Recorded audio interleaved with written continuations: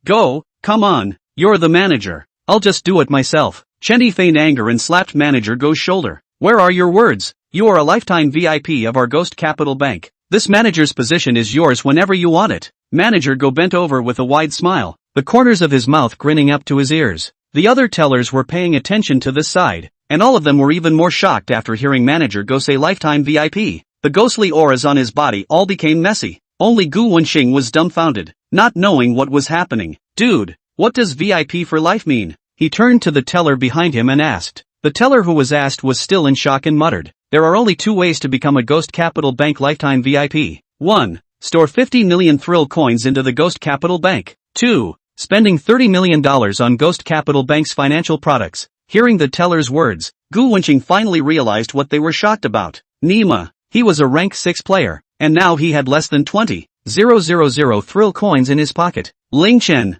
a level 4 player, was able to become a lifelong VIP of the A-ranked replica, Ghost Capital Bank. To know, it's a ghost town, right in the middle of the thriller game world. The A-ranked copies here were not known to be much more terrifying than the copies outside. Meanwhile, inside counter 04. Good, then let me be the manager. Chen Yi smiled faintly and looked towards Manager Go. Manager Go, who was in the process of pouring water, froze and looked at Chen Yi in a somewhat confused manner. It's not, it was just a joke. You really want to be a manager? May, it is not like it has a way to refuse. This master in front of him, just now, but directly purchased the bank's entire 100 million thrilling coins of financial products.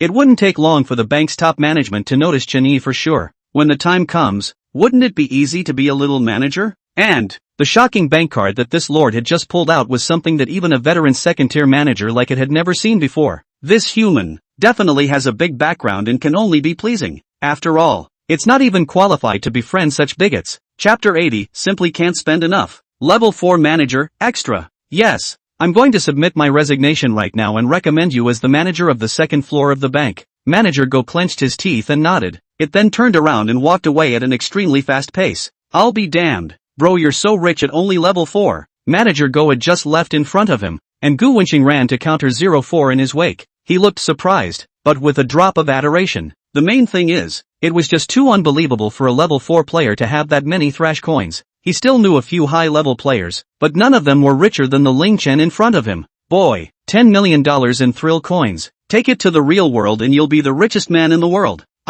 Small money, small money. Chen Yi smiled and waved his hand. 100 million thrillers was pretty small change for him, just because. At this moment, the system panel popped up again. Ding! Congratulations to the host for completing the novice mission, spending 100 million thrill coins in 3 days. Reward, trenchless treasure chest, issued to system space. Looking at the system panel in front of him, Chen Yi quickly opened the system space. Fruity. In the middle of the system space, a chest made of pure gold was placed. The box is surrounded by colorful gemstones. It looks like one word. How? Without the slightest hesitation, he directly chose to open the treasure chest within the system space. Click. With a soft sound, the golden treasure chest slowly opened. There are no fancy special effects and the only thing inside the box is a card that resembles a bank card. Ding! Congratulations to the host for opening the trenchless treasure chest and obtaining a random thrill coin card. Random thrill coin card. When used, a random number of thrill coins will be given as a reward. Holy, that powerful? Chen Yi was shocked in his heart.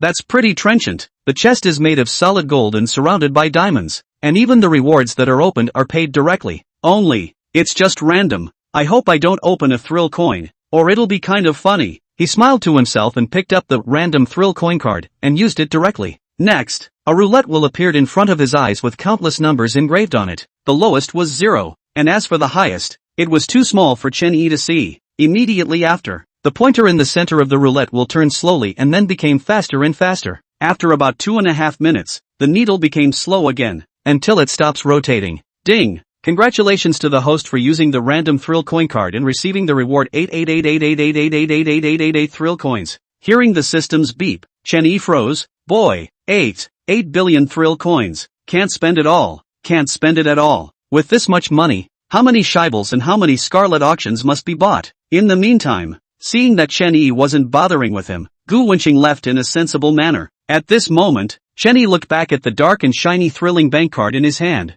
Mr. Ling Chen? Suddenly, a clear and pleasant voice rang out, and Li Mo appeared in front of counter 04 at an unknown time. Smiling, Manager Li, come on in. Chenny smiled as he opened the counter door and let Liam O in. Liam O did not make any pretense and walked straight in, and closed the door with his hand. In an instant, counter 04 was once again filled with ghostly chi and became pitch black. Hello Mr. Ling Chen. I'm the third-level manager of the Ghost Capital Bank, which is Manager Go's supervisor. Here, the first floor is the first-level manager, the lowest level, and the higher up the floor, the highest level of manager. Liam O half squatted her body, her red lips coming close to Chen Yi's ear and softly introduced. There are 5 floors here. Does that mean there are 4th and 5th level managers? That's right, but a level 4 manager doesn't serve customers directly. He usually manages the order of the bank unless a particularly large customer comes in. As for level 5 managers, they are the leaders of the bank, the president and vice president, Liam O patiently explained, but her body came closer and closer until she burrowed into Chen Yi's arms. Mr. Ling Chen, the bank has decided to make you a level 4 manager, and I will be your personal assistant. Her pretty face flushed red as she lowered her head and buried it in Chen Yi's chest. Oh, a 4th level manager? Chen Yi nodded at his words, but his hands roamed around Li Mo's body. There's a bargain to be made. You can wait to go to the 4th floor before that one if you want. Which one is that one? That one is that one. Oops, Manager Ling is so bad. 5 minutes later, Chen Yi and Liam O left counter 04 at the same time, and under the envious gazes of the crowd, they stepped onto the 4th floor steps to the Ghost Capital Bank together. As he passed through the 3rd floor, Chen Yi twisted his head to look at it. The 3rd level was found to have the same 8 counters, but the 8 counters were staffed by all young, beautiful female creeps. Not much longer. Under Li Mo's leadership, Chen Yi finally arrived at the 4th floor of the Ghost Capital Bank. Here, there were only 2 counters in total, and just like on the 3rd floor, they were 2 young, beautiful, voluptuous female creeps. Unlike the 3rd level, these 2 female spooks were both ghost marshals sitting at the counter. This bank is really grand. Chen Yi couldn't help but sigh. In the Ghost Capital, this sort of thing couldn't be more normal. Liam O smiled and reached out to push open the manager's office on the 4th floor. See only. The large office is furnished with everything you need. Most conspicuously, a huge 4-person bed. Seeing this scene, Chen Yi could not help but feel a great deal of emotion in his heart. It seems that 4th level manager had a good life back then. Maybe it was night and day. By the way, where's that 4th level manager from before? As Chen Yi asked, Liam O had already laid down on the bed. It's been adjusted down to the 3rd floor. Why are you lying down? Chen Yi was a bit confused. Why was this woman suddenly lying down? And, you're blushing like a bubble teapot. This Liam O is good looking, but compared to Zybier by Xian and other female Ghost King, that inferior is not a little half a point. Taking advantage of the situation is fine, but if you really want to do something bad, then forget it. The simple fact is, he can't see it. You don't want to? Li Mo's pretty face was red, and she was also slightly stunned. In her eyes, men were a lower body thinking species. Only, with someone like Chen Yi, who was handsome and dashing, and who made a bid of 100 million thrill coins, she was very willing in her heart. 100 million thrill coins. It's too much to spend. It's simply too much. If she's with Chen Yi, she still has to struggle here? It's a new month, so I wish you all a happy, safe and prosperous day. Also, please don't ever feed the book. 3 shifts a day is really quite a lot for Little Knight. If you feed it again, you'll feed it to death. Chapter 81 VIP Clients. Fooled? Ghost Capital. Little sister, want to go with brother to buy you candy to eat. The wind was gusting, and on the street, Manager Go was still dressed in a black suit, with the Ghost Capital Bank manager's badge on his chest. Only, the managerial rating on the badge changed from level 2 to level 1. At this very moment, in front of it, a dirty little girl clutched a clean pillow covered by a pillowcase with a cute doll embroidered on it. The little girl blinked her bright eyes pitifully and stammered, You're still weirdly good. Ghost Capital Bank. 4th floor. Inside the manager's office, Chen Yi was lying on a huge, soft bed with real-world snacks by his side. There's Coca-Cola. In the world of thriller games, and a Ghost Capital at that, it was really a first for him to have this treatment. Alas, people, after living in a realm, they really have no feeling for external objects. The corners of Chen Yi's mouth rose in a cozy manner. Jingle bells. Suddenly, a sharp ringing sounded from his bedside table. Knock knock. Immediately afterward, there was a knock on the door, and the voice of the female teller came from outside. Manager Ling, there are important customers designated for you to receive. Okay, coming, Chen Yi responded, getting out of bed and putting on his shoes. As Limo said before, level 4 managers are basically maintaining bank management. But, if there is a particularly important client coming in, the level 4 manager is also required to attend to them. Just because, This kind of customer is either rich or expensive, and even the Ghost Capital Bank is not willing to be too offended. Not a moment's effort later, Chen Yi was fully dressed, a black suit very close to his body, raises his aura by more than a notch, put it in the doorway.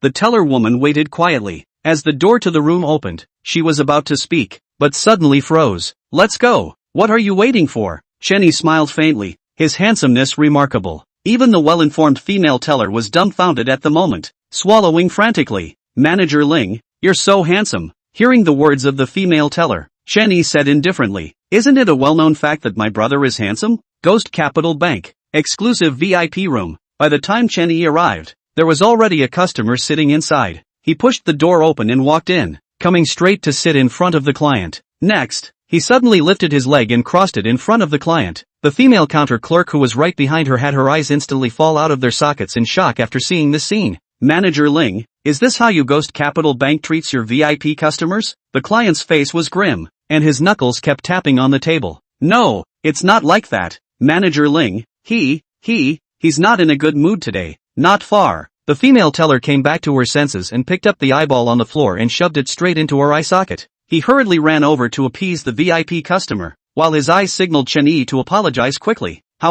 Chen Yi, did not move a muscle and looked at the VIP customer in front of him like that. Just as the counter girl was about to cry in anxiety, he finally spoke slowly. What is this wind that has blown you? The vampire duke. Here?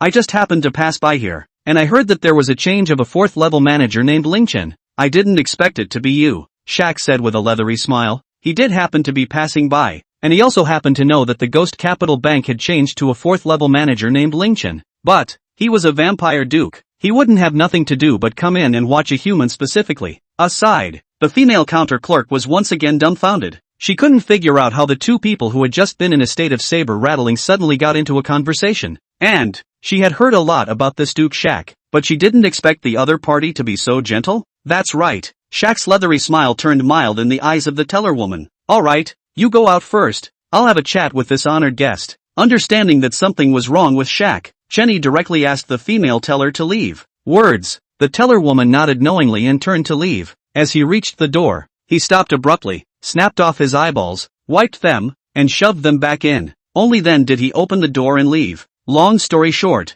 I need you to do me a favor. When the counter woman left, Shaq spoke immediately. Tell me about it. Chen Yi didn't directly agree, reaching out and picking up the water cup on the table to drink. I want to kill the vice president of your bank. Kill the vice president? Chen Yi was slightly startled and put down the cup of water in his hand. In Ghost Capital, to be the vice president of the Ghost Capital Bank, that is 100% a Ghost King. And, to be able to make Shaq come and take the initiative to seek his help meant that this vice governor was at the very least a Ghost King's 6th and 7th order existence. One time, he began to think about what killing the vice president would do for him. Time passed by, and Shaq quietly waited for Chen Yi's answer. Finally, after 2.5 minutes, Chen Yi slowly spoke. Yes, but you have to come up with something that satisfies me. After all, it's not like that vice president and I have anything against each other. He grinned, revealing a harmless look. Haven't seen you in days. Shaq actually missed the smile a little. No problem, just agree and all is well. Without the slightest hesitation,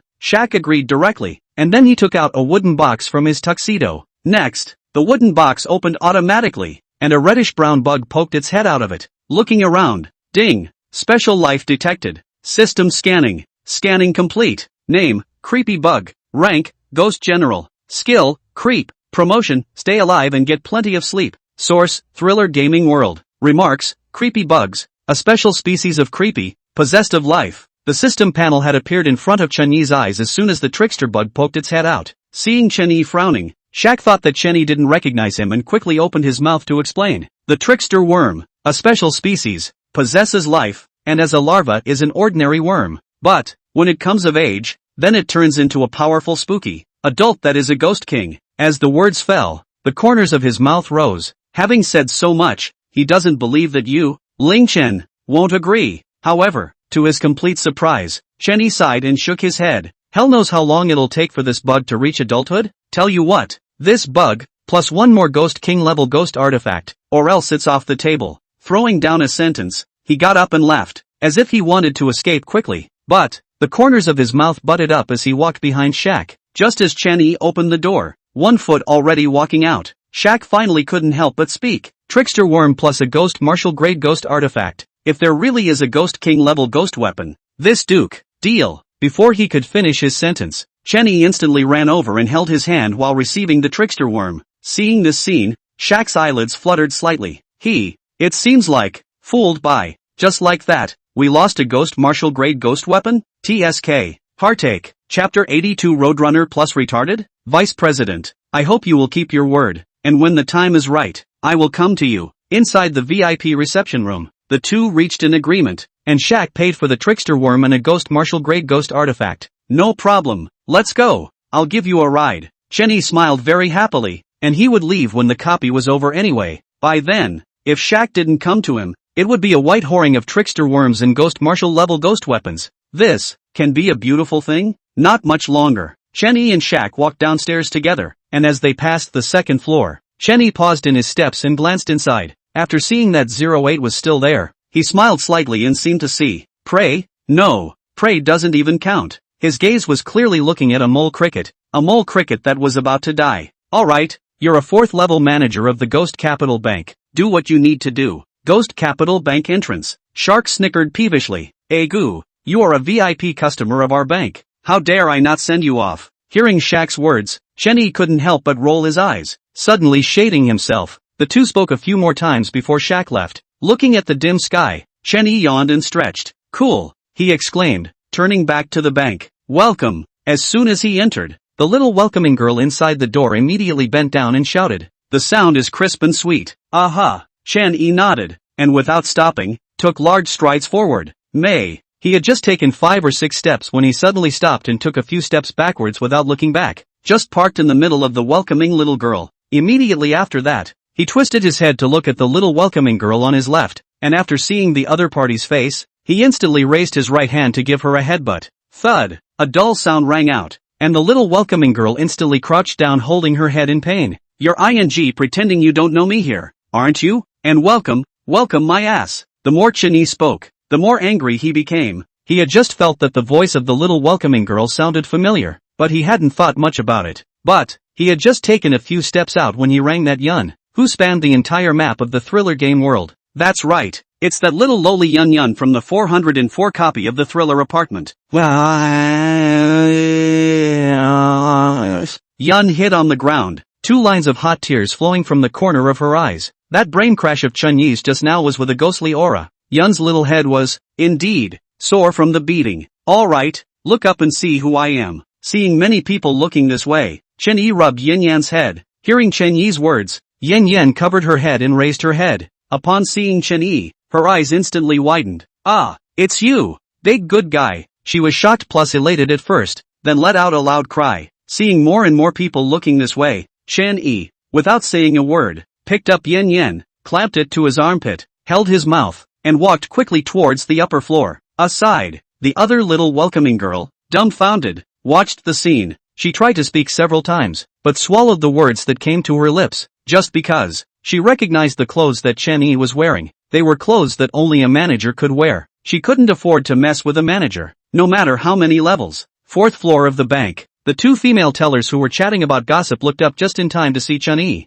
who was clamped to Yin Yan, walking over. Seeing this scene, the 2 female tellers looked at each other, both seeing the surprise and plan in the other's eyes. This manager, it seems like it could be taken down. Inside the manager's room, Chen Yi threw Yin Yan on the bed as soon as he could. At this time, Yin Yan had stopped crying, but she still had an aggrieved face. With hot tears in her eyes, she stared deathly at Chen Yi as if she was afraid that he would run away. Didn't I tell you to go to the Scarlet Auction? Why did you run here to become a little welcome sister? Chen Yi frowned, very confused. Granted, Thriller Apartments 404 is a bit farther away from the Scarlet Auction. It's been so long, even a turtle should be here, right? Not to mention, at that time, when he left, he also gave Yun 10,000 thrift coins as a traveling fee. I don't know my way around. Woo-hoo-hoo. Asterisk. Saying that, Yun cried in aggravation, skimming her mouth. Very pitiful. Chen Yi. 6" underscore. After all this time, this little lowly is a wayfarer.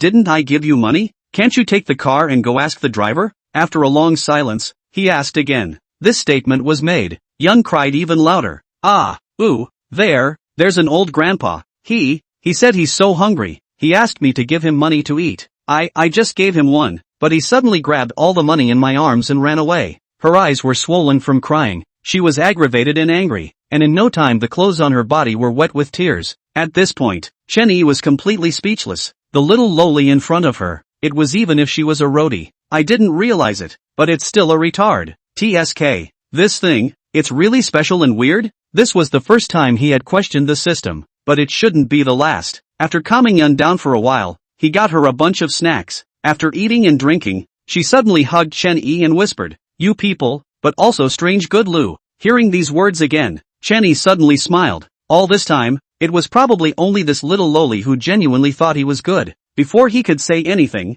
Lori snorted from the sidelines. He smiled as he lowered Lori onto the bed and covered her with the covers, then left the room. As soon as he stepped out of the room, Liemo came face to face. She looked anxious, and after seeing Chen-Yi, she pulled Chen-Yi's arm and left. As he walked, he said, "The vice president wants to see you. Come on." Hearing Liemo's words, Chen-Yi frowned slightly. The vice president wants him? It's hard to believe that it's the vice president who knows about Shaq. May. It's not like there's surveillance in the thriller game world, and it's even more unlikely that Shark would go to the vice president about this. Never mind. Let's just wait and see what happens. Just as he was thinking in his mind, Liemo had already pulled him to the 5th floor of the bank. The 5th floor, the top floor of Ghost Capital Bank, is not open to the public. Here, it's the office of the level 5 manager, the bank president and the vice president. The large 5th floor was empty with only 2 offices. As soon as he came up, Chen-Yi knew at a glance that the right side was the vice president's office, just because the office on the right is half as small as the left.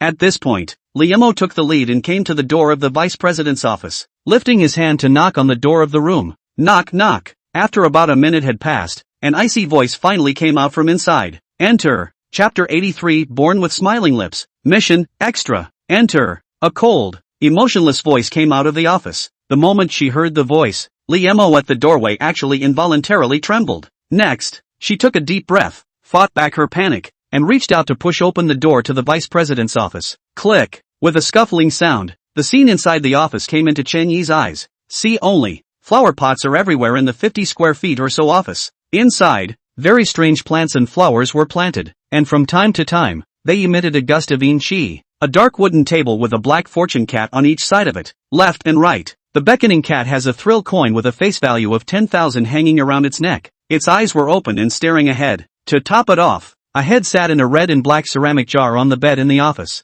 A creepy head. Its eyes were bloodshot and cloaked as it grinned at Chen-Yi. "Hello, Vice President." Just then, Liemo suddenly bent down and shouted. Seeing this, Chen-Yi was somewhat confused. "Vice President? Where is it? How come he didn't see it?" He looked through the entire office and didn't see the vice president anywhere at all. It's hard not to. Is it this monster in the jar? With that thought in mind, he was just about ready to yell up to the monster in the jar for the vice president. But, in the next second, he suddenly froze, the corners of his mouth twitching involuntarily, hands pinching his thighs frantically, his body shaking slightly. He forced himself not to laugh out loud, just because. A man about a meter tall, wearing a suit and tie jumped off the chair, hands behind his back, and walked towards Chen-Yi. It arrived in front of Chen-Yi and raised its head to look Chen-Yi up and down, then frowned. "You're the new level 4 manager? Purchased a bank's financial product with 100 million thrillers?" Hearing the vice governor's words, Chen-Yi lowered his head. "It's me. What are you shaking for? Don't be afraid. I'm very kind." Seeing that Chen-Yi had been trembling,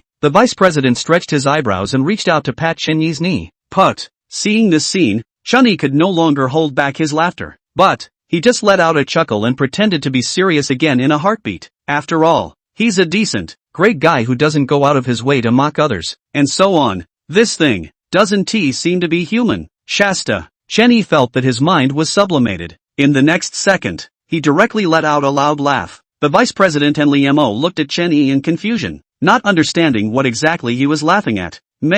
It soon became clear to the vice president that the guy was laughing at it. "Grandma." The guy looked at it several times while he was laughing. "Must be looking at it. It must be. You, are you laughing at me?" A blood-red ghostly aura instantly erupted from the vice governor's body. In the blink of an eye, the entire 5th floor was filled with ghostly aura. The strong killing intent scared Liemo, who was sitting on his butt on the ground, panting heavily. No, no, no, no, how can that be? Seeing that the vice president was really angry, Chen-Yi hastily tightened his smile. You don't know, I'm a natural smiley face." With that, he grinned. revealing a mouthful of large white teeth. Fruity? Fruity? It really can't be true anymore. Chen-Yi nodded frantically and began to laugh again. It's really not his fault. You see a 1 meter tall old man who looks like a potato mine and is wearing a suit. Can you not laugh? And this potato mine is still a creep. Thinking of this, not a single trace of guilt was left in Chen-Yi's heart. Alright, come in. The vice president frowned, always feeling that Chen-Yi was laughing at it, but it had no proof. Speaking, the ghostly aura on the 5th floor had all but dissipated, and Liemo rose from the ground in a sorry state, following Chen-Yi into the vice president's office. After all, her current status was the personal secretary of Chen-Yi, the 4th level manager. Sit down, the vice president said casually as he hopped into a chair and sat down on his butt. Upon hearing the vice president's words, Chen-Yi froze and turned his head to scan around the office before turning his gaze back to the potato mines. Sit? Where to sit? It's emptier than your old man's Mediterranean. Just like that, the two were wide-eyed, neither understanding the other's meaning. Eventually, Chen-Yi could only stand there. Ling Chen? Manager Ling, right? The governor and I have heard about you spending 100 million thrill coins on a bank financial product. Good, very commendable. But, in your position, you have to work. And you can't be lazy when you're a 4th level manager. Tell you what, you've got 2.5 days to pull another 100 million thrift dollars in deposits or purchase financial management for the bank. The vice governor crossed his arms and smiled wickedly at Chen-Yi. Even Liemo understood what the vice president meant. What a way to embarrass this 4th level manager. Being able to come up with 100 million thrillers was probably his limit. How was he going to get his hands on this 100 million thrill coin quest now? Yeah, it's just 100 million thrillers. It's too easy. Chen-Yi shrugged his shoulders with a disinterested expression. As long as a problem can be solved with money, it's not a problem. Not to mention, the vice president in front of him was already on his must-kill list. There's no need to get into anything with it. If it really counts, wouldn't the vice presidency be his when it dies? Thinking of this, Chen-Yi grinned, revealing a harmless expression. Well, that's good. You have to be confident, you have to smile more. Well, go get busy, and remember, it's only 2.5 days. The vice governor waved his hand, signaling Chen-Yi and Liemo to leave. Don't worry, it won't take 2.5 days. Chen-Yi smiled once again before he and Liemo left the office. As the door to the room closed, the vice president's expression clouded over. It leapt from the chair and made its way to the bed. Reaching out to stroke the bizarre head in the ceramic jar, he muttered, "Just a rich rat. Let him keep you company when you're done squeezing him." As if the bizarre head in the ceramic jar had understood the vice president's words, it grinned a bloody, silent laugh. Outside the door, Chen-Yi frowned as he quickly walked down to the 4th floor and returned to his room. Something's wrong. Something's very wrong. It shouldn't be. Another day of extra work. No 5 stars. 0.5 stars. Everyone remember to catch up daily. Chapter 84. This kick. 100 faints. Ghost Capital Bank. 4th floor manager's office. Chen-Yi was half lying on the bed, frowning as he recalled everything he had just seen in the vice president's office. Somehow, he always felt as if those dead things were alive. Ding! Your pet Blackie has been promoted. Name, Blackie. Devouring Ghost. Lifespan Ghost. Level, Ghost King First Order. Skills, Devouring. Concealment. Lifespan. Possession. Promotion path, Devouring the Creepy. Source, Thriller Ghost's Blind Box. Just then, the appearance of the system panel pulled Chen-Yi's thoughts back to reality. He swept a glance at Xiaohei's personal panel. Xiaohei, you kid can without saying a word, you're a Ghost King. Counting Xiaohei, he now had a staggering 5 Ghost Kings under his command. Che, it's only the first rank of Ghost King. Is it as much of a fuss as that? Know that I honor the noble and greatest king of devourers. As soon as Chen-Yi spoke, Little Black's mouth emerged. Although it said with its mouth that Chen-Yi should not make a fuss, but that tone was clearly waiting for Chen-Yi to praise it. Chen-Yi rolled his eyes and spoke in a conspiratorial manner. Immediately afterward, his eyes rolled and the corners of his mouth turned up. Blackie? See, isn't that what you call Blackie? This statement was made. Blackie was instantly silent, and the mouth that had surfaced disappeared again. Are you angry? Chen-Yi grinned. No way. Really angry? No, after promoting to Ghost King? I'm a bit hungry, Blackie said shyly. Jingle bells, jingle bells. Suddenly, a slow, mellifluous bell rang. Hearing this ringtone, Chen-Yi instantly understood that this was the end of work. Come on, let's take you to eat something delicious. He smiled slightly and got up to put on his shoes, then opened the door to his room and left. The bed. Yun was still asleep, a clean pillow in her arms. From time to time, her mouth said, murmuring a dreamy phrase, "No, don't cheat me out of money. Yen is not stupid." That was a fast run. When Chen-Yi walked out of the room, he found that the two female tellers on the fourth floor had actually run away from work. It's still a qualified hitter. He quickly headed downstairs and was soon on the second floor. At this moment, the second floor was similarly empty, and even Gu Wenxing had run away. TSK, this can't give you a run for your money.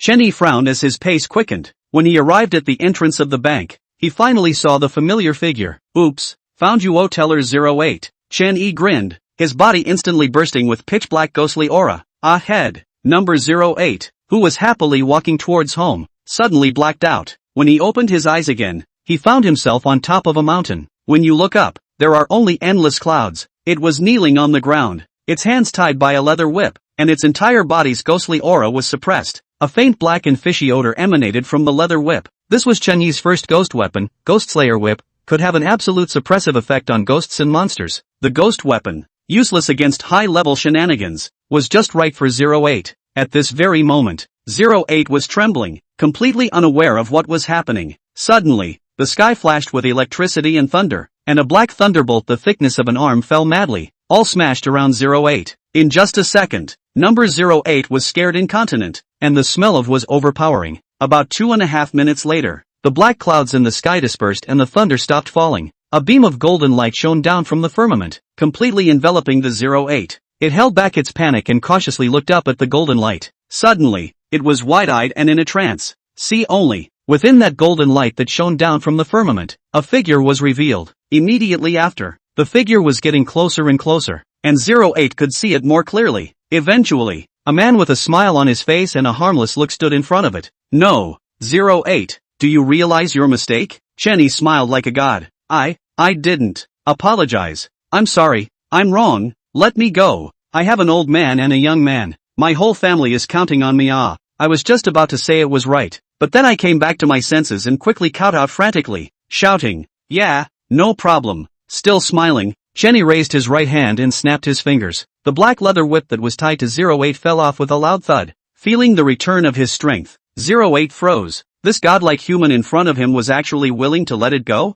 You're so nice. It shivered and really got up, stuttering. That's for sure. It's well known that I'm a good person. Chen Yi grinned and accepted 08's comment. So, I'm leaving then? 08 asked tentatively, still a little afraid to believe in his heart. Go on. Feel free to be bold. Seeing Chen Yi nod, it turned around and then ran straight away. 2.5 minutes later, it suddenly realized that it had been standing still for the last 2.5 minutes. Hey, who told you to go that way? This is the way you should go. Chen Yi glared at 08 in dissatisfaction and reached out to point at the cliff beside him. Next, his body erupted with pitch-black ghost chi, transforming into a large black hand that cupped 08's head and lifted it over. Let's go. Come on, Chen Yi impatiently urged. Wasn't this 08 pretty decisive when you reported him at the time? Why are you being so slow now? Yeah, I'm sorry, I was really wrong. Geez, you're so inked, let me help you. 1, 2, 3, go you. Before 08 could finish its sentence, Chen Yi's right leg lashed out, sending it flying out with a kick. Moment. A miserable voice came. Chen Yi put his left hand flat at his forehead and stretched his neck to measure up. Not bad. This kick. 100 faint. Ghost capital. On the street, a huge black ghostly aura dispersed. Chen Yi's figure was revealed. At his feet, 08's body lay quietly. For a moment, passing creeps looked this way. Seeing this scene, Chen Yi suddenly squatted down and reached out to stroke 08's head. This child, sleeping even when the ground is so cold, really unconscious. At this remark, all the passers-by turned their heads and continued walking. Just then, Xiao Hei's mouth emerged, and a strong suction force instantly engulfed the sleeping 08 into it. Ding! Lifespan replenishment in progress. Additions complete. Current lifespan, 1,000 years. Upon hearing the system's beep, Chen Yi faintly froze. This little black fellow has been promoted to Ghost King, and the feedback lifespan has become more. A stern ghost has actually increased its lifespan by 300 years. Gee, that's so nice. After dealing with 08, Chen Yi was in a great mood. The mind was even a little thankful for number 08. This guy, in order to boost his lifespan, even took the initiative to seek death. If there was more of this good weirdness, there would be peace in the world, right? Chapter 85, Couples in One Mind, Gap in Ideological Awareness. Darkness falls and the red moon hangs high. The streets of the ghost capital are filled with spooky hurried walks. They don't walk in the same direction, yet they will turn their heads at the same time at some point. Just because a human walks down the street in a ghost capital full of spooky people, it's really hard not to want to see it. Greed flowed from the bottom of all the bizarre eyes when they saw Chen-Yi. Even several times, there were several unafraid bizarre team-ups heading towards Chen-Yi, but, without exception, all lay on the ground, peacefully asleep. At this very moment, Chen-Yi's lifespan even came to an unprecedented 1,500 years.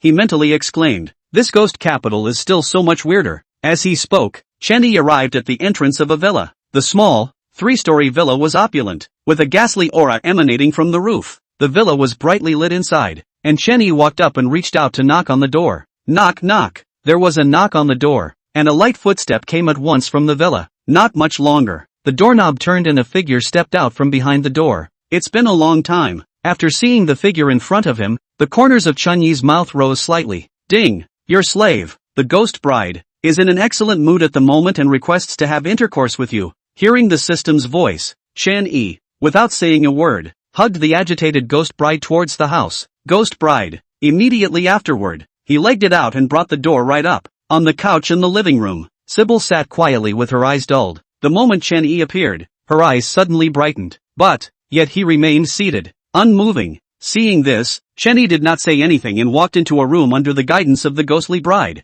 Bang! The door to the room closed and he threw his ghost bride onto the bed as soon as he could. Lift the lid. Just then, the ghost bride lowered her head and whispered. Without the slightest hesitation, Chen-Yi walked over and reached out his hands to lift her cover. Finally, the ghost bride's stunning face was revealed once again. With just a glance, Chen-Yi had already shown respect with his actions. 5 minutes later. Ding! Your slave, the ghost bride, wants to have sex with you. Remarks, currently engaging in intercourse will maximize her strength. As the system's beep sounded, Chen-Yi instantly became excited. At this very moment, I can. She didn't dare to look Chen-Yi in the eye and could only mutter in a small voice. Good. Chen-Yi smiled faintly and spoke. Within moments, the room was plunged into endless darkness. I know you don't like to read it, so I won't write it, but if you like it, you can read the author's signature. Inside the living room, on the couch, Hibble frowned and fidgeted a bit. The moment. She was a little parched, but couldn't be bothered to think too much about it. After all, she's not conscious yet.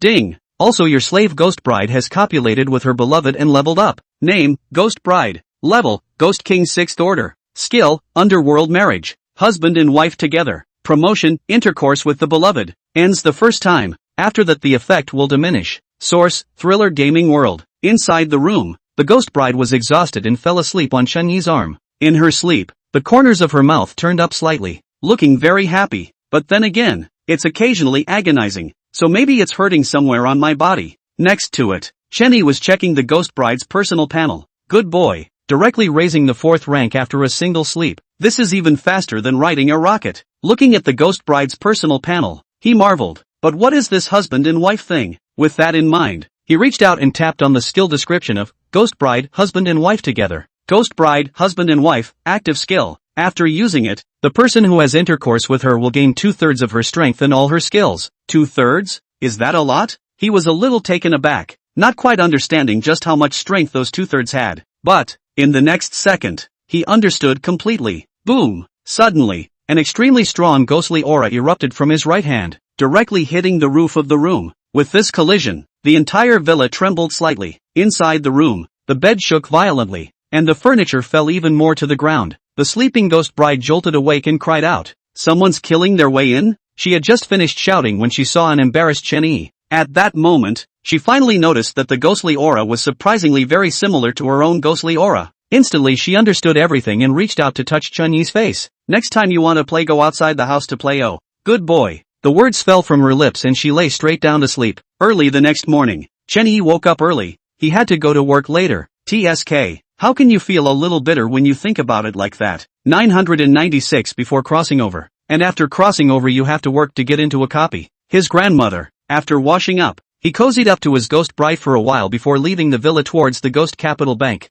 Thriller Game World. Ghost Capital. Today is sunny. On the streets, many of the creeps were walking at a fast pace. Looking like standard beatniks, Chen-Yi put his hands in his pockets and swayed around, his body emitting a ghostly aura from time to time. After about half an hour, Chen-Yi finally arrived at the Ghost Capital Bank. At this point, it was already 20 minutes past the start of the work bell. Manager Ling, why are you here so early? Manager Go. who had been delegated to the first floor, hurriedly ran over after seeing Chen-yi. Immediately after, it came close to Chen-yi and whispered, "You're a fourth-level manager. It's fine to come a few hours late." Hearing Manager Go's words, Chen-yi nodded, and then suddenly shook his head with a serious expression and snapped, "Manager Go, it's not right for you to think like that. We have to get to and from work on time, and do everything right at our jobs. Look at that. That's the gap in ideological awareness. That's why I'm a level 4 manager and you're a level 1 manager." As the words fell out of his mouth, he sighed and reached out to pat Manager Go's shoulder. A look of anger. Chapter 86, A Day in the Life. Tonight's action. Extra. Looking at Chun-Yi's departing back, Manager Go was dumbfounded. It just came in for a pat on the back. How does it feel to be educated? And, did you become a 4th level manager on your own merit? Okay, he really is. It's a skill to have money, too. After all, as the saying goes, by the hundreds of millions of people close to the people. Thinking of this, it felt a surge of relief in its heart and decided that it would kiss Chen-Yi's ass next time. 4th floor. When Chen-Yi came up, Li Mo had already waited at the office door early. Manager Ling. She bowed respectfully to Chen-Yi. There are currently 2 days left before the task issued by the vice president. How do you intend to accomplish the task? What's the rush? It's only 100 million thrillers. That's not even a thing. Chen-Yi shrugged and pushed open the door to the room and walked in. Inside the office, Yun had already woken up from her nap and was hugging her snacks and munching on them. "Yay, you're here." After seeing Chen-Yi come in, she instantly became excited. She wanted to put down the snacks in her hands to hug Chen-Yi, but she was a bit reluctant to do so. "Alright, sit and eat your snack." Chen-Yi shook his head. He hadn't really seen that this little loli was still a foodie. Just like Chen-Shi, she just knows how to eat. Knock knock. Suddenly, there was a knock on the door of the room. Hearing the knock on the door, Li Mo's gaze looked toward Chen-Yi, and after receiving consent, she turned to open the door. Once the door opened, she frowned and looked around. There's not a soul at the door. Ahem. Just then, a light cough rang out. Hearing the voice, Li Mo froze slightly and mechanically looked down. Fruity. In front of her legs stood a man. Vice President, why are you here? Li Mo's body trembled and his speech became stuttered. Looking for Ling Chen. The vice governor's complexion was ice cold as he raised his head and glared at Li Mo. This glance directly scared Li Mo to sit on the ground. Vice President. Seeing little potato mine again, Chen-Yi almost couldn't help but laugh out loud. Manager Ling, the bank has had a performance review recently, so the assignment for you can only be scaled down to 1 day. Well, to be precise, you now have half a day to canvass for clients. The vice governor sighed with his hands behind his back, as if he was feeling sad for Chen-Yi. No problem, minor. Hearing the vice president's words, Chen-Yi thought there was something big going on. That's all you have to do? This guy, for those who don't know, thinks the bank is going under. Okay, just know in your own mind. Throwing down a sentence, the vice governor turned to leave, glaring again as he passed Li Mo. With this glance, Li Mo, who was already terrified and scared, was directly stunned and fainted, lying on all fours in the doorway of the office. Seeing this scene, Chen-Yi had a bit of a headache. If someone else had come, he would have left you alone. But, who made me a good person? He said, pulling out a piece of toilet paper from his pocket, and then covered Li Mo's face with it. Alas, I am a good man for the day. He grinned and took a step backward, then closed the door as soon as he could. The 2 female tellers who watched the whole thing shook their heads and mentally dismissed the idea of ripping off the new manager. They were all a bit skeptical. The new manager wasn't going to shrivel up, was he? Such a beautiful woman lying in the doorway. Where is he? It's not even if you don't bring it back to the room, but you put a piece of paper over someone's face. Those who didn't know this, thought Li Mo had died. Near noon, Chen-Yi left the bank early with Yen, straight back to the villa. Inside the villa, Hibble and the ghost bride had already prepared lunch. Neither of them had much of a reaction after seeing Chen-Yi return with a little girl. Of course, Hibble never had any reaction. Hurry up and eat. The ghost bride chuckled. She hadn't been under a cover since last night, but the red dowry was still on. After all, at this time, this red wedding dress on her body was a solid Ghost King's 6th rank ghost weapon. Wow, both sisters, you're both so beautiful. As soon as she saw Hibble and the ghost bride, Yun immediately brightened up, ran straight over and hugged both women. Gee, what a sweet little mouth. In no time at all, Yun made the ghost bride giggle. The other side, Chen-Yi sat at the dining table, smiling at the scene before him. In his mind, he was thinking that it would be good if Chen-Shi was here right now. Then again, he kind of didn't want Chen-Shi to show up. That girl, if she sees so many female ghosts, she won't know what to say. Today's lunch was very hearty, with a large portion of human ingredients. These were carefully selected and prepared by the ghost bride. Halfway through the day, the table was swept clean, and everyone except Hibel leaned back in their chairs, patting their bellies. Knock knock. Suddenly, there was a knock on the door of the room. As soon as she heard the knock on the door, the ghost bride was about to get up and answer it. But he was stopped by Chen-Yi. Just a moment ago, he smelled a familiar odor. It was the smell of blood that belonged uniquely to the vampire clan. What's this old thing doing here at this hour? He muttered with a frown and got up to the door, opening it to the room. As soon as the door opened, Shaq walked right in and sat right down on the couch. From start to finish, it was as if he hadn't seen the three women at the table. Tonight, when the bank closes, no problem. Hearing Shaq's words, Chen-Yi frowned as he naturally understood the meaning of those words. But, without the slightest hesitation, he nodded decisively. Okay, tonight. Say ha. Think this book looks good. Try to 5-star it. After the rating goes up, the small knight will absolutely crazy add more. Chapter 87, Me, afternoon. The clear sky clouded over and a few drops of rain fell from time to time. TCH, today is not a good day. Ghost Capital Bank. 4th floor manager's office. Chen-Yi stood by the bedside, a cup of hand-brewed coffee in his hand. After muttering something, he picked up his cup and took a sip. An endless bitter flavor hits the taste buds. Blah blah blah, what bad coffee. It's awful. He spat the coffee out in one gulp, then threw the cup straight out of his hand. Which throws things from a height. If you are a ghost, you don't be a dog. If you are a dog, you bark. Suddenly, a scream rang out from downstairs, followed by a chorus of curses. Hearing the sound, Chen-Yi's head poked out the window to look. The corners of his mouth turned up when he saw the person who had been smashed. See only, in front of the Ghost Capital Bank, Manager Go in a black suit had a cup on his head. Most of its hair was wet and coffee ran down its face. It growled angrily, not caring about the repercussions. After all, it also has no image at the moment. Hey, what's all the shouting about? Right at this moment, Chen-Yi put away his smile, made a stern face, and shouted towards the stairs. Manager Go, who was cursing, heard the sound and looked up suspiciously. Upon seeing Chen-Yi, it hastily removed the coffee cup from its head and gave a far-fetched smile. Manager Ling, why are you still alarmed? It's fine, don't worry about it. A dog just threw coffee at my head. Oh, is that so? Chen-Yi still had a stern face. I just slipped and the coffee cup accidentally fell. I'm really sorry. He mouthed the words, but he didn't look the slightest bit embarrassed at all. Even, there was a feeling as if to say, I'm the one who threw it. Bite me if you can. Upon hearing Chen-Yi's words, Manager Go froze in place. At this point, the passing creeps all stopped to watch the fun, reaching out and pointing from time to time. A good half hour. Manager Go finally came back to his senses and bent his legs, directly kneeling on the ground. 2 lines of hot tears flowed from the corners of its eyes, and it raised its hand to slap its own face fiercely. I'm sorry, Manager Ling, I didn't know it was you who threw. Accidentally dropped it. I deserve to die. Inside the manager's office on the 4th floor, Chen-Yi quietly watched the Go's performance below. After about 5 minutes, Manager Go stopped his hands. It's tired of acting. At its level of creepiness, a few slaps didn't hurt at all. Even if it fanned out more, it's useless if that master upstairs doesn't pay attention to it. Yo, why are you stopping? Go on, Chen-Yi said with a smile, and at some point he picked up another cup of coffee in his hand. Next, the coffee-filled cup suddenly fell out of his hand. He was surprised.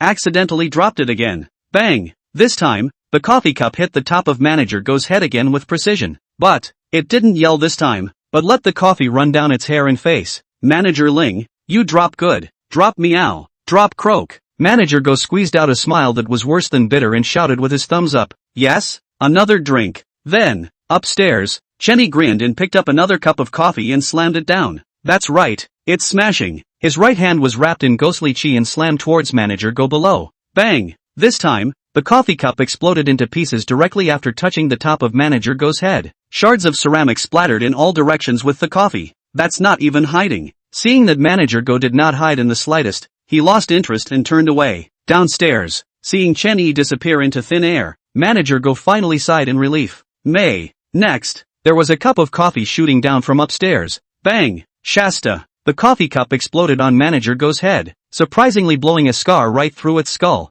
Thick, stinking black blood gushed out of the wound, making it look miserable and horrible. 4th floor, manager's office. Chen-Yi leisurely lay on the bed in an extremely good mood. Aside, long sober, Li Mo stood quietly, a plate in her hand. There was also a cup of coffee on the plate. Originally, this plate was filled with coffee. Alright, you drink it. Chen-Yi waved his hand. This coffee is so bad, I don't know how these creeps like it. Hearing Chen Yi's words, Li Mo was instantly delighted and picked up her coffee and drank it. Next, all the Een in the room surged toward her, burrowing into her. Holy, it's still going on? Seeing this scene, Chen Yi could not help but be shocked in his heart. Looks like it's time to buy some coffee for those three. Ah no, 2 women and a little loli in the villa. Jingle bells, jingle bells. With the ringing of a light and lilting bell, the Ghost Capital Bank was officially off duty. However, this time Chen Yi, did not rush to leave. He opened the window and quietly looked outside. The moment, outside the window the rain was pouring, the lightning was thundering,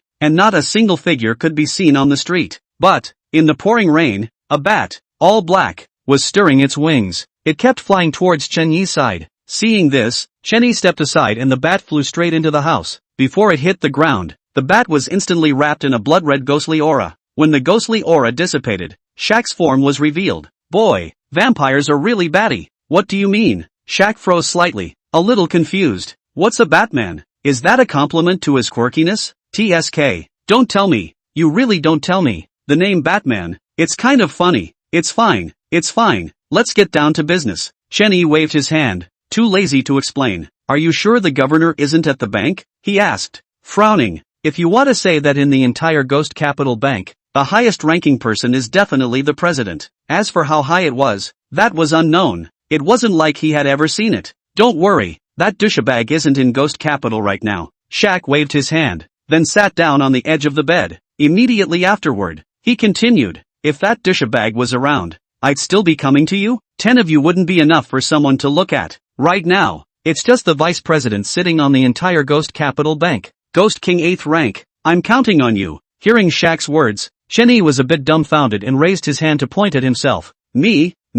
You're relying on me to kill a Ghost King 8th rank? It's not even dark yet. Why is this dude dreaming? Ghost King 8th rank, that lifespan is absolutely huge. He was counting on Shaq to beat the vice president half to death and go up to harvest when his life expectancy was low. If you pull in your 3 great Ghost Kings, isn't it simple to kill a Ghost King of the 8th rank? Chen Yi, 6" underscore? The words fell out of his mouth and he turned around and walked away without stopping in the slightest. Chapter 88, I'll show you a good thing. Do it. Hey,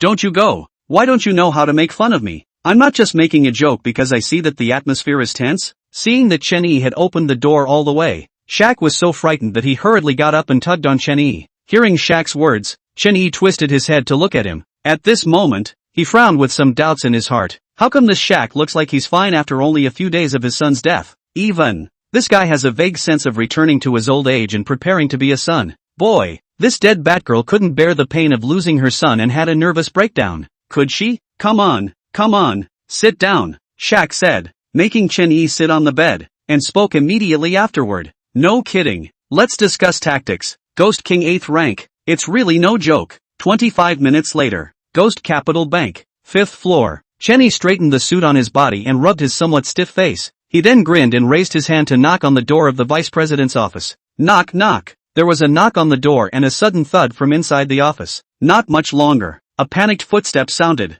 followed by the office door opening from the inside. Outside the door, Chen Yi wore a smile on his face, and after seeing the person who opened the door, a trace of surprise flashed under his eyes. Ling, Manager Ling, what brings you here? See only. Li Mo's hair was disheveled and her clothes were full of wrinkles. The stockings that had been worn on the legs during work hours had also disappeared. Well, I came to find the vice president. I didn't realize that Li Helper was so dedicated that he stayed behind to work overtime even after work, Chen Yi said with a smile, then directly walked around Li Mo into the office. When he had walked in, Lemuel at the door stepped back, closing the door behind him in the process. Manager Ling, it's after work. Why haven't you gone home yet? The vice president sat in his chair, legs crossed, a fine ghost cigarette in his hand. It swallowed a mouthful of rain and frowned at Chen Yi. Did come to see the vice president about something. I recently obtained a ghost weapon, but I can't pinpoint the grade, so I was thinking that you, as the vice president, must be knowledgeable and wanted to let you help me take a look at it. As he spoke, he pulled out a red and black dagger from his pocket. The dagger exuded a faintly sinister aura, and it was none other than Hibble's trick blade.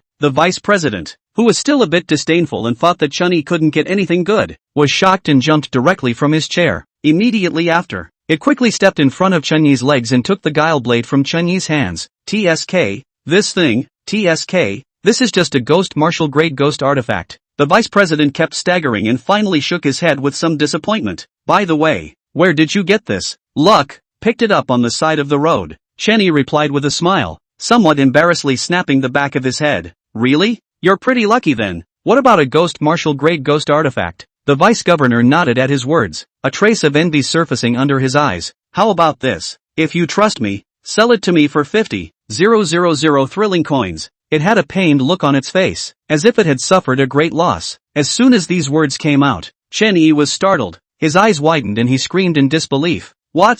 $50,000? This cry scared the vice governor, and it frowned at Cheney. It's hard not to. What does this human see? But, in the next second, it dismissed the idea, only to see that Cheney suddenly stretched out his hands to grip the vice president's hands with force. Looking excited and in tears, he said, Vice President, you're really a great person. Ah no, you're not a person. You're really a great and good trickster. 50,000. Just 50,000. Thank you so much. With that, he gave the vice president a sharp bow. Hey, not so much, not so much. It's enough that you have this heart. Although the vice governor suspected that Cheney was scolding it for not being human, but looking at the attitude, it was a bit unlike it. Not long after, the vice governor took out 50,000 thrift coins from the drawer and placed it in Cheney's hand. Keep it, but don't forget about the 100 million thrift coins mission. Tomorrow morning is the deadline. However, as if he hadn't heard the last sentence, Cheney put 50,000 thrift coins into his pocket before mysteriously beckoning to the vice president. Immediately afterward, he whispered, I have another ghost weapon here, and I can't tell the rank either. Yeah? Surprisingly, the vice governor was stunned, looking surprised, but more pleased. Quick, take it out. I'll help you see the grade. It couldn't wait to be prodded. The other side. Cheney's face was hesitant and torn, reaching his hand into his pocket several times and taking it out again. Seeing this, the vice president nodded with a look of realization. Is it out of sight? That's right. Cheney nodded with some surprise. Small problem. The vice president walked quickly to Cheney's legs and signaled Cheney to squat down. The next moment, a majestic blood-red ghostly aura burst out from its body. In the blink of an eye, the entire office was completely shrouded in a blood-red ghostly aura. Among the ghosts, the vice president smiled slightly. Now you can take it out. There will never be a light in here. Good. Worthy of being the vice governor. The means is bull. Cheney nodded vigorously, and after a compliment, his right hand went into his pocket. Immediately after, a light red ghostly aura surfaced in his right hand and he pulled a wooden stick out of his pocket. Upon seeing the wooden stick, the vice president froze. It could tell at a glance that this thing was just a night ghost grade ghost artifact. This kind of garbage. It usually didn't even look at it, but now it had wasted so much effort. For a moment, the vice president was a little angry, but he couldn't lose his temper. It took a deep breath. It's just a night ghost level ghost artifact. It's not worth anything. With that, it shook its head with some regret and disappointment. Upon hearing this, Cheney froze, staring with wide eyes in disbelief. How is it possible? This ghost artifact is exceptionally useful. It is absolutely impossible for it to be a lich-level ghost artifact. Usefulness? What kind of usefulness? The vice governor accurately grasped the focus of Cheney's words. There were some low-grade ghost weapons, but their usefulness was greater than even some Ghost King-grade ghost weapons. But, that kind of existence can almost be said to be rare. It didn't believe that such a broken stick in front of it could be that kind of existence. What if, with that in mind, it actually became somewhat expectant? Just a moment. I'll show you how it works, Cheney said, standing up and spitting towards the palms of his two hands. Blah, blah, blah, watch it. His words fell as he jerked up his crowing stick. This move made the vice president grow even more expectant. Boy, with all that action, it must be more useful. But, the next moment, Cheney was extremely fast and directly struck the vice president's head with a stick. Even if it was a Ghost King 8th rank, it didn't react. Ding! Stunned. As the system's beep sounded, Cheney continued to lift the crowbar and quickly knocked it down again. Ding! Stunned! Ding! Stunned! Ding! Vertigo! Again and again the stun succeeded, and the vice president's breath became disorganized. In the meantime, the blood-red ghostly aura within the office quietly dispersed, and the figures of Cheney and his duo were revealed. But, at that moment, there was another figure in the office, and it was none other than Shaq. His entire body was filled with blood chi and murderous intent as he used his entire body's strength to violently attack towards the vice governor. But, just then, another system beep sounded. Ding! Stun failure! Ding! Stun failure! Chapter 89 Realm Fall. Cheney strikes, extra!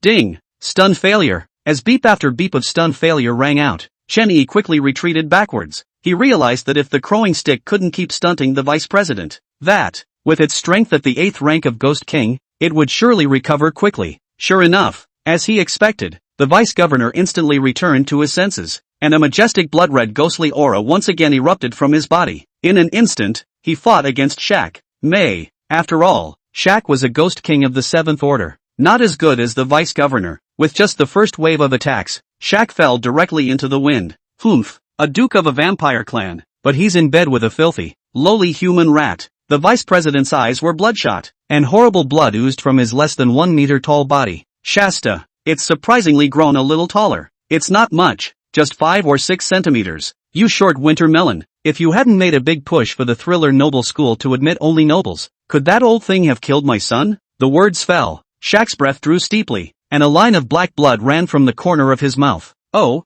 so you have a dead son. Ha ha ha ha ha ha ha ha. No wonder, no wonder. In that case, go and keep him company. The vice governor laughed maniacally, and the aura on his body steeply drew up to its peak. The other side. Chen Yi frowned as he looked at what was in front of him. This was the first time he knew that the vice governor was even associated with the Thriller Noble School. Now, either way, this vice president must die. After all, he's now the vice principal of Thriller Noble School, and the principal is still his woman. If we can't kill the vice president today, then he will definitely die. Think about it. A flash of red light flashed under Chen Yi's eyes as the eye of the evil god surfaced in his left hand. In his right hand, the sword of longevity also appeared at this moment. Next, he raised his left hand and snapped his fingers lightly. In a flash, 3 figures appeared behind him. The Ghost Bride, Hebel, Icon. These 3, the highest-ranked shenanigans under his command at the moment. May. Just then, a snorting sound caught Chen Yi's attention. He frowned and twisted his head to look,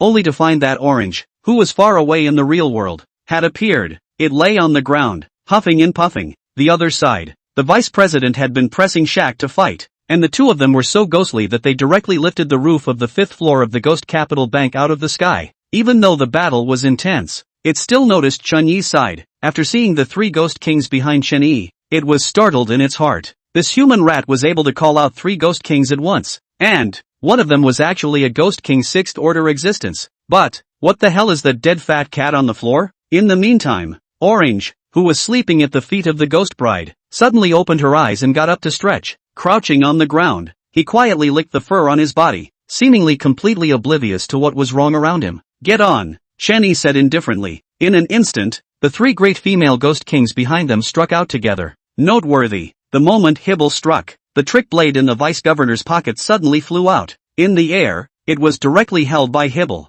Asterisk asterisk asterisk asterisk. Seeing this scene, the vice governor couldn't help but burst out. With the 3 female Ghost Kings joining the battlefield, the situation instantly reversed. Shaq seemed to roll over as if he were a surf and sang as he fought harder and harder. Ghost Capital Bank. Directly across from the front door, a beggar in tattered clothes with a head full of white hair came limping along. After taking 2 steps, he suddenly looked up at the 5th floor of Ghost Capital Bank. Alas, isn't it good to live well? Why fight and kill? He sighed and limped away again. Ghost Capital Bank. 5th floor, Vice President's office. On the windowsill, the creepy head in the ceramic jar bared its teeth and gradually overflowed with a scarlet ghostly aura. But, just then, an obese figure wandered over. Meow. Orange purred softly, lifting a paw and tapping the creepy head in the ceramic jar. Feeling someone patting himself, the creepy head twisted his head to look. Upon seeing a fat cat, he bared his teeth and tried to scare it away. May. The creepy head had just bared its teeth when it saw a huge mouth biting towards it.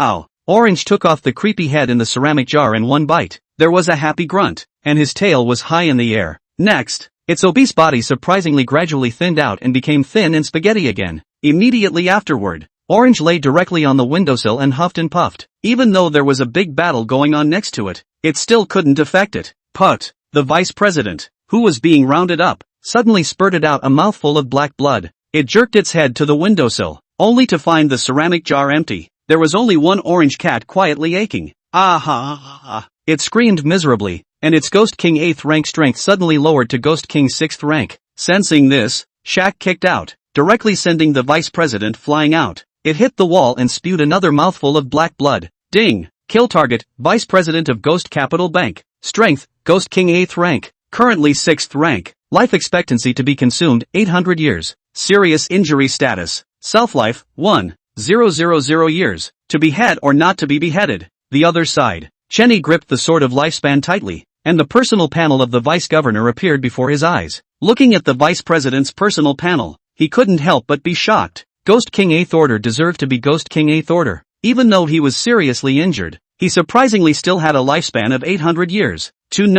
In his heyday, the Ghost King's 7th ranked Shaq had a lifespan of just 500 years. Yes, Chenny shouted as he gripped the sword of lifespan in his right hand. The next moment, endless death aura burst out from the sword. At this point, all the creeps present sensed something was wrong. That aura of death actually made them feel the passing of life. Get out of the way. Chenny's face was icy cold as he shouted and fiercely slashed out with his sword. Shaq and the three girls ran extremely fast and withdrew from the office in an instant. At this very moment, the vice president sat paralyzed on the floor, covered in blood. It grinned miserably and closed its eyes, begging for hypes, 5-star reviews, free gifts. Chapter 90, Congratulations on getting your life back. Ding! Congratulations to player Ling Chen for killing the vice president of Ghost Capital Bank, gaining plus 1000 experience. Ding! Due to your decapitation of the Ghost King's 8th rank, you have automatically obtained its relics. Thrill coin, 388388888. Vice President's badge, it's not much use. It only proves someone's identity. Seal of the Vice President. The possessor of this seal automatically becomes the Vice President of the Ghost Capital Bank. Growth hormone, a fake drug sold by an unscrupulous doctor.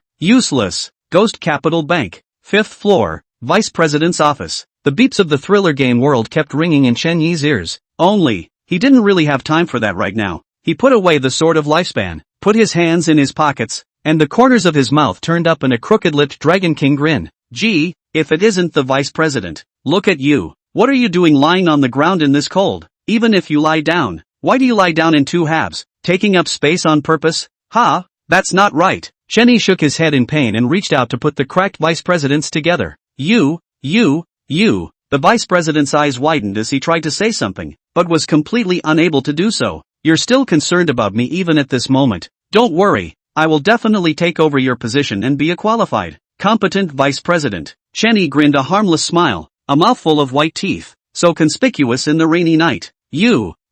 Looking at Chen Yi's appearance, the vice president was immediately angry and spat black blood from his mouth, completely dying. To this point, Ghost Capital Bank, Vice President, Ghost King 8th Order, Pawn, aside, Shaq was full of sadness, looking up and accepting the rain. No one can understand the pain of losing a son. Even he was just holding on for the sake of the hatred in his heart. The moment, he no longer knew if it was rain or tears on his face. Go on, leave him alone. After allowing Little Black to devour the vice governor's corpse, Chenny greeted the three women and left. Not even 2 steps out, Orange popped out of nowhere and jumped right onto his shoulder. Meow. It gave a disgruntled yelp, seemingly complaining about how Chun-Yi was so inky. Okay, I'll buy you something delicious later. Once these words came out, Little Orange instantly quieted down and obediently squatted on Chun-Yi's shoulder without moving. 25 minutes later, Chen-Yi and the Ghost Bride as well as Zabel bought 3 large bags of food and returned to the villa. These 3 large packages of food cost him 10,000 thrift coins. Among them, Orange spent the most, nearly $5,000, all of it on meat. One of the 3 large packages contained all of Orange's food. The bottom line is this: all this food was picked up by Orange himself. What a foodie! Chen-Yi spat as he collected the meat and vegetable snacks. On the contrary, Orange, lying obediently on the Ghost Bride's white legs, she was whimpering. The night passed in a flash. Last night, Chen-Yi fought several more times, beautifully named for the sake of the Ghost Bride's advancement. Today is the 3rd day of the Ghost Capital Bank replica. After breakfast, Chen-Yi strolled through the streets for half an hour before walking to the bank. He entered the bank and walked straight up to the 4th floor and into the office, though now he was the vice president of the Ghost Capital Bank. But, the vice president's office on the 5th floor was in complete ruins and definitely uninhabitable. And again, in case the governor comes back suddenly and asks about the vice president, then he'll just handsome pot to Shaq. This time of year, teammates are for pits. Lemuel, have you met the governor yet? Chen-Yi was half lying on the bed, reaching out to pick up a piece of fruit and asked absently. See, Li Mo's voice trembled a little. Oh, seen? Chen-Yi was a bit surprised. He was just idly bored with a casual remark, not expecting Li Mo to have actually seen it. So what's the governor like? Hearing Chen-Yi's question, Li Mo pondered, and only after a long time did she slowly answer. He is an old man, a funny and somewhat lazy old man. Usually when you walk down the street, you don't even recognize them when you run into them. Li Mo replied very seriously, and Chen-Yi could tell that she wasn't lying. After all, he has the ability of the evil god's eye, true eye. one can see through all the emptiness of the world, including lies. Jingle bells, jingle bells. At 12 noon, the bank closed for lunch on time. There's an hour break in between. It was worth mentioning that in the morning, Chen Yi had purchased another 200 million thrilling coins of the bank's financial products in his name. He also remembered that the mission of the copy was to fulfill the mission of the higher authority. The dead vice president was, after all, his leader when he was a fourth-level manager and gave assignments.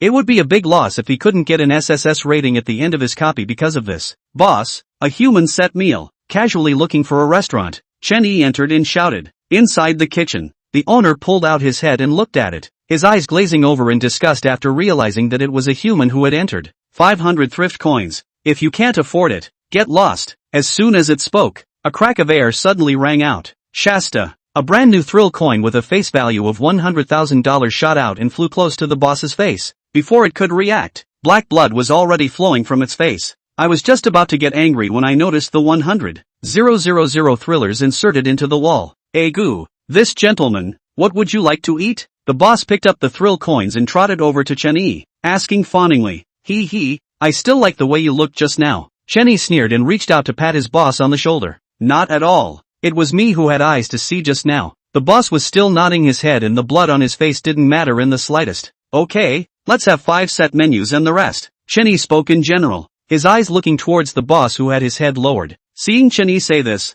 the boss instantly thought that the rest of the money was going to be rewarded to it. However, Chen Yi continued to speak again. The rest of the money, remember to find it for me. Oh. As the words fell out of his mouth, he grinned and once again reached out to pat the boss on the shoulder. 1 penny less. Chop off one of your fingers. If it's $1 short, I'll take your arm off. At these words, the boss froze. 100,000 thrill coins for 5 packages. How can you find that? But it knew that the human in front of it would never give it a chance to bargain. Subsequently, it gritted its teeth and turned back to the back kitchen. 10 minutes later, it brought out 5 set meals one after another. Noble guest, this meal is on me. Take back your money. It bowed 90 degrees and held $100,000 worth of thriller coins in both hands. The thrill coin has a faint ghostly aura emanating from it and is brand new. Chen Yi, however, ate his meal quietly as if he didn't see it. About 25 minutes later, he finished both sets in one sitting and burped comfortably. At this point, he finally turned his attention to the restaurant owner and reached out to take the thrill coin. Congratulations on getting your life back. Chen Yi grinned and once again reached out to pat his boss on the shoulder. These 3 set meals, give them to the crippled grandpa outside the door. He reached out and pointed to an older man in tattered clothes not far from the door. Yes, I'm on my way. The boss was so relieved that he hurriedly got up and carried the set meal towards the crippled grandpa. Chapter 91, Meet the Governor. Iron Bowl. Afternoon, 2:30. Chen Yi arrived at the Ghost Capital Bank with a yawn, and was stopped by a figure as soon as he entered.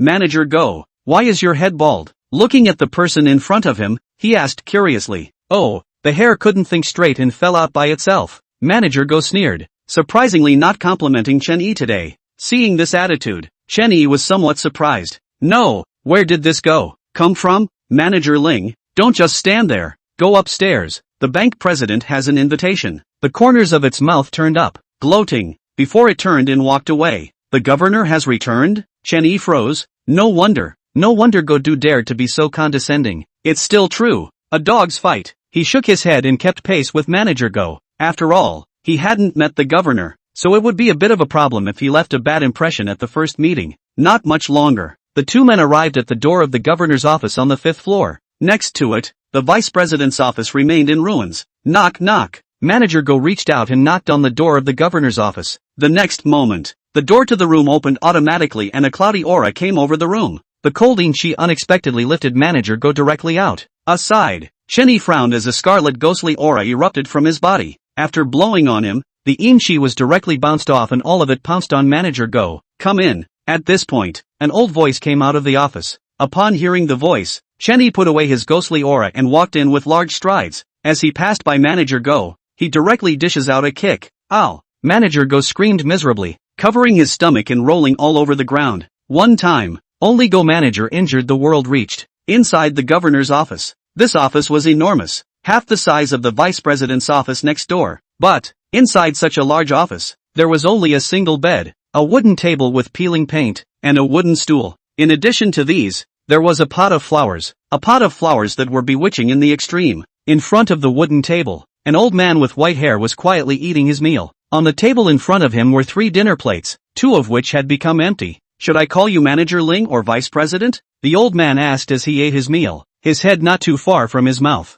"My name is Ling Chen." Chenny stood in front of the wooden table without any formality or fear. He smiled, answering the old man's question. "Ling Chen? Oh, what's that Shaq kid to you?" The old man repeated Chen Yi's name and asked with a grin. "Who? Shaq? Don't recognize?" Chenny looked surprised and shook his head. "Come on, don't pretend. I saw what happened next door last night." At this point, the old man finally ate the meal in front of him and reached up unimaginatively to wipe his mouth. "I have to say, this meal you served is quite tasty. It's been a while since I've been this full." With that, he couldn't help but burp. As soon as these words came out, Chen Yi froze, and he carefully sized up the governor in front of him. No wonder, the moment he entered, he thought the banker looked extraordinarily familiar. "Isn't that the crippled beggar in front of the hotel? Now that I've changed my clothes, I almost didn't recognize it. Give me a reason not to kill you." The old man picked up his water cup and drank from it, speaking faintly. "I'm the vice governor." Chenny took out the vice governor's seal and placed it on the table. "Not enough. There are people who want to be vice president of this bank.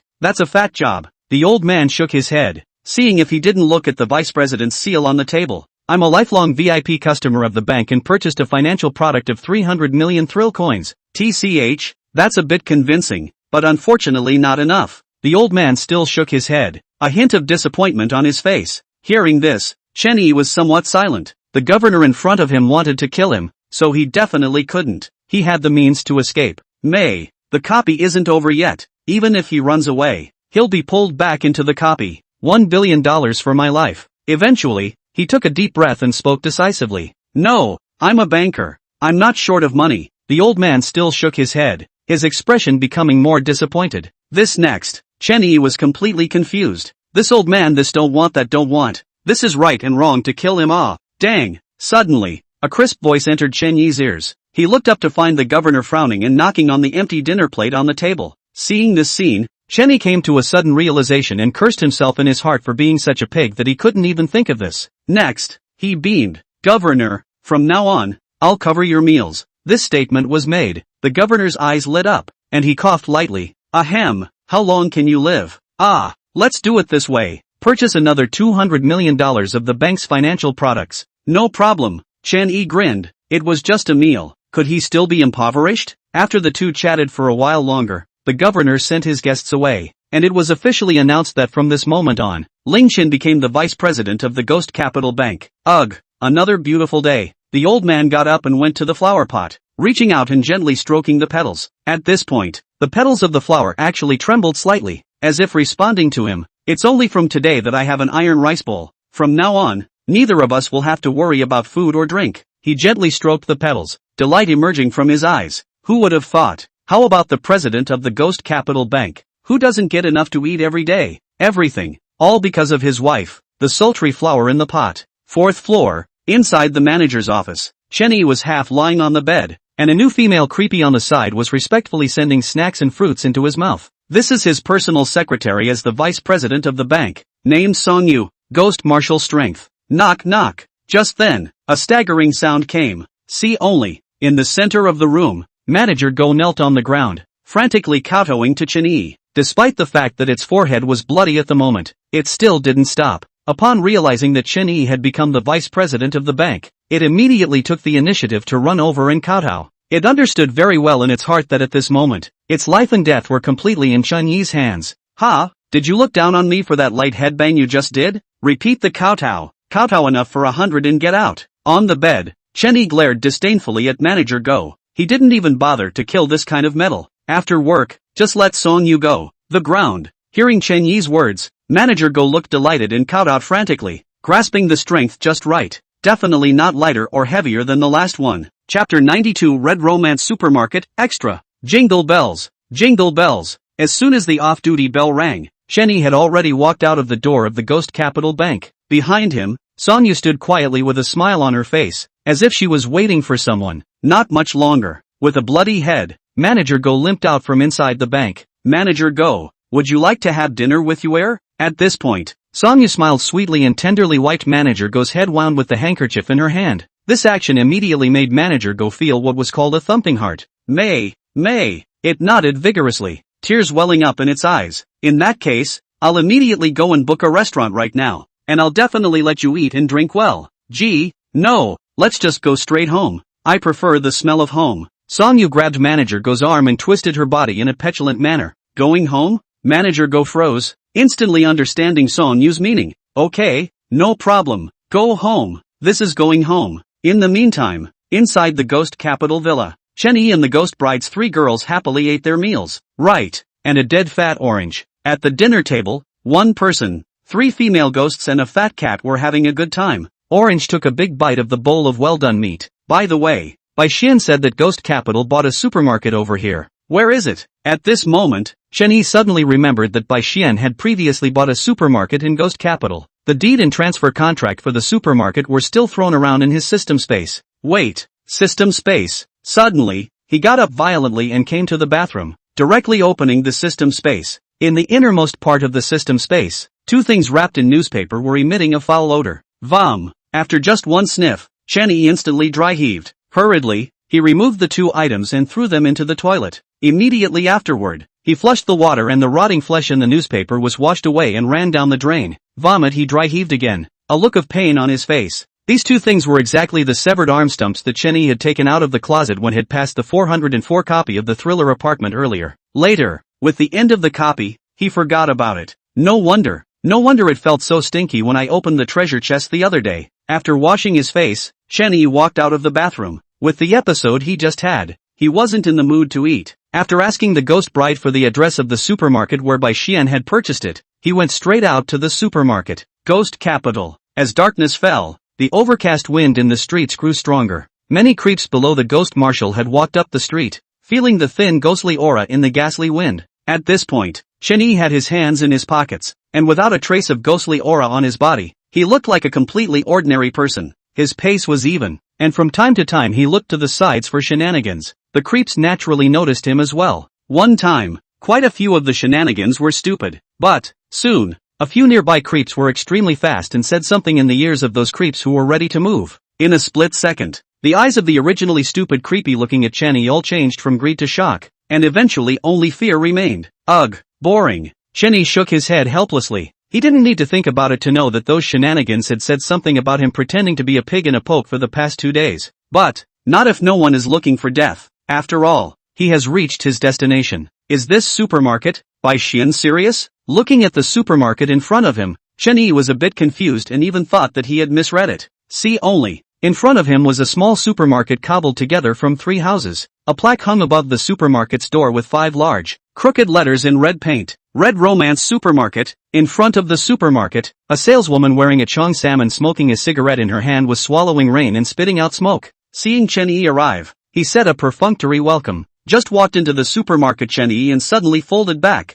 staring seriously at the door of the female saleswoman asked, "This supermarket, formal? Put, you a human still care about formal or not? Talking as if the informal you can afford to consume." The saleswoman burst into laughter and mocked. Hearing this, Chen-yi nodded. Regular, that's alright. With that, he turned and entered the supermarket. Inside the Red Romance Supermarket, there are 6 small shelves and 1 long shelf. That's on a scale that's not exactly small. After all, this is the ghost capital at the very center of the thriller game world. Around here, land is inching up, and a 3-room supermarket really isn't that small. Chen-yi was still frowning, just because, this is a total of 7 shelves, large and small, and surprisingly, none of them are full. But, it's normal for supermarket shelves to not be full at this point in time. Very normal. But, all the empty space on that shelf is dusty. Chen-yi came to the checkout counter after circling around the supermarket. Inside the cash register, a male creep was resting his legs on the counter, cozily eating a melon. "Just watch the price of what you want to buy and pay directly," the male cashier said without looking up. "So what if I just leave without paying?" Looking at the attitude of the male cashier, Chen-yi was very angry. If he hadn't happened to get into a copy of Ghost Capital Bank and had time to come to this supermarket, I guess by the time we come here specifically in the future, this supermarket will have closed down long ago, right? Whatever, leave if you want, it doesn't matter if you empty the supermarket. The male cashier remained full of himself and continued to get high. Ha, get thee up. Chen-yi laughed in anger and lined up a slap on the cash register. The next moment, scarlet ghost chi erupted from him, enveloping the entire supermarket in the blink of an eye. Doorway. the saleswoman saw that something was wrong and ran away.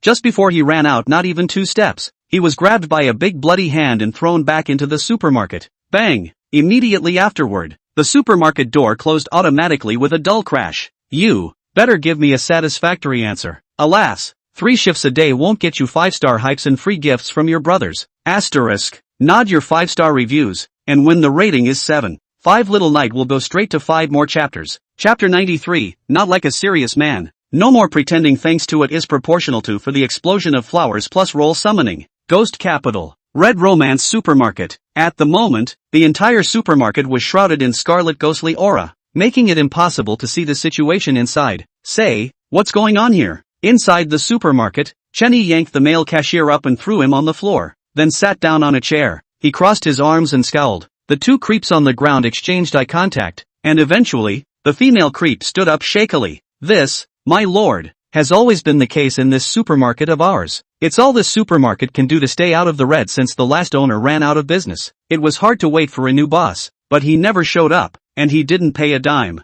You know, this is a ghost town. You can't do anything without money. The female creepy said helplessly. Tell the truth. Chenny said expressionlessly while taking out the guile blade and slapping it on the cash register. He was also quite impressed that this female creepy in front of him, at this time of the day, didn't even have a word of truth. In the case of using the eye of the evil god, true eye, if the opponent is telling the truth, the body is green light. Instead, it's a red light. If it's a half-truth, it's red and green. I'm just being honest. The female creepy instantly went limp with fear after seeing the creepy blade. It still had a red glow coming off of it as it spoke. Is that really the truth? Chenny nodded at his words. The next moment, a large scarlet ghostly hand appeared steeply, and 2 fingers pinched the female weirdo's head. In a split second, creepy blood cracks began to split open on its skull, gushing black blood outward in a frenzy. Ah, no! The female creep screamed and struggled, but it didn't help. So, what's your answer? At this point, Chen-Yi grinned, revealing a harmless look. Quietly, he looked to the dazed male creep on the floor. I'll be honest, can you put her down? The male creep stuttered a bit in shock, but held back his fear to reach out and point at the bleeding female creep in midair. Of course not. You are not qualified to bargain with me. Chenny smiled, picking up the guile blade and playing with it. Okay, I get it. The male creep nodded in resignation. Afterwards, he slowly spoke. Originally, a year ago, this supermarket was almost ranked in the top 10 supermarkets in Ghost Capital. It's just a pity, but later on, an existence of the 8th rank of Ghost King passed by here, casually picked up a bag of snacks and tasted it, and actually said that it was making a big deal about our supermarket selling, and injuring store employees and destroying houses. But that bag of snacks is the stinky tofu of the treadmill human world. At that, male creepy jolted to his feet and slapped his hands on the cash register, looking agitated, his eyes full of anger. Since then, the supermarket has fallen completely out of favor. It didn't take long for the clerk to run off and we were all that was left. Even the owner took his sister-in-law with him. The words fell out of its mouth, and it dropped to the floor on its butt, disoriented. Immediately after that, it turned its gaze to the female creepy who was pinched in midair with her head broken.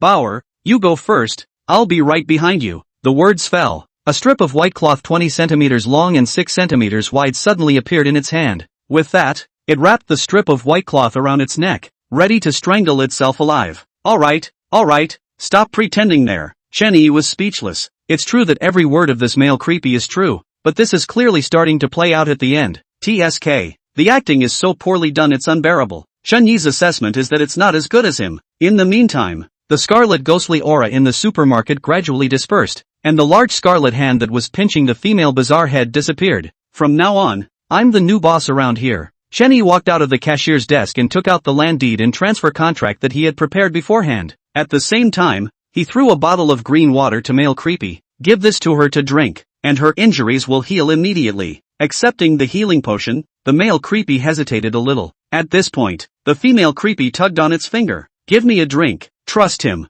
Words. The male creep no longer hesitated and hurriedly opened the healing potion and poured a brainful into the female creep's mouth. Cough, cough, cough. Can't you step on a horse? Cough. Can't you step on a horse and slow down? The female creepy was drinking and coughing at the same time, and water was starting to run out of her nose. Oops, wasn't that too worried about you? Male creepy scratched his head in some embarrassment. Okay, well get up. Aside. Chen-Yi chuckled. Not long after, the 2 creeps stood up, bent respectfully and bowed to Chen-Yi, and shouted, Hello, Mr. Ling.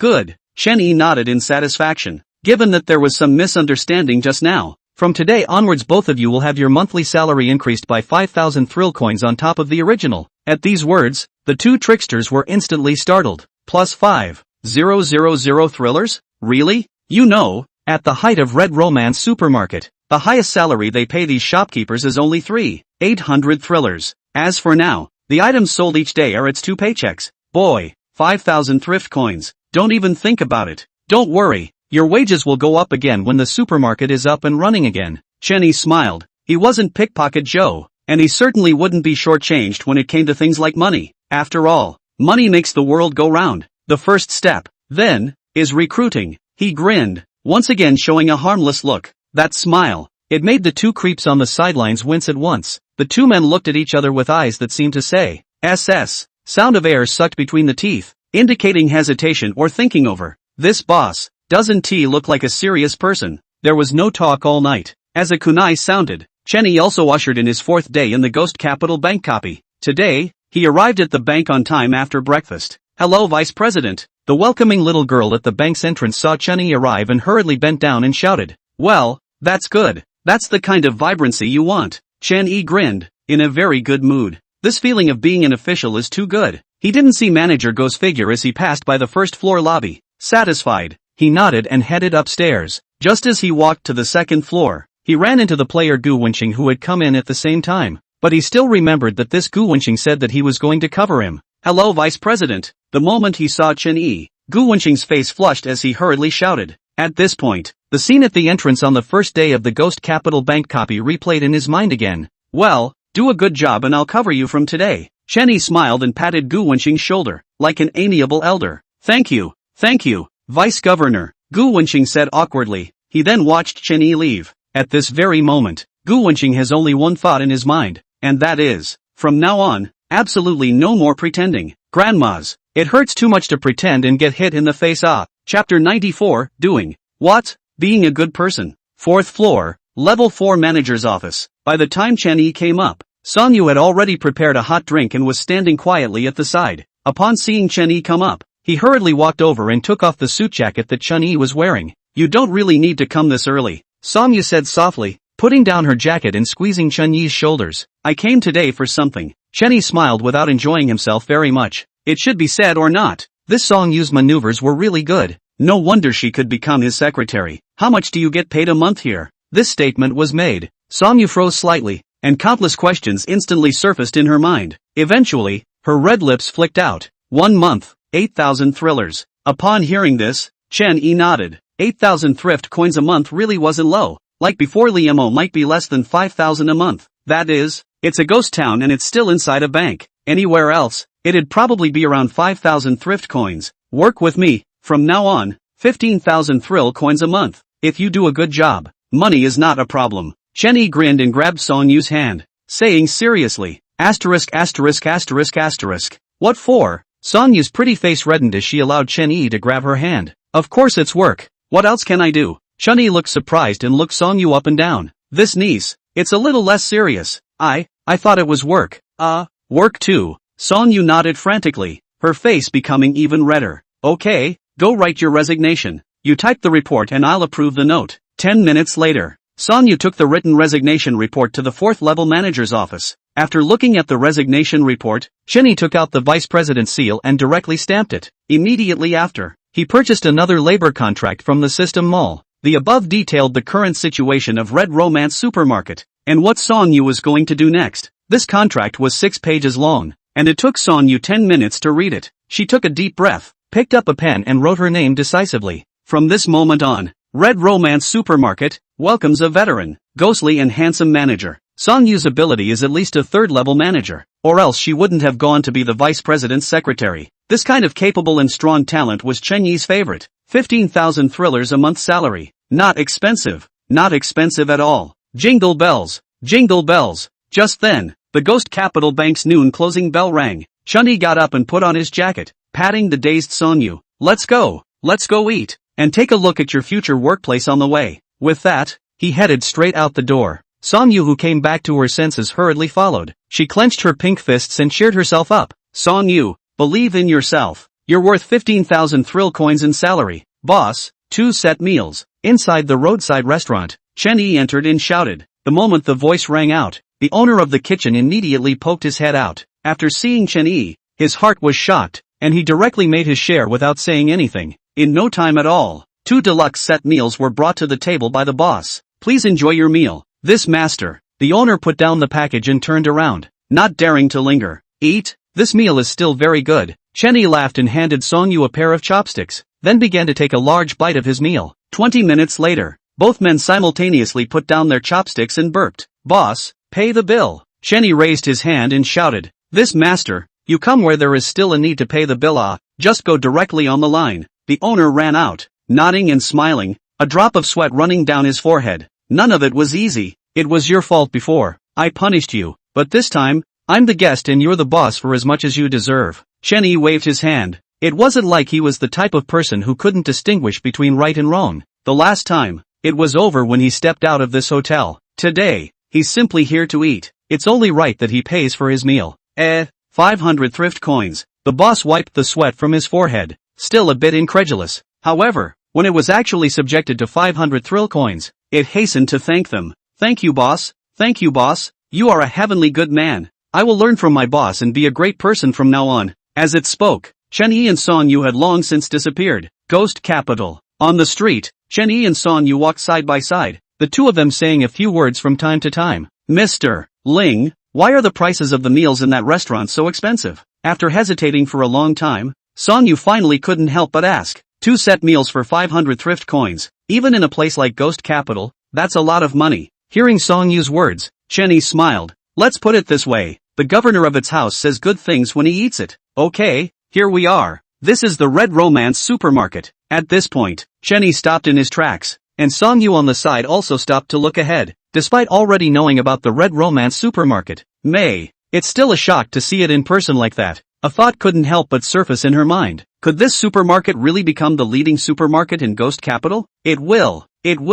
After all, this supermarket, it's this one's property. Her gaze looked toward Chen-yi, and a strong admiration surfaced under her eyes. It was already common knowledge that Chen-yi had purchased the Ghost Capital Bank's 5-character financial products. Following someone like that, she's just waiting for the sack to fill up with money. Come, let me introduce to you, Song-yu, Ghost Martial Strength. From today onwards, is the manager of Red Romance Supermarket. From now on, her word is my word, and her decision is my decision. Inside the supermarket, Chen-yi looked serious and made a solemn announcement. This statement was made. The 3 creeps present were all startled. The saleswoman and the male cashier were shocked that this Thai supermarket would come to have a manager at the level of a ghost marshal. No, both of them are only at the level of night ghosts. And the other side, Song-yu, on the other hand, was shocked that Chen-yi would completely release his power to her. It's a privilege to work for such a boss. Ding! Detecting that the host is starting a business. All professional trenchless system mission released. For 1 month, make Red Romance Supermarket into the top 10 supermarkets in Ghost City. The higher the ranking, the higher the reward.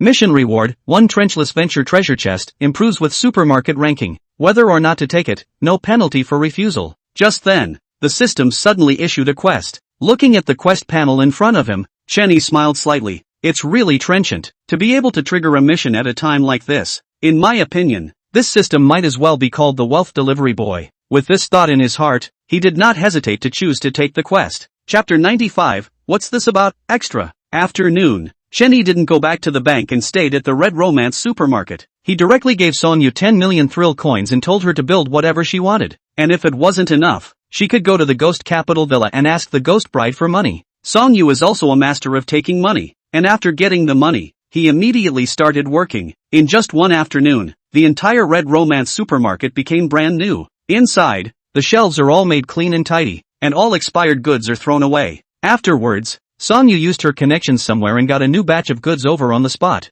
It wasn't until 6 p.m. that 2 creeps suddenly approached carrying an object covered by a red cloth. Mr. Ling, come take a look. Song-yu happily shouted at Chen-yi. Upon hearing this, Chen-yi walked over and thought of something when he saw the red cloth. Mr. Ling, please. Song-yu pulled Chen-yi to the red cloth. This next, Chen-yi was mentally certain of what was in front of him. Without the slightest hesitation, he placed his right hand on the red cloth. The next moment, he pushed hard and directly lifted the huge red cloth out. Finally, What was under the red cloth revealed itself. After taking a good look at what was in front of him, Chen Yi couldn't help but be shocked. See only. A 10-meter-long plaque with 5 large characters carved in Dragon's Flight. Red Romance Supermarket. To top it all off, there was a crystal-clear gemstone set around the plaque. The color, the font, it looks like a lot of money was spent on it. But, it's all worth it. Just because. This plaque looked even more luxurious than the one at Thriller Noble School. Mr. Ling, this plaque fits your temperament, doesn't it? Sonya smiled very happily.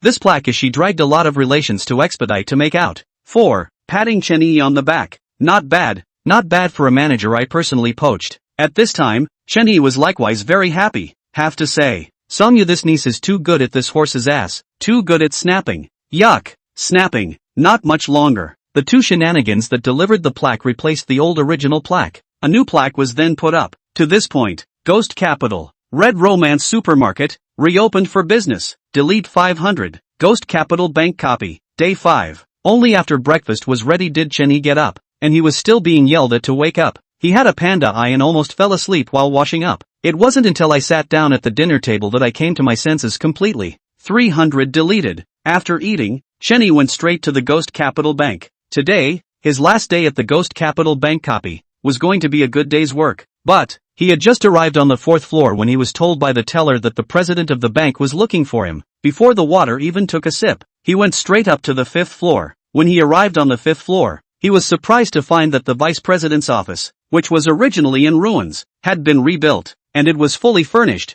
all of it a little better than before. After looking twice, he raised his hand and knocked on the door of the governor's office. Knock knock. Enter. Hearing the sound, Chen Yi directly pushed open the door and walked in. Inside the office, the governor is standing by the window watering the flowers. Are you going back tomorrow? He asked without looking back. That's right, you have to go back after 12 a.m. Chen Yi nodded. This kind of thing the boss of the replica was usually aware of. In that case, there's something I'll say to your face. The governor put down the spray can and turned to look at Chen Yi. You, Ling Chen, are now the vice president of the bank and will be in the future. If anything happens to you in the Ghost Capital, come to me. As for outside the Ghost Capital, this ghost artifact can save your life. With that, he went to the table and picked up one of the cards on the table. The card reads, Ghost Capital Bank, President, Wei Ziqiang. Ding. Special ghost weapons detected. System scanning. Scanning complete. Name, Ghost Capital Bank President's Badge. Grade, Ghost Emperor Grade Ghost Weapon. Function, can resist 1 attack below the 1st level of Ghost Emperor. Remarks, disposable items. No more when you run out. Chapter 96, Ghost Emperor Grade Ghost Artifact. Strange item, +2. Ghost Capital Bank. 5th floor, President's Office. At this point, the systems panel appeared in front of Chen Yi's eyes. Ghost Emperor level ghost weapon? Looking at the information scanned out by the system, Chen Yi's heart was shocked beyond belief. Yet it felt reasonable. Originally, from Shaq's words, he had guessed that this Ghost Capital Bank's president was most likely a rumored Ghost Emperor. The Ghost Emperor was only in rumors after all, and he had never seen it before. At this point, a true Ghost Emperor was standing right in front of him. How could he not be shocked? But, luckily, this Ghost Emperor had a great deal of goodwill towards him. Otherwise, Wei Ziqiang wouldn't have taken out a Ghost Emperor level ghost artifact and given it to him. Thank you, Governor. Chen Yi smiled as he accepted the governor's badge. You're welcome, you deserve it. By the way, that Red Romance Supermarket is yours, right? I'll take care of it a bit more in the future. Wei Ziqiang smiled and patted Chen Yi's shoulder, his eyes full of appreciation. Hearing Wei Ziqiang's words, Chen Yi's heart once again rejoiced. Even the little cutie, all could hear the meaning in Wei Ziqiang's words. That is, Red Romance Supermarket, he bailed. Now, it was only a matter of time before a supermarket with a background in money, even in Ghost Capital, wanted to squeeze into the top 10. After chatting with Wei Ziqiang for a while longer, Chen Yi left Ghost Capital Bank straight away. He didn't want to waste this last half day inside the bank. Throughout the afternoon, Chen Yi was busy with the Red Romance Supermarket. He and Song Yu walked through the streets, getting a general idea of the situation on this side of Ghost Capital. Simply put, it's 2 words, terror. Ghost generals and marshals can be seen everywhere, and occasionally you will encounter a Ghost King. It's no exaggeration to say that this place is utter hell for human players. If you do accidentally enter a copy of the Ghost Capital Bank, it's safest to stay honestly in the bank. Otherwise, there's only a dead end. Night. Chen Yi didn't bother plowing any further, but instead sat on the sofa with the 2 women plus a nerdy little loli and talked about the interesting things that had happened recently. Inside the villa, the pleasant sound of laughter never ceased. A corner. Orange curled up, his paws covering his ears with a pained look on his face. It doesn't get it. Why are these people up in the middle of the night, geeking out and laughing? At 12 in the morning, the thriller game world beep sounded on time. Countdown to the end of the copy. 3, 2, 1. The next moment, a red light enveloped Chen-Yi and brought him into the pitch black space. Inside the space, it was still pitch black, and you couldn't see anything. But, this time, however, Chen-Yi found something here. In-chi. A very dense in-chi filled the entire space. Only, these in-chi were so chaotic that they could not be gathered at all. Player name, Ling Chen. Progress settlement in progress? Please wait. Settlement complete. Game rating, SSS plus grade. Super perfection, from the Ghost Emperor's affirmation. Hereby upgrading the game rating. Game quest, survive for 5 days and complete all tasks as explained by the higher-ups, and also receive an A or higher rating at the end of the replica. Completed. Quest reward, 50,000 thrill coins, 500 points, 1 copy of the designated card, 1 souvenir coupon from the Ghost Capital Bank, and 1 random ghost weapon. When the copies were settled, a large pile of items appeared at Chen-Yi's feet. He crouched down and scrutinized it. Copy designation card. After using it, you can designate a copy to enter, and you cannot withdraw from it. Bank of Onigoto souvenir ticket. A souvenir ticket proving that you passed a copy of the Bank of Onigoto. Randomized ghost weapon treasure chest. You can get a random ghost weapon after opening it. This copy designation card is good, so you can use it in the future when you need to enter the thriller game world in an emergency. Chen-Yi placed all of the copy designation cards and thrill coins into the system space. At that moment, he finally looked at the randomized ghost weapon treasure chest. See only, a dusty wooden box sat quietly. He reached out to touch it, and the wooden box unexpectedly opened automatically. Next, the chaotic in-chi in the dark space unexpectedly all surged into the wooden box. Immediately after, those in-chi were unexpectedly all converted into blood-red ghost chi. Ding! Special item detected. System scanning. Scanning complete. Name, Trick Medicine. Rank, Usage, for bizarre use only. After swallowing it, it can directly raise 1 minor level. Limited to Ghost Emperors and below. Remarks, strange item. It doesn't count as a ghost weapon, yet it belongs to one. Do you have any clue about this? Looking at the system panel in front of him, Chen-Yi looked surprised. What do you mean it's not considered a ghost weapon, yet it belongs to one? He frowned, his gaze going to the wooden crate, in which a black pill the size of a fingernail cap lay quietly. The pill exuded a rich ghostly aura, and it indeed looked like an authentic ghost weapon. Never mind. What the hell? It's not like I'm eating it anyway. When he thought of this, Chen-Yi was instantly happy, and his heart was already thinking, who should I give this trick pill to? Chapter 97, Ghost Watcher. How do you want to die? +3. Shihua City, a certain manner. Torrential rain pours down and lightning flashes. The entire real world seems to have ushered in the end times. On the street, the white mist slowly spread upwards, and by now it had come to the 2nd floor. It's only been a few days. What's with the real world? In the mist, Chen-Yi's face once again turned into that of a white-haired old man, his entire body wrapped in scarlet ghost chi as he frowned and muttered to himself. The torrential rain slapped on the ghostly aura around him, but it instantly evaporated and merged into the mist. Seeing this scene, he hastily retracted his ghostly aura, his brows furrowing into a chuanzi. Mr. Ling Chen, this way please. Suddenly, an icy voice rang out, and a man in a black combat uniform silently appeared at Chen-Yi's side. Words. Chen-Yi nodded and followed. Not much longer. Led by the man in black, Chen-Yi entered the castle of the manor. On the 3rd floor of the castle, the middle-aged man who had made a deal with him earlier was reading a newspaper and drinking tea. Seeing Chen-Yi's arrival, the middle-aged man slowly put down his teacup and then handed the newspaper to Chen-Yi.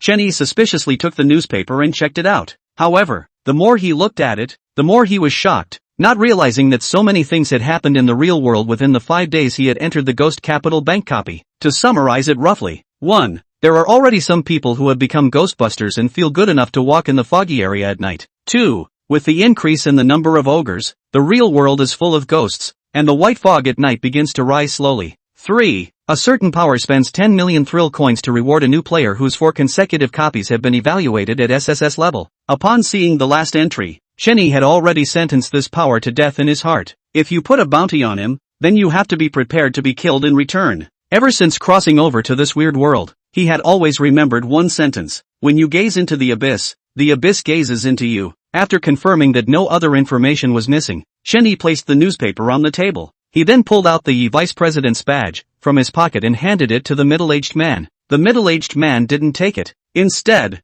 The man in black on the side took the badge and examined it. After a full 2.5 minutes of examination, he slowly nodded. It's true. This statement was made. The middle-aged man instantly made no jokes and got up to shake Chenyi's hand. Good. I knew Mr. Ling Chen would be fine. Sit.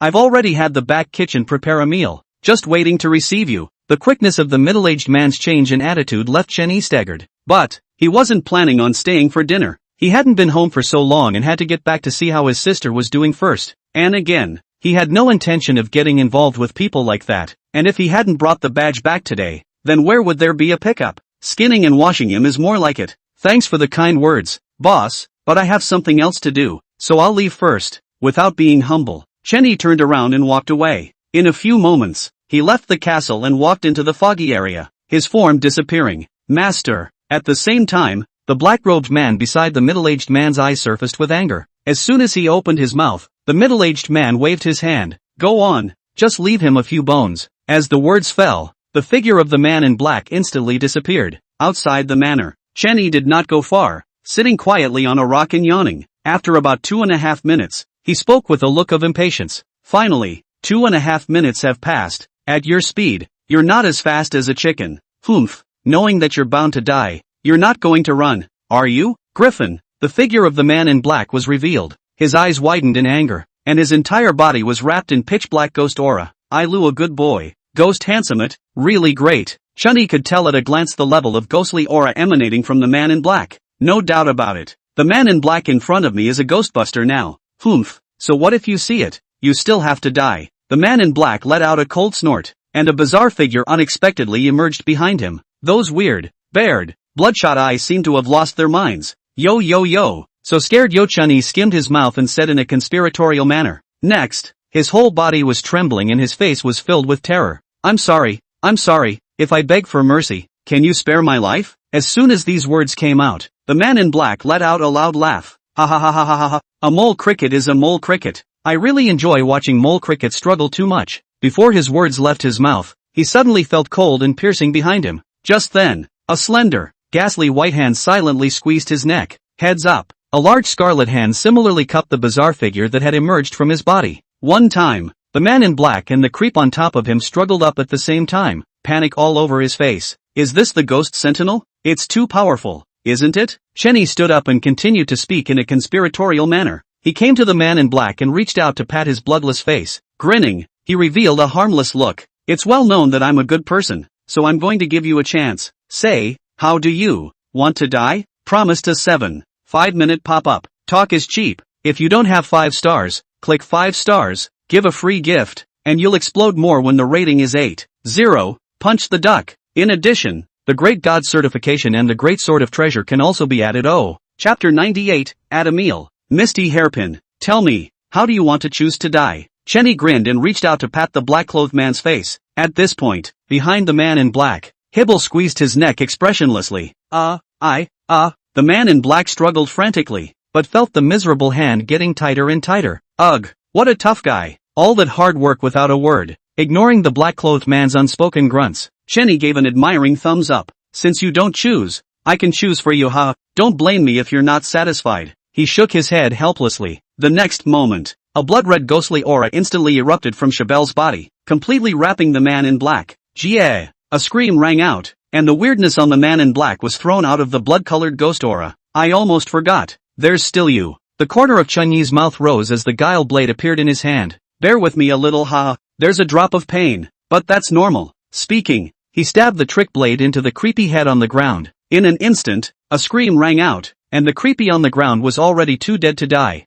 Little Blackie, it's time to eat. Chenyi smiled as he put away his guile blade and called Little Black out. This time, while Xiao Hei's mouth manifested, it unexpectedly carried a large amount of ghost chi. It opened its mouth wide and devoured the creepy on the ground in one gulp, licking its mouth contentedly. Ding! Lifespan replenishment in progress. Additions complete. Current lifespan, 200 years. This time, Xiao Hei gave back a full 1,000 years of life. In here, a large portion of it was the lifespan that the vice president of the Ghost Capital Bank had previously devoured and saved. In the meantime, to the side, the blood-red ghostly aura gradually dissipated, and Zybel's figure emerged. At her feet, the man in black was covered in blood and no longer breathing. Go ahead. They're eating right now. It's just the right time to add to the meal. At this point, the smile was gone from Chen Yi's face. In a sense, he is indeed a good man. Even in bizarre times, he had never thought of actively killing humans. Usually, they just watch out and don't make friends.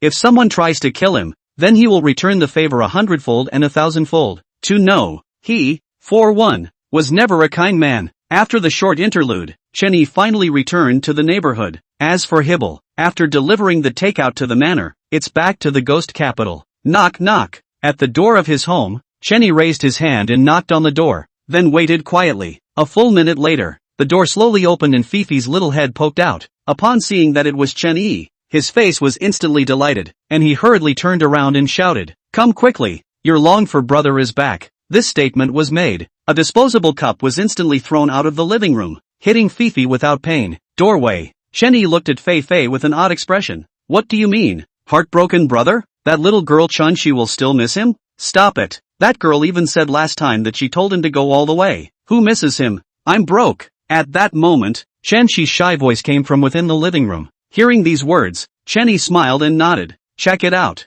That's right. That's the sister he knew. After returning home, Chen Yi took a hot shower before coming to the sofa. He held a wooden box in his hand and threw it smoothly into Chen Shi's arms. Looking at the wooden box that suddenly appeared, Chen Shi was slightly stunned and looked up at Chen Yi in confusion. "Look, my ass. Brought you a gift," Chen Yi said without a trace of humor. Hearing this, Chen Shi hurriedly sat up straight, his face full of anticipation as he reached out to open the wooden box. Next to her, Fifi happily chipped in. When the wooden box was opened, there was a jade hairpin lying quietly inside. The jade hairpin looks a little old, but it's extraordinarily nice. This jade hairpin was precisely the payment given by the middle-aged man when Chen Yi took up the quest to go to the Ghost Capital Bank replica. Name, Misty Hairpin. Grade, Ghost Martial Grade Ghost Weapon. Use, after using it, it can make a 10-meter radius of oneself indistinct, creating an illusionary realm. There is a 10% chance that the illusion will become reality. Remarks, a hairpin with no origin. Seems to be a birthday gift for some little girl. Looking at the introduction of the jade hairpin, Chen Yi was still very satisfied. Chen Shi had Fei Fei by her side, plus this jade hairpin. Not to say it's going sideways, but at the very least it's definitely not going to be an accident. Aside, Chen Shi and Fei Fei happily played with the jade hairpin. Both of them tried to wear it and happily kept smiling. Like it, right? Chen Yi asked with a smile after taking a sip of the rebel. Not bad. Chen Shi's eyes were full of love, but her mouth was very arrogant. Che, also not wrong. Hearing his sister's reply, Chen Yi instantly rolled his eyes, deflated his mouth, and learned in a conspiratorial manner. Stinky, Chen Yi. Just as his sister was about to lash out, Chen Yi had already ducked back into the room. The hugger that followed behind him slammed hard against the bedroom door. Inside the bedroom, Chen Yi happily hummed a little tune and turned on the computer. Teasing Chen Shi every day is kind of fun. It's just like teasing a dog. Speaking of which, his movement to open the computer suddenly stalled. Frowning, he muttered, "Strange, it's like I'm forgetting something, but I can't kind of remember." Forget it, whatever, the old man's home anyway. With that, he happily hummed another ditty and typed in the URL for the Trickster Slayer League. The site opens up and news about the Ghostbusters pushes out like crazy. Among them, there were also some new players who had put a bounty on that 4 consecutive copies of SSS level evaluation. Che, a bunch of guys who can't keep up with the times. If I let you guys know that I've had 5 copies of SSS level evaluation in a row, and the 5th one is still SSS plus, wouldn't that scare you to death? After looking at the website for a while, Chen Yi closed the computer and undressed for bed. In no time at all, he was in dreamland. About 2.5 minutes later, the sleeping Chen Yi suddenly frowned. It seemed to dream of something terrible. Early the next morning, with a rooster crow, Chen Yi slowly opened his eyes. He sighed with a tired look on his face. Let's just say I forgot what? I can't believe I forgot to get Orange back. Last night,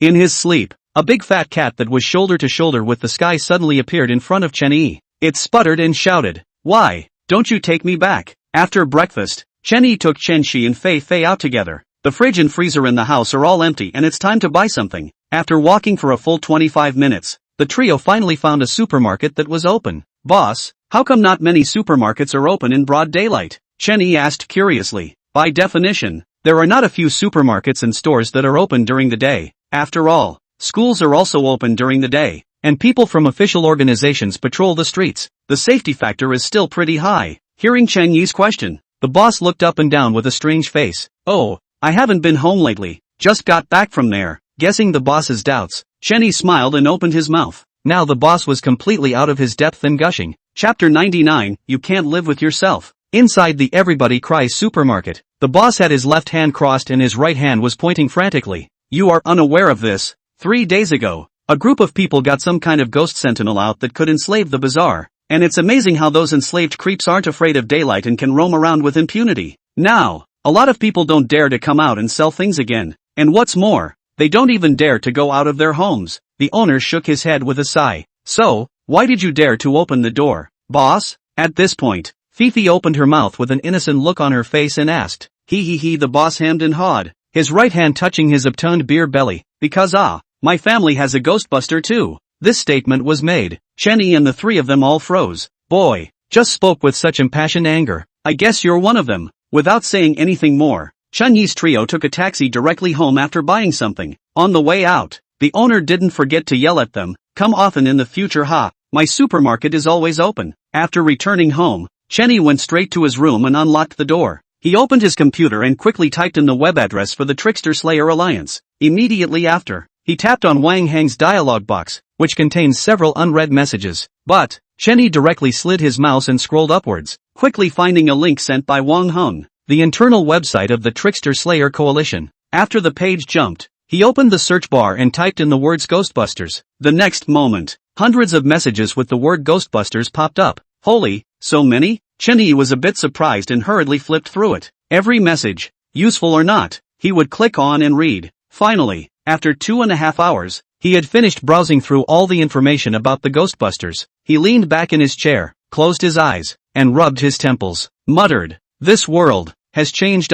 From the information he just browsed, he learned a lot about the Ghostbusters, roughly as follows. 1. Shihua City currently has more than 1,000 Imperial Ghosts, most of whom are predominantly Lil Ghosts, with the highest Ghost Marshal and no Ghost King. 2. Ghostbusters are actually a gamble with the spooky ones. If you win, you become a Ghostbuster, and if you lose, you become food for the spooky ones. 3. To become a Ghostbuster, you need to eat the flesh from the body of a certain creepy in front of it at the break of dawn, or drink the blood. 4. Officials have been preparing to form a small team of Ghostbusters, which may become the main human force in the future. 5. A certain 9th grade Big Brother personally voiced that it is not desirable for the Imperial Ghosts to be destroyed, and that on the day of the backlash, mankind will surely become extinct. Inside the bedroom, Chenny was lying on the bed with a fat orange cat lying on his stomach. It took him 3 full summons to summon Orange. At this point, it's huffing and puffing. Ugh, being a pooper scooper is just exhausting. Chenny sighed helplessly.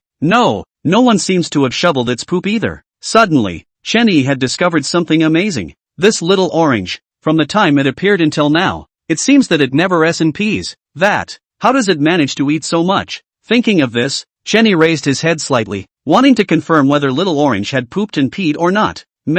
As soon as he looked up, Orange's eyes opened. One time, the atmosphere in the room was a little awkward. Chenny smiled awkwardly. My neck hurts. Moving around. However, Orange was still staring at him. That look, as if she was looking at a pervert. Noon. Chenny had just finished eating when he received a call from Wang Heng. Ask him to meet you at an abandoned villa in the suburbs. Without the slightest hesitation, Chenny agreed in one bite. After changing his appearance, he walked to the abandoned villa on the outskirts of the city. Just as he arrived, Wang Heng stepped down from an SUV not far away. Mr. Ling, it's been a long time. I've missed you, Wang Heng said and opened his arms, wanting to go and embrace Chenyi, but he was stunned by a look from Chenyi. Deacon Wang Heng, just say something straight out. He spoke indifferently. On the phone, Wang Heng didn't say straight out what was going on, but only told Chenyi that there was something good going on and asked him to come to the abandoned villa in the suburbs quickly. But, Chenyi guessed that it was mostly related to the middle-aged man at the manor. After all, at that time, it was Wang Heng who pulled the strings and got him into a copy of the Ghost Capital Bank. Well, since Mr. Ling Chen is so forthcoming, then I won't hide anything. It's like this. We, the Trickster Slayer Alliance, sincerely invite you to join the Trickster Slayer Alliance and directly enter the headquarters. Here's the contract. Wang Heng put away his smile and seriously took out a contract and handed it to Chenyi. After receiving the contract, Chenyi looked at it roughly twice, but was shocked by it, just because, on the line where the contract was signed for benefits, there was a prominent line written in red letters. Upon signing the contract, you will be given a Ghost King level ghost weapon on the spot, 5,000 thrill coins, and the deed to a luxury villa. The perks, they're really too good, too good. Too good. Ghost King level ghost weapon. There aren't many in the thriller game world. It was amazing that the Trickster Slayer Alliance could take it out just to invite him, a terrible old man, to join. But, under such conditions that no one could refuse. Chenyi shook his head. Sorry, as usual, I'm used to being alone. This statement was made. A trace of disappointment immediately surfaced under Wang Heng's eyes. Since that's the case, then I won't bother Mr. Ling anymore. Still, I have to give you a word of advice. Be a man. Don't be too aloof. The words fell from his lips and he turned to leave. Looking at Wang Heng's departing back, Chenyi smiled. It's not that I'm aloof, but you guys don't deserve me. On the way back, Chenyi didn't walk fast, his eyes constantly looking at both sides. With the evil god's eyes, true eyes, enchantment, he saw many shenanigans. But, the back of these creepy necks have a text on them. Such, that is, being enslaved and becoming a henchman of the Oni. Help! Someone help me! No!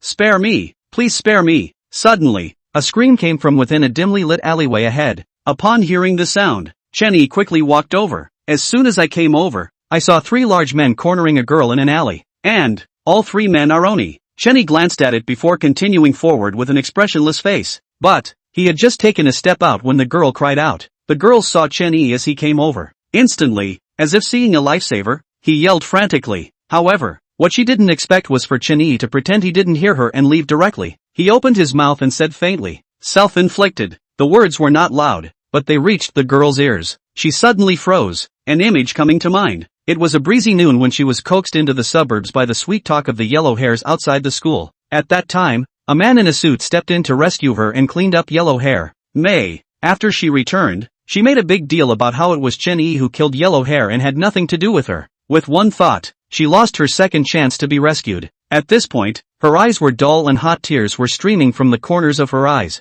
No good. The bit her tongue. Asterisk.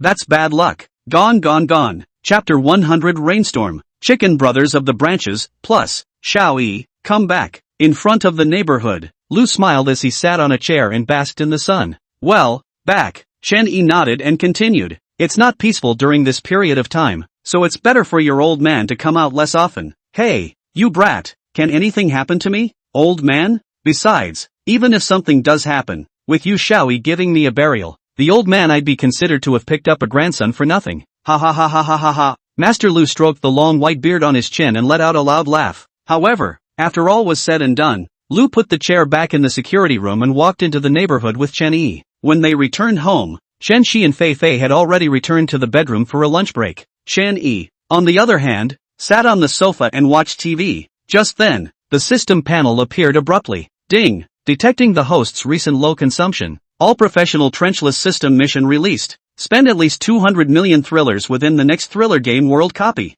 No premium spending or gifting. Mission success reward, 1 system mall item of your choice. Mission failure reward, recover all current thrill coins. Whether or not to take it. Mandatory task, cannot be selected. Looking at the quest panel in front of him, Chenyi was somewhat confused. It's not. What's with the mandatory tasks? This dog system, don't you know what it means to say that a twisted melon is not sweet? As for the mission, say it's hard. It's not hard. Say it's easy. It's not easy. After all, no one knows what his next copy of Thriller Game World is. What's the point of playing if it's a crappy C-rated copy or a D-rated copy? Selling that crappy copy wouldn't even be worth 100 million, let alone spending 200 million. Let's hope the next copy is B-rated or higher. He shook his head, somewhat helplessly. It was fine for one person to say this, but if someone else heard it, they might think he was nuts. Everyone else prayed for a low-level copy, and when he opened his mouth, it was B-level or higher. 6 p.m. It was completely dark and the streets were filled with fog.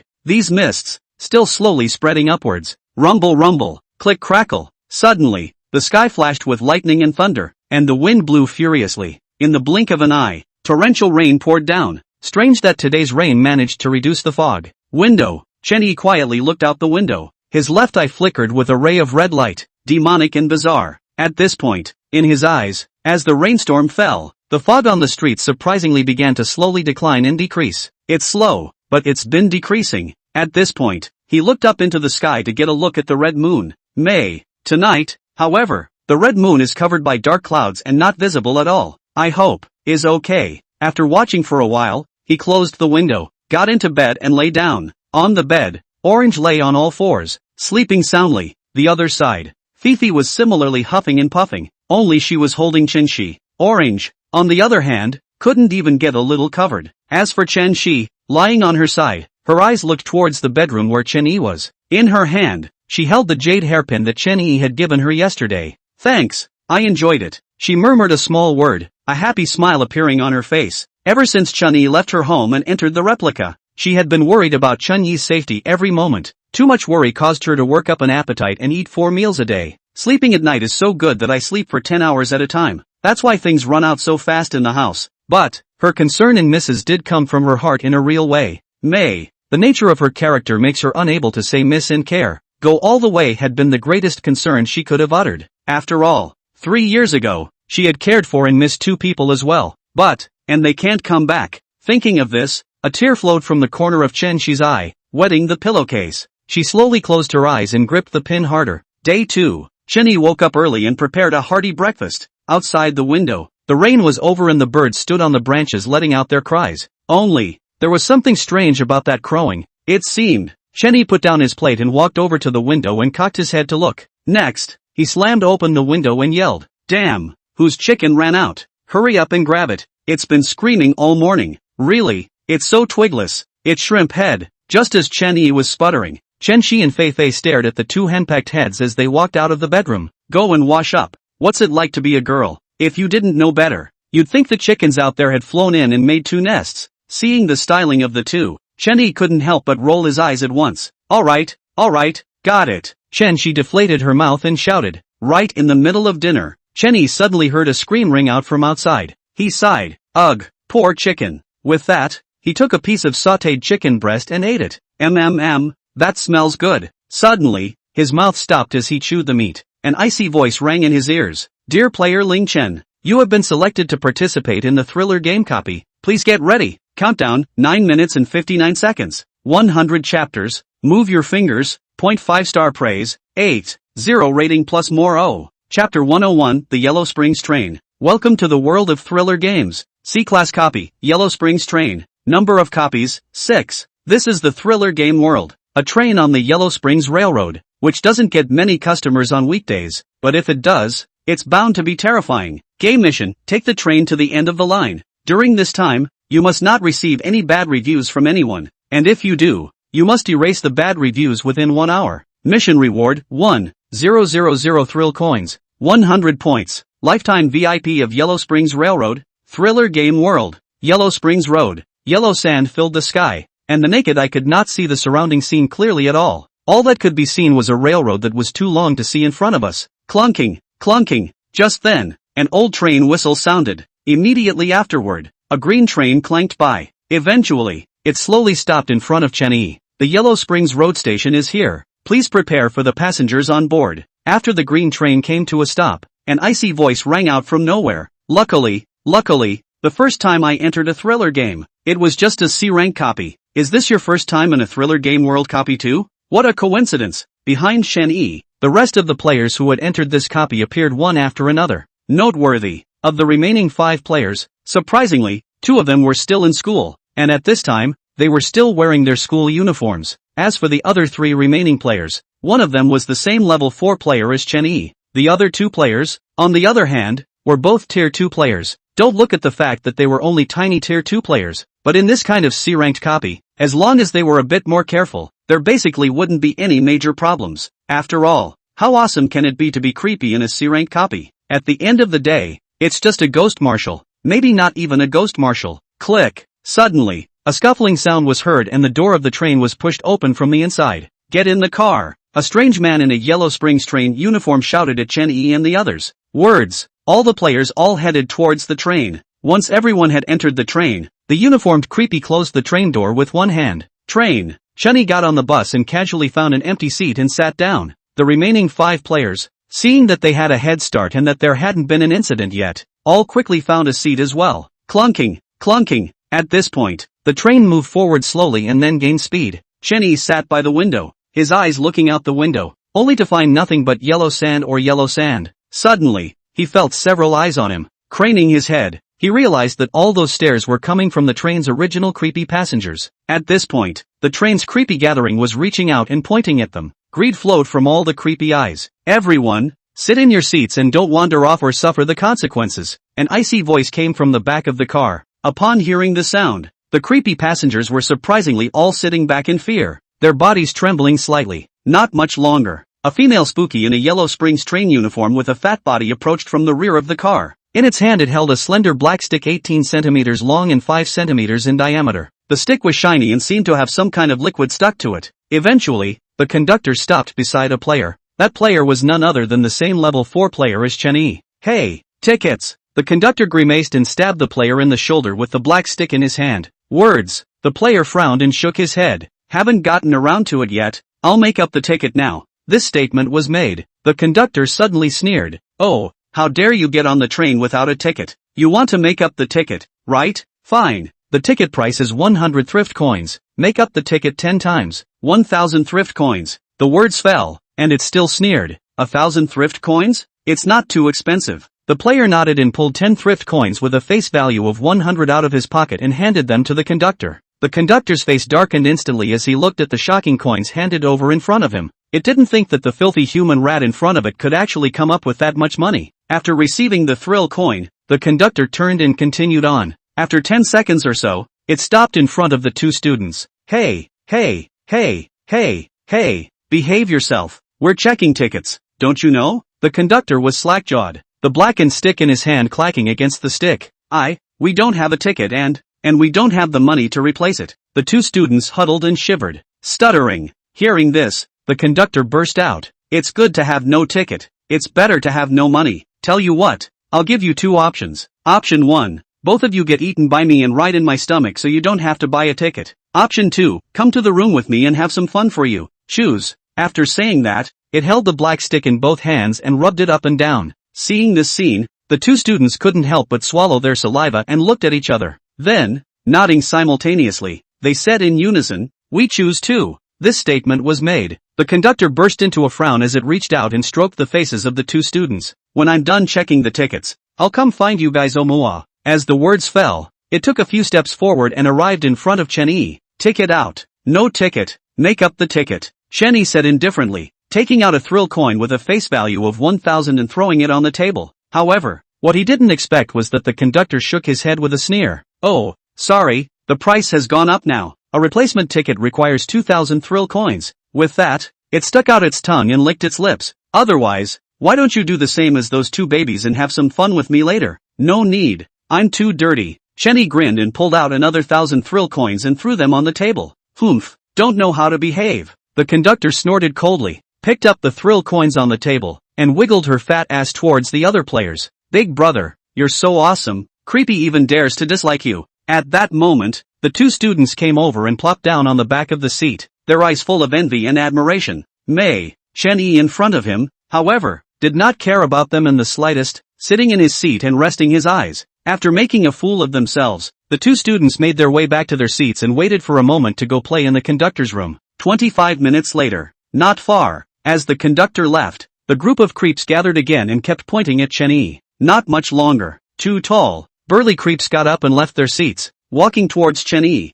Take a seat. Chen-Yi had his eyes closed, but he sensed the bizarre arrival. The corners of his mouth turned up slightly and he didn't make a sound. Chapter 102, Will you pay it back? Old woman. Dear travelers, this train is called the Yellow Springs train and will make a loop around the entire thrill world. Next stop, expected in 10 minutes, at which time, you may proceed to compartment 5 for food. On the Yellow Springs train, the icy announcement resounded throughout the compartment. Hearing the broadcast, Chen-Yi opened his eyes and looked ahead, muttering, Carriage 12? That's a bit far from compartment 5. Stand up. Suddenly, a bellowing voice came from his side. Just now, the two creeps that were walking towards him were clasping their hands to their chests with an angry look on their faces. They exuded a faint ghostly aura, and their gazes were filled with disdain and greed. Though the two creepy didn't exactly unleash creepy, but the other creeps around them and the 3 remaining players could tell that the two creeps, both of them, were actual ghost generals. Not far, the other level 4 player glanced at Chen-Yi, then turned his head away and stopped watching.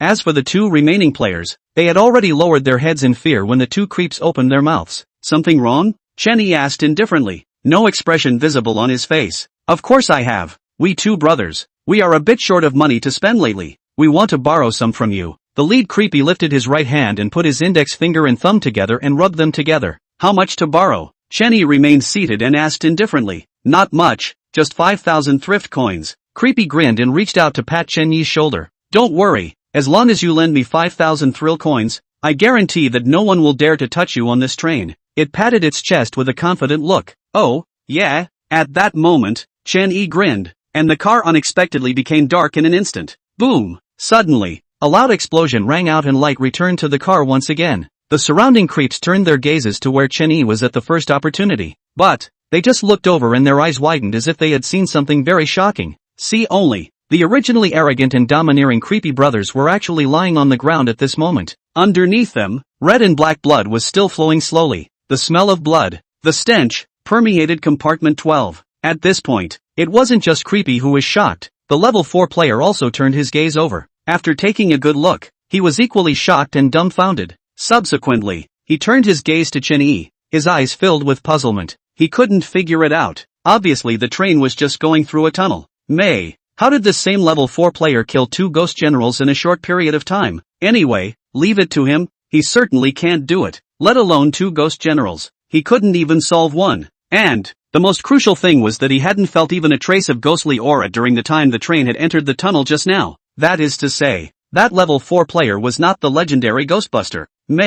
How did a level 4 player who wasn't a Ghostbuster kill 2 ghost generals in seconds? Why are they both lying on the ground? Chen Yi was somewhat surprised as he pointed at Creepy, who was lying in a pool of blood. He scanned his gaze around the shenanigans, only to realize that no one wanted to pay him any mind. Okay, looks like playing dumb isn't working, but it was good, so that no more ungrateful ones would mess with him. Click. 8 minutes later, the train suddenly braked sharply and came to a halt. Dear passengers, this Yellow Springs train has traveled to a stop. If you need to change carriages, please do so within 15 minutes. The doors of the train opened as the train announcement sounded. Just then, Chen Yi in compartment 12 opened his eyes and got up to leave his seat. The surrounding creeps were all relieved to see Chen Yi leave. They still haven't figured out what happened 10 minutes ago. But, one thing is not in doubt. That is, this human was able to kill those 2 ghost generals, so that meant he could kill them as well. Hello. Suddenly, a voice of greeting rang in Creepy's ears. They twisted their heads in confusion, only to find that Chen Yi, who had already left, had suddenly reappeared on their side. Ahem.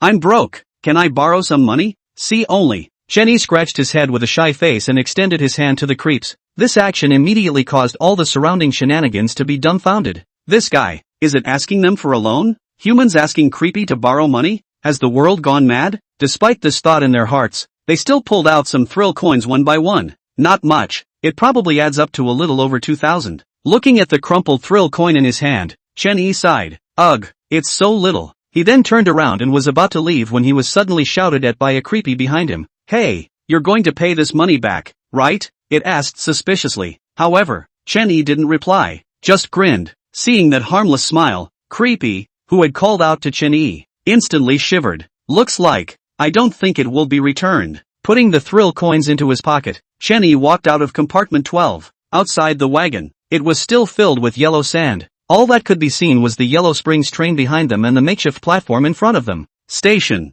A raggedly dressed old woman was on both knees, kowtowing toward the train over and over. Seeing this scene, Chen Yi had some doubts in his mind and walked over towards the wife. Just get closer. He then heard a prayer coming from the mouth of the old woman. Ghost Emperor above. Bless this train with peace and safety. Lord Evil God has a spirit. Bless it once more. Hearing these 2 words, Chen Yi's brows furrowed. Subsequently, he twisted his head and turned his gaze toward the Yellow Springs train. This old woman, praying for a train? Moreover, the Ghost Emperor and Ghost Emperor aren't necessarily good enough to move the evil god out. Then, the evil god in its mouth is Qin Jing of Jing's hospital? He muttered to himself and walked over to the old woman. Why are you praying for a train? Hearing someone speak from her side, the old woman stopped kowtowing and turned her head to look. After realizing that the questioner was a human, a pitch-black ghostly aura instantly erupted from his body. Ghost Marshal? At the drop of a hat? Chen Yi was somewhat speechless. He was merely asking a question. What's with all the fighting and killing right off the bat?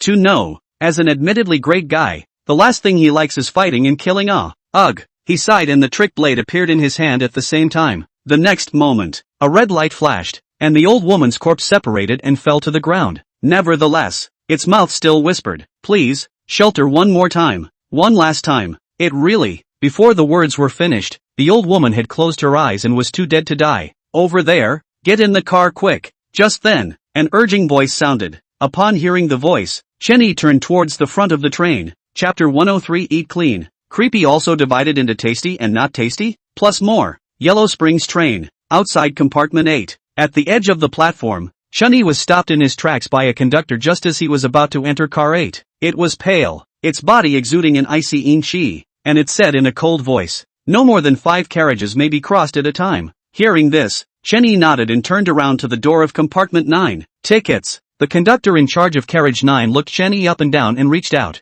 Words. Chenny took out the ticket he had made up from compartment 12. However, what he didn't expect was that conductor number 9 took the ticket and tore it up directly in front of him. All of it was then thrown in his face. "Oh, a ticket for the 12th car is used to sit in the 9th car. You have a big face." Conductor 9 sneered and reached out to poke Chenyi's shoulder again. But, from start to finish, Chenyi's footsteps had never taken a step backward. "Pick it up," he said with a grimace. Hearing this, conductor 09 burst out laughing, as if he had heard some great joke. It laughed and couldn't find it, putting its hands on its neck and desperately clawing at the air.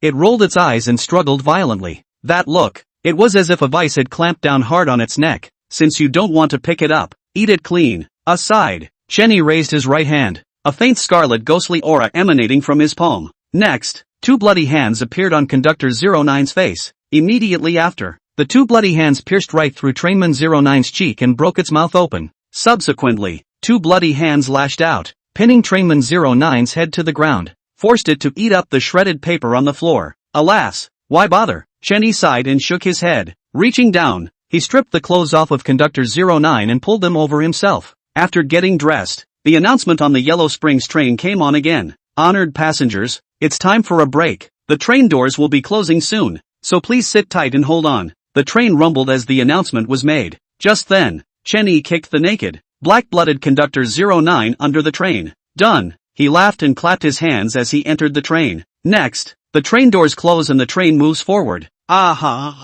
Suddenly, a loud scream rang out from outside the train. Upon hearing the noise, the creeps in the compartment got up to look, only to find that you can't see anything. What's going on? All sit down." Suddenly, a disgruntled voice rang out. At the sound of the unfamiliar voice, all creepy craned their heads to look. After realizing it was the conductor, they all sat down obediently.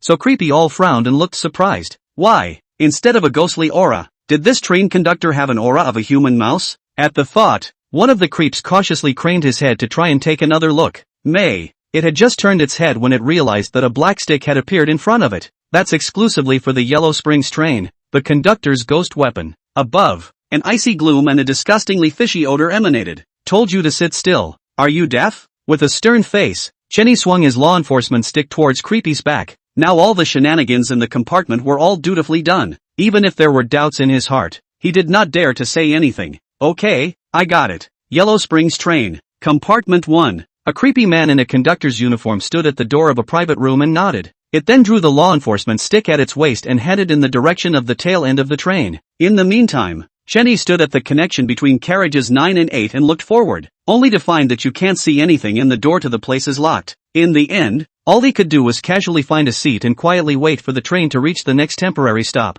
But, he had just closed his eyes when a hand was placed on his shoulder. "How come I haven't seen you around?" See only. A creepy, also wearing a train conductor's uniform, was frowning at Chenny at the moment. "You're a human?" It sensed that something was wrong, and its right hand instantly felt for the enforcement stick at its waist. Just then, the compartment unexpectedly became completely dark. The Yellow Springs train, once again, entered the tunnel. Ugh, I didn't realize there were 2 conductors inside a car. In the darkness, a helpless sigh rang out. Not much longer. The train pulls out of the tunnel and light returns to the carriages once again. Not far. All of the creeps poked their heads out in droves to look at where Chenny was.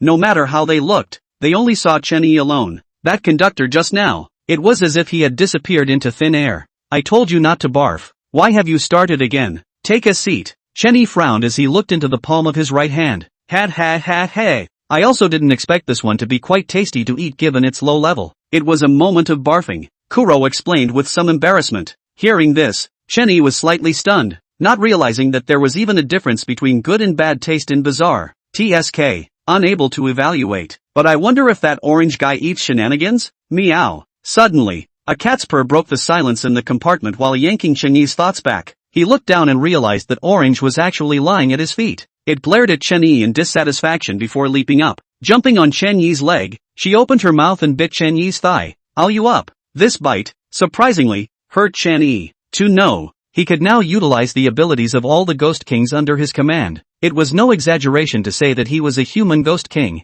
Even if he didn't use his weird abilities normally, the strength of his body was infinitely close to that of a Ghost King. But, even so, an orange cat, surprisingly, bit him in pain. And that means, this bite from Orange is comparable to a blow from the Ghost King. Boy, I seem to have discovered something remarkable. Chenyi looked at the little orange on his lap, his heart filled with shock. Click. Just then, a sudden sound came from the connection between car 09 and car 08. Door. It seemed. Open. Remember to click on the hypes and freebies. Love you guys. Chapter 104, Complaints? No kidding. Click. With a scuffling sound, the door at the junction of compartment 9 and 8 was surprisingly opened. Immediately after, a creepy in a conductor's uniform came in front of Chenyi. At this moment, Chenyi looked up, before seeing a blood-red 01 foot on the other party's clothes. Seeing this scene, he frowned, understanding the bizarre identity in front of him. That is, Yellow Springs Train, Car 1, Conductor. As things stand, this conductor, 01, is the boss on the Yellow Springs train. As for whether there were any other positions or the like, Chenyi did not currently know.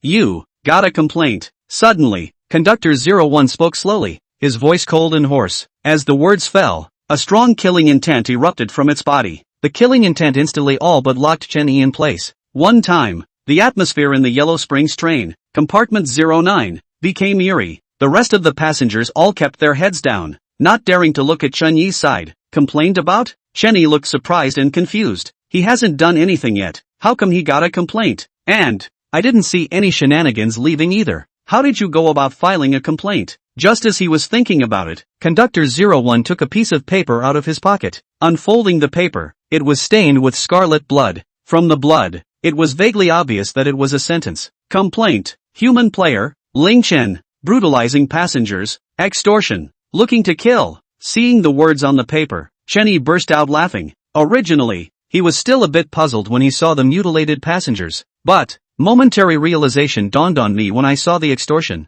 Extortion? Isn't that an honorable loan? Would you believe me if I said I didn't do any of this? At this point, Chenyi raised his head and asked Conductor 01 with a serious face. However, Conductor 01 shook his head, not convinced. At these words, Chenyi nodded, his hand already reaching into his pocket. But you just have to get them to resubmit another notice of withdrawal of the complaint. He had just reached into his pocket when he heard the words of Conductor 01. Hearing this, Chenyi froze for a moment, got up and patted Conductor 01's shoulder, slowly saying, "Young man, you've taken the road wide ah." As the words fell from his lips, he turned and walked away in the exact direction of the 10th compartment in the back. Only, he had not taken 2 steps before he suddenly turned back to Conductor 01.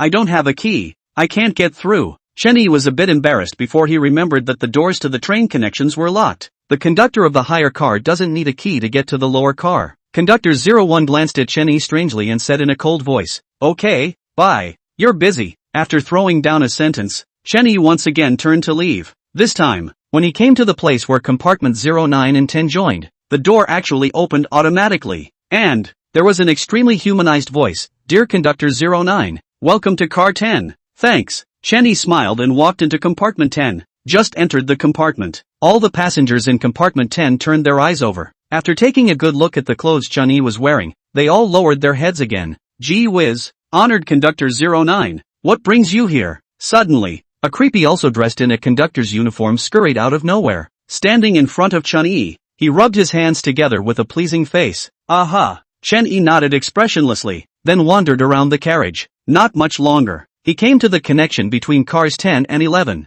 But, instead of just leaving, he turned to look at Conductor 10 behind him. Seeing that Chenyi had read it, Conductor number 10 was first stunned, then nodded with a dazed look on his face. Next, it turned and walked away, stopping for a moment beside all the passengers. About 2.5 minutes later, Conductor No. 10 mysteriously shoved a red plastic bag into Chenyi's hand. "You take care huh?" Seeing this, Chenyi smiled and patted its shoulder. "Not bad, work hard, and my position will be yours in the future." At this remark, Conductor number 10 burst into a frown. Dear Conductor 09, welcome to Car 12. As a humanized voice rang out, Chen Yi walked into compartment 12. At this point, he was already carrying 2 red plastic bags in his hands. And, the plastic bags, on the other hand, were all filled with thrill coins. It looks like a lot, but most of them are actually $1 and $10. The 2 plastic bags all together would hold up to less than 5,000 thrift coins. Just then, the creepy female in the uniform of train conductor number 12 wiggled her arse as she walked over. It came closer to Chen Yi, its eyes full of spring. Handsome man, why are you free to come to my place? Of course it is. Here to kill you all. Chen Yi grinned, revealing a mouthful of large white teeth. Hearing this, the female creepy froze for a moment, but after seeing Chen Yi's smile, her heart was relieved. Aya, you really know how to joke. It laughed and hammered Chen Yi's chest with its small fist. But, the punch went out, but it felt a pain in its chest. Looking down, he found that it had a fist with a scarlet ghostly aura bubbling in its chest. For one, never joke around. Chen Yi wore a smile on his face as a faint scarlet ghostly aura emanated from his body. The next moment, scarlet ghost chi burst out violently, enveloping the entire 12th compartment. One time, all the shenanigans in compartment 12 panicked. Boom! Suddenly, a violent explosion rang out, and a large hole blew through the roof of car 12. In a split second, all of the roiling yellow sand outside the wagon poured into it. Gradually, the scarlet ghostly aura inside the carriage dispersed. But, the scene inside has completely changed. See only, the original clean and tidy carriage is now covered with yellow sand. The passengers in the carriage, all disappeared. An occasional patch of black blood could be seen on the yellow sand pile. Help! Help! Just then, a faint, frightened cry for help rang out. Chen Yi peered over and realized that in the corner of the compartment, a Tier 2 player who had come in together earlier was shivering with blood all over his body. He frowned at the sight, completely surprised that there were still players around. When he had just come in, he had checked the compartment with the evil god's eyes, true eyes, and hadn't noticed the player.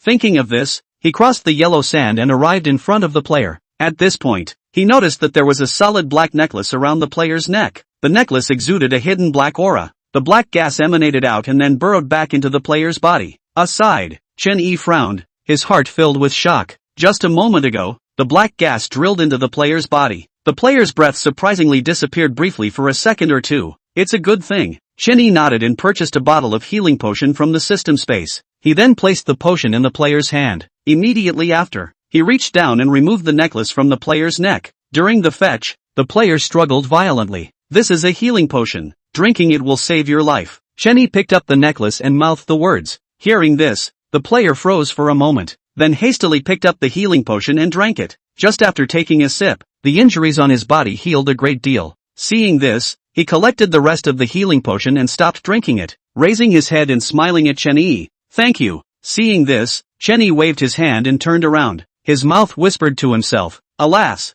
greed makes men lose their lives. At the first moment of approaching the player, he sensed that there was a ghostly aura in the player's body. That is to say, even if he didn't come, the player was going to die before long. Only, Chen Yi had given him a chance in exchange for something. It's a shame he didn't take this opportunity. Chapter 105 A Good Brother. In heart, dear passengers, this Yellow Springs train has traveled to a stop. If you need to change carriages, please do so within 1 hour. Yellow Springs train, compartment 09. Hearing the sound of the radio, Chen Yi got out of the car carrying 4 red plastic bags. Behind him, all the shenanigans in compartment 09 all looked resentful, and the pockets of their shirts and pants were all turned inside out. Is he still human? He's scarier than I am a creepy. That's right, it was hard for me to save up 500 thrill coins of my personal money. I was going to go wash my feet, but I didn't expect it to be so gone. Ugh, stop it. Watch out for him to come back and beat you guys up later. Inside the wagon, all the weird grumbles and gasps, but none of them dare to write a complaint, just because the destruction of compartment 12 has been broadcast, and,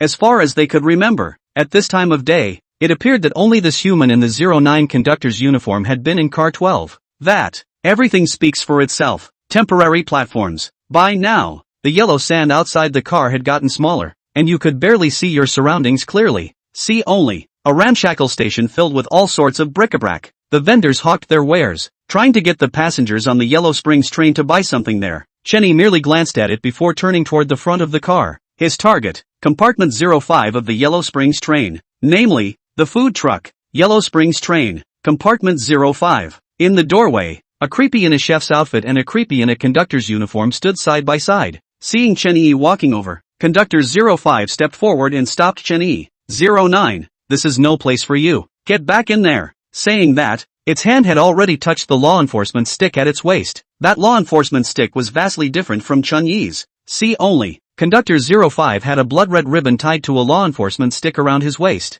The ribbon exuded a faintly sinister aura. But, most importantly, the aura on the law enforcement stick collided with the aura on the ribbon, and it unexpectedly turned into a blood-red ghostly aura. As for what the blood-red ghostly aura represented, this was already a well-known thing. I've come to eat. Chen-yi smiled, keeping his eyes fixed on the law enforcement stick at Conductor 05's waist. Good stuff. Never seen it. Gotta get it somehow. At that thought, his eyes went to Conductor 05. He then grinned, revealing a harmless look. Dinner? Conductor 05 and the cook looked at each other, both a little surprised. 1,000 thrift coins. There? At that moment, the chef stepped forward and asked with a frown. As soon as the words left his mouth, 2 red plastic bags were thrown at him. The chef took the red plastic bag, opened it, and froze. Just because. Inside the 2 plastic bags were all crumpled up thrift coins, and the largest one had a face value of $50. Looking at the 2 plastic bags of thrift coins in his hands, the chef looked up quizzically. Are you sure there's 1,000 thrift coins in here?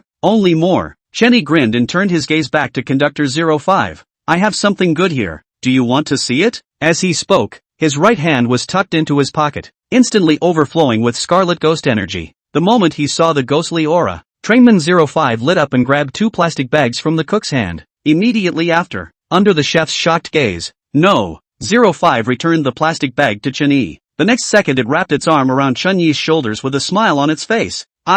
Since they're co-workers, they're buddies. Do buddies have to pay each other? Of course not. For the sake of my buddies, I'll do anything. Money is nothing. Hearing no, 05's heated words, Chen-yi similarly smiled. That's right, all buddies. Let's go. Show my best buddy something good. Go. Let's see what my best buddy's got. That's all. In the chef's dumbfounded gaze, Chen-yi and no, 05 hooked shoulders and walked away until they disappeared. Deep inside the dilapidated station, Chen-yi and no, 05 looked around at the same time. After confirming that there was no one around, they let go again at the same time in silent agreement. My good man, get your baby out. No, 05 said with a leathery smile, completely lacking the enthusiasm of a moment ago. Aside, Chen-yi was still smiling and very enthusiastic. Good buddy, what you just said about 2 ribs, is that true? It nodded perfunctorily. Like your boyfriend and girlfriend when they message back. Yes. Chen-yi nodded vigorously and took his right hand out of his pocket. Along with it was a red and black dagger. The dagger exuded a rich aura of death and scarlet ghost aura.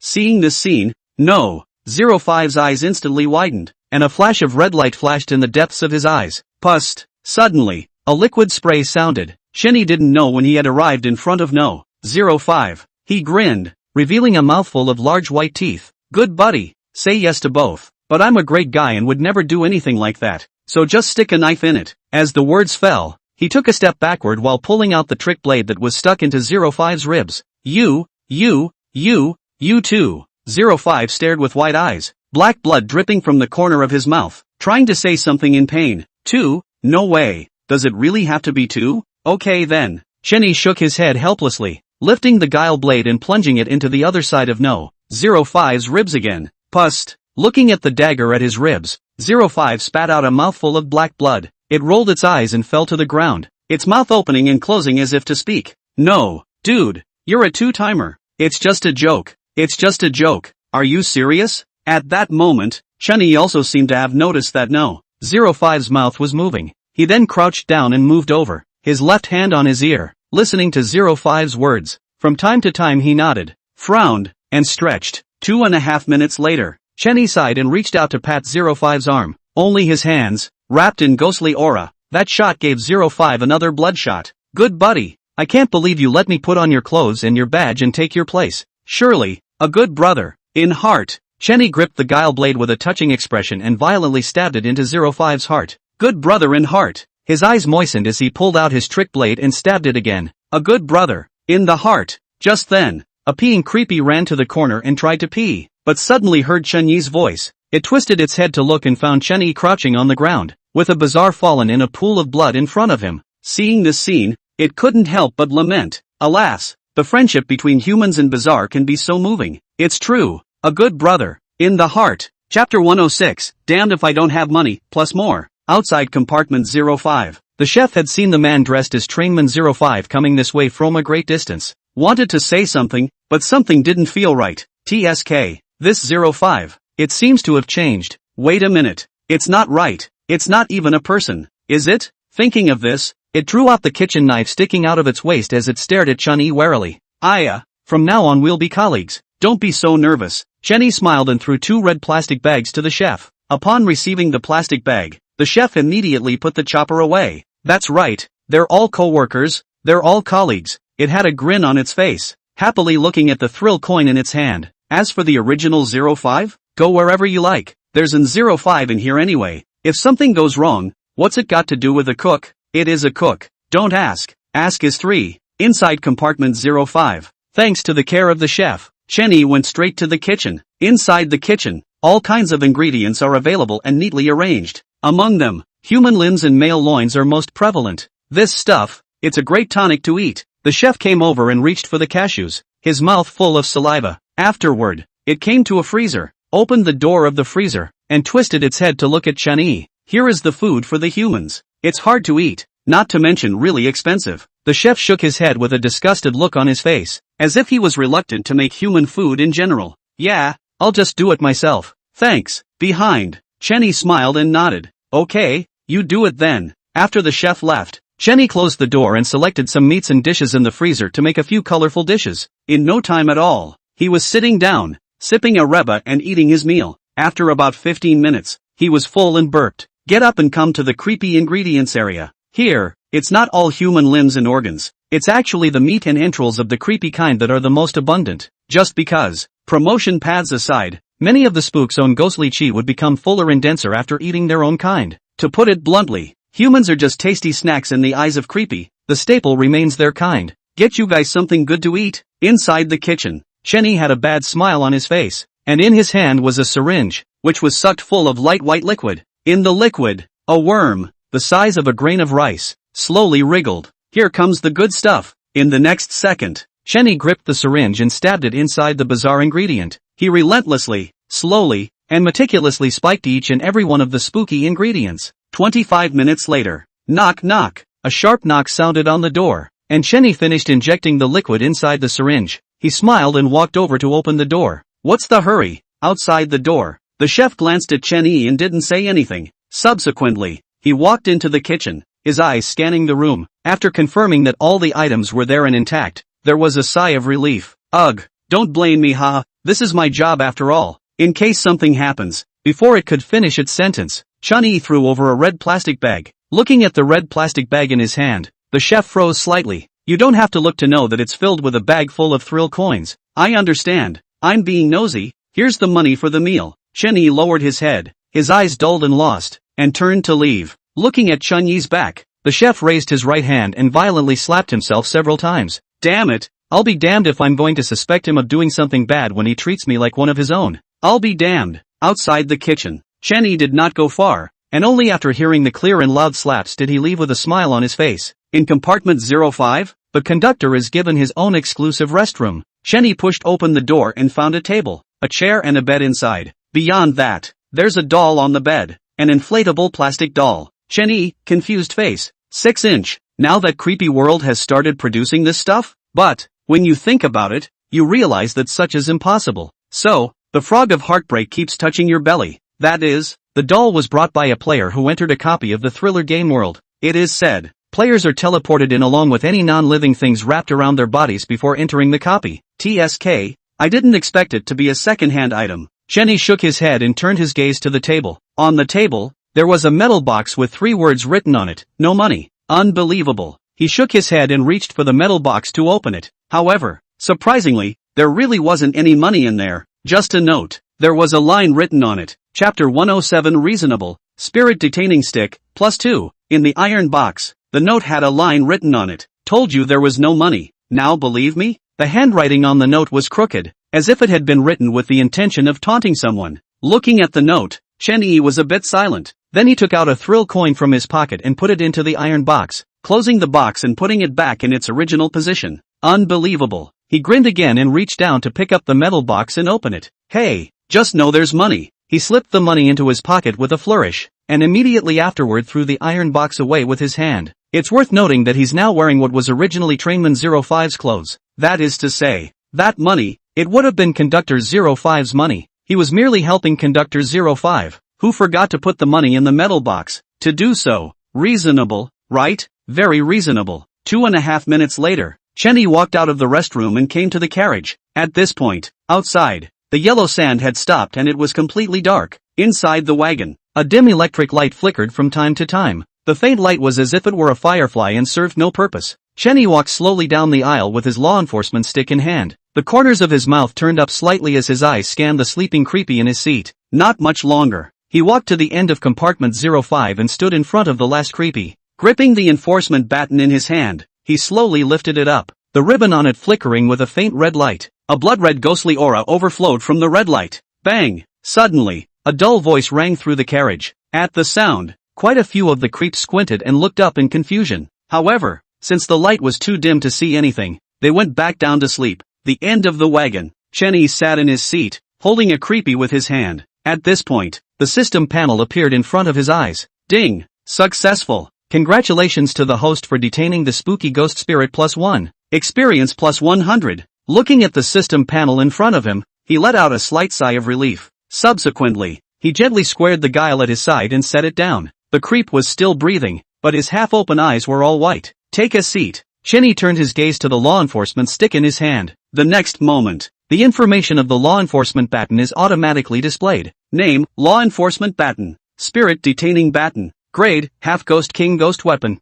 Use, while the creep is sleeping. Pounding on its head will have a 45% chance of triggering the detention spirit. Spirit Detainer, detains spooky spirits in a stick and yells, "What you love is what you live for." You can release the weird spirit in the stick and attack the enemy. Remarks, the spirit detaining stick is only a half-ghost king level ghost weapon. It is highly likely to summon someone who is already dead. Please use it with caution to avoid being disgusted. Half-ghost king level ghost artifacts. This was the first time Chenny had seen and known of the existence of such ghost artifacts. However, this kind of ghost weapon is of no great use even if you know about it. After all, there is one mandatory condition for utilizing this ghostly gas. That is, possessing a Ghost King level ghost weapon. Just ask, someone who has become a Ghost King will still use Ghost Chi that isn't Ghost King level? The answer is a resounding no. Therefore, it was as if this ghost artifact was tailor-made for Chenny. Not spooky, but possessing the ghostly aura of a Ghost King. TSK, Train Conductor 05 used a half-Ghost King level ghost weapon. So Train Conductor 01 mustn't use a Ghost King level ghost weapon? Chenny looked at the enforcement baton in his hand and had some thoughts in his mind. But one thing quickly occurred to him. Conductor 01, he had seen it before, and even more so, he had faced the law enforcement baton in the other's hand up close. He didn't detect the Ghost King's aura. In other words, that law enforcement stick, at the end of the day, was only a half-Ghost King level ghost artifact. Thinking of this, Chenny shook his head helplessly. It seems like the world really doesn't have that many pies hitting its head. After muttering something, he got up and went next to the other creepy. But, as soon as he sat down, the creepy opened his eyes and looked at Chenny warily. "What are you waking up for?" Chenny asked with a frown. You. Creepy was a little confused by the question. Can't you sleep and wake up? However, before it could ask, it saw a stick smashing down. Ding! Stunned. At this very moment, Chenny grinned as he crowed with his left hand and restrained his spirit stick with his right. The next moment, he lifted the spirit detaining stick, Scarlet Ghost Chi wrapped around his hand, and slammed it down. Ding! Successful! Congratulations to the host for detaining the ghost spirit +1. Experience +100. Hearing the system's beep, Chenny was instantly delighted. Hey, I didn't think it would work. He was just trying it out, and he didn't think it would actually work. In that case, that one about the soul detaining stick having to knock sleep shenanigans is null and void. But, unfortunately, the success rate of the spirit detaining stick was only 45%. Promised 8:0 p.m. plus more. Not feeling well. Oh, a chapter. We'll make it up tomorrow. If you don't have 5 stars, click on 5 stars, give a free gift, and add 5 chapters directly at 8:5, counting the 3 chapters of steady updates, for a total of 8 chapters. Chapter 108, Thriller Game World Copy Upgrade. The real world. Late at night, the red moon was high in the sky, and stars filled the sky. Streets, an impenetrable fog shrouded the streets. By now, most of the people had already laid down to rest, and only a small number of them were still sitting at their computer desks, toilet paper in their hands, wondering what they were up to. Just then, The red moon on the dome of the sky steeply erupted with a dazzling red light. Red light instantly shines on every inch of the real world. As the moonlight fell, trees, flowers and plants all grew wildly. A tiny petunia that grew to the size of a basketball frame. The 1,000-year-old trees in Center Park also plunged straight up into the sky at this time of year. Thick branches dangled down like iron locks. But, as these changes occurred, the fog on the streets unexpectedly dissipated altogether. It seems like it never existed. An old neighborhood. An old man in pajamas stood beside the bed, his eyes gleaming. He was shocked to see with his own eyes the fog dissipate from the streets. Not much longer. He sighed and looked up at the sky, shaking his head at the red moon. Hopefully, it's okay. Thriller Game World. Yellow Springs train.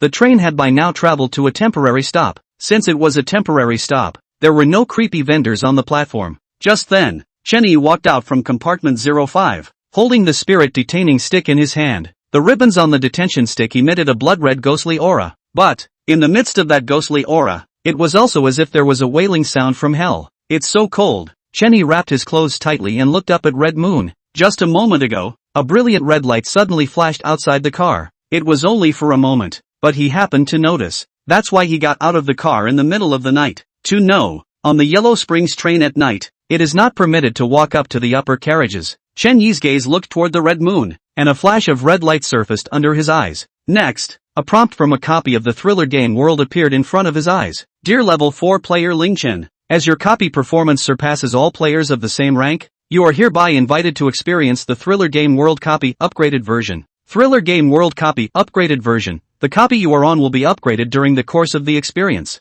At that time, the final upgrade result for that subsequent copy will be determined based on your performance. Remarks, due to the upgrading of the replica, the original quest rewards will be reset after the replica is finished. Looking at the bloody words in front of him, Chen Yi frowned. At this point, his mind recalled the post he had seen earlier in the Trickster Slayer Alliance website. The world of thriller games is about to be upgraded, and humans may become professional tricksters? Currently, the Sentinel Trickster thing has come true and many players have become Sentinel Tricksters. But, the news of the Thriller Game World upgrade went nowhere. At this point, it's surprising that the Thriller Game World is actually about to escalate. And, he, Chen Yi, was the upgraded experience of the Yellow Spring train copy. According to the information on the blood letters, what he did on the Yellow Springs train copy would directly affect the subsequent players who entered the copy. Thinking of this, Chen Yi couldn't help but smile. It's a good thing it wasn't while upgrading at the Ghost Capital Bank. After a few glances at Red Moon, he turned back to the compartment. Just after entering the compartment, the Thriller Game World Copies prompt surfaced again. Dear Level 4 player Ling Chen, welcome to the temporary upgraded version of the Yellow Spring train. Tasks remain unchanged. Rewards will be reset after the end of the replica. I wish you a happy game. After glancing at the bloody words, Chen Yi turned his gaze to the carriage. At this point, the carriages, which had been somewhat worn, had been made somewhat new. The flickering electric light also turned into a powerful bulb that hung in the center of the wagon. Perhaps the light was too bright, and the passengers in the carriage all woke up rubbing their eyes. Boom! Suddenly, a huge wave of air appeared out of nowhere, instantly pressing all the shenanigans onto the table. Next, surprisingly, all of the airwaves in the carriages turned into yin chi, burrowing into all of the spooky bodies. Not far, seeing the scene in front of him, Chen Yi straightened his clothes and gripped the spirit detaining stick in his hand. Subsequently, he walked quickly over to Creepy and lifted his detention stick to slam it down. Ding! Ruling failed. Once it didn't work, he didn't stop, and quickly made his way to the next creepy body. Same action. Smash again. Ding! Successful. 10 minutes later, all the yin and yang dissipated in compartment 05, and some of the spooky passengers rubbed their heads and sat up straight. In the center of the carriage, Chen Yi stood there with a smile on his face. Hello everyone. I'm the conductor of this carriage, Ling Chen. Yell at me if you need anything. As he spoke, the system panel appeared before his eyes. Ding! Successful decision. Congratulations to the host for detaining the Ghost +1. Currently detained spirits, 15 out of 100. The limit has not been reached. After glancing at the system panel, Chen Yi returned his gaze to the shenanigans in the carriage. At this point, a small portion of Creepy remained slumped over the table, his half-open eyes completely speckled. But, Chen Yi's gaze did not look at them. Instead, it looked at the waking creeps, just because they all had a horrifying ghostly aura emanating from them. In just under a minute, compartment 05 was already completely filled with pitch-black ghostly aura. A gust of wind, all promoted ghost generals, but also really, loss of thieves. Dear passengers, it is now 7:30 in the morning. The train is about to pull into the temporary stop platform. Feel tired passengers can get off the train to move around. Oh, car 05. In the conductor's lounge, hearing the radio sound, Shenny got up and started to wash up. After washing up, he went straight to the kitchen and found the cook and asked for a human breakfast. After eating and drinking, it was time to step out of the compartment. As soon as he stepped onto the temporary stopping platform, the cold and gloomy wind instantly whistled. Shenny stuck his hands in his pockets and surveyed his surroundings. Most of the passengers got off the bus at this point to move their bodies due to the overnight ride. In some inconspicuous corner, Shenny spotted the level 4 player who had entered the copy together. The player had obvious shock and doubt in his eyes upon seeing Shenny. He tried to speak several times, but swallowed the words that reached his mouth. In the end, it was Chun-Yi who took the initiative to inquire. Just say what you have to say. Hearing this, the player finally stopped hesitating, stood up, and whispered, "Last night, my side prompted the thriller game World Copy to upgrade, but it says I'm not eligible to participate in the upgrade experience version. What about you?" As his words fell, he looked towards Chun-Yi with anticipation. Looking at the player's gazes, Chun-Yi sighed. "Alas, I received it as well, and the same says I'm not qualified." This statement was made. The player was secretly relieved. Turns out, he wasn't the only one who didn't qualify, and that was acceptable in his heart. And the player in front of him was clearly much more powerful than himself. After all, how Chun-Yi had killed those two ghost generals in compartment 12 at that time was something he hadn't figured out until now. Chapter 109 Tickets to the Premium Carriages. I'm in compartment 9 now. What about you? At this point, the player smiled smugly, looking very proud of himself. Me here. Chun-Yi similarly smiled and reached out to point at the badge on his chest, and that's when it happened. The player finally noticed something wrong with Chun-Yi's clothes. Nima, why is he wearing a conductor's outfit? And so on. Conductor 05? After taking a good look at the chest plate on Chun-Yi's clothes, the player was instantly dumbfounded. Come on, I'm sure you'll have a chance to get here. By the way, the food here is indeed good. Oh, I recommend you try it. Chun-Yi grinned and reached out to pat the player's shoulder in encouragement. I'll try to work on that. The player nodded dully. The eyes were fixed on the chest plate on Chun-Yi's clothes from start to finish. He wanted to find some flaws to prove that Chun-Yi's badge and clothes were fake, but he couldn't find it. Honored passengers, the train is about to depart. Please return to your compartments within 10 minutes. Half an hour later, the train's announcement came on time. At this time, Chun-Yi had already returned to the carriage. He stood at the junction of cars 05 and 04, trying to get a good look across. Only, as before, there was still nothing to see. Without stopping too much, he went straight to the kitchen. Inside the kitchen, the chef was preparing the noon lunch together with his men. Seeing Chun-Yi's arrival, it hurriedly put down the human brain in its hands and said with a smile, quickly, this side has made you something delicious." At those words, Chun-Yi was a bit surprised. It's not long after breakfast, and you're making good food again? And, listening to it, it's giving him the boot. 2.5 minutes later, in the back of the kitchen, Chun-Yi was eating a steaming plate of meat. Aside, the cook likewise carried a plate of meat.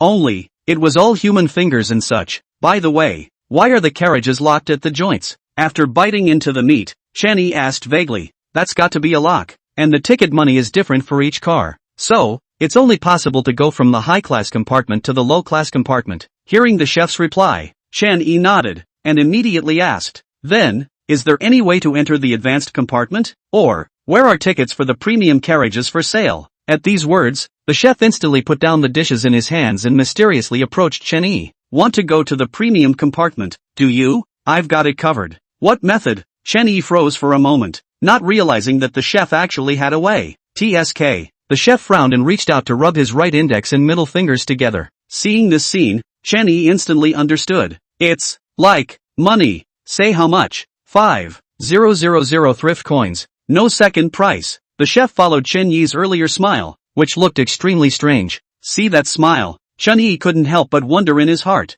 Was he that cheap and lewd when he smiled? TSK. No way. Absolutely no way. How could a handsome man like him, who was so jade-like and handsome, who saw flowers blooming and cars exploding, stopping, smile in a lewd way? Money's fine. You show me the stuff first. Upon hearing this, the chef didn't mope around and reached inside his grease-stained chef's uniform and removed a card. Ding! Special item detected. System scanning. Scanning complete. Name, Yellow Springs Train Premium Car Admission Ticket. Grade, none. Use, insert the card into the connection of the Yellow Springs train to enter the premium carriage. Seeing the system panel that popped up, Chun-Yi smiled as he pulled out 5 thrill coins with a face value of 1,000. The chef's mouth watered with excitement at the sight of the new and intensely sinister thrill coin. Thrashers are money, but the new thrashers are almost beyond the definition of money. It is more like a ghost weapon or a status symbol. After shakily accepting the brand new thrill coins, the chef buried his head straight through and breathed greedily. The other side. Chenny left the kitchen with the entrance ticket to the premium compartment, where car 05 joins car 04. He takes the card and looks around for a place to insert it. Mother ********. The son of a is pretending to sleep. Give it a punch. Suddenly, Xiao Hei's voice rang out in Chen Yi's mind. At the same time, a wisp of blood-red ghostly aura emerged and wrapped Chen Yi's right hand. So, Chen Yi grinned, clasping his hands together and squeezing them to the point of clicking. Next, he raised his right hand and slammed it down. Bang! A loud crashing sound rang out, instantly drawing the attention of all the creeps in the carriage. But, when they detected the Ghost King's aura, they instantly lowered their heads again. The look on his face was, I didn't see it. I don't know. In the meantime, a streak of black blood ran down the doorknob of the connecting door. Immediately afterward, an aggrieved voice rang out. Let's just talk about things. What's the point of hitting someone's waist? Will you pay for the damage? Don't mope. Swipe your card. I'm going over. Chen Yi collected his ghostly aura and took out the premium carriage entrance ticket. Oomph. Scanning complete. Number of people, 1. Type of card held, premium carriage entry ticket. Click. As the connection's humanized voice fell, the doorknob bleeding black blood suddenly retracted into a recess. Seeing the situation, Chen Yi inserted the card in his hand into the groove. Immediately afterward, a strange shriek rang out. Aang. Hearing this voice, Chen Yi clenched his fists and the corners of his mouth twitched. You stepped on a horse, a male creep, and called your mom. Click. Come in. Just as he was about to storm off, the door finally opened. Dear passenger, welcome to compartment 04 of the Yellow Springs train. As the door to the connection opens, a female announcing voice rings out. Seeing this, Chen Yi did not hesitate and pulled off the card and walked into compartment 04. As soon as he entered compartment 04, the door behind him closed instantly. Inside the wagon, all of the spooky looked over as they sensed the human scent. But, when they saw the clothes on Chen Yi's body, they all sighed regretfully and turned their heads away. Surprisingly, there is a Ghost King. At this point, Chen Yi's gaze fell on Conductor 04, who was directly in front of him. And, Conductor 04 was also looking at him, while his hand was on the law enforcement stick at his waist. You should go back to your job. At this point, it spoke slowly, its voice cold and piercing. Hearing this, Chen Yi remembered that he was still wearing Conductor 05's overalls. Next, he grinned and took off his coveralls at 04's quizzical look. Inside, it was still his original clothes. Chapter 110 Entertainment Venue. Is it regular? Plus more. Yellow Springs train. Compartment 04. Excuse me, I'm a passenger, Chen Yi said with a smile as he held Conductor 05's uniform in his hand. Just find a seat, Conductor 04 said with a frown, casually finding an empty seat and sitting down. Chen Yi smoothly picked up a palm-sized card on the table. On the card, it says what each car of the Yellow Springs train does. Among them, carriages 6 to 12 are pauper carriages, with fares ranging from 100 to 1,000 thrift coins. The fifth car is a dining car, which sells seats in addition to meals, with fares ranging from 500 to 2,000 thrift dollars. Carriages 4 and 3 are premium carriages, only for the rich, and cost over 4,000 throne dollars. The second carriage is the noble carriage, all sleepers, only for the nobility of the thriller game world, with tickets costing over 8,000 thriller coins. Finally, also known as the first car of the Yellow Springs train. Upon seeing the introduction of the first carriage, Chen Yi couldn't help but freeze for a moment, just because the introduction to this first section is very brief. Just 4 words: entertainment venues, place of entertainment. Regular? He muttered in a low voice. He's not going to the regular ones. Wait, something doesn't seem right. Forget it, whatever. He shook his head and got up, taking the card to Conductor 04. Not far. When Conductor 04 saw Chen Yi approaching, his right hand was already on the law enforcement stick at his waist. Somehow, this human who came up from the lower compartments gave it a very scary feeling. It felt as if a flooding beast was staring at it. But, it couldn't see what was different about this human at all. So, one can only be cautious. Cautious, and cautious. Hello, I'd like to ask how I can get into compartment 1? Chen Yi walked over with a smile on his face and opened his mouth to ask. Carriage 1? Conductor 04 froze for a moment, not expecting Chen Yi to ask this. First, you'll have to get into noble carriage number 2 before you'll qualify for carriage number 1. As for how to get into compartment 1, that I don't know. I don't have that qualification yet. At the end of the sentence, Conductor 04's eyes dimmed. Thank you, so I'll go straight into compartment 3 from here and then go to compartment 2? Chenyi nodded his head in thanks and continued to ask. That won't be necessary. The train will be moving to the next temporary stopping platform in 5 minutes, so follow me then and I'll take you to compartment 2. Conductor 04 smiled and gestured for Chenyi to sit down for a while. Looking at Conductor 04's actions, Chenyi couldn't help but feel a pang of emotion in his heart. Alas, if shenanigans can be like that, why fight and kill? Dear passengers, the train is traveling to a temporary stop platform and is expected to rest for 15 minutes. 5 minutes later, the train's announcement rang out on time, and Conductor 04 arrived beside Chenyi. Let's go, take you to carriage 2. At those words, Chenyi got up and walked out of the carriage with it. Outside the wagon, the sky was dark and cloudy, and from time to time there was thunder. But, it's been a long time since I've seen the yellow sand when I first got in the car.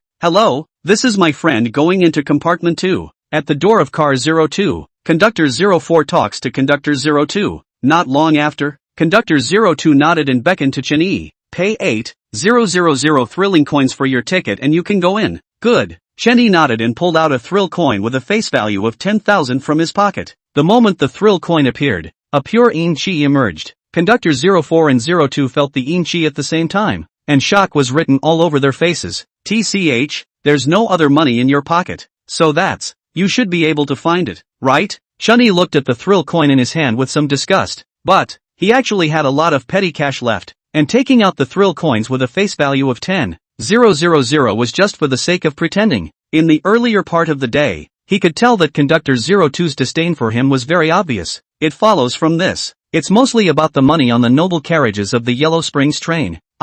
This honored guest, please come in. A special person will bring the found money to you in a few moments. With a smile on his face, Conductor 02 said to Chenyi in a very professional and respectful manner, while stretching out his hands. Alright, thanks. Chenyi nodded and placed the thrill coin in the palm of 02's hand. Lift your leg and walk towards compartment 02. One foot had just stepped onto car 02 when he stopped abruptly again and turned to look at Conductor 04. If you don't want to work here anymore in the future, you can go to the Ghost Capital Bank and find Wei Zicheng, report my name, and give you a job. The words fell out of his mouth as he turned and walked into compartment 02. On the platform, Conductors 02 and 04 looked at each other, both very confused. It was a long time before Conductor 02 stammered. What bank was he talking about? It should be, maybe, probably the Ghost Capital Bank in Ghost Capital. As he said this, the corners of 04's mouth turned up, his insides excited. Originally, it was merely thinking of recommending Chenyi to Conductor 02 to enter compartment 02 by virtue of its position as Conductor 04. But,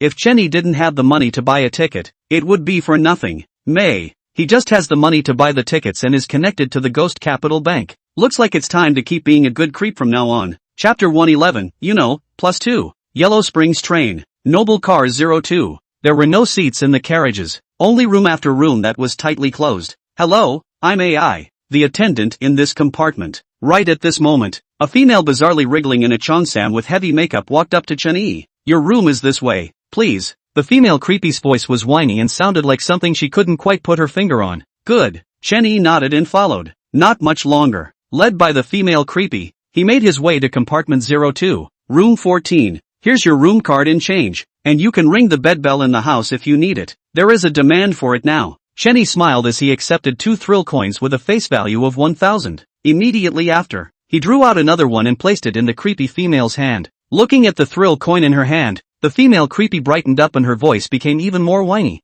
This guest, what do you need? As she spoke, the female creepy fell into Chenyi's arms as if she had no bones. Come with me to my room and I'll tell you slowly. Chenyi grinned. Gooded nodded and leaned on Chenyi like that. Next, Chenyi swiped his card and opened the door to the room, leading the female creepy inside. Not a moment's work. Censored 150. Another 1,000 thrift coins were then drawn and placed in the creepy female's lap. Looking at the thrill coins on her white thighs, the female slyly smiled. This money of yours is already fully capable of playing some other programs. With that, the hand it was squeezing the shoulder with slowly moved down to Chenyi's chest. Just as it wanted to continue moving down, it was grabbed by Chenyi. There's no rush. Let's ask you a few questions first. Good, you ask. What questions people answer. What does the entertainment venue in compartment 1 refer to? Chenyi gazed towards the female creepy and opened his mouth to ask. Hearing this, the female creepy froze for a moment. Original. It thought Chenyi was going to ask some immodest questions. Is that the kind of nutrient-less question he asks? Isn't this a pure waste of time and emotion? Although it thought this in its heart, it still smiled and replied, "In there is gambling, fighting animals, and things that cannot be said. Something you can't talk about? It can't be something immodest, can it? I'm telling you, I'm from the right side of the tracks. Okay, one more question for you. How do I get into compartment 1? That's easy, just pay a deposit of 10,000 thrift coins to get into compartment 1. Only, after entering compartment 1, there is a minimum spend of 5,000 thrill coins, and if the minimum spend is not met, then the deposit is non-refundable." Without any thought, the female creepy explained to Chen Yi earnestly. Upon hearing this, Chen Yi nodded, then gestured for the female creepy to stand up. Seeing this, the female creepy stood up with a confused look on her face, not knowing what Chen Yi was up to, causing the female creepy to stumble and almost fall. The pain in its body made its eyes nearly fall out of its eyes. "Alright, get out. 2,000 thrillers for hitting you twice is pretty profitable, isn't it?" It didn't cry. A smile piled up on its face. "Thank you for the money. You're so nice." After handing out a good guy card, the female creep stood up and limped away. The second after the female creepy left, Chen Yi cut off the connection with Xiao Hei and lifted his left hand to lightly snap his fingers. In a split second, a scarlet ghostly aura surfaced in the room. However, the ghostly aura existed for only a second before it turned into a figure. At this point, Bai Xian curiously surveyed the interior of the room, but was suddenly pulled back by Chen Yi. See only, Chen Yi looked anxious. "You know, promised in 8.0 raise, accomplished at 0. There's not much to say. Happy New Year in advance." Chapter 112, Entering Compartment 01. Car 02. Compartment 14. Ooh hoo. Inside the room, Bai Xian sat on the edge of the bed, slurring something. Aside, Chen Yi just smiled. About 5 minutes later, Bai Xian walked out of the bathroom after brushing her teeth with a grudging look on her face. She clasped her hands on her chest and said in a conspiratorial manner, "Egu, running away to the ghost capital for so many days. Now you're thinking of others. What? Haven't you had enough?" The corners of Chen Yi's mouth rose with a bad smile. Hearing this, Bai Xian spat with a red face. "Bah, bad man. Humph. Men aren't bad. Women aren't good. Dear passengers, this train has 3 stops left to the terminal and will take approximately 26 hours to travel. Please excuse any delays." As a radio sounded, Chen Yi walked out of the room with Bai Xian in his arms. In the carriage corridor, quite a few creeps turned their gazes towards Chen Yi. But, actually, it was more of a look to Bai Xian beside him. After all, Bai Xian is a real ghost king, and has white skin and a plump body. As for Chen Yi, in creepy size, he was just a little white boy who had been adopted by Bai Xian in general. "Oops, sorry master, I forgot to return the rest of the money from the flowers to you yesterday." Just then, Bai Xian let out an ouch and hurriedly took out a brand new thrill coin with a face value of 10,000 from within her coat. All the creeps in the corridor stared in disbelief the moment the thrill coin appeared. The pure yin chi made them gulp. But, most importantly, they heard this female ghost king call out to a human as her master. "Boy,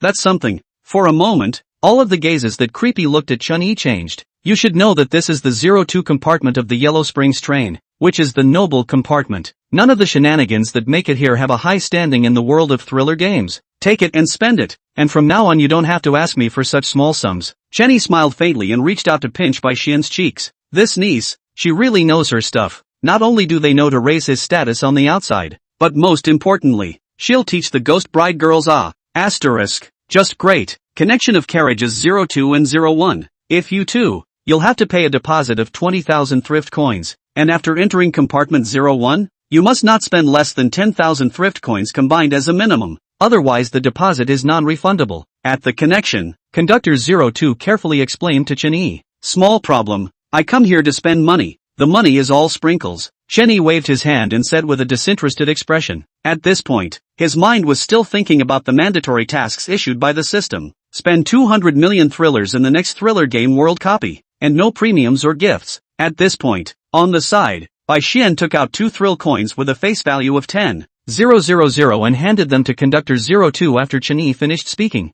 After receiving the thrill coin, Conductor 02 first looked at the brand new thrill coin, and then looked up at Chen Yi. The speculation of Chen Yi in its mind was once again raised a notch. Perhaps, this human, is the legendary president of the Ghost Capital Bank? TSK, that's really incredible. In a short while, Conductor 02 handed Chen Yi and Bai Xian a card each. The card says, Yellow Springs Train, admission to entertainment venues. Click. Distinguished passengers, welcome to the Yellow Springs Train, compartment 01. Have a nice day. As the door to the connection opened automatically, an extremely humanized voice rang out. This time, the voice became more human-like, as if a person actually lived inside. Without stopping too long, Chen Yi and Bai Xian walked into carriage 01 together. Click. The door to the connection closed slowly as the two men left. Conductor 02 sighed as he looked at the closed door, then took out the walkie-talkie on his belt. In goes a fat goat with ties to the Ghost Capital Bank. Don't slaughter it too hard. Roger that. Yellow Springs train. Compartment 01. After entering, Chen Yi finally understood why this place was called an entertainment venue. See only. Overhead, colorful lights shone throughout the carriage. Around them, countless creeps huddled together and let loose with laughter. On the table in front of them were a variety of human limbs and organs. Hello, welcome to Compartment 01. I'm your exclusive counselor, May. Just then, a female bazaar in a maid outfit appeared at Chen Yi's side and introduced herself. Do you have a boyfriend named Handsome? Chen Yi suspiciously looked up and down at the maid in front of him. Hearing Chen Yi's question, Xiao Mei's face showed surprise. How do you know? The security guard inside, Xiao Shuai, is my boyfriend. Ahem, it's fine. Introduce me to the place. Okay. Xiao Mei nodded and reached out to introduce Chen Yi. Compartment 01, with a total of 5 times the total area of the rest of the compartments. This is actually the equivalent of 5 compartments. One of them, area number 1, which is here, is known as the bar, having learned from the human world. Hearing this, Chen Yi couldn't help but stare. No wonder he just felt that the layout of this place and everything was very similar to a real-world bar. I didn't realize it was true. It's still true. There's no end to learning. Further on, there's Area 2, which is a relaxation area with the best young models and male models for the VIPs to relax. Past that, then, is Area 3, or the Coliseum, which will have humans entering the cage to fight, and VIPs can place their bets. And finally, there's Area 4, which has the richest, most complete gambling facilities and play in both worlds. As the words fell, Xiao Mei quietly waited for Chen Yi's other questions. Why don't you introduce Region 5? Chen Yi frowned, somewhat puzzled. Just now, this maid had said that this place was equivalent to 5 carriages, so there must be area number 5. I'm sorry, area 5 is closed to the public. Xiao Mei gave Chen Yi a bow full of apologies. Well, in that case, we're here to have fun anyway, so let's check out area 2 first. First things first, I'm just going to check it out. Well, just check it out, Chen Yi said with an expressionless face, as if he were a proper gentleman. Beside, hearing Chen Yi's words, Bai Xian couldn't help but roll her eyes. That is certainly to see. Do not know who was the morning to force people. Thinking of this, Bai Xian instantly blushed and gave Chen Yi another blank look. Okay, your way. Chapter 113, Area 4, VIP Chips, Compartment 01, Area 2. As soon as he got close to this side, Chen Yi heard many strange sounds. Bai Xian, want some chicken? Suddenly, Chen Yi turned his head to look at Bai Xian beside him and asked coldly. This statement was made. Bai Xian and Xiao Mei froze at the same time, turning their heads to look at Chen Yi. Didn't you just eat in the morning? Bai Xian blushed, her voice so small that it was almost inaudible. Had it in the morning? Chen Yi was a bit surprised, reaching out and pointing forward. I'm talking about roasted chicken. What kind of chicken are you talking about? Seeing Chen Yi's movements, Bai Xian twisted her head to look. See only, not far away, a female creepy also dressed as a maid was pushing a cart. On the cart, 6 steaming roasted chickens. Seeing this scene, Bai Xian's face became even more flushed. Ouch. No one would have just thought of something for series, would they? No way. Chen Yi grinned and approached Bai Xian with a very beaten expression. After a short period of banter, the trio finally officially entered the second area. Here, countless young models and male models stood on both sides, waiting for the guests to come up and pick them out. Chen Yi looked around roughly for a while and realized that none of the young models here were as good as these female ghost kings under his command. Let's go to the third area. He shook his head in disappointment and turned away. Upon entering the third area, the sound of a fight came. Chen Yi twisted his head to take a look, and immediately lost interest. Inside, as Mei had said, 2 humans were indeed locked in a cage and sparring. And, those 2 humans, they were both level 3 players. Even, there was also a faint ghostly aura emanating from his body. As for whether or not it's a sentinel, that's unknown. Not much longer. Under Xiao Mei's leadership, several people finally arrived at the Yellow Springs train, the 4th area of Compartment 01. As soon as he entered, a waitress dressed in a bunny girl outfit approached him.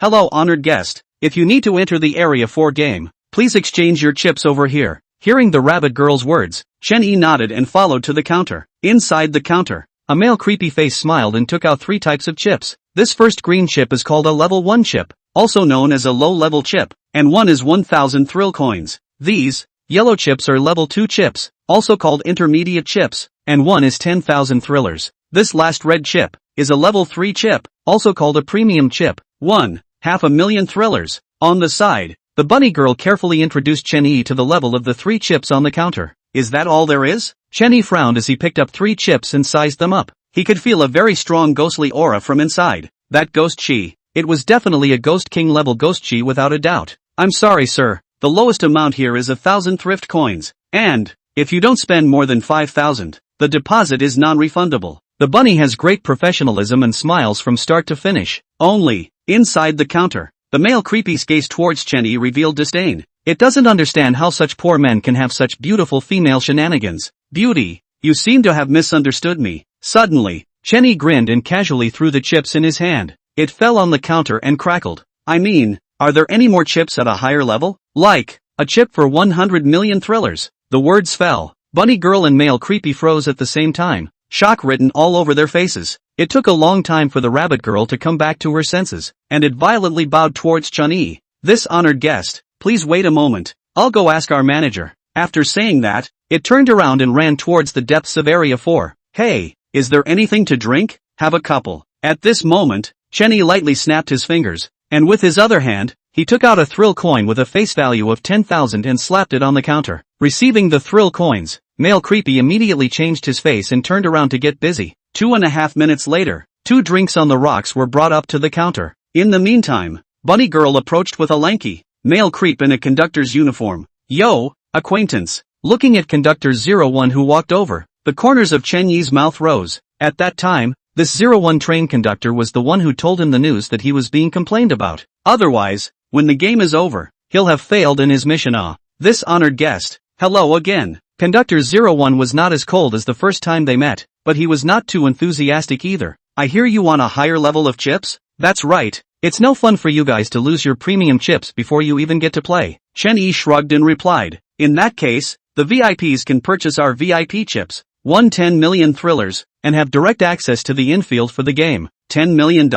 Chen-Yi still frowned, but eventually nodded. 10 million is 10 million, it's better than 500,000. 2.5 minutes later, the bunny girl approached with a tray of plain black chips. At the sight of the chips, Chen-Yi couldn't help but stare, just because, on that chip, the same rich ghostly aura was emanating. Only, that ghostly aura did not come from the Ghost King, but from a ghostly aura that Chen-Yi was relatively unfamiliar with, and to be precise, had only seen once. That is, rumor has it, Ghost Emperor level Ghost Chi. The only time he'd seen was the president of the Ghost Capital Bank, Wei Ziqian. Looking at the VIP chips in front of him, Chen-Yi was very apprehensive. It's hard not to. A small C-ranked copy with a Ghost Emperor powerhouse in attendance after an upgrade? What's the point of playing? Sir, how many chips would you like to purchase? At this point, the bunny girl reached out and waved her hand in front of Chen-Yi and asked with a smile. Chen-Yi, who had returned to his senses, reached out and picked up a VIP chip to look at it. He then smiled and pulled a black bank card out of his pocket, grinning. Here, 200,000,000 thrillers in chips.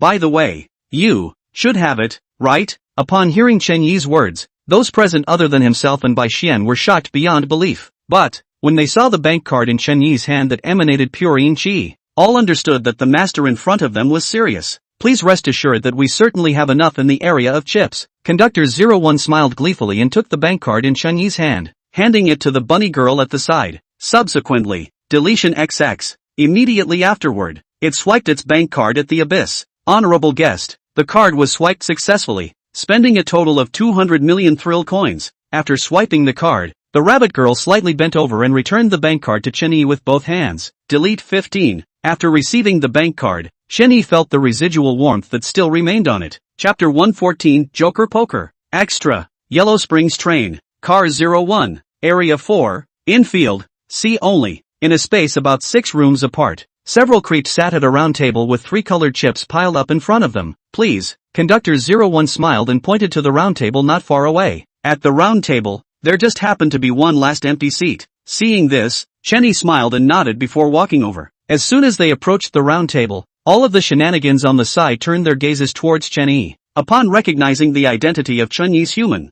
greed was revealed in all the bizarre gazes. But, soon they felt a strong killing intent. Finally, at that moment noticed the stunningly beautiful female Ghost King behind Chen-Yi. Bai Xian. Upon seeing by Xian, all the shenanigans simultaneously withdrew their gazes. The point is too hard. The wind is tight and pulling and calling. After being seated, the bunny girl served the chips. Not much, 20 solid black chips in all. At the round table, all the shenanigans were shocked at the sight of the chips. If you can get into the infield, you must be more or less powerful. At this point, there were also quite a few black chips on the table. But, all of those added up were not as much as what Chen Yi possessed at this point in time. A total of 20 black chips, or 200 million thrillers. How about a personal introduction on how to play? Chen Yi grinned, hands on the table, chin propped up, mimicking the god of gamblers. Unfortunately, though, the system mall doesn't sell black coats, otherwise it would look more like it in the dress. Okay VIP, let me explain the rules of the game to you. The game is called the Round Table Game and involves a total of 10 VIPs plus a referee. Here, there are 2 decks of playing cards from the human world, and I will next issue 2 cards to each of you. Afterward, I will throw the dice and shake out a random number. The 2 cards in the hand are subtracted from each other, and the one closest to the point wins. For each game, the number of money out must not be less than 10,000 thrillers, and when you win, you get all the thrillers on the table. On the side, the rabbit girl explained very seriously, her gaze always looking at Chen Yi.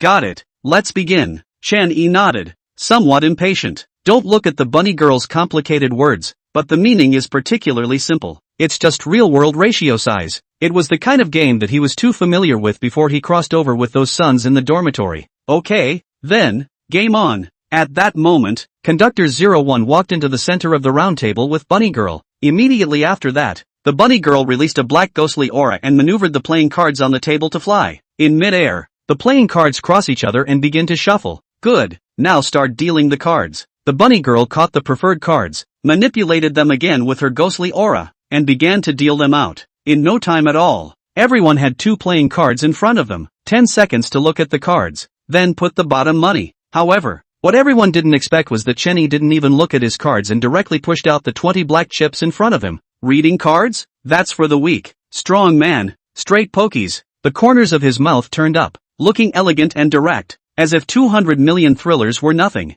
Ding! Congratulations to the host for completing the system mission. Spend at least 200 million thriller coins in the Thriller Game World copy. No premiums or gifts allowed. Mission reward, 1 system mall item of your choice. As the words fell, the system panel automatically popped up. After glancing at the system panel, Chen Yi's smile became even wider. Finally spent the $200 million.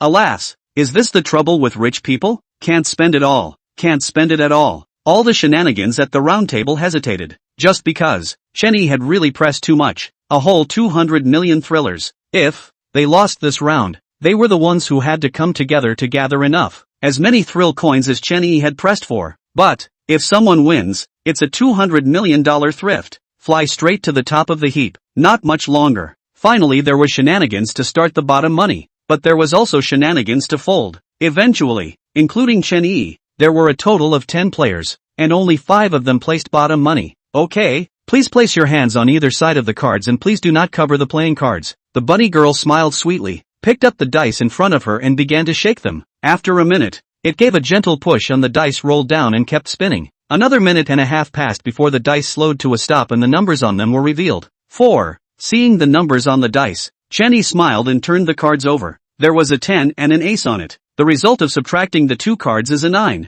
which is too far from a 4. But, Chen Yi still smiled, then pulled out his Thrill Bank card and threw it to the rabbit girl. Swipe another 100 million or there's no money to play with. At these words, the surrounding shenanigans were once again startled. That's $200 million lost, and I can't believe you can get $100 million to play with. It's awesome. Holy, it's me. I'm 4, exactly the same. Holy, $200 million, 200 million thrillers. Just then, a creepy jolted to his feet and threw his cards on the table with one hand. Looking excited, he scowled at Bai Xian behind Chen Yi. That look, as if to say, look, I won your man's money, $200 million.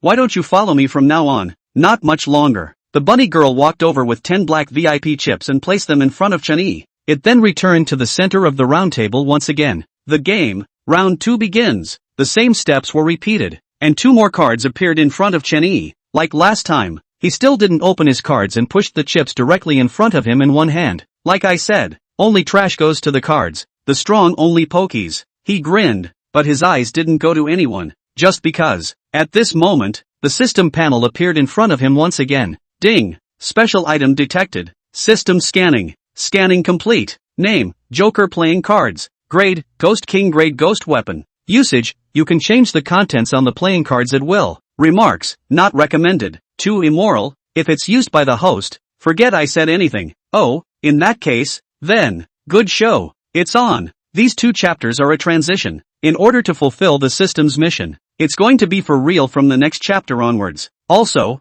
if you have a copy that you think is good, leave a comment in the book circle, and it will be used in titled thank you if it's appropriate. Chapter 115, $400 million grand bet. What are you pretending? Only trash reads cards, the strong only stud. Doesn't anyone have the guts to pike? In front of the round table, Chenny leaned back in his chair, his hands clasping his chest, disdain written all over his face. But, what everyone failed to notice was that just as he opened his mouth to speak, a flash of red light flashed from his left eye. Next, the entire Area 4 became transparent, and not a single thing could escape Chen Yi's eyes. Most importantly, he realized that the dice in front of the bunny girl was actually a ghost weapon as well. Ding! Name, Clown Dice. Grade, Ghost Martial grade ghost weapon. Usage, used with Joker playing cards. Otherwise there is no difference with ordinary dice. Remarks, an ordinary but magical dice, which seems to have a hidden treasure inside. Boy, it's even a paired ghost weapon. Seeing the system's prompt, Chenny already had certain ideas in his mind. The bottom money has been placed. Start rolling the dice. Oh.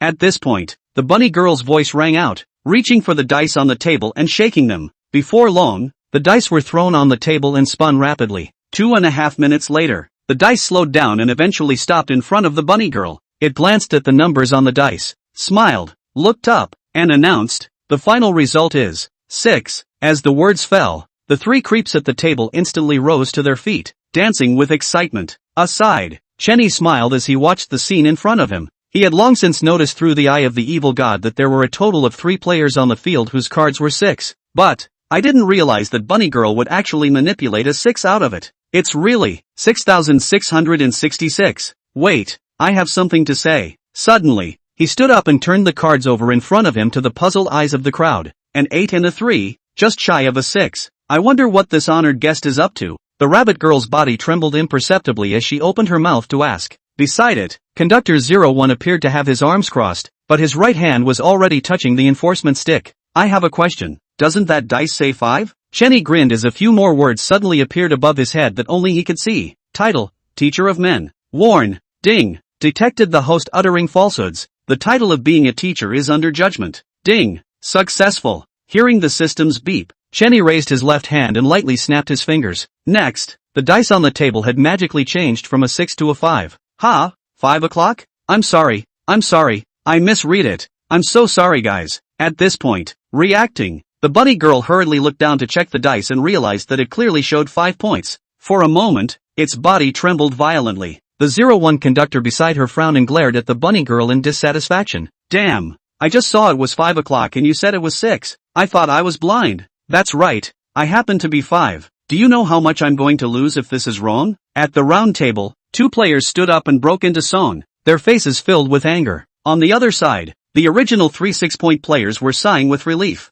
They are beginning to wonder if they are getting old. Just now, it seems like it's really 5 o'clock, not much longer. All the bottom money on the table came to Chenny. Throw in his own 10 black chips, and the rest of the chips added up to a mere 30 million thrillers. That's a lot of difference. He grinned, his eyes scanning the players at the table. The rest of the players then split the money that needed to be made up equally under the supervision of Conductor 01. So, the game continues? Bunny asked tentatively. Yes, but play it differently. This is getting too boring. Chenny played with the chips in his hands and said carelessly, what kind of play would you like to change? This time, it wasn't the bunny girl who spoke up, but the 01 conductor beside it. And let's not make it hard. Let's just compare sizes. One person draws a card and the biggest wins. Only, how about a handful of $100 million?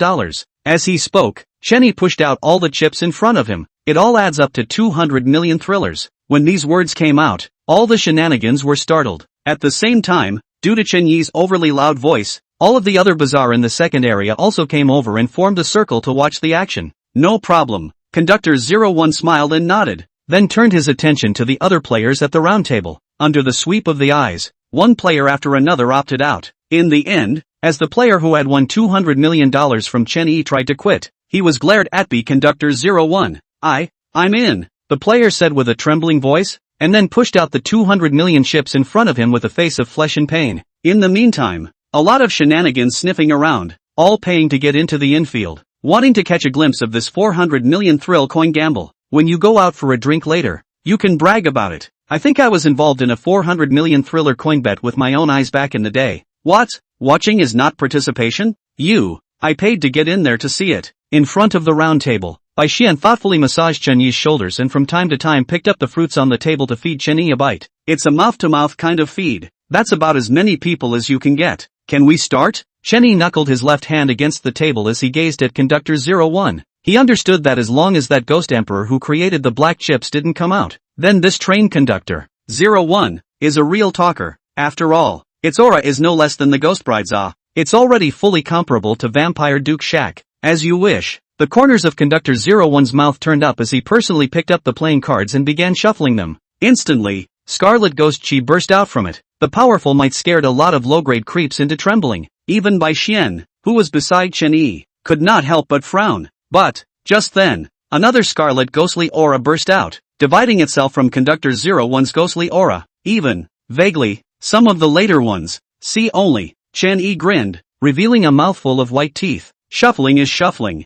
Are you pretending to be your mom? Can't you see that you're scaring my woman? Ghostly? Who doesn't have the same? As the words fell, the ghostly aura on his body grew another point stronger. It directly suppressed Conductor 01's ghostly aura. Sensing that something was wrong, Conductor 01 stopped shuffling and hastily collected his ghostly aura.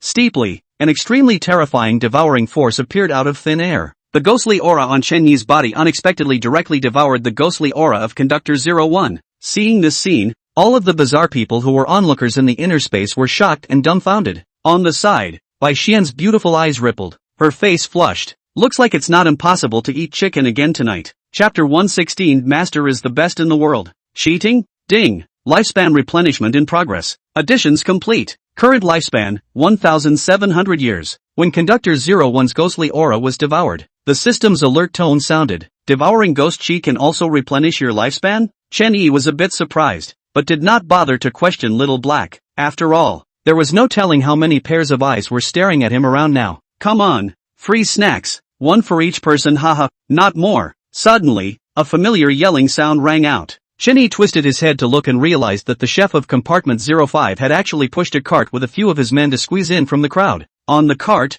each shelf is filled with small snacks. It's all about some human fingers, loins, brains. However, there was also a lot of weird meat. Seeing this scene, Chen Yi smiled at the chef and greeted him. Then, turning his gaze back to Conductor 01, begin. At this point, Conductor 01 was black-faced, his scarlet ghostly aura a bit messy. Without saying a word, it controlled the playing cards with a wisp of ghostly aura and began to shuffle them. Within a short time, the cards were shuffled and it spread them out. Please draw one card per person for this bet. You smoke it. Chen Yi smiled and twisted his head to look at Bai Xian. Yeah. Bai Xian smiled similarly, then released her ghostly chi to draw a card and placed it in front of Chen Yi. In the meantime, the other player, under the watchful eye of Conductor 01, similarly completes the draw. The draw is complete. Please have both players open their cards at the same time after 3 beeps. Conductor 01 turned his gaze to Chen Yi, or to be precise, to the playing cards in front of Chen Yi, just because it can read the number on the card 8, and the number on the other player's card is 9.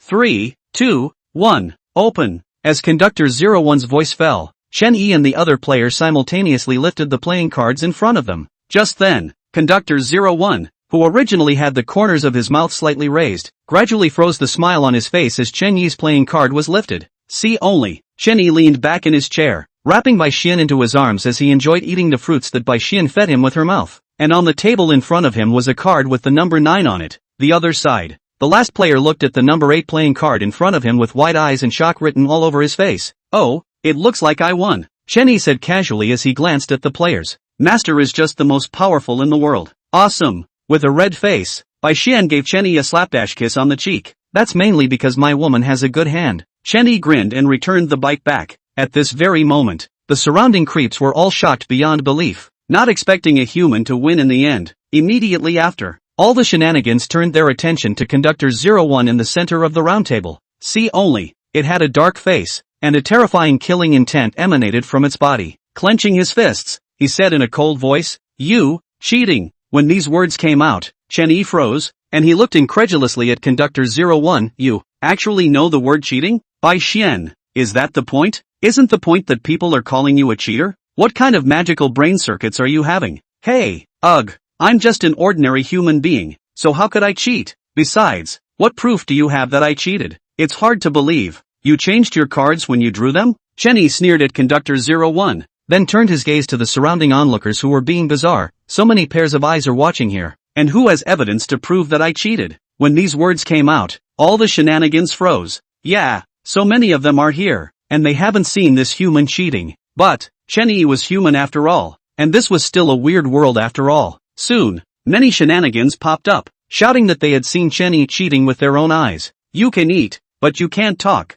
I didn't even move just now." He looked at the first creepy that popped up and sneered. This look instantly scared the creepy into retreating into the crowd, not daring to speak again. "I'm sorry, I was mistaken. You are not cheating." Suddenly, the black-faced Conductor 01 put away his killing intent and apologized to Chen Yi. "Mistake? So, is this your way of apologizing?" Chen Yi slowly tapped the table with his right hand and asked with a smile. "Aha." Conductor 01 nodded and didn't say another word. Seeing this, Chen Yi similarly nodded, signaling Bai Xian to get up. He then crossed his legs and stopped tapping his right hand on the table. "Since you're apologizing, show some sincerity. Tell you what, get down on your knees, crawl to my feet, apologize again, and I'll let you go." He said it very seriously, not like he was joking. Around them, all the bizarre ones all turned their gazes towards Chen Yi after hearing these words. They don't understand why a human would dare to make a scene on a train full of creeps. Surprisingly, he made an existence of the 7th rank of Ghost King kneel down and apologize to him. Him? On what grounds? Are you kidding? Conductor 01 asked with some disbelief.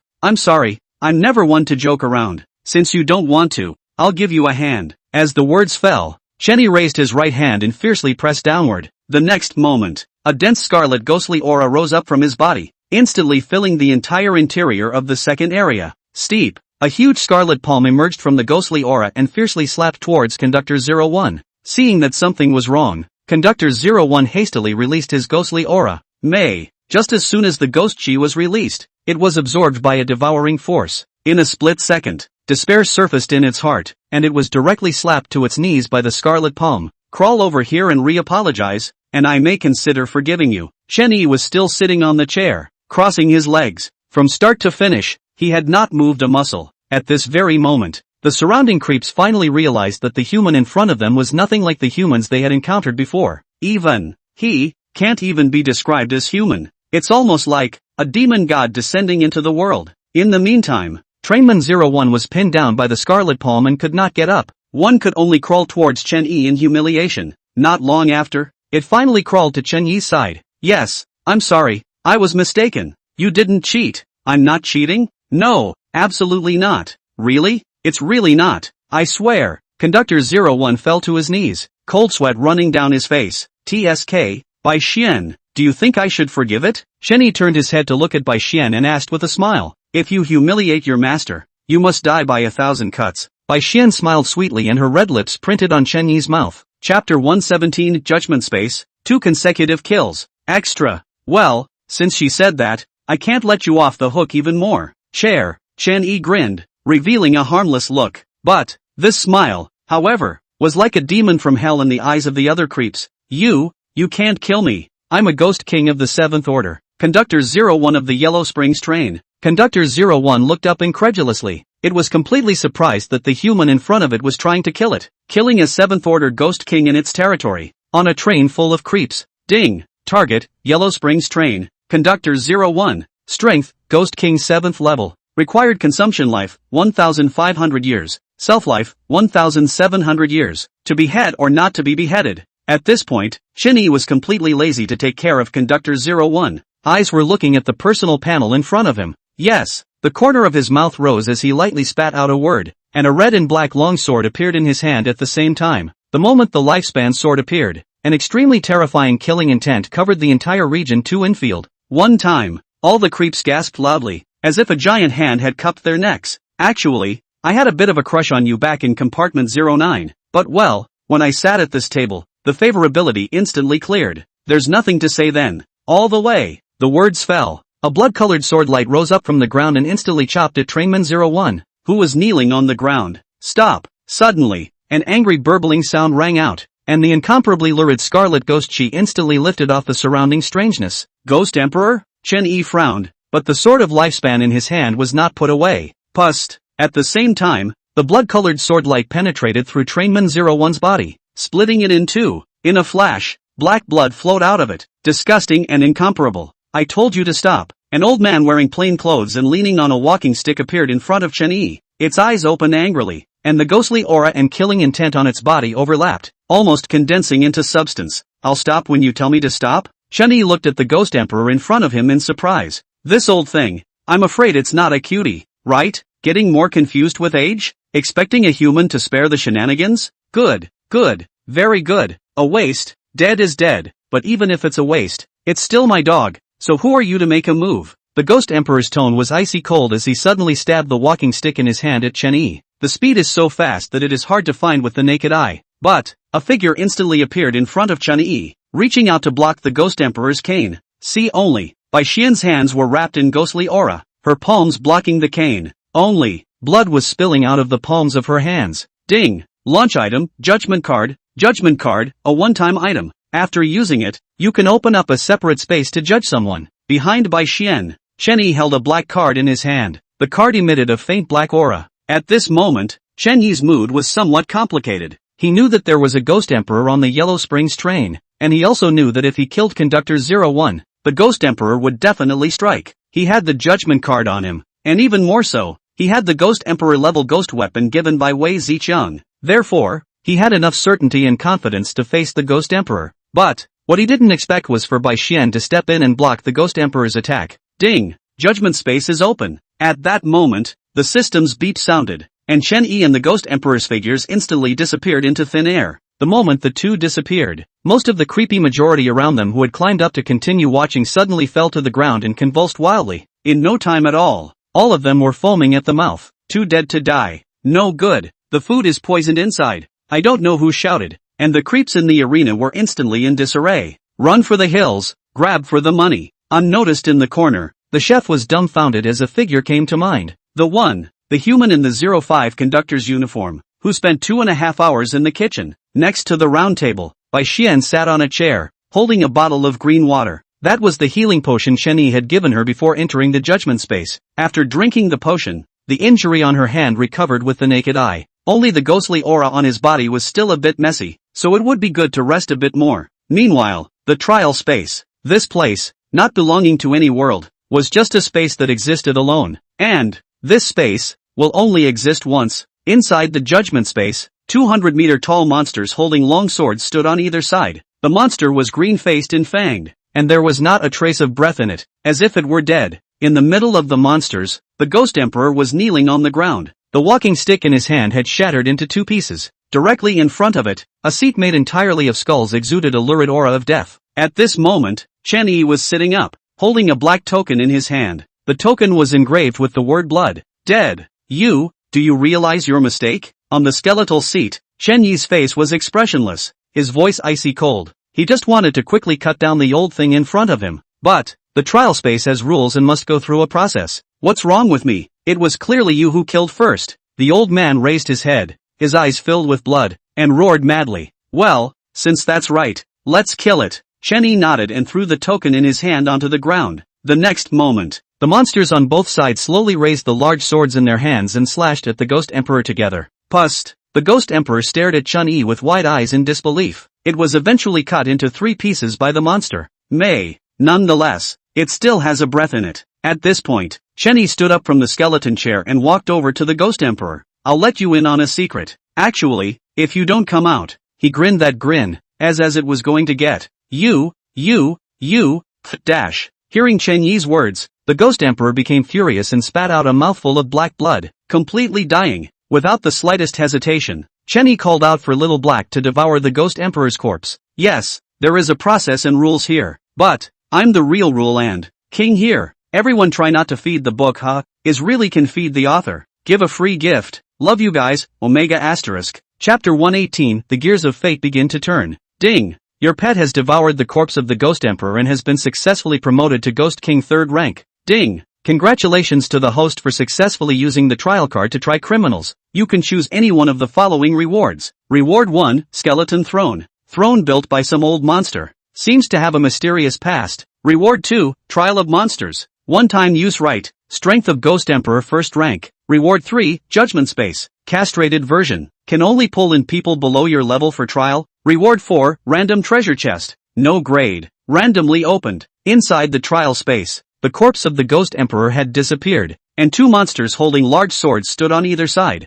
At this moment, in front of Chen Yi was a long list of system rewards waiting for him to choose. He took a deep breath, then without hesitation reached out and selected Reward 1. Ding! Congratulations to the host for obtaining the Skeleton Throne. Name, Skull Throne. Rank, Use. Remarks, some old monster built a throne that seems to have a mysterious past. After selecting the reward, Chen Yi did not rush to check it out, but instead exited the judgment space. After all, Haxwin is still out there. Yellow Springs Train. Car 01. Area 2. Interior. At this point, there were only 2 living figures left in the entire interior. On one side was Hakuna, sitting in a chair with her eyes closed. The other was the chef of compartment 05, which at the moment was still in a daze. Suddenly, a black mist appeared on by Xian's side. In the next second, the mist dispersed and Chen Yi's figure was revealed. He was sitting on the skeleton throne, crossing his legs and holding the Ghost Emperor's crutch, which had been broken, in his hand. Is everything alright? He asked by Xian with concern while getting up and patting the skeleton throne. In the next instant, the skeleton throne disappeared out of thin air, and a bizarre skull pattern was imprinted on his right arm.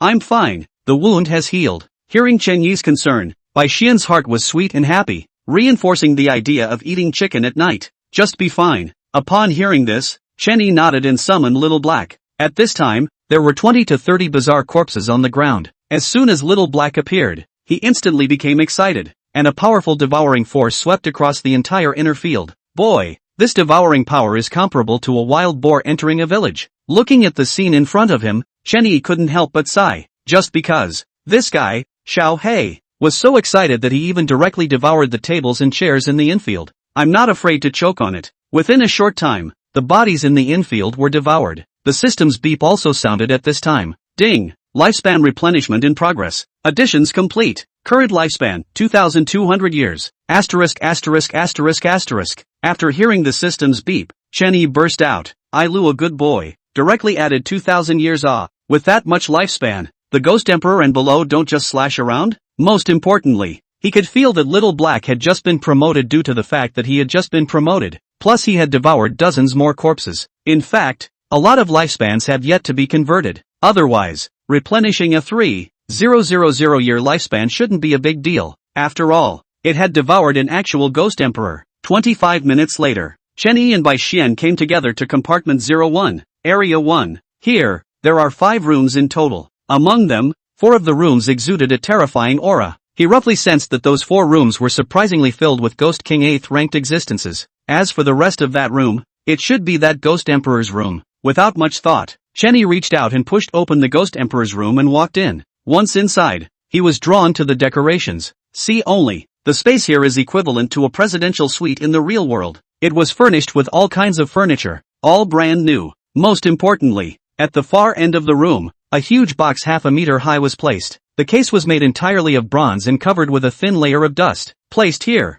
it looks very out of place with the rest of the furniture. Ding! Special item detected. System scanning. Scanning complete. Name, Bronze Treasure Chest. Rank, Use, Source, Thriller Gaming World. Remarks, this is a chest that no one knows what it does. Its key seems to be missing. Please find it. This introduction. Why does it look so familiar? Chen Yi frowned and opened the system space to rummage around. In no time at all, he found a bronze key. These two, they're not matching, are they? As he spoke, he used the bronze key to try to open the bronze treasure chest. Click! With a slight turning sound, the bronze treasure chest was actually opened. Aside, when Bai Xian saw this scene, she couldn't help but freeze. For some reason, that bronze treasure chest gave her a particularly odd feeling. It's as if this bronze treasure chest is a coffin, and she will sleep here in the future. As the bronze treasure chest opened, Chen Yi gazed over. Inside the treasure chest, lying quietly, was a yellowed envelope. The envelope looked extremely plain, with no scent, much less any lettering.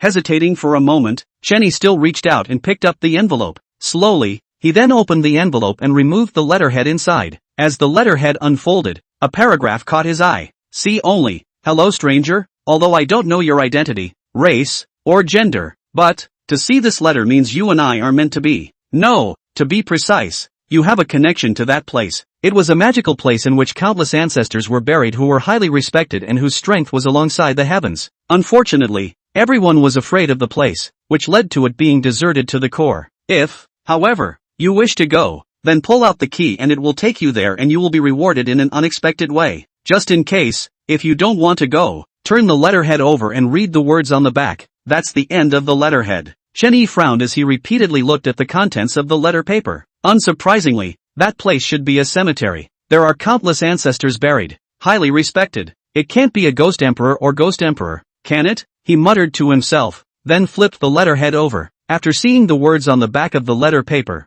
he froze, and the hand holding it trembled slightly. Just because, the back of the letterhead had only one sentence. When you open the treasure chest, the gears of fate begin to turn. That place is bound and connected to you. There is no escape. Chapter 119, Hidden Copy, Graveyard of the Gods. Inside the room, Chenny took a deep breath and put the letter paper into his pocket. Fine.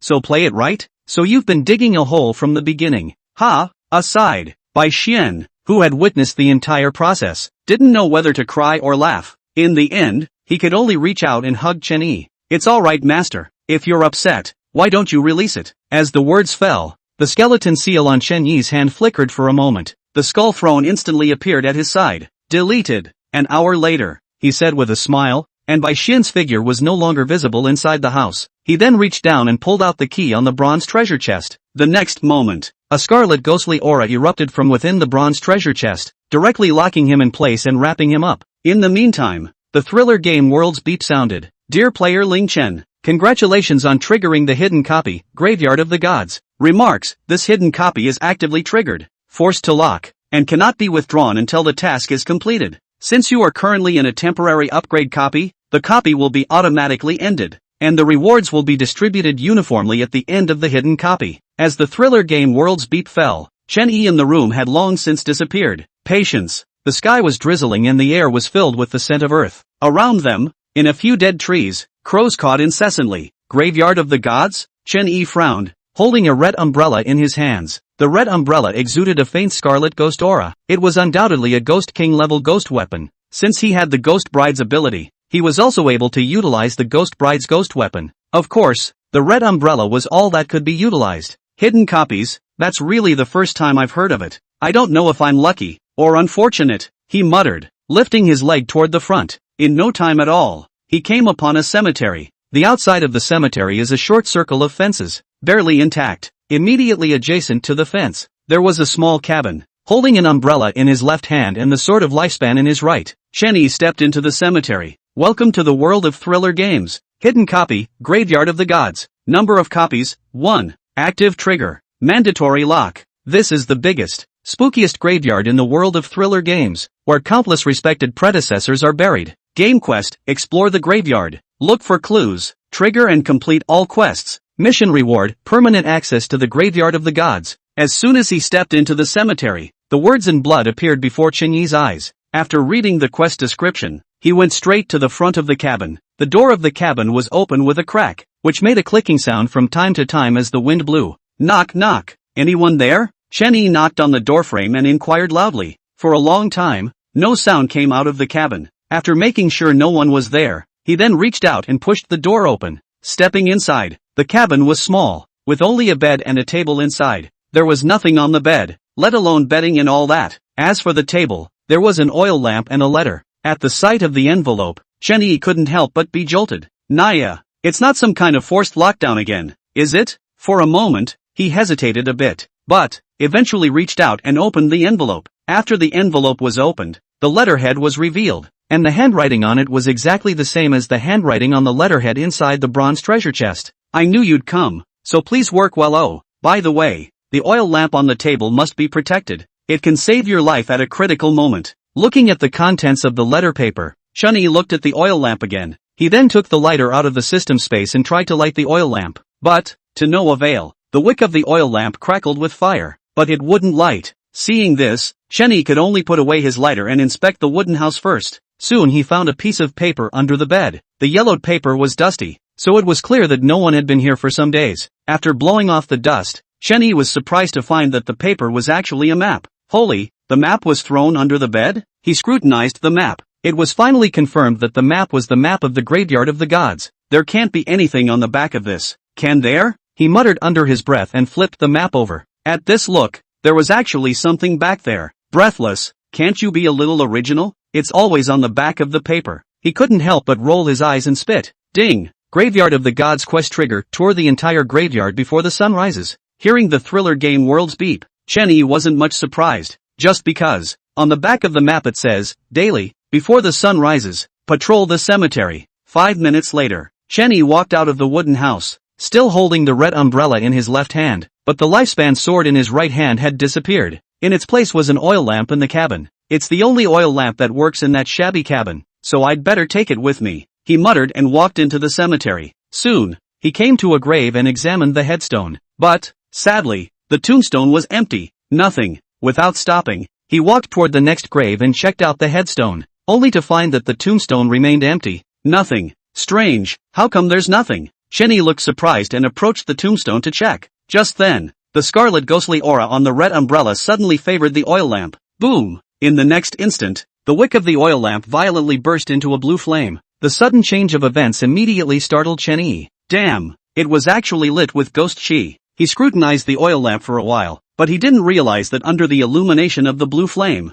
blood characters actually appeared on the tombstone. Suddenly, the sky flashed with lightning and thunder, and the drizzle turned into a downpour. The blue flame on the oil lamp flickered as if it might go out at any moment. At this point, Shenny finally noticed the change on the tombstone. I didn't think that this oil lamp would actually work. He grinned, his gaze going to the tombstone, and muttered, name unknown, origin unknown, strength, Ghost Emperor 3rd stage. Chapter 120, Digging Up Your Ancestors, The Undead, Extra, Graveyard of the Gods. A red umbrella stood out in the rainy night as the rain poured down. Are the graves in the first row already buried with ghost emperors? Shenny carried an oil lamp and frowned as he examined the information on the tombstone. Is it really a ghost emperor inside? He muttered, the corners of his mouth rising slightly. In the next second, the red umbrella in his hand disappeared, and a ghostly aura emerged from his body, blocking the heavy rain. Immediately afterward, a hoe appeared in his hand. The hoe was black in color and emitted a strong aura of death. Name, dig your ancestors. Rank, uses, digging up dirt, digging up people, digging up ancestral graves. Invincible while digging graves, cannot be interrupted. Source, System Mall. Trenchless System Mandatory Mission Reward Options. Remarks, a mediocre hoe, very suitable for digging graves. Looking at the hoe in his hand, Chen-Yi instantly grinned. Pit the old man in, and I'll dig up your ancestral grave. With that, he glanced at the hoe in his hand with satisfaction, put the oil lamp down, and then began digging the grave without saying a word. As he dug the grave, a faint circle of golden light emerged from his body. Within that golden light, 2 words loomed. Invincible. After a long time, Shenny finally dug up the grave in front of him. A solid black coffin was revealed. On the coffin, a strong yin chi was emanating, which was very horrifying. But, those yin chi all dissipated without a trace after touching the golden light on Shenyi's body. Boy, this aura, it's really a ghost emperor. Feeling the aura within the coffin, Shenny was once again startled. He then had an extra stick in his hand with a ribbon tied to it. Immediately afterward, he lifted the lid of the coffin with one hand, and before he could see what was inside clearly, he smashed his stick down. Ding! Successful! Congratulations to the host for detaining the ghost spirit +1. Experience +500. Currently detained spirits, 1 out of 100. The maximum limit has not been reached. Remarks, due to the fact that your newly detained ghost spirit is too powerful, it directly devours other ghost spirits. It can still be like this? Looking at the system panel in front of him, Shenny couldn't help but stare. I didn't realize that the ghost spirits that I had worked so hard to get in the past had been eaten up by this old thing. However, compared to the two, it was clear that it was still the Ghost Emperor's ghost spirit that was better. With that thought, he turned his gaze to the body in the coffin. See only, one was dressed in a birthday suit with dense, ugly corpse spots. On its body, it exuded an aura that belonged solely to the Ghost Emperor. If you want to blame it, go blame the person who wrote the letter. Ha, you can't blame me, Chen Yi said, closing the coffin board, and then began to fill in the soil. Just as he was filling in the soil, the downpour had stopped. After a long time had passed, he brought up his oil lamp and walked towards the depths of the cemetery. After all, he's got a mission on his hands, and it shouldn't be long before it's light out. An hour later, Chenyi walked out of the graveyard, and the oil lamp in his hand went out at that moment. In the meantime, the sun rose, the sky whitened, and the spooky cemetery went completely silent. It's a good thing I put some clothes into the system space, or I'd have to sleep on a hard bedpan today. Inside the cabin, Chenyi took out some clothes from within the system space and spread them on the bedpan,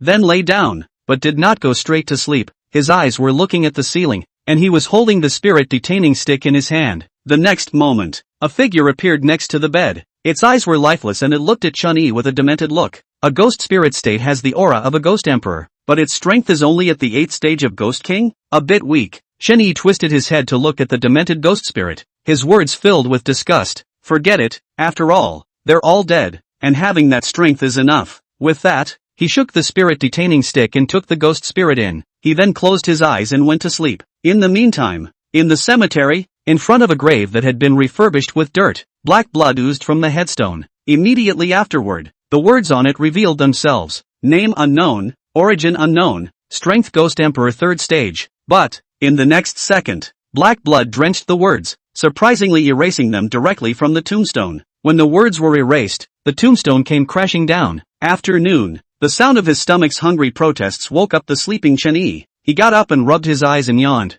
then took out dry noodles, bread and mineral water from the system space and ate them. After eating and drinking, he walked into the cemetery with an oil lamp, although it's still daytime, but, after all, it's better to be prepared. Soon, Chenyi arrived at the grave where the ghost spirit was detained, and after seeing the tombstone collapsed and shattered, he could not help but be stunned. Could it be that I detained the ghostly spirits? And then this place thought there were no spooky burials here, and that's why the tombstone collapsed? He frowned, muttering to himself. Suddenly, 2 lines of bloody characters appeared in front of his eyes, which was the prompt panel of the thriller game world. Graveyard of the Gods quest, tour the entire graveyard before the sun rises. Completed. Successfully unlocked the next quest. Graveyard of the Gods quest, find the false dead. There is an undead buried in the graveyard. Find it and kill it before reburying it. Upon seeing the newly unlocked quest, Chenyi was a bit confused. He didn't realize that in a place like this, there were still undead creeps?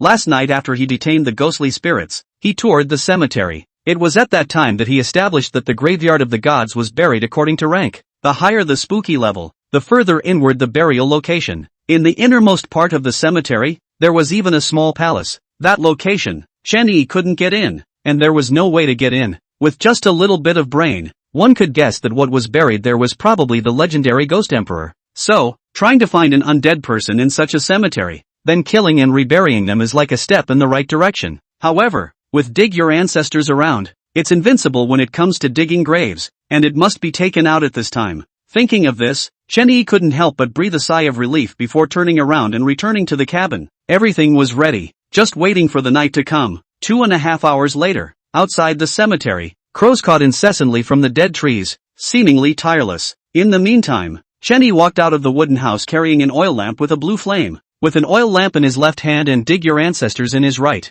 he walked quickly into the cemetery. The next step is to find the location of that undead person first. Then, dig in. To be honest, these 2 chapters were quite a struggle to write, and I was supposed to end the copy. But barring that, I really enjoyed the hidden copy and dug a lot of holes to fill. If you think it's not well written, spray it gently. Thank you. Chapter 121, a simple routine. Guess which one is me? Graveyard of the Gods. Night. Inside the cemetery, an oil lamp with a blue flame kept flickering. Under the illumination of the firelight, a figure was bending over and wondering what it was busy with. Heave ho. 1 2. Heave ho. 1 2. Bah humbug. In front of a grave, Chenyi held the hoe with both hands and dug vigorously. I always thought this undead was at the far end, but I didn't realize it was hidden in such nooks and crannies. He spat as he dug. Just because. The grave he dug at this time, less than 2 meters from the cabin, just against the fence of the cemetery, looked very inconspicuous. But, he saw through the evil god's true eye, that the grave had the breath of life in it. A few moments passed. The grave was dug up and a pure white coffin was revealed.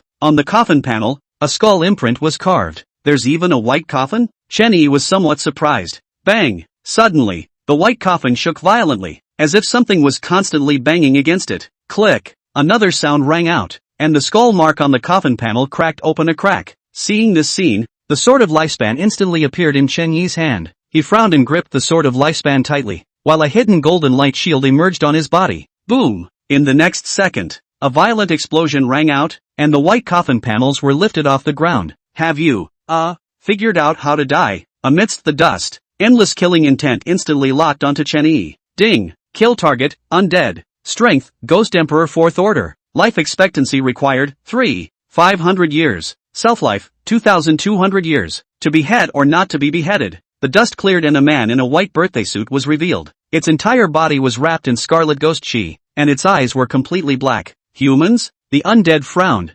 surprise in his tone. Its dark eyes rolled, then nodded. Not bad, it is a bit strong. No wonder it could find me. However, your little bit of strength is not enough. As the words fell, the ghostly aura on the undead man's body instantly coalesced and turned into a huge blood-colored skeleton. The skeleton's hollow eyes burned with fire, and its body and arms kept clicking. In the meantime, Chen Yi stood in the middle of the tomb pit, not moving a muscle. But, behind him, there was an extra chair, a throne made entirely of skulls. Without the slightest hesitation, he sat on top of the skeleton throne. In the next instant, the skeletons on the skeleton throne unexpectedly all burst into blue flames. The moment the blue flames appeared, the scarlet skeleton that had manifested in front of the undying man suddenly stood still. Click! Bang! As a breaking sound rang out, a crack appeared on the scarlet skeleton. Then, it collapsed. The skeleton collapsed and turned back into a ghostly aura. But, those ghost chi, however, didn't return to the undead, but instead, all of them surged towards the skeleton throne. In no time at all, the skeleton throne burned through the ghostly chi that came pouring through. You actually have something from that old monster? Just then, the undead spoke with an incredulous look on his face. His dark eyes nearly glazed over. No wonder you were able to find this place. It lowered its head and muttered, but alas, a broken chair that can protect you for a moment cannot protect you for a lifetime. Hearing this, Chen Yi smiled and shook his head. Sorry, I never intended to lean on this chair. As the words fell, he stood up and the skeleton throne behind him instantly disappeared. In its place was an almost transparent figure. Ghost Emperor Ghost Spirit, go! Chen Yi waved his hand, and the ghostly spirits behind him instantly rushed towards the undead. Soon the ghostly spirits were fighting the undead. Only, it was the underdog from start to finish. Not far, Chen Yi's left eye flashed with a flash of red light as he was looking at the weaknesses of the undead. A Ghost Emperor 4th stage existence, in a sense, could not be killed by a large number of people. Therefore, he did not call out the female Ghost Kings under his command this time. At this point, he needed a chance to kill the undead in one hit. It seems that brother's luck is quite good. Suddenly, Chen Yi grinned, revealing a mouthful of white teeth. In his eyes, the red light kept flickering and finally locked onto the abdomen of the undead. It was also at this moment that he saw a bead in the undead's stomach through the power of the evil god's eye, true eye. Unsurprisingly, it's about getting this bead, he muttered, and with his left hand digging up your ancestors and his right hand the Sword of Lifespan, his figure exploded out. At this moment, Chen Yi's body was full of ghostly aura, living like a ghost king. It was no exaggeration to say that an ordinary ghost king might think he was a ghost emperor when he came, just because the ghostly aura on him was too majestic. Pound for pound, the undead couldn't help but look distracted. You, distracted. Suddenly, a cold, teasing voice rang in the undead man's ears. Immediately afterward, a red and black dagger stabbed violently into its abdomen. Unfortunately, though, the dagger had just stabbed in less than a centimeter before the undead shook it out. Ugh, too bad. Chen Yi looked at the bloodied dagger in his hand and shook his head helplessly. At this point, the undead was a bit confused as it kept looking to the left and right, just because, on either side of it stood a Chen Yi. Among them, Chen Yi on the left side held a dagger in his hand, his face filled with regret. Chen Yi on the right side, on the other hand, had a hoe in his left hand and a long sword in his right hand, and his body exuded a majestic ghostly aura. Dual life split, AI Qian skill that Chen Yi had randomly copied at Jing's hospital back in the day. Holy, an airplane. Suddenly, Chen Yi, who was holding a dagger in his hand, let out a cry of surprise and looked at the sky dumbfounded. At the sight of this, the undead instantly craned his head to look, but found nothing. When it reacted, a blood-red longsword had already pierced through its abdomen. Pust, click, as the long sword pierced through its abdomen, the beads inside its stomach were also split in two. Time to say no. There are times when the simpler the routine, the better it works. Holding a hoe and a long sword in his hands, Chen Yi stood in front of the undead man and grinned. Guess, which one is the real me? As the words fell, a red and black dagger suddenly appeared at its neck. Pust, The sound rang out and heads fell to the ground. Ding! Congratulations to the host for slaying the 4th rank of Ghost Emperor. Your level has increased. Current level, 5. At that moment, the system panel surfaced, meaning that this Ghost Emperor 4th ranked undead was officially dead. Finally dead. Shan Yi, who held the guile blade in his hand, murmured as his body fell straight backward. At the same time, Shan Yi, who was holding the hoe and the sword of longevity, disappeared. Only the hoe and the sword of longevity were left lying alone. Among the tomb pits, Shan Yi lay down on the dirt, panting heavily. On his chest, a badge that read, Ghost Capital Bank, President, Wei Ziqian, had shattered. Further down his abdomen, a 20-centimeter wound was oozing blood. Grandma, it's worthy of being a Ghost Emperor 4th stage. In that situation you can still give me a shot. If it weren't for the Ghost Emperor's chestplate, I guess this one would have just reopened. He bared his teeth and purchased a bottle of healing potion in the system mall and drank it. The abdomen then slowly recovered from the injury. Chapter 122, The Graveyard of the Gods doesn't keep idle creeps? And I wonder if there are any ghostly spirits left? Inside the cemetery, Shan Yi covered his stomach and climbed out of the grave pit, coming to the body of the undead. At this point, the wound on his stomach was no longer bubbling with blood, but it still hurt a little. A little more movement and it hurts to bare your teeth. He put down the oil lamp in his hand and took out the spirit detaining stick, followed by a sharp knock on the undead's skull. Bam! As a crisp sound rang out, the undead man's head unexpectedly cracked into 2 halves as if it were a watermelon. Shan Yi,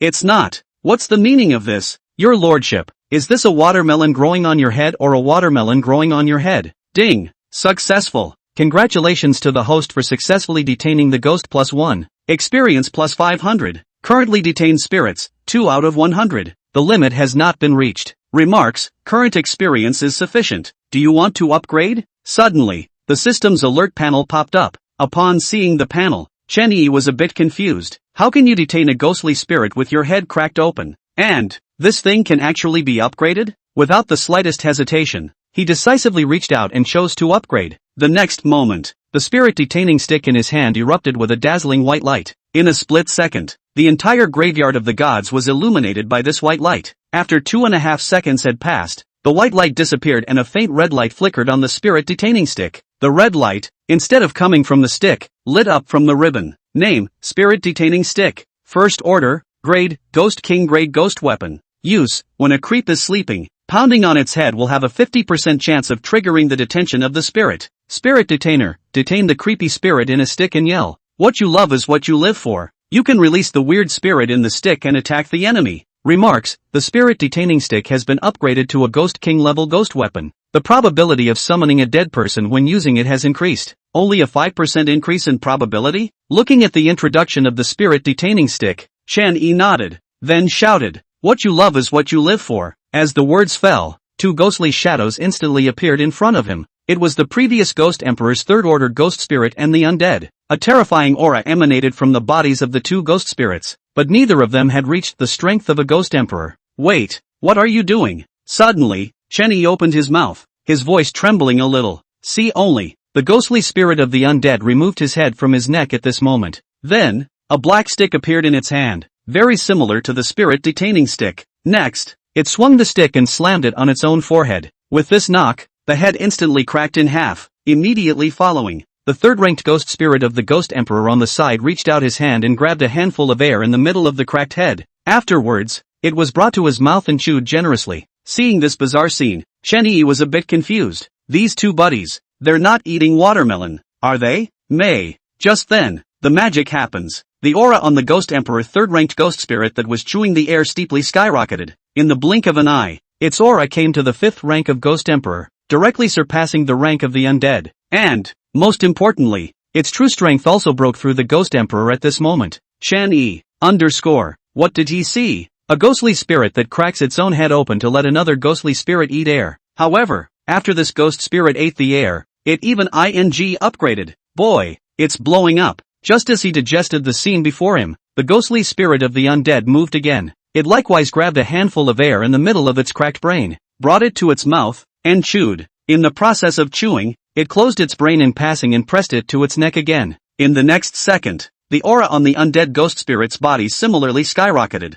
In no time at all, it had risen to the 7th stage of Ghost Emperor. True strength also came to the 3rd stage of Ghost Emperor. Ding! As your ghost spirit was too weak for himself and his companions, He used a ghost technique to boost his strength. Hearing the system's beep, Chen Yi was completely numb. This ghostly spirit of the undead is really kind of awesome in its own right, but it's good. That makes 2 Ghost Emperor level ghost spirits. Blood money. He clapped his hands together in excitement. After Chen Yi buried the bodies of the undead, he toured the cemetery again. Finally made it back to the cabin near dawn. Just as I laid down on my bed, a hint of the thriller game world appeared in front of me. Graveyard of the Gods quest, find the false dead. Completed. Quest reward, 1 blood raven from the Graveyard of the Gods. Whoa whoa whoa. As the word blood appeared, a red and black raven flew in through the window and stood on the table. Its blood-red eyes stared at Chen Yi with a deadly glare, as if it wanted to carve Chen Yi into its mind. Ding! Congratulations on your new pet. The Blood Raven. Name, Blood Raven. Name can be changed. Rank, Ghost General 7th level. Skills, Guardian. Treasure hunting. Promotion path, absorbing ghost energy and devouring carrion for a long time.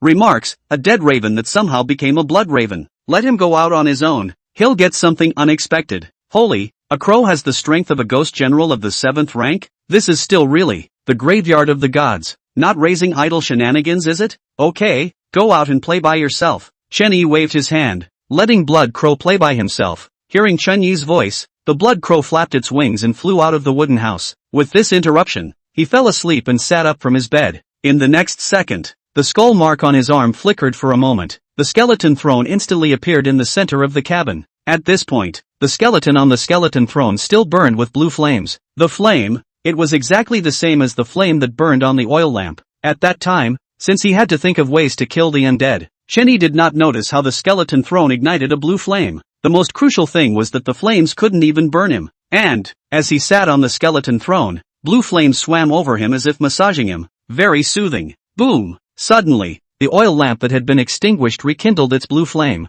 At that moment, Chen Yi was surprised to find that the flames on the skeleton throne were all tilted in the direction of the oil lamp. Immediately afterward, the flame on the oil lamp grew stronger, until a human face slowly took shape in the blue flames. Seeing this scene, the guile blade, the sword of lifespan, appeared in Chen Yi's hand at the same time. Scarlet Ghost Chi automatically surfaced and wrapped his body. Somehow, surprisingly, he felt a fear from the bottom of his heart from the human face in the flames. The fear was as if he were again near the one and only palace in the depths of the cemetery. Chapter 123, The Underworld's Guile Lamp. Return to reality, plus more. Graveyard of the Gods. Log cabin. Inside the room, in the blue flames, the human face slowly opened its eyes. It scanned the cabin, then glanced at the skull throne. Finally, only then did he turn his gaze to the only living person in the room. Chen Yi. A human? To be able to get that old monster's chair and still be able to enter this place, it seems to be somewhat capable, the human face said with a smile, looking no different than normal. In that case, I'll give you a gift as well. As the words fell,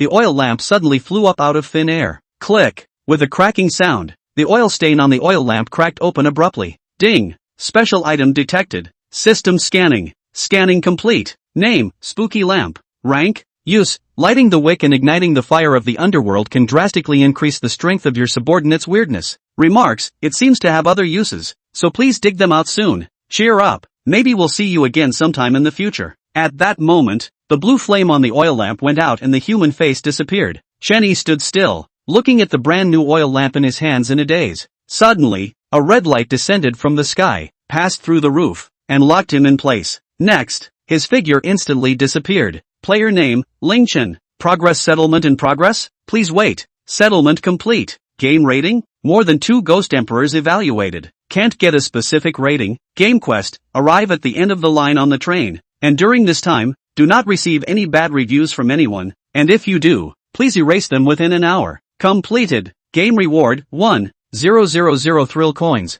100 points. Lifetime VIP of Yellow Springs Railroad. Copy upgrade detected. Game reward reset in progress. Reset complete. 10,000 thrill coins. 1,000 points. 51% of the shares of the Yellow Springs Railroad. Hidden copy Graveyard of the Gods. Quest completed. Hidden copy reward permanent access to the Graveyard of the Gods. In the pitch black space, a line of bloody characters continuously refreshed before Chen Yi's eyes. It was a full 2.5 minutes before he read all the bloody words. Immediately afterward, he turned his gaze to his feet, where the rewards for this copy were being piled up. Without saying a word, he directly threw the thrill coin and the Yellow Spring Railway share transfer contract into the system space. Then, picked up a bronze key on the floor. This bronze key was similar to the previous one. but not the same, just because. On the bronze key, the 4 big words Graveyard of the Gods were engraved. After checking everything, Chenny actively chose to exit the dark space. Real world, Manhwa City, 2:30 p.m. Inside the bedroom, Chenny had just opened his eyes when he saw a resentful little orange. I'll go and forget about you again.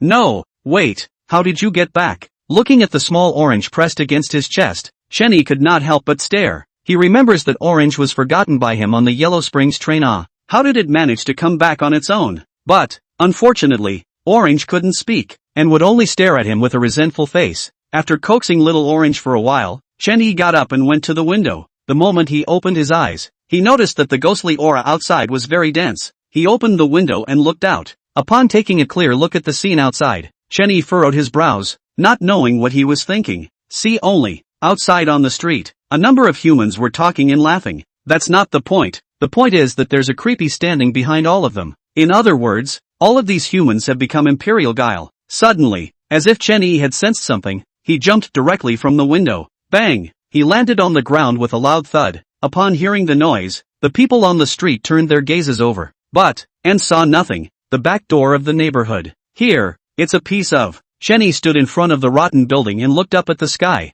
This big? Ghost King 3rd stage? Is this an effect from the Thriller game world upgrade? He frowned, muttering to himself. See only, in the center of the rotting building, a giant tree swayed slightly. Its branches are as thick and hard as the iron locks of a ship's anchor. On the tree, a rich red ghostly aura emanated. The ghostly aura dispersed towards the surroundings from time to time, eventually merging into the heavens and earth. This kind of aura, Chenny had at least felt nowhere. In other words, Manhwa City currently had at least 5 Ghost King level existences. As for the Ghost Emperor, there was still none for the time being. After looking at the giant tree in the sky for a while longer, Chenny turned around and headed home. When they got home, Chenny was watching TV with Fei Fei and eating snacks. Since Chenny had jumped out of the window just now, his sister and Fei Fei did not know that he had returned. Ha, you turned out to be the Ghost King? Looking at Fei Fei on the sofa, Chenny was surprised to know he had just appeared at the house, but had not detected the Fifi Ghost King's aura. Suddenly, he thought of something in general and turned his gaze to Chen Shi. Sensing Chen Yi's gaze, Chen Shi raised her lower handle.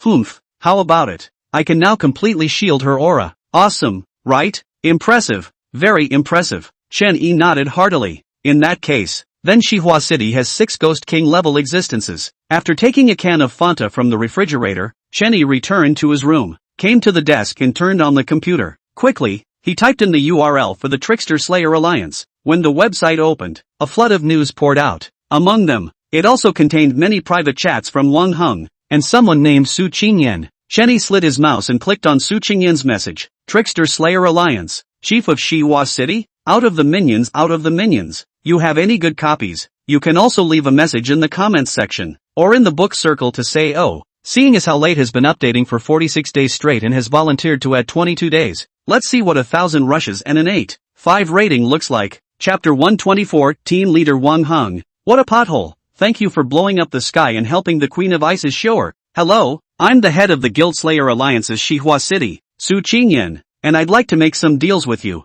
I don't know if it's possible. Looking at the message in the dialogue box, Chen Yi frowned. He then hit the keyboard and replied, sorry, not interested. After posting the message, he began to browse through the posts on the site. Thriller game world upgrades. Might humans be spooky? The Ghost King has been successfully harnessed by the Ghostbusters. With pictures. Sadako, charming, for sale, buy now, post after post, all telling one thing. In the real world, the ghostly atmosphere has completely revived. Meanwhile, humans already have the ability to harness the Ghost King. In the future, there may be scenes of shenanigans against shenanigans. However, all of this was nothing new to Chen Yi. After all, he had long ago explored and mastered a number of demonic female Ghost Kings on all fronts. Tinker. Suddenly, the computer's beep sounded and Su Qingyan's message popped up. Mr. Ling Chen, this site still suggests that you can make a trip. The real world is currently undergoing radical changes, so I'm sure there's a lot you want to know about the situation,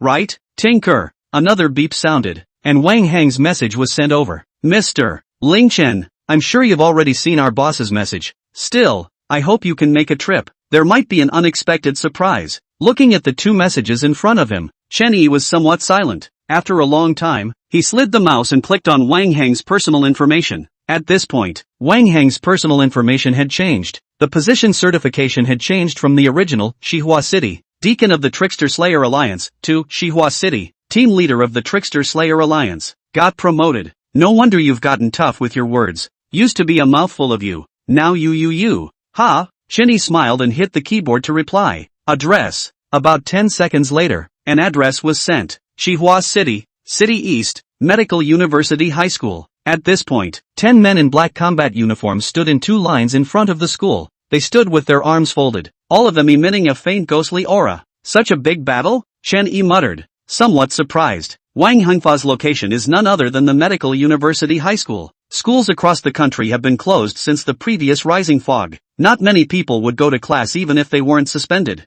After all, you have to be on your toes every day, and you might die halfway through the day. The Trickster Slayer Alliance is in the midst of law enforcement, so all idlers should evade. Just as Chen-Yi approached the school gates, an explosive shout rang out. Immediately after that, a middle-aged man with a large body and wearing a combat undershirt walked out from the janitor's room. He has a 5-centimeter-long scar on his neck. The scar, less than a centimeter away from the knot in his throat. It looks very hideous and scary. He looked Chen-Yi up and down, then waved his hand. At times like this, ordinary people stay home honestly. Alright, let's go. The words fell, but Chen-Yi did not leave as a flash of red light flashed across his left eye. Next, his figure suddenly disappeared into thin air. Immediately afterward, several miserable screams rang out. Ah! Hearing the voice, the middle-aged man instantly turned his head, only to see a red and black dagger against his throat. Splash! He gulped, and a dense cold sweat emerged on his forehead. Oops, why are you still moving? Suddenly, a scolding voice rang out from within the school, and Wang Hong walked out with a frown on his face. He came to the middle-aged man and slapped him across the face, knocking him backwards. I'm sorry, Mr. Ling, this deacon is newly appointed and doesn't know any better. Forgive me, Wang Hong said to Chen-Yi with a smile, but there was no embarrassment in his words. Team leader, he. Shut up, can Mr. Ling Chen not know that I'm the team leader? Want you to say that? The deacon was interrupted by Wang Hong in the middle of his sentence. Oh, team leader, then should I call you team leader Wang Hong now? Aside, Chen-Yi asked with a leathery smile. Just as he neared the entrance of the school, he used the eye of the evil god to see that Zhang Hong was nearby. But, Wang Hong didn't show up, so that meant he wanted to try his skills. This kind of person is really a dog when he gets promoted. Oops. No, what group leader or not? Come on, get into the school. Hearing Chen-Yi's words, Wang Hong hurriedly waved his hand, but the happiness and smugness on his face was not hidden at all. Aha! Chen-Yi nodded without saying anything more. 10 minutes later, under Wang Hang's leadership, the two of them arrived at the school's back playground. On the playground, there was only one woman standing there, but, in front of her was a huge crater. In the pit, Yin-Chi was constantly bubbling out, and it was very cold. Ling Chen? Su Qingyan looked at the old man standing beside Wang Hong and muttered in her heart. She had heard about the matter of Ling Chen being an old man from Wang Hong. The aura of his body had been upgraded from level 4 to level 5. But, this old man looks too weak to be a man, doesn't he? It's me. Chen-Yi nodded and looked Su Qingyan up and down. It should be said or not. This head of the Trickster Slayer Alliance's Shihua City still had a bit of a look about him, but it's a far cry from the Hibble girls. After just a couple glances, Chen-Yi lost interest and then turned his gaze to the pit of Yin-Chi bubbling in front of Su Qingyan's face. Aside, Su Qingyan revealed a hint of disgust when she felt Chen-Yi's gaze. At the same time, in his heart, he labeled Chen-Yi as disrespectful for the elderly. Simply put, it's authentic LSP, and old, and colorful. However, after seeing Chen-Yi turn his gaze towards the pit, she did not say anything and similarly turned her gaze over. Last night, the ground here suddenly collapsed, revealing this pit. The moment the pit appeared, a rich and pure Yin-Chi burst out, causing quite a few of the spooky in the vicinity to be promoted to the first level. Luckily, the people from the Guild of Guildslayers arrived in time to decimate the nearby guile and blockade the area. Hearing Su Qingyan's words, Chen-Yi approached the pit and stood at the edge to check it out. See only, the 2-meter radius pit was pitch black. Even if he used the evil god's eye, he couldn't see the end of the world at a glance. But, the only thing he could be sure of was that there was no bizarre presence in the pit.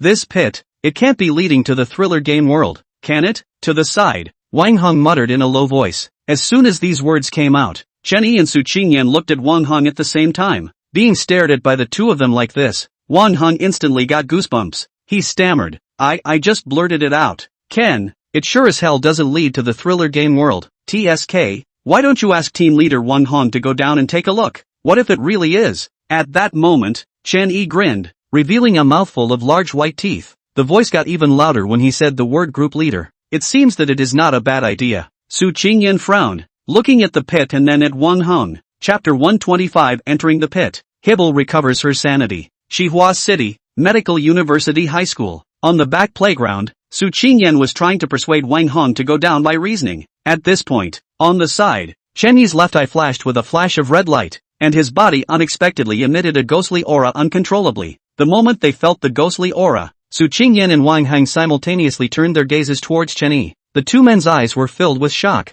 You're actually a royal guile? Wang Hong looked at Chen Yi dumbfounded and couldn't help but ask. Wait, Red Ghost Chi, you're not harnessing a ghost king, are you? Su Qingyan was similarly shocked beyond measure, but was a bit better than Wang Hong. After all, she had seen some of the world if she was able to become the chief leader of the Xihua City Trickster Slayer Alliance. Well, I have something to do. I'll come back later. Chen Yi nodded and threw down a sentence before leaving directly. Teaching building, inside a classroom. Chen Yi's left eye had become completely blood red, and the ghostly aura on his body was becoming more and more dense. In the next second, he raised his left hand and snapped his fingers lightly. In an instant, a figure appeared in front of him. Looking at the Zabel in front of him, Chen Yi asked curiously, "Are you suddenly looking for me? Is something happening in the thriller game world?" Just a moment ago, Hibble contacted him frantically through the slave contract. That's why the ghostly aura bubbles up uncontrollably. Go, there.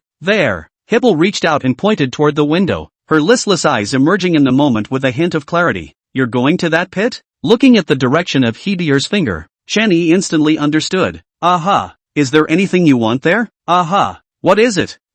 Looking at the bewildered Zabel, Chen Yi was instantly somewhat speechless. Thought this guy had regained his sanity, but I didn't realize he was still a cutie.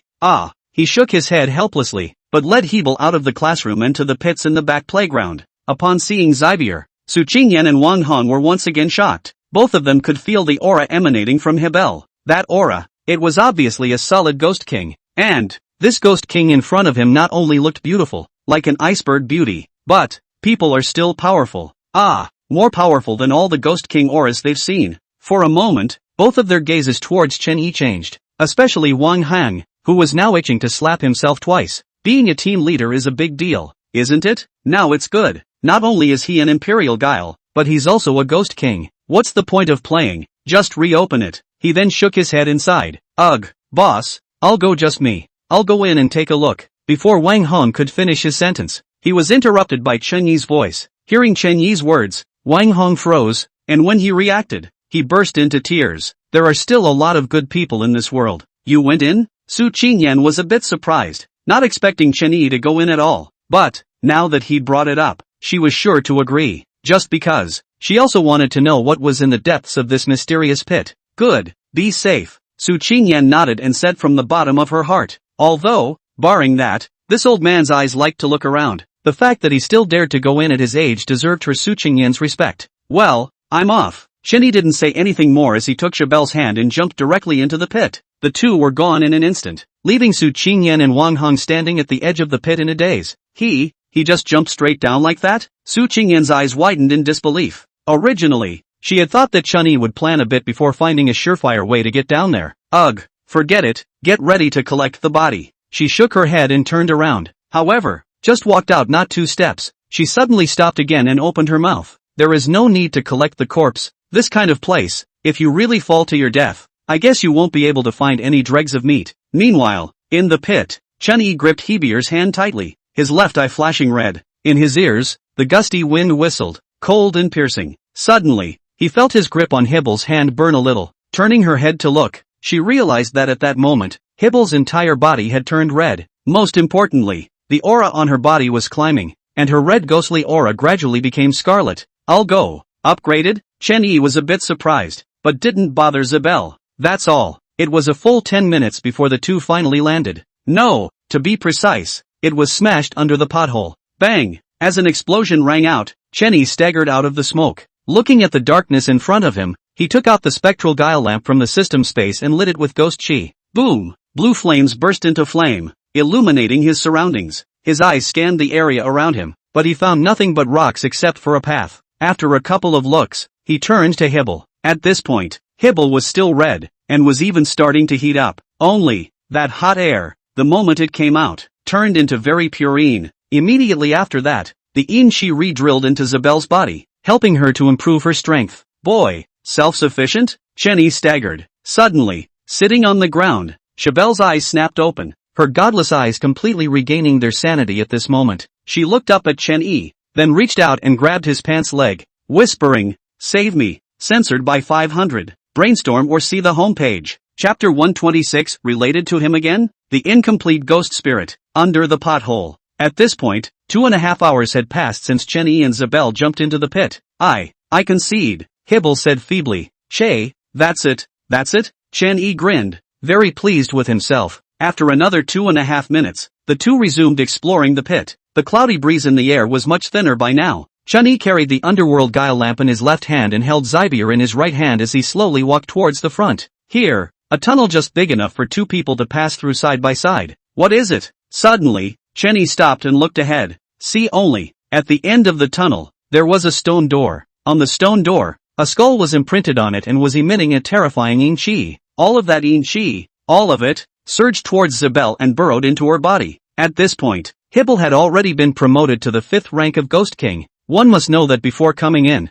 Zabel was only at the 1st rank of Ghost King. It was the weakest being among the slaves under his command. This door is so familiar. Suddenly, Hibble murmured, her clear eyes becoming confused again. Seeing this scene, Chen Yi froze. Hibble's sobriety is actually really related to this place. But how come this skeleton is exactly like the one on the skeleton throne? As he spoke, he summoned the skeleton throne. The moment the skeleton throne came out, the flames burning on it unexpectedly burned and crackled the Yin-Chi. Boom! Suddenly, an explosion rang out, and the stone door at the end of the tunnel unexpectedly shattered. But, surprisingly, the skull in the center of the stone door was floating in midair just like that, not moving at all. Is it going to be taken down? Chen Yi looked surprised. As he spoke, his entire body was wrapped in scarlet ghost chi, especially his right hand, which was currently wrapped in a ghostly aura, and he couldn't even see where his hand was. With a clench of his teeth, he let go of his hold on Hibel's hand and walked towards the skeleton floating in the air. The moment he approached Skeleton Island, the ghostly aura on his body trembled violently, as if it would fall apart at any moment.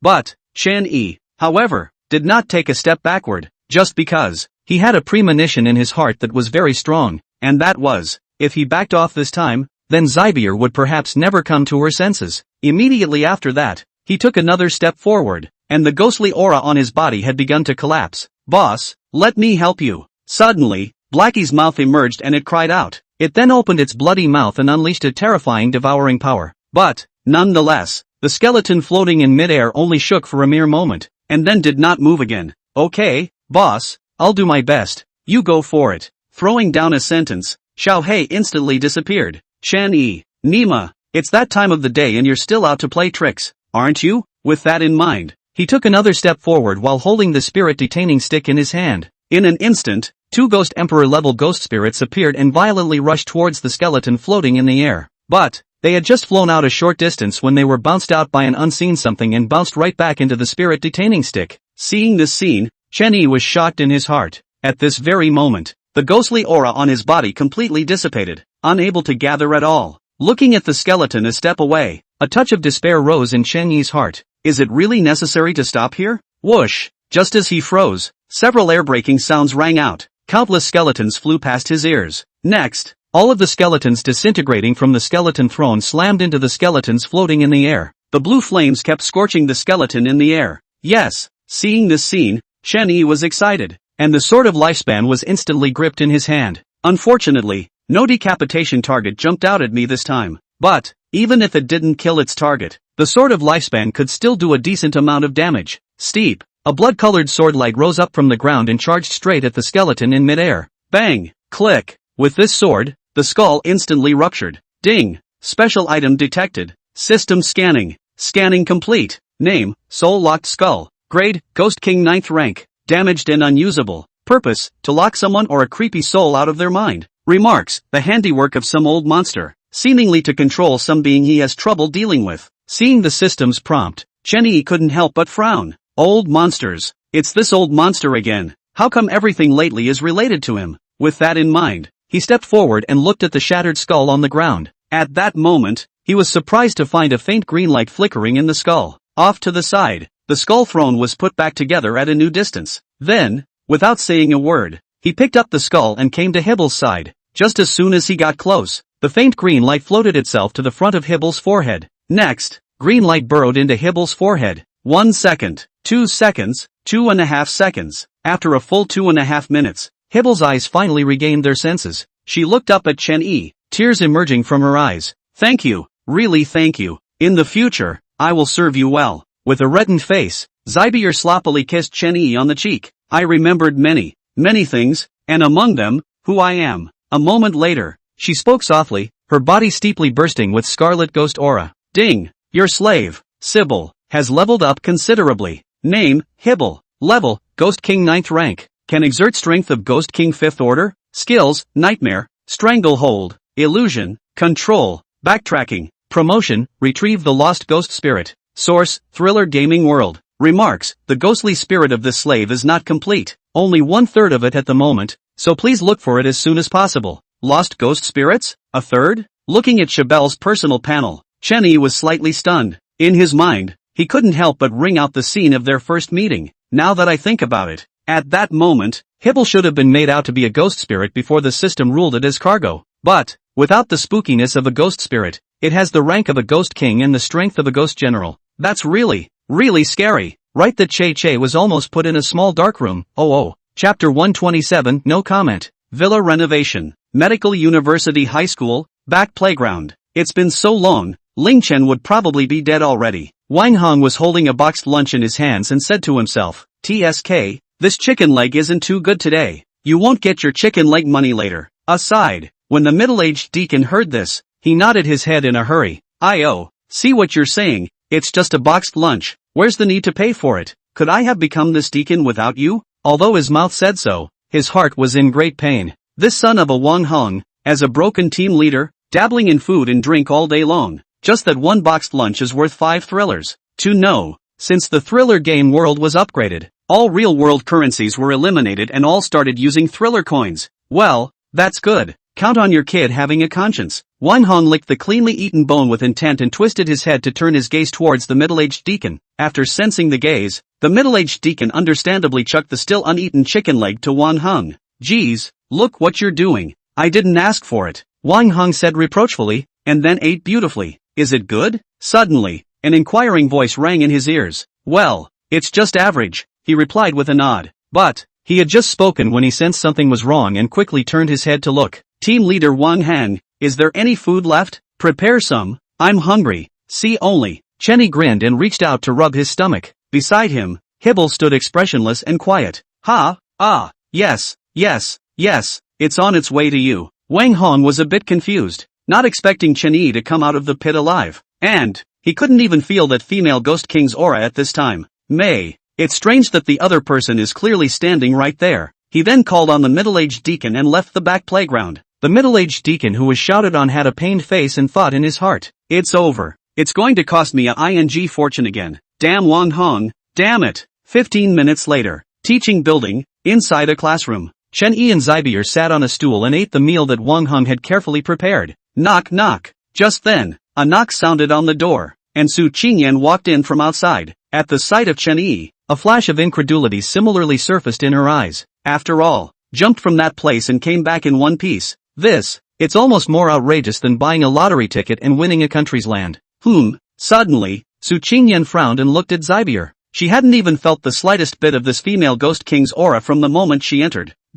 That's when a bold speculation flooded her mind. Impossible, absolutely impossible. She shook her head and came to sit in the seat in front of Chen-Yi. Mr. Ling Chen, is it convenient to say what it's like underneath the pit? This statement was made. Chen-Yi and Zybier, as well as Wang Hong, simultaneously turned their gazes toward Su Qingyan. At this look, Su Qingyan was instantly a bit confused. She knew she was sun-kissed and closed, but it wasn't like they were all staring at her. Su, in charge? Guess what I'm doing now? At dinner? I know you're still asking. Stay to the side. We'll talk about it after we eat. Chen-Yi couldn't help but roll his eyes. At least you're the chief director of a region. Can you have some eyesight? Aside. The corners of Wang Hang's mouth twitched, wanting to laugh but not daring to. Okay, you take your time eating. There's no rush. Su Qingyan smiled awkwardly and reached out to unscrew the caps of the mineral water bottles for Chen-Yi and Zybier. 20 minutes later, Chen-Yi couldn't help but burp as he ate and drank his fill. After asking Wang Hong for a toothpick, he then turned his gaze to Su Qingyan. The food is good. Ask, I'd like to know what you saw when you went under the pit. Also, how come those auras are suddenly gone? By the way, how did you get up here? Su Qingyan frowned and asked 3 questions in one breath. 1. Saw a stone door with a skull carved into it. 2. I broke the stone door and the was automatically gone. 3. Personal competence? No comment. When these words came out, Su Qingyan and Wang Hong were dumbfounded at the same time. You mean you broke a stone door and then the was gone? What's behind that stone door? Su Qingyan pursued. There's nothing, if I have to say there is. It's just some rocks. Chen Yi shrugged and pulled out a bottle cap-sized stone from his pocket. Just see. The stone was emerald green, crystal clear, and emitted a faintly sinister aura. Seeing the stone, Su Qingyan's eyes lit up and she instantly stood up. This stone, the Guild of Guile Slayers wants it. Mr. Ling, make a price. A Ghost King grade ghost artifact. Chen Yi nodded and grinned, nonchalantly. Alas, the only thing the Guild of Guile Slayers can take out at the moment is a Ghost Martial grade ghost artifact. In that case it's better to forget about it. Su Qingyan shook her head regretfully, then turned around and left. Seeing this, Chen Yi didn't say anything more and took the stone and was about to leave with Zybier. But, he had just reached the door when several men in black combat uniforms approached. What? Is this a case of soft not working and you want to be hard? Chen Yi turned his head to look at Wang Hong behind him and said in a cold voice, Gee, look at you. How can that be? Go, go, go, all of you. Who told you to come over here? Wang Hong shouted, and all of the Guild Slayer Alliance henchmen who had surrounded him retreated in all directions. Let's go. Chen Yi held Hebier's hand and left the school building. Behind, Su Qingyan appeared out of nowhere again and stood beside Wang Hong. This Ling Chen must be recruited into the Guild Slayer Alliance. Only then will the national. In a month's time. Halfway through her sentence, she did not continue, and after glancing at Wang Hong, she turned to leave. A month? How could people like them, who harnessed the Ghost King's royal guile, care about the deaths and lives of ordinary people? Ugh, a month. I hope I survive. Wang Hong shook his head helplessly, fear and powerlessness surfacing under his eyes. 25 minutes later, Xihua City, suburb, abandoned villa. After leaving from the school, Chen Yi did not go home directly, but instead arrived at the suburban villa. Before, when he entered the Yellow Springs train copy, he was looking for someone to refurbish the place online. At the time, it was a payment of 1,000 thrift coins. Yo, not bad at all. Outside the villa, Chen Yi smiled faintly and nodded in satisfaction. At this point, the original dilapidated gate has been refreshed. The collapsed walls were also repointed and painted. Getting closer, you can still smell the paint on the walls and the front door. Tick-tock. After entering the password, Chen Yi opened the door and walked into the villa. The yard, which was overgrown, has been planted with new flowers and trees. The ground is even grassed over. After looking around for a while, he walked to the door of the house, holding a bell. Upon opening the door, the brand new furniture inside came into view. Not bad, the money wasn't spent in vain. Chen Yi nodded in satisfaction. Let's pick up Qin Shi and Fei Fei at night. Chapter 128 Raffle Carousel. Exchange cell phone for refrigerator. Old neighborhood. Building 3, in front of house number 502. Chen Shi looked at the house she had lived in for 15 years with a face of reluctance, and a line of hot tears flowed from the corner of her eyes. We'll come back and visit more often, okay? She skimmed her small mouth and twisted her head to look at Chen Yi. Well, you can come back whenever you want. Chen Yi smiled and reached out to wipe away the tears from his sister's face. At this point, Little Orange stepped on a catwalk and walked out of the house, then leapt up and landed firmly on Chen Yi's shoulder. Asterisk asterisk asterisk asterisk. I knew it. It's a good thing I gave you food ahead of time to make you skinny. Otherwise you wouldn't have crushed me? As he spoke, he wiped his hand, which had just wiped away his tears, over Orange. Orange, who was licking his fur, licked it and felt something was wrong. Today's gross, salty, cell entrance. Master Lu, are you really not coming with us? There are plenty of empty rooms over there. Enough for you and Grandma. In front of the gatehouse, Chen Yi tried to persuade Lu to go to the villa with him. After all, suffered from the care of Grandpa Lu for so many years, has long been like a close grandparent and grandchild. Alas, it is not easy for you to live a good life, so I, an old thing, will not go to participate in the work, as long as you two are well and well fed. Your grandmother and I will be happy in our hearts, Master Lu said with a cigarette stick in his hand and a smile. The eyes that looked at both Chen Yi and Chen Shi were filled with relief. After a little more persuasion, Chen Yi could only helplessly leave with Chen Shi and Fei Fei. After waiting for a while, a cab finally pulled up. Master, wait for me for a while huh? I'll be right over. After putting his luggage in the trunk, Chen Yi ran straight to the beef noodle restaurant across the road. Boss, from now on, every day. We'll send a bowl of beef noodles with meat to the security guard in the neighborhood across the street. Mr. Lu Ha. As he spoke, he took out 20 thriller coins with a face value of 50 and handed them to the owner. Originally, he had wanted to just give a thrill coin with a face value of 1,000. But, come to think of it, in this world now, an ordinary noodle shop owner, how can you possibly hold on to a thrill coin with a face value of 1,000 in your hand? It might be snatched up by some unscrupulous royal trickster one day. No problem, don't worry, deliver it to him every day at noon on time. The boss saw that it was Chun-Yi and immediately agreed with alacrity. After receiving the thrill coin, he was stunned, and was just about to open his mouth to say something when he realized that Chun-Yi's figure had long since disappeared. Xihua City, suburb, villa. Wow, such a big villa. It must cost a lot of money, right? Looking at the opulent villa,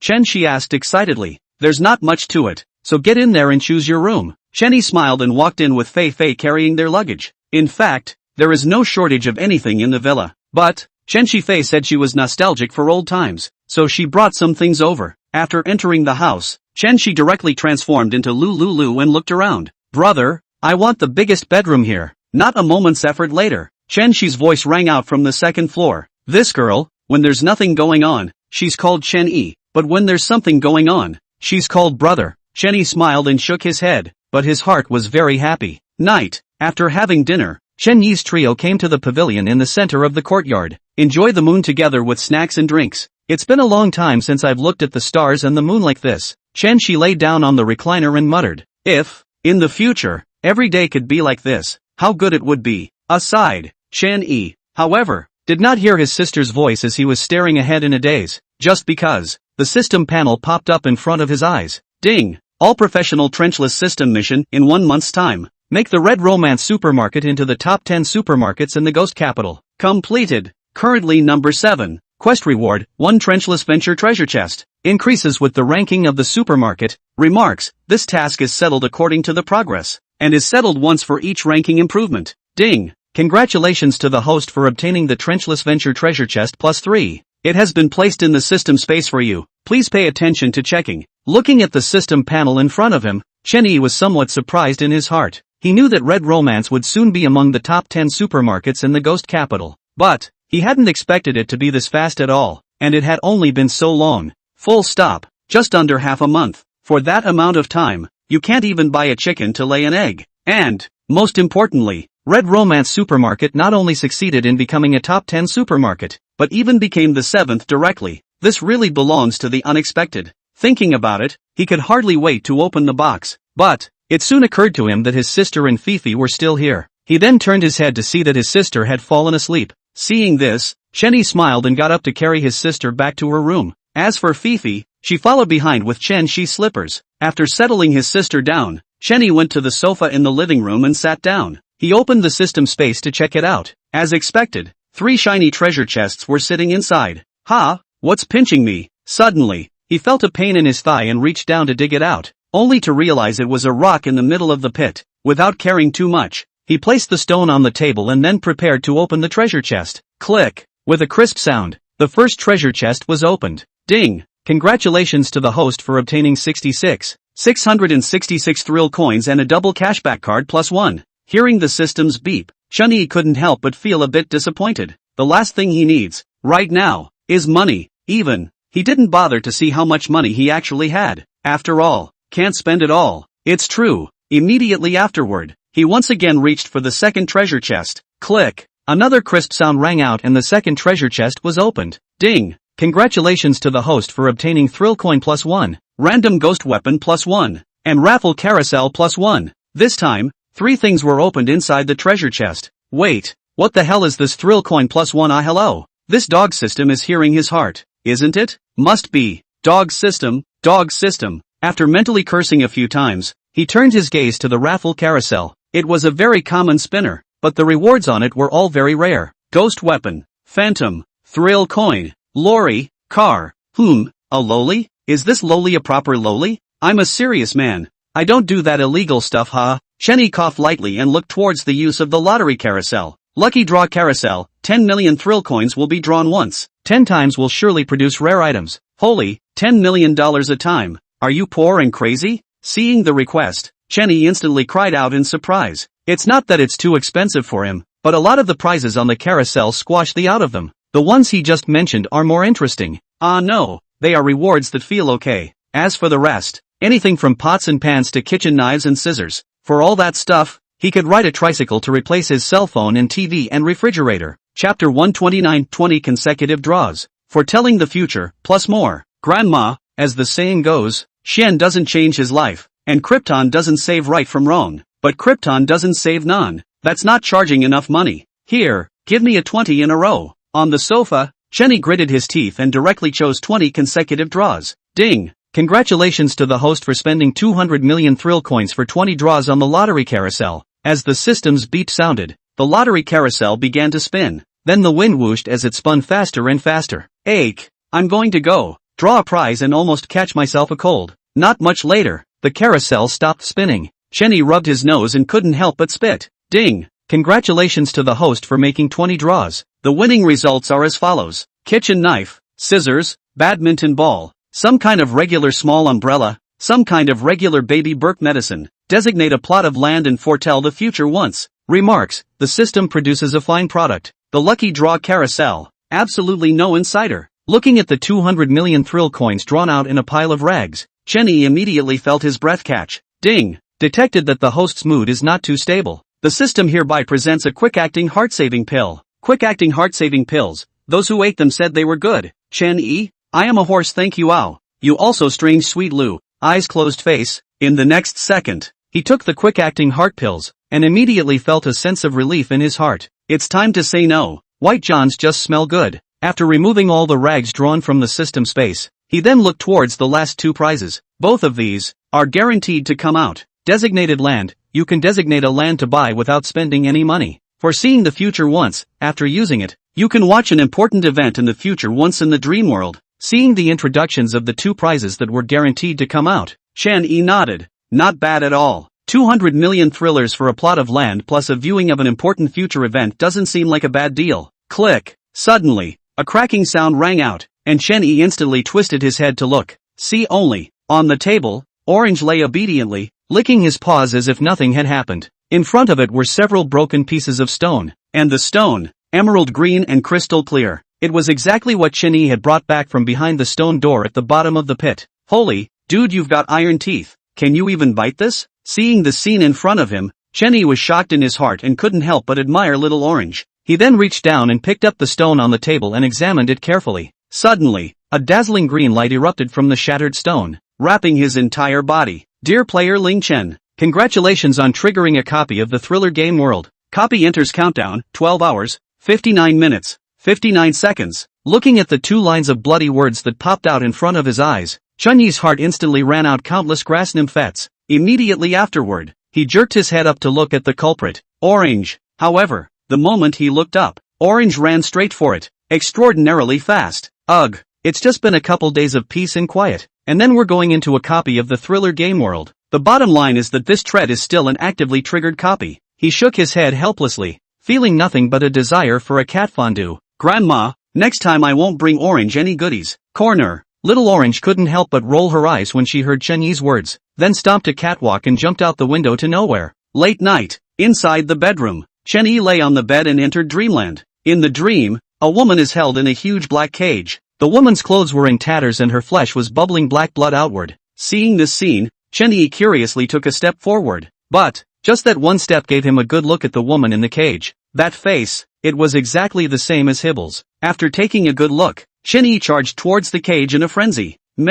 As soon as he approached the cage, he was intercepted by a ghostly aura, wrapped up and threw him out. He then got up from the ground and charged towards the cage again and was thrown out again, over and over again, the whole 99 times, until the 100th time, he was exhausted and collapsed to the ground. In the middle of the cage, Hibble shed tears but couldn't make a sound. She wanted to raise her hand to stop Chen-yi, but she didn't have an ounce of strength. It seemed that staying alive had taken all her strength. Ding! This future reading session is over. Right at this moment, an icy mechanical tone sounded in Chen-yi's ears. In the bedroom, Chen-yi jolted awake, straightening up and breathing heavily. All of his clothes were wet with sweat and sticky and smelly. That place, is it a ghost emperor? Or maybe a high-ranking ghost emperor? But why was Hibble put there? He frowned, muttering to himself under his breath. A few moments passed before he got up and went to take a shower. Villa's second floor. Inside the bedroom, she was lying on the bed, her eyes looking at the ceiling. She had been sleeping since she was carried in by Chen. Just a moment ago, a sudden pungent stench drilled into her nostrils. Straight up stings her awake. The smell on my brother is really getting stronger. I can smell it from so far away, she whispered, while another voice rang in her head. It's not that his flavor has gotten bigger, it's that he's been exposed to more and more.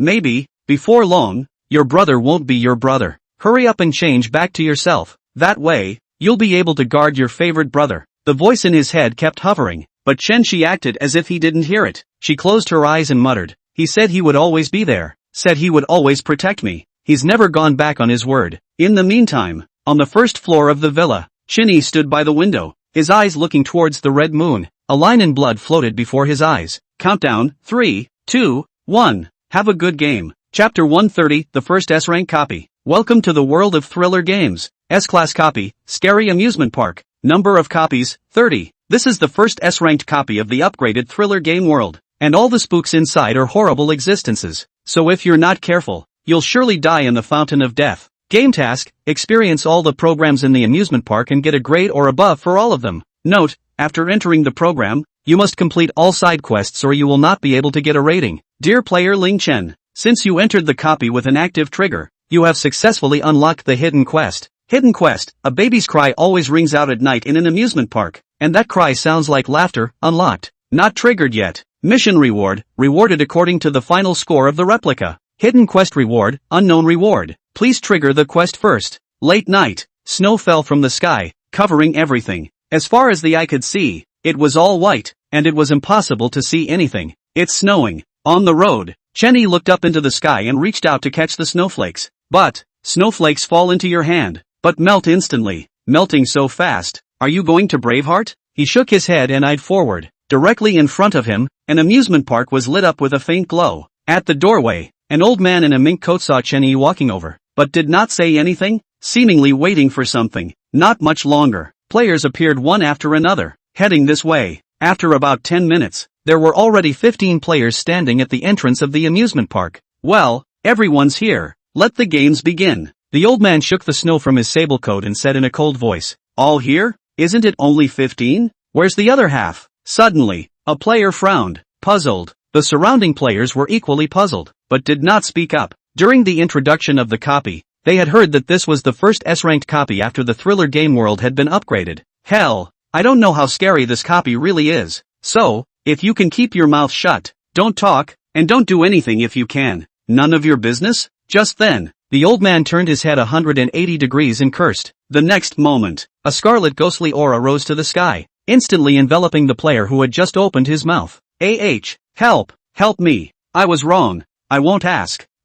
In a flash, miserable cries came out from the ghostly air, but none dared to come forward to rescue them. Aside, Chen frowned and looked at the old man in the mink coat. Ghost King, 6th Order, not bad for the first S-ranked copy of the thriller game world upgrade. The old men watching the door were all Ghost King 6th Order existences. How horribly powerful should that amusement park weirdness be? Click. As the screams of the players stopped, a scuffling sound rang out. The amusement park's closed gates slowly opened. Enter, visitors, the old man said with an expressionless face, then took the lead. Once they entered the amusement park, the old man's figure instantly disappeared. Seeing this scene, all the other players were a bit confused and hesitant. But, eventually it was hard enough to walk into the amusement park. After all, you may die if you enter an amusement park, but if you don't, it's an instant death. 25 minutes later, Chen walked inside the amusement park, his eyes looking to the sides from time to time. During the time he had been in the amusement park, he had been observing the surroundings. Eventually, he learned a message. That is, the amusement park is huge, so big that you can't even find your way out. Little brother, come in and play? Suddenly, a playful voice rang out, only to see, in front of him on the right, a little girl was looking at him with an expectant face. Yeah, Chen smiled and nodded, not refusing. After being in for so long, it's time to experience the rides here. Hey, little brother, you're so nice. Seeing Chen actually walk over, the little girl was so happy that she immediately danced around. Is really happy to dance around. In front of Chen she directly reached out and pulled the heart out, holding it in her hand and dancing. About 2.5 minutes later, the little girl stopped, panting as she looked towards Chun-Yi. Little brother, do I dance well? Average. I'd rate it as not as good as me. Chun-Yi shook his head with some disappointment. When these words came out, the little girl froze. She completely did not expect Chun-Yi to feel general. And it was said to be inferior to him. I'm an average dancer. You say? Not as good as you? The little girl lowered her head. Her voice was cold, and her body erupted with a pitch-black ghostly aura. Next, she looked up. Her small face, which had been full of collagen, had developed ugly corpse spots. Black blood oozed from the chest, where the rags were. There's one thing that really isn't as good as me, and if you don't believe me, I'll give you a little dance. Chun-Yi grinned and snatched the little girl's heart under her dumbfounded gaze. Watch this, little thing, I'm only going to dance once. The words fell. His right hand was wrapped in ghost chi, holding the heart, and it actually did jump. Only, that jumping thing, in the real world, seems to be called something like seven-colored sunshine. Aside, the little girl watched the scene dumbfounded, her ghostly aura fluctuating. Bang! Suddenly, an explosion rang out, and the little girl spat out a mouthful of black blood from her mouth, looking pained. At this point, Chun-Yi's eyes were wide, his expression exaggerated, and the heart on his right hand had disappeared. Well, it looks like you don't have a chance to blame me. Looking at the little girl who had fallen to the ground, he shrugged helplessly. He then pushed open the door next to the little girl and stepped inside. Dear player Ling Chen, welcome to the Scary Amusement Park Haunted House program. Scary Amusement Park, Haunted House. Inside the haunted house, the lights are so dim that you can't even see your feet. From time to time, an eerie and creepy sound rang out around them. At this point, Chun-Yi was slowly walking forward as he carried the underworld guile lamp in his right hand. Suddenly, a figure appeared out of nowhere, blocking his way forward. This player, to experience the haunted house program, you need to pay. A woman who looked exactly like the little girl at the door was smiling and extending her palm to Chun-Yi. Okay, how much? Chun-Yi nodded. It makes sense to pay to experience the rides. It's not much. 2 fingers is enough yet. The woman smiled. Seriously, 2 fingers? Chun-Yi asked with some surprise and uncertainty. That's right, it's 2 fingers. The woman was still smiling. Very professional. Okay, here. Upon hearing this, Chun-Yi nodded and pulled out 2 fingers from his pocket and placed them in the woman's hand. Looking at the fingertips in her hand, the woman's eyes suddenly widened, but she quickly recovered as normal. It smiled. Enough money has been collected. Have fun, oh dear. Chapter 131 Unexpected Joy. Guile Bead. Scary Amusement Park, Haunted House. In here, the in-chi is really heavy. Inside the haunted house, Chun-Yi carried the underworld guile lamp and muttered. Finally, after 2.5 minutes, he met the first ghost in the haunted house. See only, one was draped in white ribbons and held a bone in each hand. It showed its teeth as it looked toward Chun-Yi, its mouth constantly saying, eat you, eat you, eat you. Click, click, click. The 2 bones clashed together with a clicking sound. Side quest trigger, Haunted House Ogre. Please feed it before it eats you. Looking at the words in blood that suddenly popped up in front of him, Chun-Yi could not help but stare. What do you mean? Feed it before it eats him? Eat you, eat you, eat you. The ogre's eyes were bloodshot as it took a step towards Chun-Yi. Feed it, right? Simple. Chun-Yi grinned as a dagger appeared in his hand. He held the guile blade in his hand, and with a flash of his body, he instantly arrived at the ogre's side. The next moment, he raised his hand and directly cut off the ogre's arms. Bang bang, 2 landing sounds rang out, but the ogre didn't react in the slightest. By the time it reacted, its body was already lying on the ground. I forgot to mention that I'm a chef in one capacity. Chun-Yi grinned, revealing a harmless look. Immediately after, he took the severed ogre's limbs and shoved them all into its mouth. In a short while, the ogre's eyes turned white and black blood kept coming out of its mouth. The ghostly aura on his body had collapsed and he was too dead to die.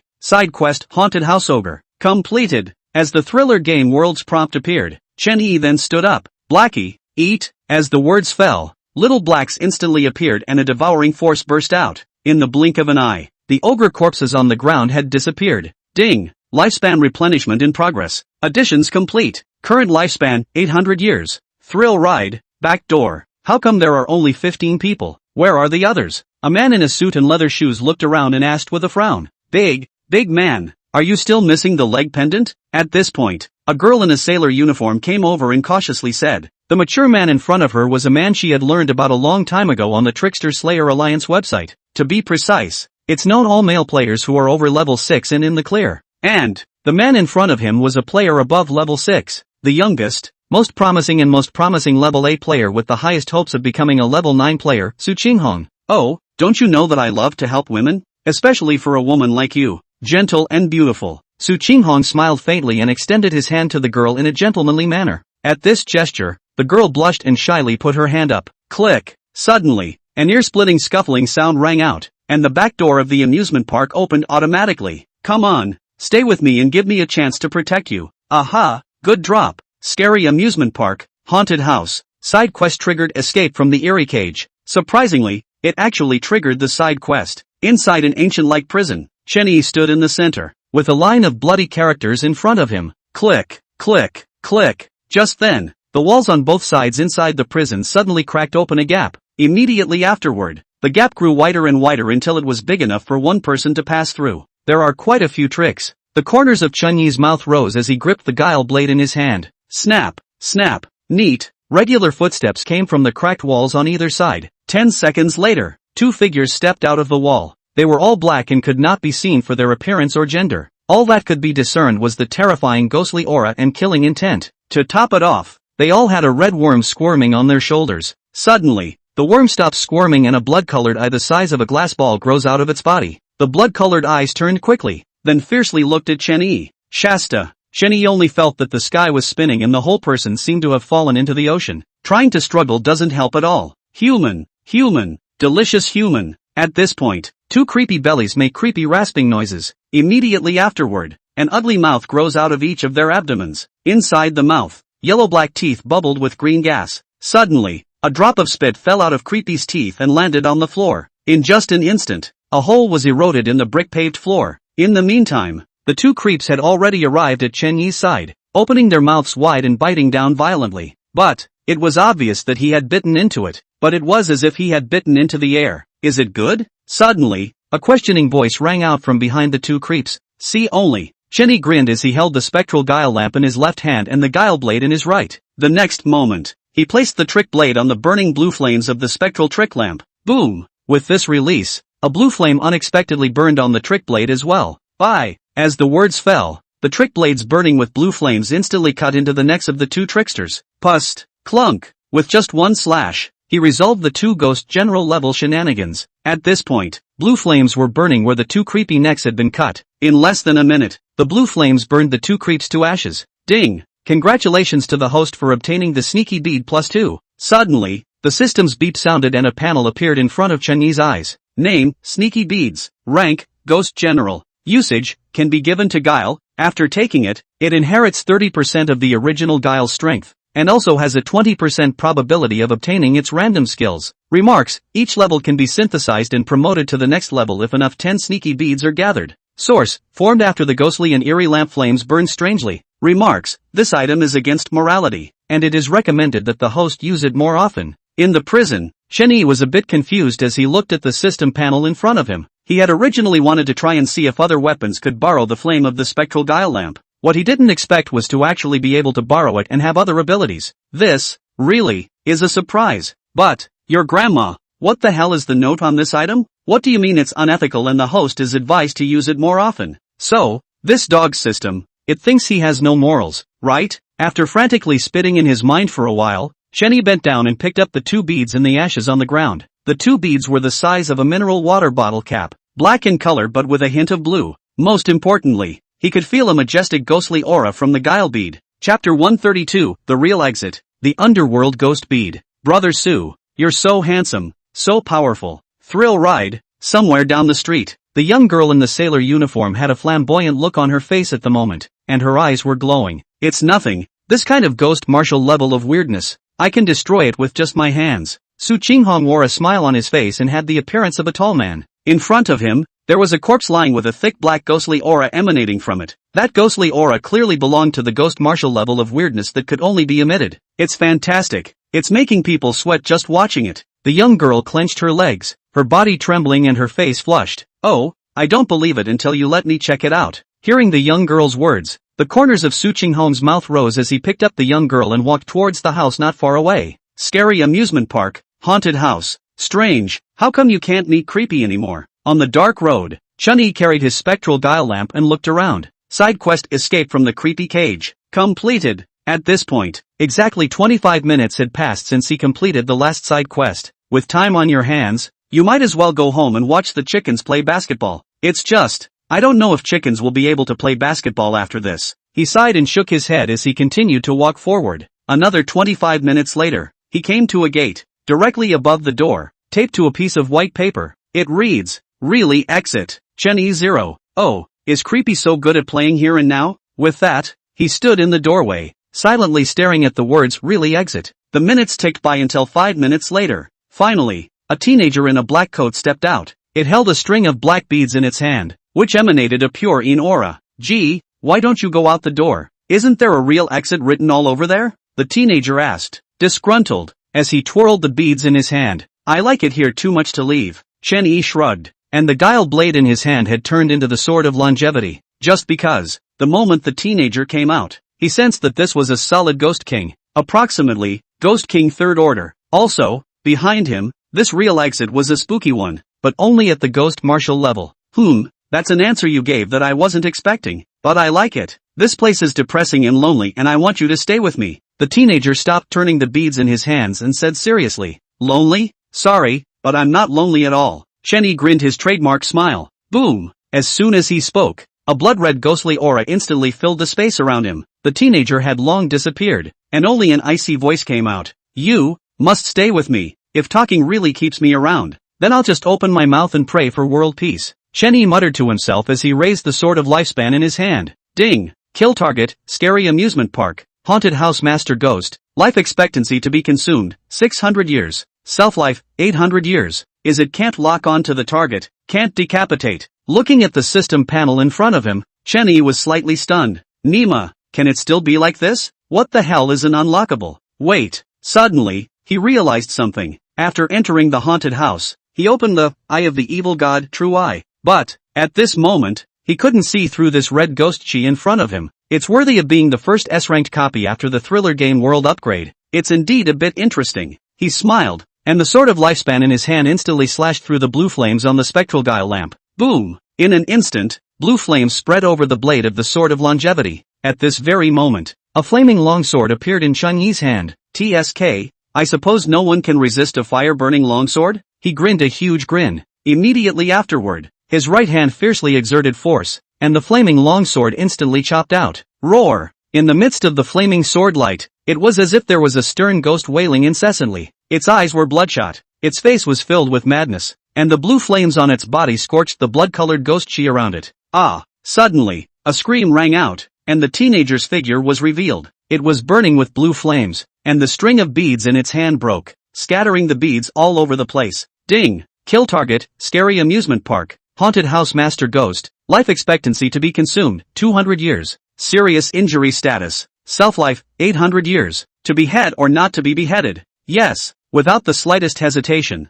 Chen Yi decisively chose yes, and the lifespan sword in his hand chopped out once more. Ding! Congratulations to the host for killing the special creepy and gaining the creepy pearl +1. As the system's beep sounded, a bead once again appeared on the ground. Only, this time the beads were blood red in color, with the same hint of blue mixed in. Seeing this, Chen Yi walked forward and bent down to pick up the beads. But, he had just bent down when the trick beads on the ground suddenly flew up out of nowhere. Immediately after that, it spun up quickly. Seeing this scene, Chen Yi was a bit confused, not knowing what was happening. In the next second, the beads that were originally held in the teenager's hands also flew up out of thin air at that moment. Not long after, all the beads flew next to the trick bead and spun at high speed. Boom! Steeply, the blue flame on the underworld guile lamp in Chen Yi's left hand burned even more vigorously. Blue flames tilted toward the beads in the air. Slowly, the beads were melted away by the blue flames and turned into a black liquid. Immediately afterward, the black liquid all burrowed into the trick bead. Ding!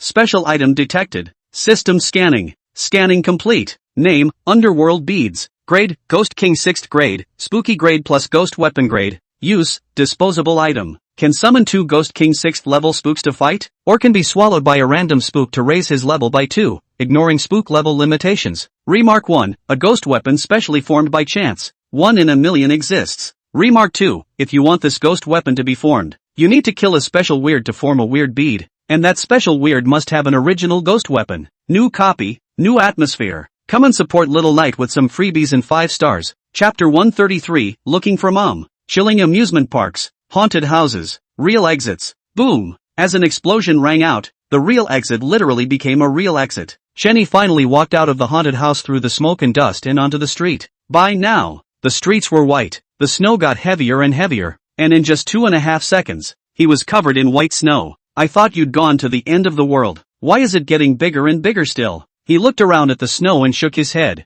heading to the right. Hey, not bad, really moist. Amusement park, inside an empty room. Su Qinghong was buttoning up his buttons while smiling lewdly. On the ground in front of him, the young girl who was originally wearing a sailor's uniform was now unclothed. She was bruised and purple all over and her thighs were covered in blood. Ugh, it's so unplayable. It's only been 2 hours and you're dead? A level 3 player is still physically weak. Seeing that the young girl was not breathing, Su Qinghong shook his head, a hint of regret showing on his body. Knock knock, knock knock. Suddenly, a sharp knock sounded on the door. Upon hearing the knock on the door, Su Qinghong instantly became alert, and a ring surfaced on the middle finger of his right hand. The ring exuded a terrifying aura, clearly a Ghost King level ghost artifact. Immediately afterward, he walked to the door and turned the knob, opening it. The moment the door opened, he clenched his right hand into a fist and slammed it outward. Snap! However, no sooner had his fist struck out than it was wrapped in a huge palm that stopped it. Oh ho ho! A powerful human will be even more delicious. Oh, welcome to Thriller Amusement Park, the Clown Theater. In the meantime, Thrill Ride, Cabaret. Are you sure your mom was there? Inside the cabaret, Chun-Yi couldn't help but ask as he held a little girl in his right hand. The little girl was wearing a patched cotton jacket and pants. On her feet was a pair of embroidered shoes and in her arms was a rag doll. Just 10 minutes ago, Chun-Yi was walking down the street of the amusement park when he suddenly saw the little girl huddled in the corner. Without the slightest hesitation, he walked towards the little girl. At the same time, the side quest was successfully triggered. Thriller Amusement Park, Cabaret side quest, find the little girl's mother. He then followed the little girl to the cabaret. Aha! Mom says she has to come here every day to work and says she's a desk jockey here. The little girl tilted her head and nodded heavily. Seriously? Hearing this, Chen-Yi's gaze looked around and did not find any pillars. This also rules out the possibility that its mother is really a stagehand. Brother, please help me find my mom. I really miss her. Mommy's not home and I'm starving. The little girl lowered her head, tears streaming from the corners of her eyes, and her stomach growled. At those words, Chen-Yi froze slightly and looked down at the little girl beside him. After a short while, the corners of his mouth turned up and he whispered, found your mom. As the words fell, the little girl looked up in surprise, the tears within her eyes instantly disappearing. Where is it? Where is it? Where is mommy? It was full of anticipation, and the hungry growling of its stomach grew louder and louder. Oh mommy, it's in your belly. At that moment, Chen-Yi squatted down and stared into the little girl's eyes and said word for word, not feeling well, take a day off. Normal update tomorrow. Love you guys, people. Chapter 134 Junior. Are you enlightened? Lucian Big Brother's explosion, more sprinkles. Thrill Ride, Cabaret. Mommy, in my tummy? Hearing Chen-Yi's words, the little girl was dumbfounded and muttered, but if mommy is in my stomach then why am I still so hungry? Stinky mommy, bad mommy. The little girl's mouth dropped and she raised her little fist to pound her stomach. Seeing this scene, Chen-Yi couldn't help but laugh a little as he reached out and tugged on the little girl's arm, saying seriously, since mommy is so bad, let's punish it. Yes, punish mommy, punish bad mommy. The little girl jumped twice in excitement, then was a little puzzled, but how can I punish mommy when she is in the tummy? Before it could finish its sentence, it felt a pain in its abdomen. Looking down, he found a dagger stabbing it in the stomach. Brother, I hurt so much. You're bad too. You and mommy are bad. Eat you, so you can go be reunited with your bad mommy. As it spoke, a pitch-black ghostly aura erupted from its body. Immediately afterward, two terrifying killing intent locked Chen-Yi in place. He looked a little surprised. Yo, I didn't expect you dolls to be a trickster as well. It's not possible, is it, that this doll is your mom? He grinned and jerked the dagger out of the little girl's stomach. In the next instant, the dagger stabbed back into the body of the doll in the little girl's hand. This action caused the little girl to go on a complete rampage. Its eyes were bloodshot, saliva dripped from the corners of its mouth, and it bit towards Chen-Yi like a madman. Same time, the eyes of the rag doll buttons in the little girl's hand also flashed blood red. In the blink of an eye, the rag doll disappeared. Not far away, watching the rag doll disappear, Chen-Yi was not the least bit panicked. See only, he raised his left hand and a deep, bloodshot eye emerged from it. Immediately after, he lightly snapped his fingers, and a cloud of ghostly energy suddenly floated out of thin air beside him. In just a second, the black ghostly aura exploded steeply, and a figure was revealed. At this point, Yun was wearing pajamas and had a cute rag doll in her arms. The rag doll looks like a little boy with an axe in his hand. To top it off, the little boy was wearing a cute princess dress. Yun even thoughtfully put pants on it. Aha! Where is this? Yun is so sleepy. She needs to go home and sleep. She murmured a soft sentence under her sleepy eyes. She then turned to leave, only to be grabbed by a large hand. Go back my ass. Fight. Chen-Yi was somewhat helpless. It's broad daylight. There's nothing to sleep on. As soon as he spoke, the little girl's rag doll instantly appeared above her head. It grinned, and a pair of scissors suddenly appeared in its hand, fiercely cutting towards the top of Chen-Yi's head. But, just then, a pitch-black ghostly aura rose up into the sky. In the blink of an eye, a burly man wearing a princess dress and holding a giant axe appeared beside Chen-Yi. The next moment, it raised the huge axe in its hand and slashed directly at the ragdoll in the air. Seeing this scene, Ragdoll smiled disdainfully and turned around to leave. What to expect? The moment it turned around, the huge axe that was originally very far away from it, but it directly hacked at its back. This one cut the ragdoll right in half. The two ragdolls then exploded in the air and turned into a mist of blood. The other side, a line of blood tears flowed from the corner of the little girl's eyes, and her breath became chaotic. It mumbled, "Mommy, don't you want me?" As the words fell, a giant axe appeared above its head. Next, the giant axe fell, and the little girl was split in two down the middle. TCH, there's a bit of a hot flash. Aside, Chen-Yi was staggered as he looked at the burly man wearing a princess dress with a giant axe in his hand. He then called out to Blackie and devoured the little girl's body. Ding! Lifespan replenishment in progress. Additions complete. Current lifespan, 1,500 years. Holy, that many? Hearing the system's beep, Chen-Yi couldn't help but stare. That's a lot? To my esteemed sublime and greatest king of devourers, such a small lifespan is but a sprinkle. Blackie grinned, his tone proud to the core. Oh, is that so? Then please, this honorable and sublime and greatest king of devouring, give me another 2,000 lifespans. Sorry for the intrusion. Farewell. Upon hearing Chen-Yi's words, Xiao Hei's mouth instantly concealed itself and disappeared. Shay, that's it?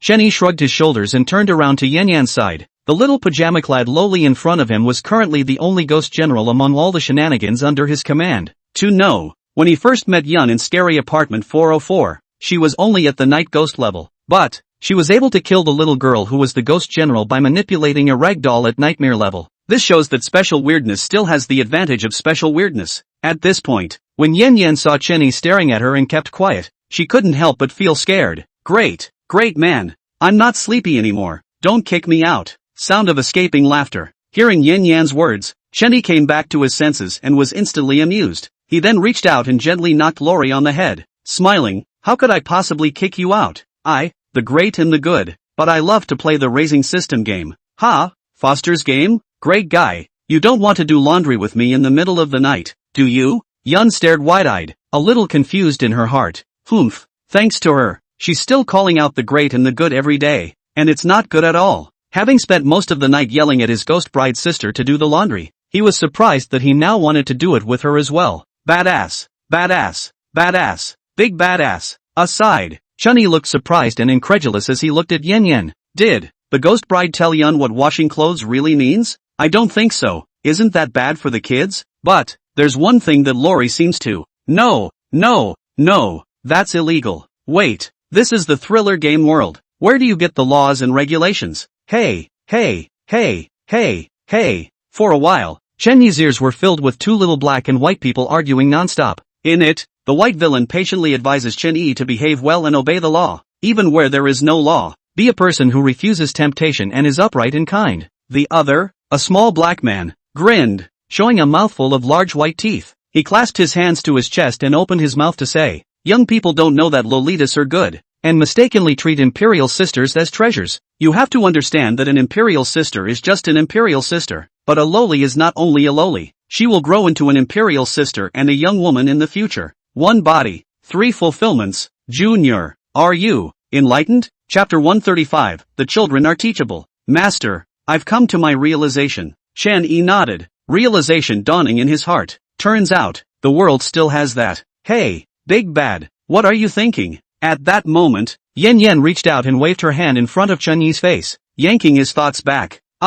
Thinking low. No, thinking where to go next. Chen-Yi sheepishly glanced at Yan-Yan, then twisted his head and walked out of the cabaret. Streets, the snow was heavy and didn't seem to want to stop. The temperature inside the amusement park has dropped again and again due to the increasing snow accumulation. Yikes, it's cold, but the snow is so beautiful. It's been a long time since I've seen such beautiful snow. Looking at the snow that was almost up to her knees, Yun's eyes were glowing and she was very happy. Stop looking and come up here, or I'm afraid I won't find you later. At this point, next to him, Chenny bent down and spoke to Yen. Here we go. Yun nodded and quickly rode on Chun Yi's neck. I want you to get on your back. Forget it, that's it. Without saying anything more, Chenny stood up and carried Yen into the snow. In the meantime, thrill ride, clown theater. At this point, Su Qinghong lay on the ground, panting heavily. The ring on the middle finger of his right hand had shattered, emitting a faint ghostly aura. Beside him, a creepy in a clown suit fell in a pool of blood, not breathing. Worthy of being the first S-ranked copy, a small side quest is so difficult. For the current situation, when we get back, we'll have to talk to our oldest sister and rejudge the strength of the weirdness. As he spoke, he braced himself and delivered 2 more punches to Clown Creepy. Only then did he get up and leave. Bang! As the door to the room closed, the dead clowns in the room suddenly rose to their feet one by one with a carp. Its eyes were lifeless as it turned and walked over to the young girl who was unclothed and had been dead for a long time. The next second, the red ball on its nose came off and fell to the ground and bounced. Immediately afterward, the red ball bounced higher and higher, finally landing firmly on the tip of the young girl's nose. The moment the red ball made contact with the tip of the young girl's nose,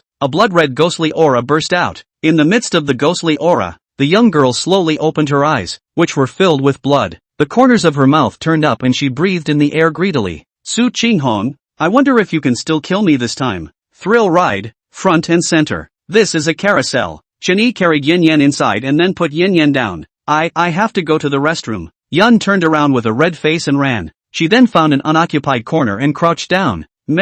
As the minutes ticked by, she still hadn't come on out. Strange, doesn't want to go to the bathroom? Side quest trigger, carousel. A horse often gallops in the amusement park and has run over and killed many tourists. Please capture it and tie it to a pole or just kill it. It seems like the game quests aren't a joke. You really have to experience all the items and complete the side quests. Looking at the bloody words in front of him, Chenny twisted his head to observe the carousel. As expected, a wooden horse was missing from the side of the pillar. Gee, where is this going to be found? He looked around and realized that it was nothing but snow and it was still snow. Not to mention the horses. There are no hoofprints. Alas, no horses, no horses. He shook his head. Ta-da! Suddenly, a snow-stomping sound rang out. Hearing the voice, Chenny instantly looked up and realized that a black horse was staring at him. A faint black ghostly aura emanated from the black horse as it violently accelerated towards Chenny. Split it! Suddenly, an angry voice rang out. Immediately afterward, a burly man wearing a princess dress and holding a giant axe appeared out of thin air. It wielded the huge axe in its hand and slashed directly at the black horse's body. The speed was so fast that even Chenny was a bit unable to react. Yun,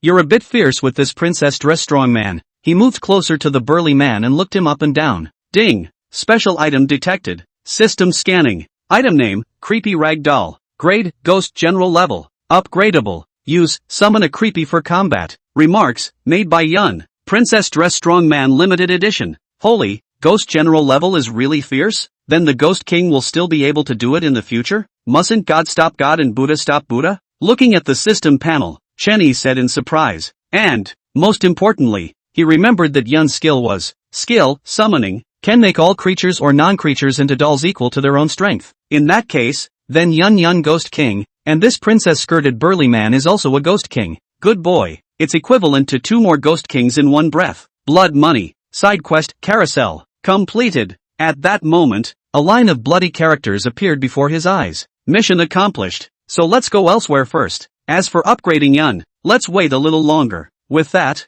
he bent down and gestured for Yun to come up. But, this time, Yun hesitated. She blushed, clamped her legs together, and said in embarrassment, I'll be physically uncomfortable riding on it, so I'd better forget about it. When these words came out, Chenny was instantly confused. Looking at Yun's gestures and movements, before thinking back, he understood everything in an instant. It's okay, come on up. He smiled and waved at Yun. Seeing Chen Yi's resolute attitude, Yen had no choice but to nod her head and walk over. Afterwards, Chenny stepped into the snow with Yen on his back. Along the way, he felt his neck pinned a couple more times, and it was even very warm. This time, however, he didn't say anything and walked forward quietly. By the way, how old are you, Yan? Suddenly, Chenny patted Yan's leg and opened his mouth to ask. Hearing this question, Yun bit her lip and thought about it. It wasn't long before she spoke slowly. Should it be, maybe, probably, maybe 106? The words fell out of her mouth and she nodded shyly. Being a woman is very taboo as a matter of age, no matter what, even as shenanigans. 106 years old?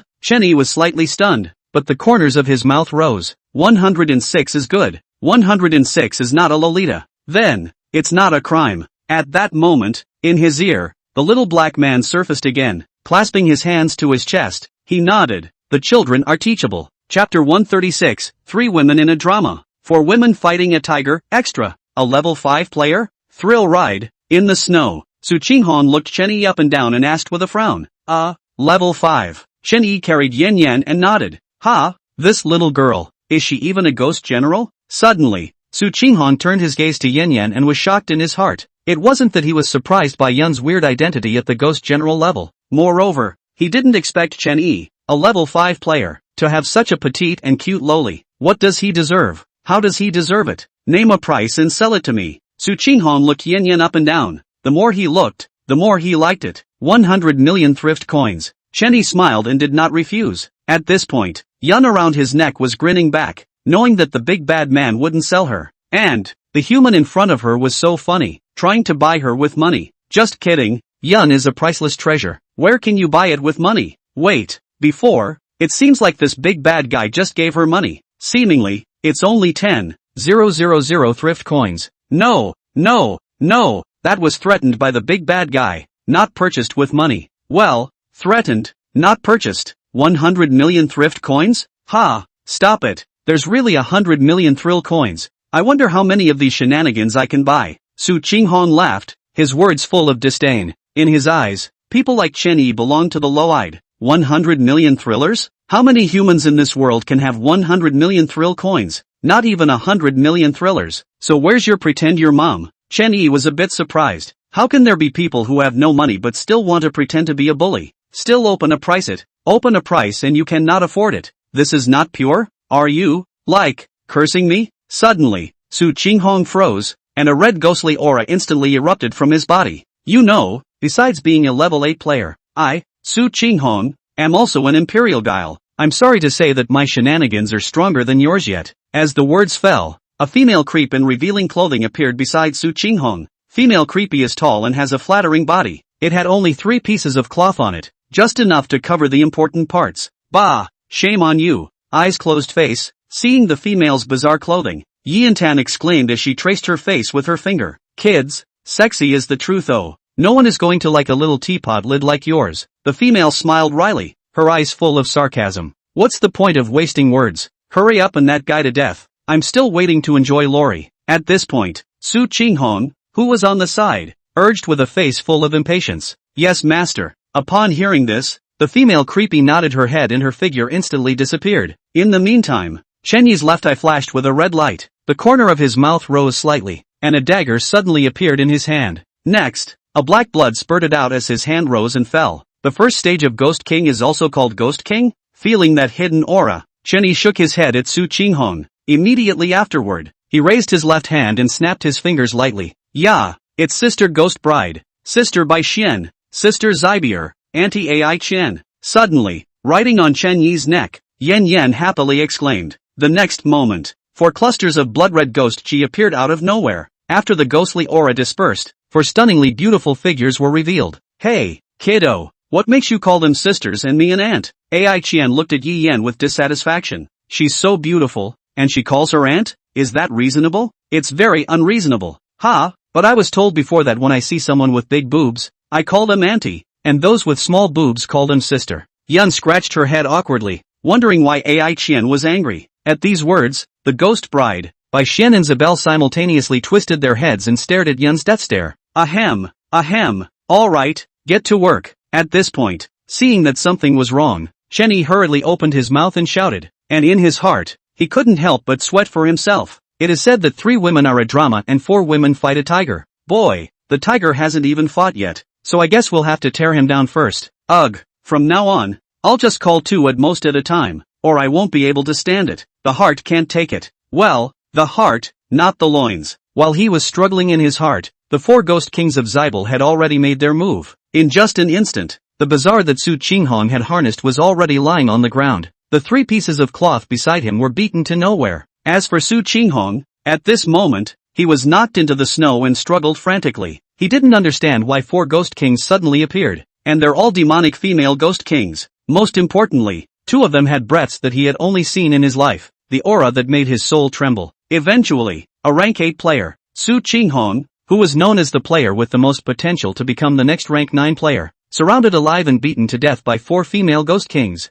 To know, he was a favorite female creepy in his life, and had a few pet peeves. At this point, he was beaten face to face, but the corners of his mouth were still upturned. That's fine. I'll go back. Aside, Chenny felt his heart tighten, surprisingly feeling a hint of fear inexplicably. The 4 daughters were then hurriedly told to go to their respective homes. Immediately afterward, he called out to Blackie, devouring the body of the female creep on the ground. Come on, let's go to the next stop. Hey, you don't say. It's warm on the neck like that, just a little wet. As the words fell, he carried Yun towards the front. 10 minutes later, the snow was still falling and the whole world turned white. Dead? What a shame. A young girl in a sailor uniform stood above the snow. On her nose, she had a red ball that looked exactly like a clown. On the snow in front of her, a splash of blood red was very eye-catching. She then crouched down and pushed the snow away from in front of her, and a body was revealed. Die a worse death than I did. The young girl smiled, very satisfied, and then raised her right hand to place it on Su Qinghong's corpse. In the next instant, a blood-red ghostly aura wrapped Su Qinghong's corpse.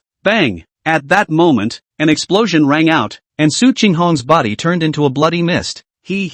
That's nice. The young girl clapped her hands together and got up to leave. The direction of departure was exactly the same as Chen Yi's. She mouthed to herself, killed the man I wanted to kill, so go ahead and die. Still not feeling well, but you can't be lazy. Still 3 shifts. Chapter 137 Memories of the Ferris Wheel. Dark Lowly. Thriller Amusement Park. It was getting late and the snow was still flying. Side quest triggered Memories of the Ferris Wheel. From childhood memories, please don't get caught up in it. In the amusement park, Chenny stood underneath the Ferris wheel, still carrying Yen Yen on his body. Ferris wheel, yeah. Yun hasn't played it in a long time. Yun looked up at the Ferris wheel, her eyes revealing endless yearning. Yeah? Well, let's take you inside and have some fun. Chenny smiled, and when the Ferris wheel's sedan chair came down, he carried Yen Yen down and went in together. Upon entering the sedan chair, Yun happily leaned over the glass to look out. Boom boom boom. Snap. Suddenly, a firework exploded in the air in a brilliant and colorful way. Wow, it's beautiful. Yun was lying on the glass with happiness written all over her face. Click. Just then, a cracking sound rang out, and all of the Ferris wheel's carriages fell off, slamming towards the ground at great speed. Noticing that something was wrong, Chunny instinctively reacted by hugging Yen Yen and closing his eyes. But, in the next second, he reacted that he was not the same at this point as he was before he crossed over. Immediately afterward, he opened his eyes, only to freeze, just because. At this moment, the scene in front of him had changed. The original sedan chair and fireworks and snow all disappeared. Even, it had gone from night to day outside. The only thing he was thankful for was that Yun was still in his arms. Seeing that Yen Yen was still there, Chenny let out a slight sigh of relief, and then his gaze surveyed the surroundings. Soon, once again, a shock went through his mind as he recognized his surroundings. Here, when I used to be little. See only, there are bungalows all around, and a few chickens and ducks run out on the asphalt road from time to time. At the entrance of the house, a dog lay obediently on its back, sleeping heavily. Bang, bang, bang. Chen Yi, who was reminiscing about his childhood, suddenly felt the ground shaking incessantly, as if it was an earthquake. On the ground, rocks and dirt bounced wildly as if they were bouncing in a nightclub.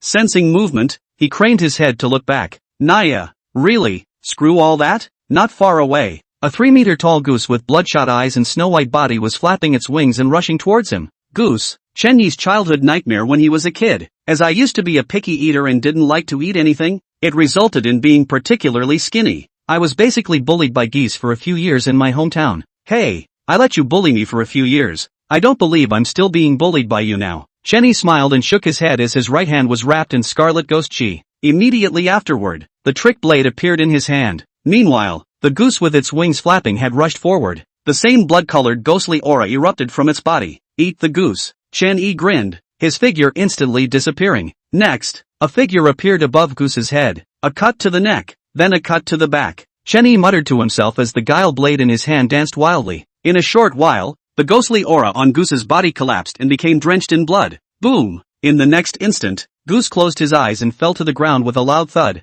Wow! What a big goose! At that moment, not far away, Yun slowly opened her eyes. After rubbing her eyes, she stared, drool dripping from the corners of her mouth. Unfortunately, it's not edible. Hearing Yin Yan's words, Chen-Yi shook his head and summoned Little Black to devour the goose's corpse. This thing is a ghostly fabrication. It's not physical. If I have to, it's just a few bites of someone else's ghostly breath. Seeing Yun skimming her small mouth, aggression and unhappiness was written on her face. Chen-Yi explained helplessly. From the moment Goose came out, he saw everything, including, in front of me, this childhood memory of my hometown. It's a pity that a fake is a fake after all, and can never be real, but it's a rare opportunity to show you where I used to live. He smiled and held Yun's hand as he walked through the streets of the village. Along the way, he patiently described to Yin Yan the interesting things that happened when he was a child, making Yin Yan laugh. Of course, occasionally it was possible to meet some wild dog.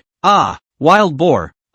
They were all ghostly creations, and were cut down by Chen-Yi with a knife. Click, click. Suddenly, an ear-piercing cracking sound resounded in Chen-Yi and Yin Yan's ears. The next moment, the houses, streets, plants and trees in front of us all shattered. Immediately afterward, this childhood hometown, as if it were glass, completely shattered and fell into a dark abyss. You're really boring. Why don't you come out when you're so powerful? Do you think I have a lot of ghostly creations? Just then, an angry growl rang out. A terrifying ghostly aura and killing intent emanated from a bizarre body that was 2 meters tall and had 24 eyes growing densely on its face. Big bad. Why is this creepy so ugly? Yen Yen shrank behind Chen-Yi, revealing a small head and frowning as she asked. Then let's make it look good, shall we? Yeah.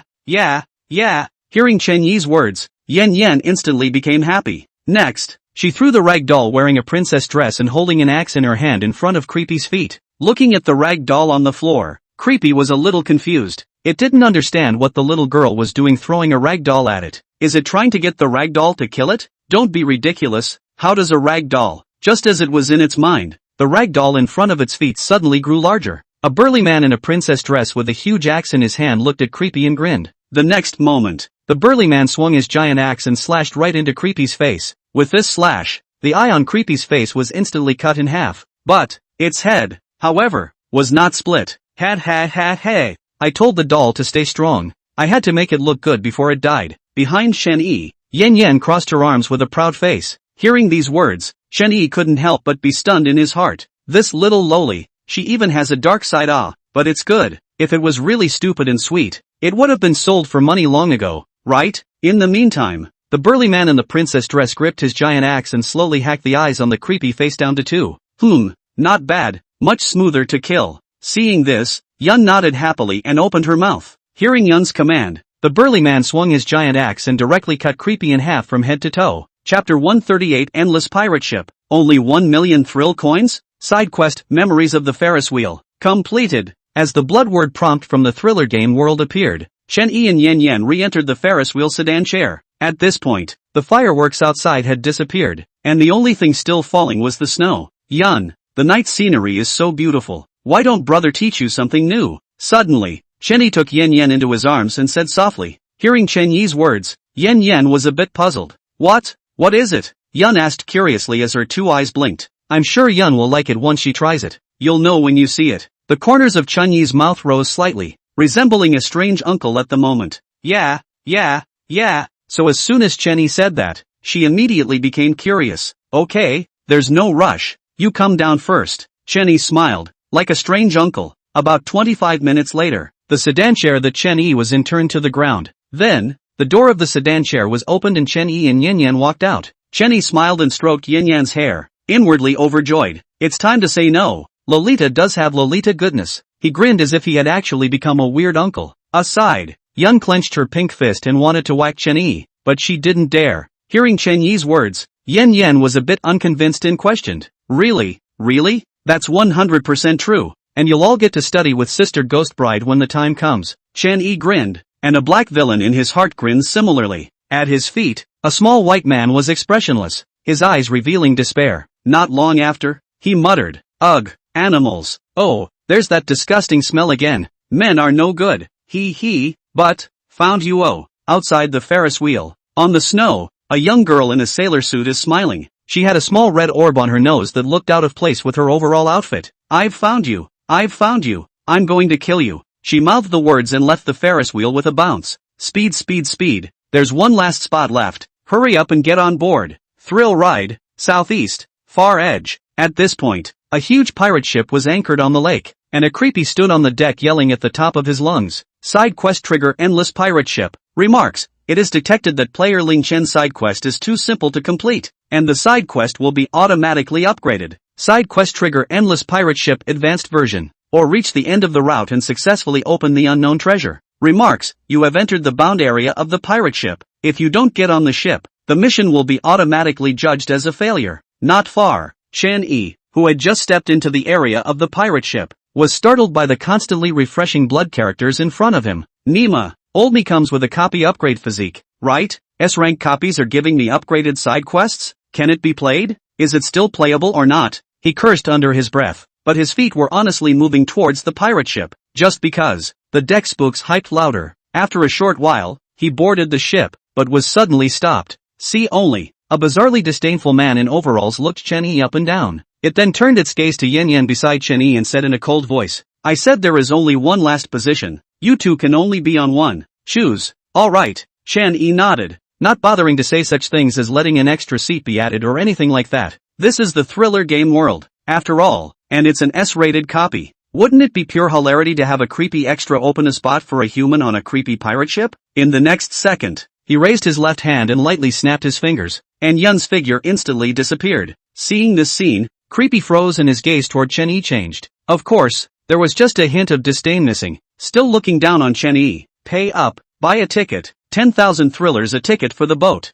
Hearing Creepy's words, Chen Yi nodded and reached into his pocket to pull out money. But, he had just put his hand in, but then suddenly stopped. Immediately afterward, he looked up at the Creepy in front of him and asked coldly, 10,000 thrift coins for a boat ticket? Is it a VIP or regular ticket? Oh, of course it's a normal boat ticket, 10,000 thrill coins, and you want to ride VIP? Creepy smiled disdainfully. It didn't think a tiny human could shell out much money. Anyone who can shell out 10,000 thrillers for a boat ticket is probably going to have to empty out their family's pockets. However, in the next second, a flash of red light flashed before its eyes, and several streaks of pure Yin-Chi drifted out. VIP? Why can't I think? See only. Chen Yi was puzzled as he held 10 brand new thrill coins with a face value of 100,000 in his hand. Gulp! Looking at the brand new thrill coin in Chen Yi's hand, Creepy couldn't help but swallow a mouthful of saliva. The next moment, its face changed and it smiled fawningly. He, this honorable guest, welcome to this endless pirate ship. May I ask if you would like to purchase a VIP ticket for 100,000 thrill coins or a VVIP ticket for 500,000 thrill coins apiece? Or, would you like to purchase a Super Supreme SVIP ticket for my possibly endless pirate ship, 1 million thrill coins apiece? As the words fell,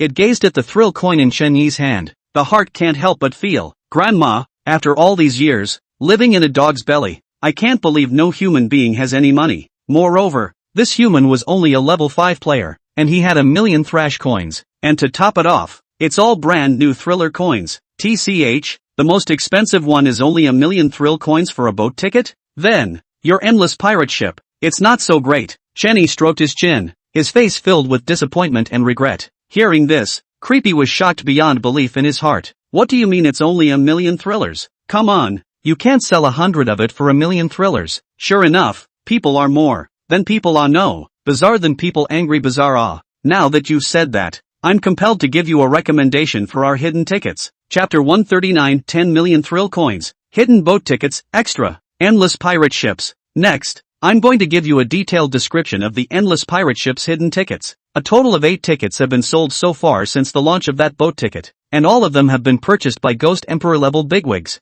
You know the president of the Ghost Capital Bank. He used to buy hidden ship tickets. Creepy spoke colorfully, as if it had bought it itself once. Hearing the bizarre words, Chen Yi was a bit surprised, not realizing that Wei Zichang had even come here. Then the most important thing is price and service experience. Endless pirate ship, hidden ship ticket, 10 million thrillers. It's expensive, but definitely worth every penny. Infinitely close to the presidential suite in the human world, and even more so, you can pick and choose female creeps to play in the room at will every day. In addition, Purchasing a hidden ship ticket gives you extra access to activities on the endless pirate ship that are not open to the public. The words fell out of his mouth with a weirdly smug smile. You know, $1 million thrillers is a lot of money, don't you? So, if I put up 10 million thrift dollars for a hidden ship ticket, what should your excellency do? However, just as it mocked Chen Yi in its heart, another pure Yin-chi drifted out. The purity of this Yin-chi was 10 times the total purity of the Yin-chi of the previous face value of 100,000 thrill coins. That in air,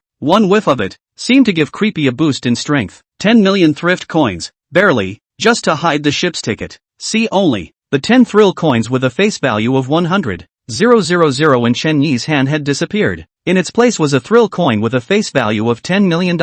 Seeing this scene, Creepy was instantly shocked and dumbfounded. 10 million thrillers, still brand new. 10 million thrift coins, it's not like it hasn't seen it before, but, with a face value of $10 million in brand new thrill coins, this is really the first time it's seen it. To know, the 8 hidden ship tickets sold before, those bigwigs were just that scattered thrill coins to put together $10 million. None of them were straight out of the box with a face value of 10 million thrill coins. After all, it's a well-known fact that in a way, thrill coins are ghost weapons. A brand new thrill coin with a face value of $10 million. That's even more of a ghost weapon. Do you really want to buy a hidden ship ticket with this thrill coin? Creepy's body trembled, unsure if it was excitement or fear. It stumbled over its words, its eyes always fixed on the thrill coin in Chen Yi's hand. Well, it's only 10 million thrift coins, no big deal. Chen Yi shrugged and directly threw the thrill coin in his hand to Creepy. This throw almost threw out Creepy's heart. It was so frightened that it rushed to pick up the thrill coins, which it then carefully held in its hand. Please wait a moment, I'll go get your hidden boat ticket now. After saying that, Creepy turned around and walked away. Not long after, it walked back again, looking excited, happiness written all over its face. Honored guest, here is your hidden ship ticket. You will be shown to your room next. Creepy respectfully bowed 90 degrees and presented Chen Yi with the hidden ticket of the endless pirate ship with both hands. It was a palm-sized card made of gold and jade throughout. Pure Yin aura emanated from it. Only, that Yin-chi was not as pure as the Yin-chi that Chen Yi had taken out with a face value of 10,000 thrilling coins. Good. After receiving the hidden boat ticket, Chen Yi nodded. 2.5 minutes later, a female creep in a uniform with black silk on her legs and high heels on her feet walked over. It was plump and dimpled, as if made in heaven. Greetings, master. The female creepy came to Chen Yi's side, kneeled on both knees in front of him, tilted her head, and whispered. This move couldn't help but make Chen Yi sigh with a sigh of relief at the progress of the thriller game world. No, Creepy knows all about catering to human needs and preferences. Get up, he smiled, making the female creepy. Then, led by the female creepy, one person and one creepy, entered the cabin. The first level of the cabin was a hall with a number of food and drinks. In the very center, there were even several beautiful women bizarrely wearing revealing clothes and dancing hot. That dance, even Chen Yi had to say something wonderful when he watched it. At the very least, it's not many times better than some of the real-world scrub video jumps. Right at this moment, all of the weirdness in the first layer turned their gazes towards Chen Yi. Humans, there are humans, delicious humans. I can't believe there's a living human on the endless pirate ship. Just caught it. Extra dinner tonight? TSK, TSK, TSK, look at the fine skin. It should be quite tasty. Woohoo! Human hottie, wanna ride? Feeling the bizarre gazes around him, Chen Yi did not feel any different. After all, he entered here as if he were a sheep entering a wolf pack. But, as for whether it was a real sheep or a fake sheep, then only Chen Yi himself knew. Master, in order to avoid unnecessary trouble, you can wear the hidden ship's ticket on your chest, which is also a kind of status symbol. Beside him, the female creepy in professional attire bent over slightly, revealing a smattering of snow-white abyss, and said respectfully to Chen Yi. Upon hearing this, Chen Yi nodded and wore the hidden boat ticket on his chest. The moment the hidden boat ticket came out, a number of the creeps around the room stared in disbelief. Holy, hidden ship tickets? Humans buying hidden ship tickets? No way. This can't be some bigot pretending to be a human to pull out the fun, can it? Woohoo! Human dudes with hidden boat tickets want to be ridden. You're a horse. You know how to ride and ride and ride. And the woman next to you is so hot, she'll look at you? That's right. Why don't you come to my room tonight and ride all you want? Master, this way. Not long after, led by the female creepy, Chen Yi took the elevator to the 10th floor. Here, there were 3 rooms, and all the doors were closed. This one is the master's room. Swipe your ticket and the door opens. Hearing the female creepy's words, Chen Yi removed the hidden ship's ticket on his chest and swiped it on the doorknob. Drops, click, as 2 voices rang out. The door to room 0001 of the endless pirate ship was opened. Holy, you're telling me this is infinitely closer to the presidential suite? This is so many times more luxurious than the presidential suite. Thanks to Long Song and Side Biggie for the popping sprinkles plus roll call plus Pac for a bit. I was going to add more for Biggie, but I'm really not feeling well yet, so I'll owe it first and make it up in 2 to 3 days. Thanks to Big Brother Guqing Shan of Jialing River for sending me 2 blades plus 2 hypnotic charms, and thanks to the other treasures for their gifts too. Love you. Chapter 140, so it's like this, a hidden project. Thrill ride, the endless pirate ship, level 8. This room, it's so nice. Inside the room, Chunyi looked at the decoration inside and couldn't help but sigh. In front of him was an extremely luxurious room. In the very center of the room, there was a bed big enough to lay 10 people flat. On the bed, fresh rose petals were placed, and in the center sat the dainty female creepy. Seeing this scene, Chunyi could not help but stare. He had just been so focused on looking around at the decor and furniture that he had completely missed the fact that there was a creep sitting on the bed. It is? He craned his head to look at the female creep beside him, his heart full of fondness. Master, this is the gift attached to the hidden ship ticket. You can rest assured that such gifts are chosen by the thousands and are never tainted. With a smile on her face, the female creepy seriously explained to Chunyi. Of course, people own them too. As the words fell, its body moved closer to Chunyi and burrowed into his arms. But, as soon as his body felt it, a pitch-black ghostly aura erupted from him. At the same time, his left eye flashed with a flash of red light, and the evil god's eye in his left hand loomed large. You guys, go ahead and get out. Chunyi took a deep breath and drove the 2 female creeps out. Before leaving, the female creepy in professional clothes gave Chunyi a complicated look. Then, closing the door to the room, he left. After the 2 creeps left, Chunyi sat on his butt on the bed, raised his left hand and snapped his fingers. The next moment, a dark cloud of ghostly energy appeared in front of him. Immediately afterward, the ghostly aura dispersed and Yun's figure was revealed. In such a hurry, is something wrong? Looking at the Yin in front of him, Chunyi asked suspiciously. Just a moment ago, Yun contacted him frantically, just like he beer before. Humph, big bad. I knew you were coming in here and you didn't even bring me. Yun crossed her arms, her small mouth turned up, unhappiness written all over her face. However, in the next second, Chunyi suddenly pulled her into his arms. With this action, Yun instantly blushed her small face, and the unhappiness on her face turned into surprise, reduced by 50. About 10 minutes later, when Yun was about to lose her breath, Chunyi lifted his head up. Did its sister ever hand you anything? At this point, Chunyi smiled and opened his mouth to ask. Hearing Chunyi's words, Yen thought seriously. After a moment, she nodded vigorously. Aha, yes there is. Sister Bai Shen told me that I must make the big bad man happy every day. And Auntie Elsie said it would be fun. Yun's little mouth speaks extremely fast. Censored 50. Seeing this scene, Chunyi revealed a bad smile and helped her up. Then be a good girl and listen to your sisters. Come on. Yun finally understood the meaning of her sister's words. Delete 100. I go to. On the bed, Chunyi, who had his eyes closed, suddenly opened his eyes, and a foul language burst out of his mouth. He then looked towards Yun, who was frowning with a pained expression. At this very moment, Yun, however, seemed to be suffering from heatstroke. It took about 2.5 minutes before she looked back to her normal self. Delete 100. 25 minutes later. Knock knock. Just then, a knock sounded on the door, waking Chunyi and Yen up. Knock knock. 10 minutes later, the knock came again. At this time, Chunyi put on his clothes and opened the door to his room. Outside the door, at the sight of Chunyi, the female bizarrely dressed in professional attire breathed a sigh of relief. She then wore a smile. Master, as a hidden ticket member of the endless pirate ship, you can participate in all the programs on board. Just 10 minutes ago, the ship opened its first hidden program. I wonder if the master would like to participate. Hearing the female creepy's words, Chunyi nodded without even thinking. Yes, wait for me. Throwing down a word, he closed the door to the room. By the time he opened the door to his room again, there was already a little loli in a princess dress standing beside him. Yen looked tired, but she tightly grabbed Chunyi's hand. Big bad guy. Cuddle. Good. Chunyi smiled and picked up Yen. The two then followed the female creepy out of the room. Meanwhile, the endless pirate ship. On deck, a young girl in a sailor uniform is being surrounded by 3 male creeps.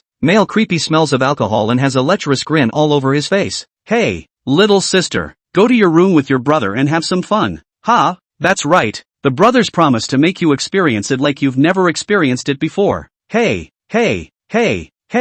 Hearing the male creep's words, the sailor suit girl smiled. Yeah, then brothers lead the way. 300 deleted. Help me. I want to die. The original is in the secret base. You can come in and read it. Chapter 141 Boring. Hidden Projects. Thrill Ride. Endless Pirate Ship. Level 6. Master, this is it. Please swipe your card to enter. The female creepy spoke respectfully to Chen-Yi before retreating to the side. Upon hearing this, Chen-Yi removed the hidden ship's ticket from his chest and swiped it on the door. Drops. Click. With 2 voices, the door opens automatically. Very technologically advanced. But Chen-Yi understood that there was actually a trickster in this door, and the strength is not low. The rank is close to the ghost martial art. In a sense, it was to be better than the little lowly in his arms. Sure, that was when Lori was barehanded. If the princess-skirted burly man was there, anyone below the 3rd rank of Ghost King would have to consider the consequences. Ha, aren't you coming in? Suddenly, Chen-Yi was puzzled when he realized that the female creepy did not follow him. Master, it's true. You can only take 1 more person on a hidden ship ticket. The female creepy stood with a smile on her face and explained softly. Can't we add 1 more position? Chen-Yi asked with a frown. He wasn't familiar with this place after all, and it would be a lot less of a hassle to have someone familiar with the shenanigans of this place following. Well, is there too? But it's pretty much not worth it. Tell me about it. Here are the hidden items on the ship, but the hidden ship tickets have been purchased for a total of 9 people so far. You, Master, are the 9th, but the endless pirate ship still has to run after all, so the hidden items will be open to non-hidden ticket guests as well. Of course, if you want to enter, there are conditions. 1 person, 100,000 thrill coins. After the female creepy finished, she stepped aside obediently. Hearing the female creepy's words, Chen-Yi understood in his heart what it had just meant. That means, it's saying that it's too uneconomical to spend 100,000 thrill coins for it. Thinking of this, Chen-Yi couldn't help but smile. Come in, 100,000 thrillers is just a small amount of money. As the words fell, he hugged Yun with one hand and tucked his other hand into his pocket. Immediately after that, he pulled out a brand new thrill coin with a face value of $100,000. Go pay the money. Seeing this scene, the female creepy froze in place and accepted the brand new thrill coin in Chen-Yi's hand with a dumbfounded look on her face. Looking at the brand new thrill coin with a face value of 100,000 in its hand, it felt like it was dreaming. Surprisingly, there would be a human who would spend 100,000 thrift coins for it. And a brand new thrill coin. For a moment, it had mixed emotions to the extreme, and nodded vigorously. Yes, master. Don't worry, I will make sure you get your money's worth. When it was finished, it turned and walked away. Despite the heels, it wasn't slow at all. After about 5 minutes it returned again with a card in its hand. The card says, Hidden Project Admission. Well, lead the way. Seeing this, Chen-Yi nodded and signaled for the female creepy to lead the way. Thrill Ride, the Endless Pirate Ship, Level 2, inside one of the guest rooms. Why are they all lying on the ground and not getting up? You guys don't seem to be doing too well either. The young girl in the sailor uniform was now sitting on the edge of the bed, her hands bloody. On the floor in front of her, 3 blood-covered bodies lay quietly in a pool of blood. They were naked and had countless scars on their bodies. Most importantly, their loins, and some unspeakable part, are all cut off. Ugh, it's so boring. The human man and the captain are the only ones on this ship who can give me an ounce of pleasure. She shook her head regretfully, then licked the blood from her fingertips. Not long after, she left the room in her bare feet, stepping over the bodies on the floor. Dear sirs and ladies, welcome to the first hidden project of the Endless Pirate Ship. Endless Pirate Ship, 6th floor. At this point, the whole place was pitch black and out of reach. Not far, a creep with a microphone yelled out. Click, click, click, click, click. Just then, a light came on the roof of the field. The blinding lights illuminated the entire field without a single shadow. The next moment, a spotlight lit up, shining directly on where Chen-Yi was.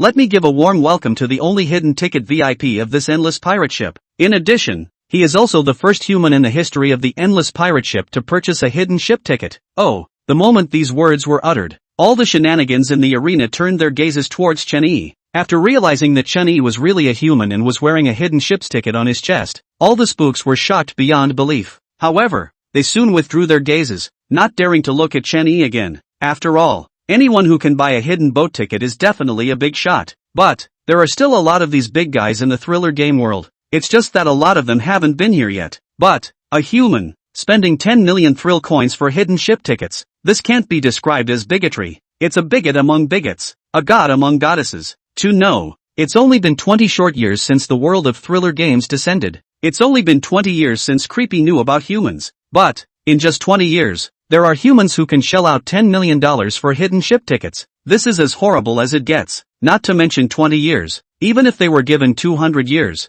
they wouldn't necessarily earn 10 million thrillers. Seeing the eerie retracted gazes around him, Chenny smiled. The spotlight on him then went out and the hidden program began. It's said to be a hidden item, but it's really just a very ordinary one. That would be the blind box. Yes, it's a blind box, but not the normal blind box of the real world. These blind boxes are filled with all sorts of ghostly, spooky, human artifacts. Let's just say that there's nothing you can think of that it can't drive. Today, the Endless Pirate Ship has prepared a total of 20 blind boxes for all of you VIPs. In here, the lowest rank is a Ghost General level Chimera. The highest grade will not be revealed to you all for now. After all, the fun of a blind box is the unknown. At these words, all the shenanigans in the room nodded. Indeed, the joy of the blind box lies in the unknown. Kind of. In the first row of the arena, the corners of Chunyi's mouth rose as his left eye flashed with a flash of red light. The next moment, it was as if all the blind boxes on the stage had become transparent. The items inside were all presented to his eyes. Inside, there's all sorts of weird stuff. Among them,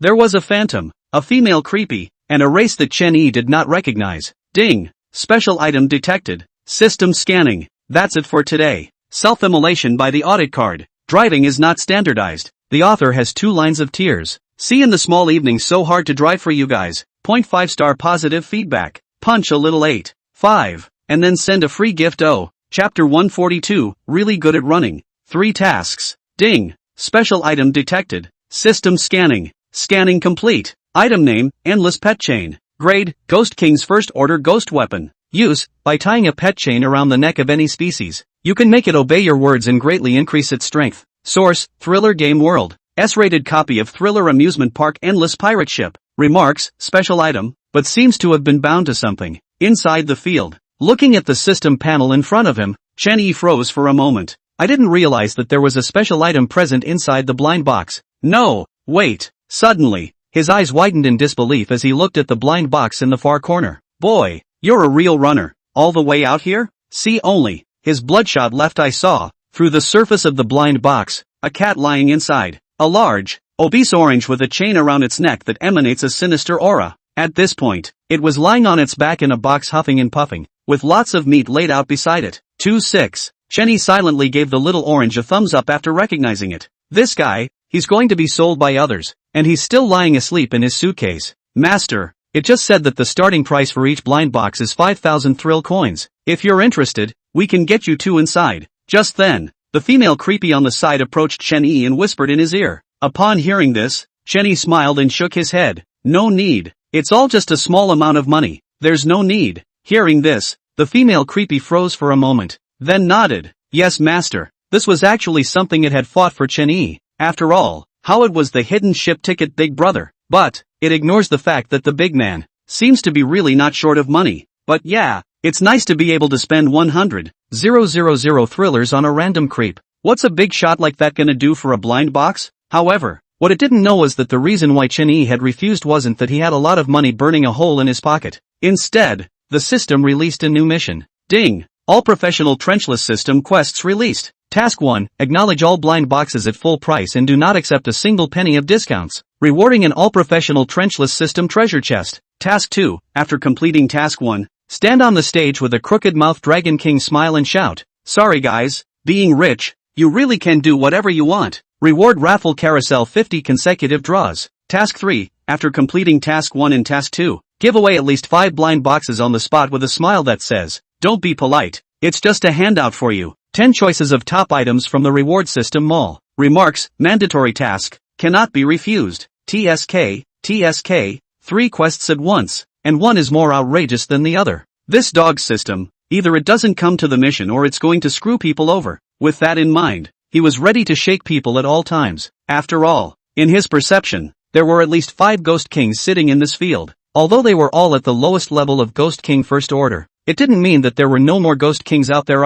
A place that could attract a Ghost Emperor to come and buy a hidden ship ticket. He could not believe that there were no Ghost Emperors sitting around. 10 minutes later, the blind box auction officially began. Since it's a blind box, there's nothing more to say. The reserve price is 5,000 thrill coins. Open auction. As the host's words fell, the guests in the arena began to raise their prices. Those who can get in here are basically not very poor. Within a short while, The price of the first blind box had rushed to 63,000 thrill coins. The bidder was a heavily made-up female creep. Beside it, two handsome-looking male creeps leaned over and kept complimenting it on its atmosphere. 70,000 thrift coins. Suddenly, a crisp voice rang out as Chen Yi raised the sign in his hand and bid. As Chen Yi's voice rang out, many of the guests in the arena shook their heads and put down the cards in their hands. Blind boxes are nice, but they are always blind boxes. There aren't many gamblers in the world. And if you really have that kind of money, why don't you find some female or male creeps to explore the wonders of life? 75,000 thrift coins. However, to the surprise of all the shenanigans, the female shenanigans, who had been left to her own devices, bid again. The two male creeps beside it looked at each other with a smug expression. 80,000 thrift coins. In the next second, Chen Yi's sign was raised again, but the bidder was Yen Yen. At this time, Yen Yen finally woke up from her sleep in Chen Yi's arms, curiously holding up the sign and shouting, "Humph, 85,000 thrift coins." Immediately afterward, the female creep made another bid and then kissed each of the two male creeps beside her. 90,000 thrift coins. Seeing this, Yen Yen was not willing to show weakness, and after shouting, she lowered her head and kissed on Chen Yi's face. At this kiss, her little face flushed. "Aya, sister, look at her. That little girl has bid $90,000. Can you be compared to her? Surely not." Yes, sister. Bid quickly. The first blind box must have something good." At this point, the two male creeps goaded the female creep in unison. Hearing this, the female creepy clenched her teeth, violently raised her sign, and shouted, 100,000 thrill coins. If you have the ability, you can follow. When these words came out, the whole room was shocked. Everyone knows that the only human in the field is also the only big shot here with a hidden boat ticket. This female creep has the audacity to openly call the shots of Big Brother. It's true, desire makes people lose themselves. 100,000 thrift coins now. Do we still add? Hearing the female bizarre offer, Yun was very surprised. Stuttering, he asked Chen Yi, "Of course I'll add it. We're not short of money." Upon hearing this, Chen Yi grinned and reached out to pinch Yin Yan's face. "Well, it's nice and cozy to the touch. It's comparable to my sister at home." "Yes." Yun nodded vigorously, raised the sign, and with all her strength, shouted, 110,000 thrift coins. Originally, she was going to just shout 1,000,000 thrillers. After all, the atmosphere was all the way here, and it always felt like something was missing if you didn't shout out 1,000,000 thrift coins. Just in case, after shouting 1,000,000 thrillers, the big bad guy gets pissed, then she's in for a rough night. No, it was her and her sister who suffered together. Wait, in a sense, it doesn't seem to be a disaster. Thinking of this, Yun had some regrets in her heart. If she had known, she would have shouted for 1,000,000 thrift coins. Aside, seeing Yen Yan's tangled expression, Chen Yi thought that she was feeling like shouting high. The heart couldn't help but feel a little funny. Then, as he pulled Yun into his arms, he said softly, "Play as much as you want. Don't think about anything else." Really? Yun couldn't help but ask with wide eyes. Immediately afterward, she held out her hand to someone. I don't mean this kind of play. This kind of has to go back to the room." Chen Yi was sweating a bit. It seemed that he had to keep Yin Yen away from Bai Xian in the future. What's all this teaching? In public. TSK.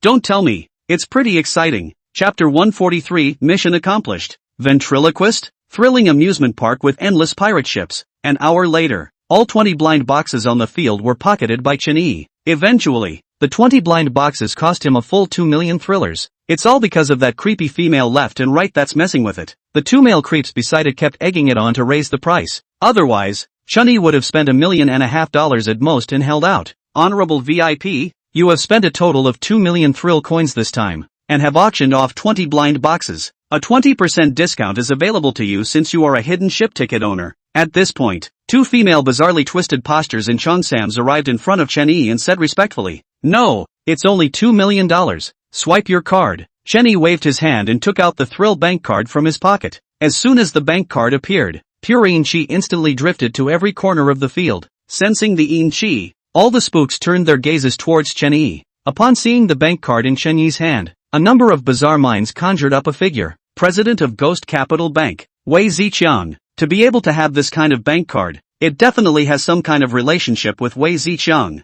No wonder he was able to purchase hidden ship tickets. No wonder he was able to spend 20,000,000 thrill coins on 20 blind boxes. Yes, good VIP. Seeing this scene, Chen Yi had long been accustomed to it and naturally swiped his bank card at the abyss. It then opened its eyes and said with affection, "The swipe was successful. Ding! All professional trenchless system task 1, auction all blind boxes at full price and do not accept a single penny of discount. Completed. Reward, 1 all professional trenchless treasure chest, has been issued to the system space. Hearing the system's beep, Chenny smiled and nodded. Thank you. As the words fell, he held Yun's hand and walked onto the stage together. Standing in the center of the stage, his eyes scanned all the shenanigans below. Amidst the weirdly surprised gazes, he crooked his mouth in a standard Dragon King grin. Immediately afterward, he shouted, I'm sorry everyone, being rich, you really can do whatever you want. The moment these words came out, all the shenanigans were shocked beyond measure. Even Yen Yen looked up at Chenny in shock, just because, at this moment, Chenny really looked too beaten up.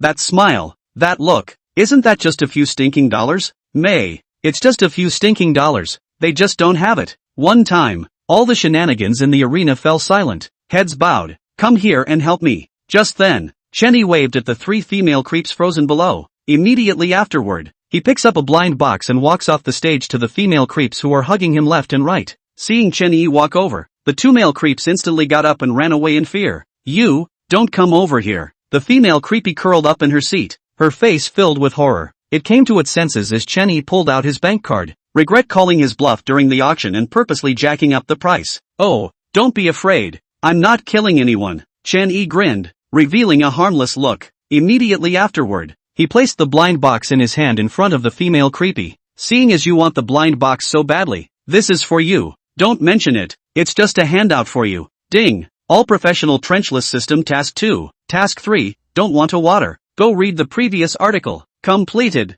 Mission 2 reward, 50 consecutive draws on the lottery carousel. Task 3 reward, 1 out of 10 top items from the system mall. Thanks. The female creepy trembled and thanked Chenny. It didn't dare to raise any discontent or anger at all in its heart. At this point, all it asked was that the human in front of it would leave it alone? Spare his life. It's no fun. Chenny shook his head and turned to leave. Originally, he had thought that with such words, the female creepy would be angry and resist. I didn't realize it was a soft touch too. Meanwhile, endless pirate ship, 5th floor. Hee, pure een, it's the smell of a handsome man. Hee, it's getting closer. It's getting closer. The young girl in the sailor uniform, walking down the hallway, stuck her tongue out and licked the blood from her fingertips. At this moment, her right hand was covered in black blood. In his left hand, he was even cupping a pitch-black loin. After licking the blood off her fingertips, she picked up the loin and took a bite. After just a bit of chewing, she gave a pained look. Blah, blah, blah, blah,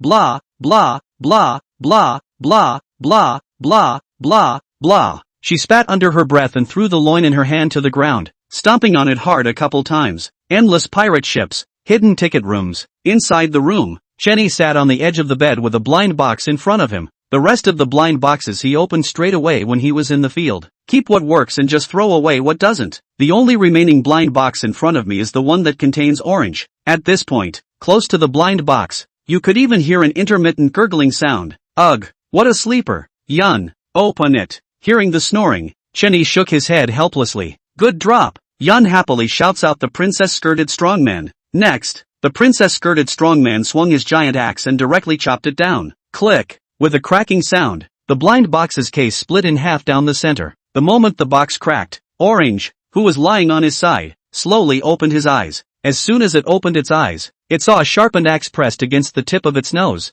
This look instantly scared it to the point of exploding all over. Boy, this ninja is really Tiger Ah. Directly cut I go. By the bedside, looking at the scene in front of him, Chenny was dumbfounded by surprise. He really didn't expect Yun to call out the princess-dressed strongman to chop up the box. However, he could tell that the axe couldn't cut Orange, so he didn't stop it. In a sense, it's sort of a belly laugh, isn't it? Chapter 144 Devil's Little Angel. Swipe card, swipe card, swipe card. Thrill ride, endless pirate ships, hidden ticket rooms. Meow. Inside the room, Orange's entire body exploded and her tail became like a chicken feather duster. Its eyes were full of anger and horror. A good night's sleep almost got him killed with an axe. Yeah, it's Orange. Seeing Xiao Tangerine, Yen Yen instantly brightened up and happily reached out to hug Xiao Tangerine. However, as soon as she reached out, Orange instantly jumped to the side, dodging Yun. Seeing Orange's actions, Yun sat on her butt on the floor and sobbed. Aside, Orange, who was in the middle of his anger, could not help but be a little confused when he saw Yun suddenly cry. Meow, it's not. Hey, why are you crying? Wasn't it the one that almost died? Come on, don't pretend. Orange is just scared. At this point, Chen-yi, who was sitting on the edge of the bed, shook his head helplessly. He could tell at a glance that Yun was sitting on the floor in fake crying. After all, after half a day's crying, not a single tear escaped from the corner of his eye. Classic all thunder and no rain. Hey, got caught. Seeing Chen-yi poking himself, Yan smiled awkwardly. She then lunged at the little Orange and scooped it up into her arms. Held in his arms, Orange had a raw look on his face. And he didn't dare run for fear that the troublesome little girl would cry again. But it was worth mentioning that Orange was in Yun's arms, but her gaze was always fixed on the princess-skirted strongman. Forget it, go play with yourself. By the side of the bed, looking at Yan constantly rubbing her little Orange, Chen-yi simply lay down on the bed. Immediately after that, he closed his eyes and opened the system space in his mind. System space. There were all sorts of things piled up inside. Basically things that Chen-yi couldn't afford to throw away. After all, how can a person float in the world of thriller games and not be more prepared? TCH, this regular little umbrella, can't use it. After all, it's most comfortable not to use it. Glancing at the small umbrella in his hand, he mumbled to himself. He then came to a treasure chest made of solid gold and encrusted with diamonds. By the way, why is it that every time I open a chest, it's gone? At this point, Chen-yi was surprised to find that the treasure chests he had opened before, the chests were all gone. You damn, will not be so a treasure chest also recycling reuse, right? He couldn't help but roll his eyes at the thought. This dog system, and trenchant, a box is recycled and reused. Ding, it's time to save, time to spend. Don't know how much it costs if you're not in charge. Suddenly, the system's beep sounded. Hearing the beep, Chen-yi couldn't help but stare. This was the first time the system had answered a question like his that wasn't part of the business. Previously, this dog system had never answered any of his questions other than issuing quests and the usual prompts. It was also the case that the system was not a person. Otherwise he would really have to touch the system's forehead to see if it had a fever. Never mind, you're happy. In the end, Chen-yi shrugged his shoulders and came to the treasure chest to reach out and open it. Click! With a crisp sound, the all-pro trenching system treasure chest was opened. In a flash, a blinding golden light burst out from the treasure chest. In just a second's time, the entire system space was all illuminated by golden light. Ding! Special item detected. System scanning. Scanning complete. Item name, Bling Big Baby. Rank, use, place this item at any location and it will emit a blinding golden light that will have a 99% probability of blinding all living creatures within a 1 kilometer radius, including the host himself. Source, all professional trenchless system quest reward treasure chest. Remarks, 1 in 10,000. Trenchless, unrivaled, out and about. The pit must be, Chen-yi 0, and so on. It's not right, it's very wrong. What do you mean by blinding all living things within a 1 kilometer radius, including the host himself? Grandma, he's blind. What's the point of using this? Also pits are a must. That's just harmful. Looking at a small golden orb in the box, Chen-yi spat madly in his heart. Never mind. It's a freebie after all. Something is better than nothing. He sighed and removed the small golden orb from within the case. It's better if you don't take it out. But as soon as you take it out, the treasure chest made of pure gold and encrusted with diamonds instantly disappears. Chen-yi, it's not necessary. It's really not necessary. Where's our style? Where's our money? Dude, the all-pro trenchant system, where did your trenchant go? You're being inhumane, aren't you? Well, the dog system was never human in the first place. Ding! Congratulations to the host for recovering a treasure chest made of pure gold and encrusted with diamonds +1. Recycling feedback, 10 points of wealth value. Suddenly, the system's voice sounded again. Hearing the beep, Chen-yi was a bit confused and then opened the system panel to check it out. This time, he had just opened the system panel when he noticed something different. Next to the system mall, a new wealth mall has been added. Without the slightest hesitation, he reached out and clicked on the wealth mall. Ding! Congratulations to the host for using the wealth mall for the first time. An experience opportunity is given. Ding! Congratulations to the host for obtaining the opportunity to experience the wealth mall +1. Remarks, after use, you can choose any wealth mall a product experience for 1 minute. A wealth mall? Experience opportunities? Chen-yi looked surprised as he quickly browsed through the goods within the wealth mall. However, inside the mall, all the icons of the items are black, and all of them show insufficient wealth value. Not unlocked yet. Can be experienced once? But it's worth noting that you can't see the icons of the items though. But the good thing is that each item has a corresponding name and a short description underneath. Demon Cherub? Use it to get a little princess of the demon race. Strange, isn't it a little princess? Then why is it called Devil's Little Angel? This introduction immediately interested Chen-yi. After a moment's hesitation, he used his only chance to experience it on the demonic cherub. Ding! Congratulations to the host for using the Wealth Mall experience opportunity once. Ding! Congratulations to the host for obtaining the demon cherub experience version. Countdown 59 seconds. As the system's beep sounded, a little lowly in a black princess dress appeared in front of Chen-Yi. She was about 5'6" and had a black princess dress with sparkling sequins. In his hand was a flaming, three-pronged demonic halberd. Lord! The demonic cherub looked at Chen-Yi suspiciously. His voice as good as it could be. That voice, going on an online date could definitely take down thousands of internet men. But these are not the most important things that matter. Experiencing a countdown of 30 seconds, the black princess dress on the demonic cherub suddenly faded. In just a second, the black princess dress turned pure white. Meanwhile, on her back, a pair of angelic wings grew. At this moment, she is radiantly holy and untouched by dust.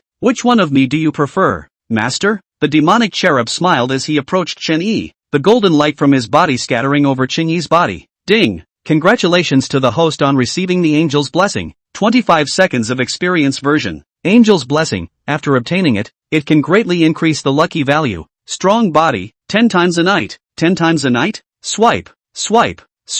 Chapter 145, Grow a brain and find your own food. Ding! Card swipe failed. Your wealth value is insufficient. Wealth value balance, 10. Demon cherub price, 500 wealth points. Inside the system space, looking at the system prompt panel in front of him, Chen-Yi only felt his chest tighten a bit. In all that time, this was the first time he had been prompted with a low balance. It's a feeling like when you're a kid and you see a favorite toy and you only have $1 in your pocket. Never mind. Let's look at the other rewards first. Shaking his head, Chen-Yi closed the wealth mall and began to check the next quest reward. Task 2 reward, 50 consecutive draws on the lucky draw carousel. The next moment, the lottery carousel appeared in front of Chen-Yi. Dog system, straight pokies, 50 straight draws. With a wave of his big hand, the raffle carousel instantly spun rapidly. In the center of the carousel, the needle spun wildly, sweeping over each prize. After about 2.5 minutes, the speed of the dial and the hand slowed down. Another 2.5 minutes later, the reels and hands stop at the same time, and all 50 consecutive draws are drawn.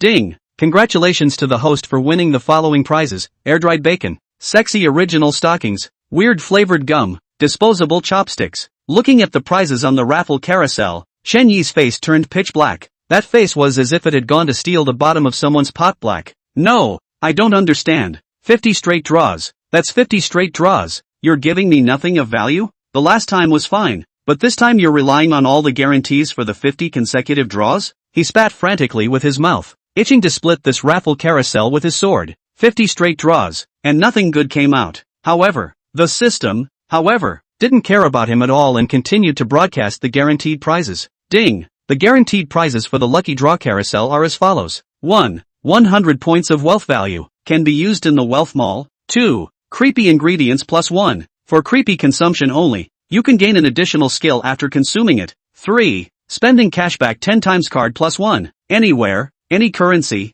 4. Foretell the future plus 1, while sleeping, you can gain the ability to foretell important future events once. 5. Item upgrade card plus 1, for use with items only. Use will allow the item to be upgraded 1 level. Looking at the 5 guaranteed prizes in front of him, Chen-Yi frowned. Call these 5 prizes good, but they feel just average. To be bad, it seems to have a bit of a perversion when used wisely. Never mind, let's look at the next quest reward first. After muttering, he turned his gaze to the reward for Mission 3. Task 3 reward, 1 out of 10 top items from the System Mall. After receiving the reward, the System Mall automatically popped up. At the same time, all 10 top-tier items popped up. It wasn't that the System Mall only had so many items, but the system had chosen these 10 items. Chen-Yi was then allowed to choose any one of these 10 as a reward. TCH, it looks and feels like it's not even as good as the Sword of Longevity. He rubbed his chin and looked torn, not knowing which one to choose. After a long time, he gritted his teeth and a dice with 10 points appeared in his hand. Immediately afterward,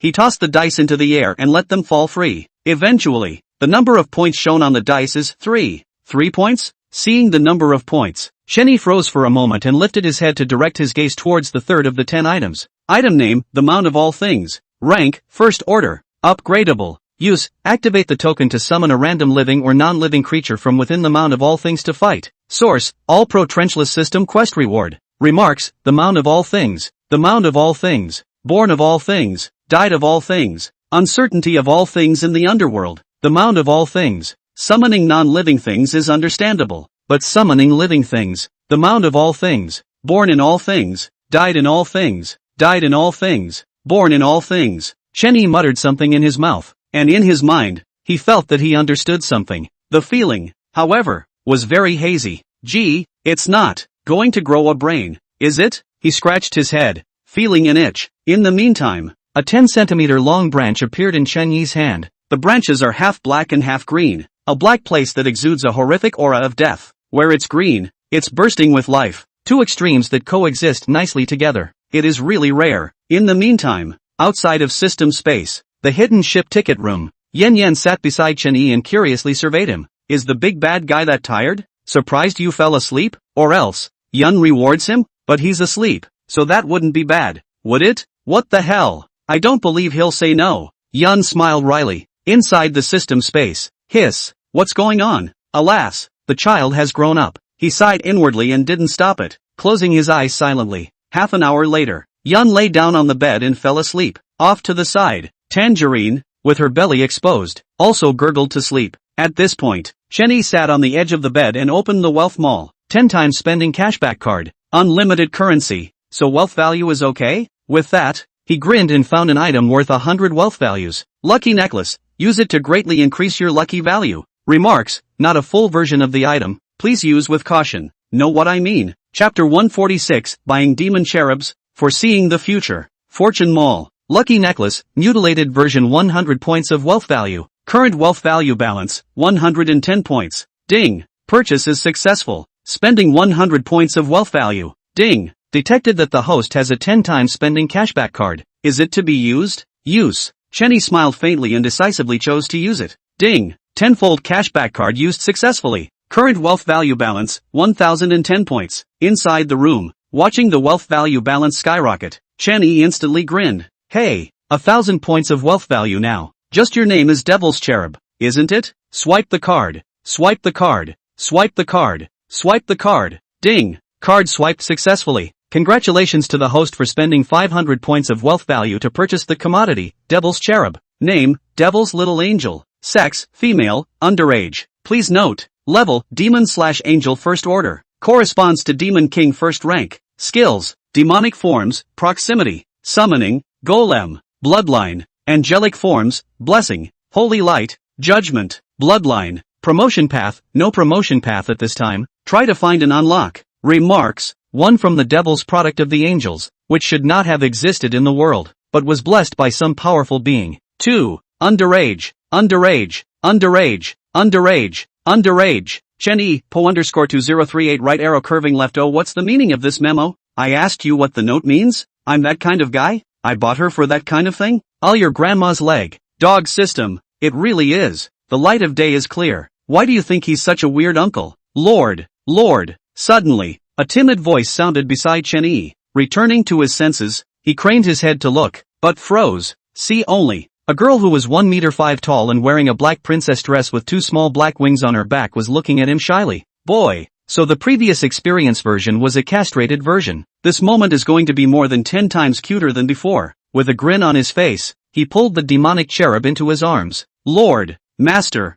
people still have half a year before they reach adulthood. It's not yet possible. The demonic cherub struggled slightly. Torn. Hearing these words, Chen Yi froze once again as he looked incredulously at the demonic little angel in his arms. He simply thought the little girl was cute. Nothing else really. Only, how does this little lowly think he's that kind of guy? Shouldn't. Damn it, you thousand-knife dog system. Don't teach the kids a bad lesson. Will you? Chen Yi growled in his heart, then reached out and rubbed the demonic little angel's head. Think what? Would I be that kind of person? However, to his surprise, the demonic cherub looked at him and nodded seriously. Chen Yi. 6-inch. Never mind. Too lazy to explain. Heart tired. RUA let the demonic cherub leave after a while. It's worth noting that Demon Cherub has a separate world. It wasn't a big place, but it was the home she had grown up in. Unfortunately, the eye of the evil god can only teleport people from a certain place to their side and back again. And yet you can't designate someone around you to teleport somewhere. Otherwise, just send the Demon Cherub to the Ghost Capital Villa. Wait. No, going to a haunted villa would be a bad teaching experience. Ugh, when this copy is over, bring it back to the real world.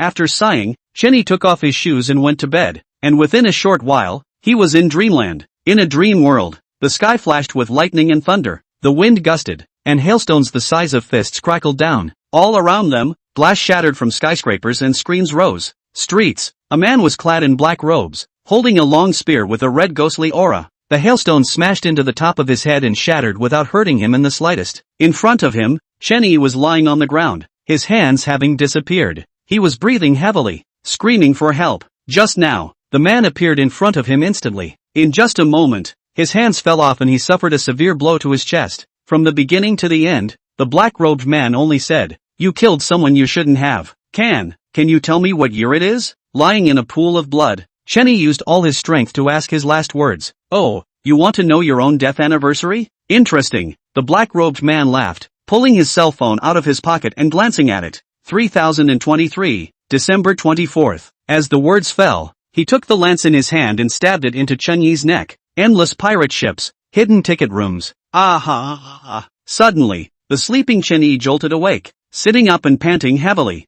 Ding! Congratulations to the host for using the ability to foresee the future. At that moment, the system's beep sounded. Hearing the beep, he took a few deep breaths and opened the system space to take out his cell phone. Although there is no signal in the thriller game world or in system space, but, as long as the phone is charged, the time on it will keep advancing. After opening his cell phone, Chen Yi saw the time on it at a glance. 3023, December 20th. The 24th, Christmas Eve, is 4 whole days away. Killed someone who shouldn't have? Shouldn't we kill Su Qinghong? He thought back to the black-robed man's words, and Su Qinghong's face appeared in his mind. Wait, Su Qinghong, Su Qingyan, these two, they can't be brother and sister or sister and brother, can they? When I think about it, it all seems to make sense. Since the thriller game world has been upgraded, the real world has advanced rapidly. More imperial tricksters popped up, harnessing powerful trickery, and to say who has the most and strongest royal guile under their command, that's undoubtedly the Trickstericide League. As the chief leader of Shihua City's Guild Slayer Alliance, it was too easy for Su Qingyan to find a powerful guild slayer. Oddly enough, the appearance of that imperial trickster was not detected by the evil god's eye. Ever since he possessed the evil god's eye, he had barely turned off the evil god's eye, true eye, ability, harnessing special weirdness. Moreover, it seems that his own strength is even stronger than Su Qinghong. He muttered. An endless killing intent had risen in his heart. No matter who it is, if they want to kill me, then they must be prepared to be killed in return. And, when you have that thought, your whole family can't get away. Chen Yi grinned, revealing a harmless appearance. Knock knock. Suddenly, a sharp knock sounded on the door. Immediately after that, the female creepy voice from before came through the door. Master, wake up, something's wrong. Chapter 147, Pirate ransacking a pirate ship? It's bad. Master, something's happened outside. Hearing the female eerie voice, Chen Yi quickly got out of bed and put on his shoes to open the door. The door opens and the creepy female is revealed. Its head was covered in sweat, its hair was disheveled, and its clothes were dusty. What's going on? Chen Yi frowned and asked suspiciously. This female bazaar could be called out to serve him, so she must still have some status on the endless pirate ship. But, the female trickster at the moment was as woeful as she could be. Outside, there's a gang of pirates outside, ransacking the guests. The female creepy gasped for air, panic showing in her eyes. Hearing this, Chen Yi was instantly somewhat confused. What did he just hear? A pirate ship, sacked by pirates?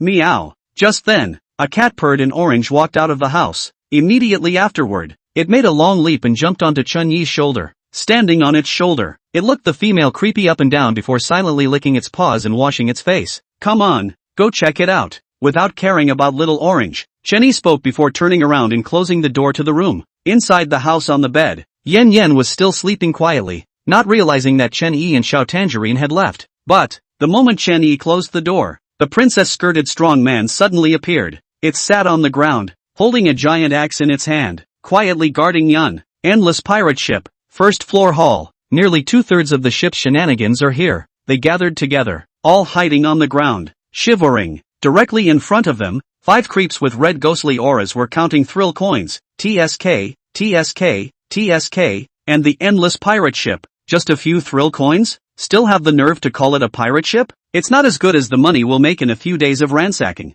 The pirate in the lead spoke arrogantly, his eyes full of disdain. Just then, Chen Yi walked out of the elevator with the female creepy. Yo, there are even humans. A few pirates' eyes instantly lit up when they saw Chen Yi. It's not like humans they haven't seen before and eat regularly, but living humans they hadn't seen in a long, long time, drifting through the sea every day, genuinely unable to see more than a few living humans. Human boy, come here and give the masters a good look. Ha ha ha ha ha ha ha ha ha ha. The pirate let out a loud laugh, and his gaze toward Chen Yi was filled with greed. Even a few pirates had swallowed their saliva.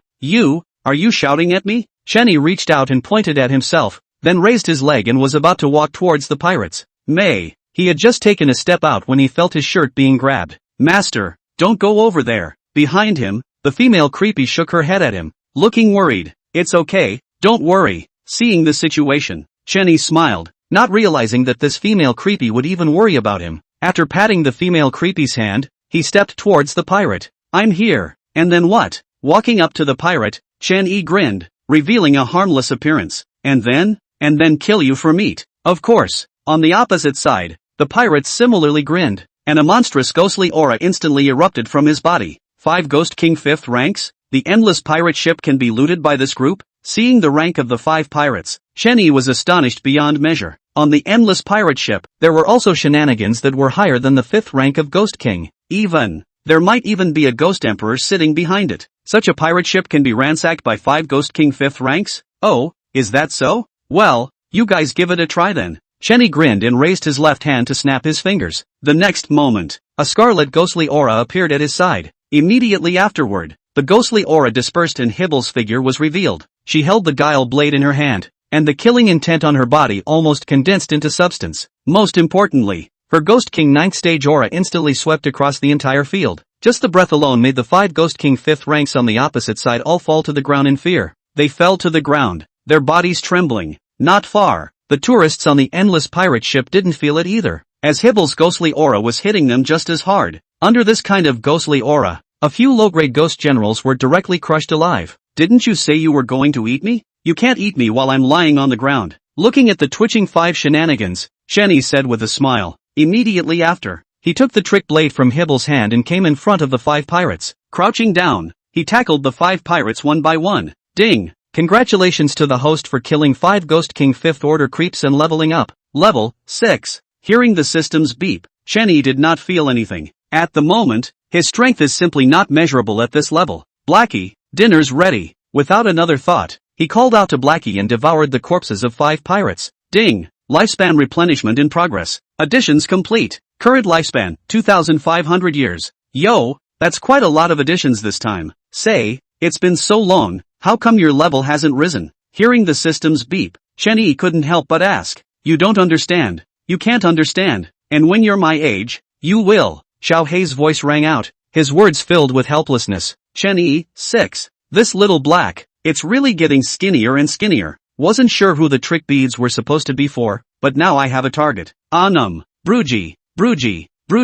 In the meantime, endless pirate ship, hidden ticket room entrance. A young girl in a sailor uniform was smiling and excited. She took a few deep breaths, then raised her hand and knocked on the door of the room. Knock knock. After 3 knocks, she waited quietly for someone to answer the door. But, a full 2.5 minutes passed without a single movement in the house. Seeing this, she took another deep breath and raised her hand to knock on the door. Knock knock. The door of the room knocked and there was still no movement inside. But, the young girl still waited 2.5 minutes, perhaps with some kind of faith in her heart. Once the 2.5 minutes were up, the young girl wondered. Strange, is the handsome man not here? But it smells like him in there. As she spoke, she brought her head over and pressed her ear to the door. Bang! No sooner had she posted up than an axe came hacking out of the door. The sharpened axe head pressed against the tip of the young girl's nose. Pust! The next second, a tiny line of blood jetted from the tip of her nose. Good! How exciting! Abridged 50. Not feeling well, so double shifts for the past few days. Take a break, then back to triple shifts in a few days. Love you all. Chapter 148, Captain Sweet Lou, the key to the treasure. This is also too exciting. The young girl blushed and stuck out her pink tongue to lick the cold, shiny axe. Open the door. People are coming to play with you. She chuckled, her eyes full of ambiguity. That look in his eyes, looking at a dog is deep love. Click. Just then, the axe stuck in the door moved. Immediately afterward, the axe retracted and a large hand reached out. A huge, dark palm squeezed the young girl's neck and yanked her hard through the rotted opening in the door. In the meantime, endless pirate ship, first floor hall. Are you still not coming out? If you don't come out, this pirate ship might be mine. In the hall, Chenny sat on the skeleton throne, crossing his legs. Beside him, Hibble was smilingly feeding him fruits and snacks. I can't believe it's not coming out yet, he muttered, a little surprised in his mind. On the endless pirate ship, 100% there was a ghost emperor present. May, the ship is like this, and the other side doesn't even come out. It's hard to believe that you didn't want the pirate ship a long time ago. However, just as Chunyi was thinking about the problem in his mind, the elevator rang at this time. Immediately after that, the elevator went up and came straight to the 8th floor. But, when they reached the 8th floor, the elevator didn't stop and kept showing the up sign. About 2.5 minutes later, the upward arrow of the elevator reverses and begins to go down. Noticing the situation over there, Chenny turned his gaze over. The elevator went down one floor at a time, stopping for a minute or so each time it reached a floor. About 10 minutes later, ding, the elevator finally descended to the first floor as the elevator's beep sounded. Click. Immediately after that, the elevator door opened and a figure walked out from inside. It was an old man with white hair. Its eyes were furious, and its body emitted a scarlet ghostly aura. In the elevator behind it, another figure stepped out. This time, it was an old woman with the same white hair. On his body, the same scarlet red terrifying ghostly aura was emanating. They both came to Chen Yi's side at the same time,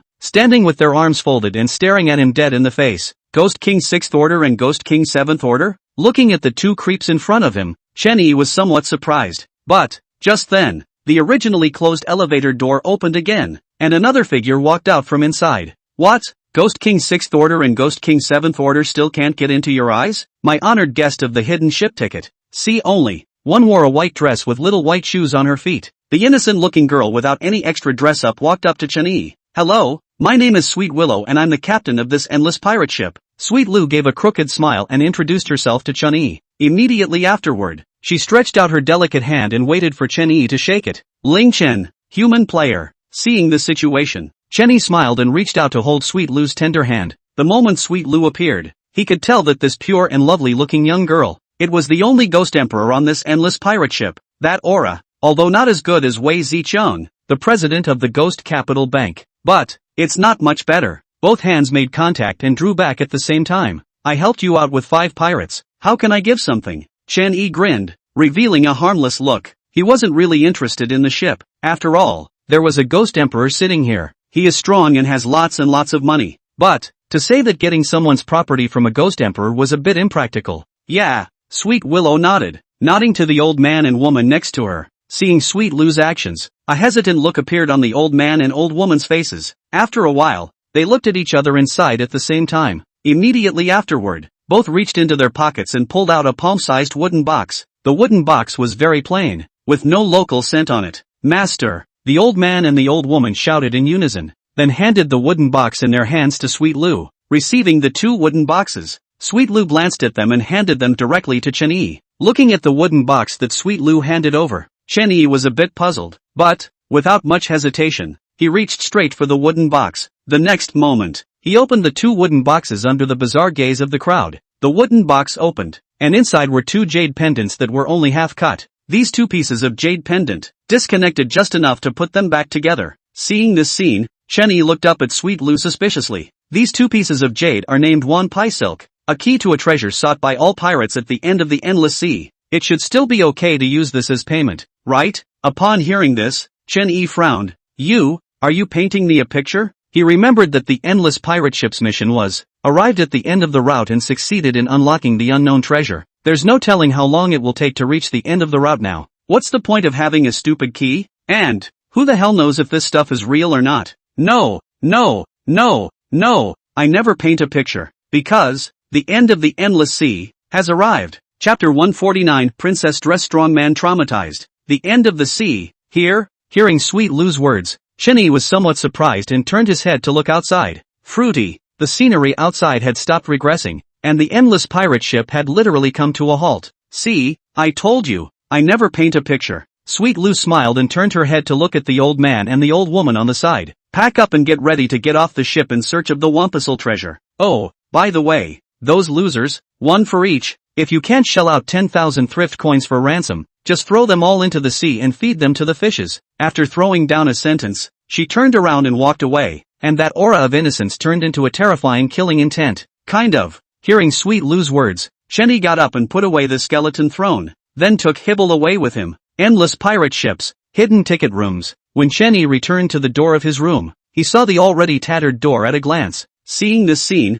he was startled and rushed in. As soon as he entered the room, he saw an unbelievable scene. See only, a large room with blood everywhere on the floor, on the walls, on the furniture. Disgusting maggots kept wriggling. Front of the bed, the princess-skirted strongman sat on the ground, his huge axe at his side. At this point, it grabbed a piece of bloody meat with its right hand and brought it to its mouth to tear it up. Most importantly, the left arm of the strong man in the princess dress had disappeared, and the bloodied cotton was revealed. What's going on? Chen Yi frowned as icy killing intent erupted from his body. It hadn't really been that long since he'd left the room, but such a big deal had happened in the room. He was very clear about the strength of the princess-skirted strong man. It was as simple as eating and drinking water to pin down an ordinary ghost king. The scene was so gruesome that it left the strong man in the princess dress without an arm. Then, the creepy that broke in was at the very least a ghost king of the 6th order or above. Hearing the voice, the princess-skirted strong man raised his head and glanced at Chen Yi. Then, he lowered his head again and ate the blood and flesh in his hands. Another dud. Seeing that the princess-skirted burly man didn't speak, Chen Yi spoke,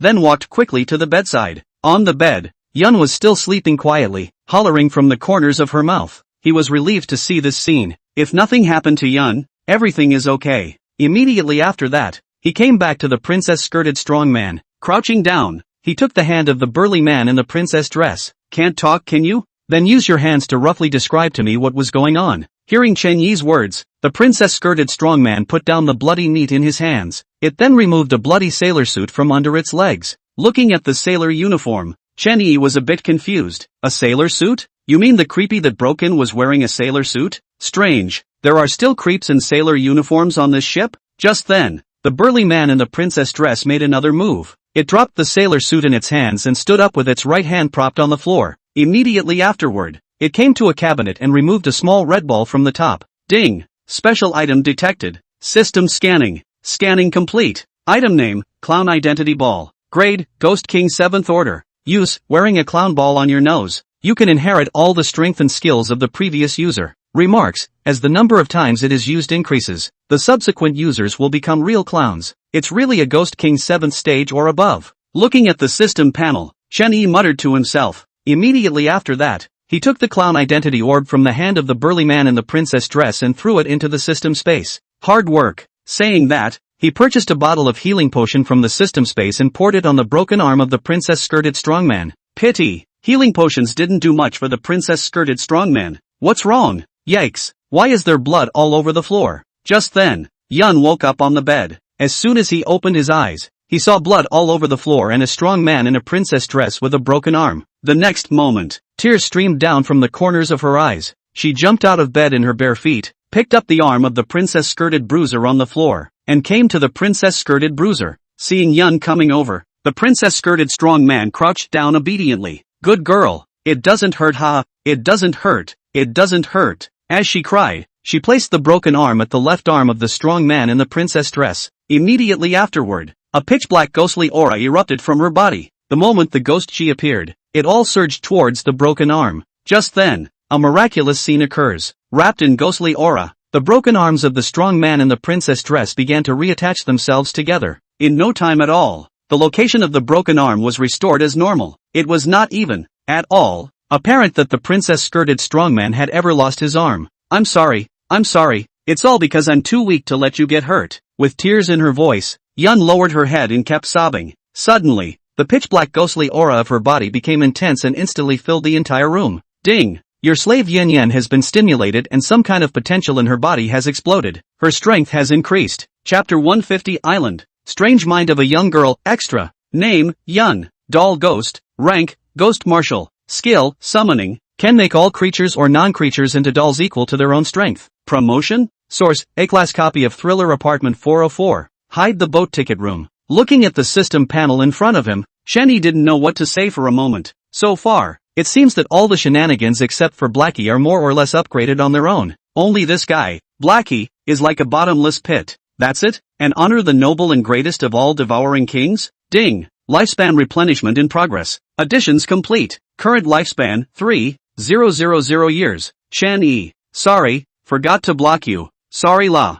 Blackie. 6 inch. Look at that ugly face. Doesn't the stinking capitalist just hate the fact that it replenishes less life? Cut. Think of the time when it was the king of devouring who honored the sublime and the greatest. Above a million shenanigans. Look out of the corner of your eye. What a blast that was. But, this memory seemed like a dream. Strange. Half an hour later. Get off the boat. Endless pirate ship. On deck. As Sweet Lou's voice rang out, all the employees on the ship disembarked. Immediately afterward, they found the sides, lined up, and respectfully waited for Sweet Lou to come down. However, Sweet Lou, didn't move at all as she turned her head to look at Chen Yi beside her and said with a smile, "Mr. Ling Chen, please." Upon hearing this, Chen Yi did not make any pretense and took the lead. Behind them, Sweet Lou followed closely behind. On either side of her, the creepy old man and the old woman stared warily at Chen Yi. After disembarking, there was an isolated island in front of us. The island wasn't so big that you could see across it at a glance even from where you stood. Side quest Endless Pirate Ship Advanced Version. Dear player Ling Chen, you have arrived at the end of the route. Please find and successfully open the unknown treasure within 1 hour. Remarks, if the mission is not completed within the time, this mission will fail. Just then, 3 lines of bloody characters appeared before Chen Yi's eyes. After glancing at the bloody words, he twisted his head to look at Sweet Lou on the side. Captain Ryu, I'll take my leave then. After throwing down a sentence, he twisted his head and left, not caring at all whether Sweet Lou would agree or not. Ghost Emperor. When he was in the ghost capital, he would still be afraid for a moment, but, after leaving from the graveyard of the gods, the Ghost Emperor he also had, and, still, too. Therefore, at this moment, he was truly not afraid of Sweet Lou. Just, simply, don't want to waste time. Finish the quest early, leave the copy early, and go back to killing people early. However, he hadn't taken more than 2 steps when he felt like he was struggling. After noticing that something was wrong, Chen Yi stopped his steps and turned to look at Sweet Lou. Mr. Ling Chen, don't be in a hurry. Let's go together. Sweet Lou smiled sweetly and walked towards Chen Yi. This time, the creepy old man and the old woman beside her didn't follow any further. Standing in place, he clenched his fists and looked at Chen Yi with a gaze full of killing intent. Pust. Suddenly, a blade light lit up. Black blood sprayed from the eyes of the creepy old man and woman. Inside the eye sockets, 2 eyes full of killing intent had disappeared. They both tried to kill me and I only took their eyes. Gee, I'm kinda nice. At this point, Chen Yi grinned at Sweet Lou, revealing a harmless appearance. Beside him, Hibble held the sneaky blade in her hand, her face cold. Doesn't matter, the family sent me, and I don't look good. Sweet Lou shrugged, not caring at all in her heart. On the contrary, she was even a bit thankful that Chen Yi would step in. After all, she was really annoyed with the old man and the old woman. What comes out of your mouth every day? Your dad won't let you do this. Your dad won't let you do that. It's annoying as hell. Hearing Sweet Lou's words, Chen Yi was a bit surprised, not expecting the other party to care. Forget it. If you don't care, you don't care. Let's go. Don't waste time. After throwing down a sentence, he turned around again. This time, Sweet Lou didn't use her skills to stop him again. Instead, he followed him, silently having. This island, too, had trees and flowers. The strange thing is that in such a cold winter, the place is flourishing with leaves. It's really weird. 25 minutes later, the center of the island. Chen Yi and Sweet Lou scanned the surroundings as Zybel's figure disappeared. Take out the key to the treasure of Wampi's silk, and the treasure will appear of its own accord. At this point, Sweet Lou gazed at Chen Yi and said seriously. Hearing this, Chen Yi first froze, then glared at Sweet Lou. Couldn't you have said it earlier? You've been looking for so long, and now you're just saying that if you take out the key the treasure will automatically show itself. That's not forgetting. Sweet Lou was a bit embarrassed, but her gaze towards Chen Yi changed. Spoiled from a young age, all the shenanigans were treated with respect. Humans who have seen it have also become food for the table. The human in front of her was the human who had lived the longest before her. Also,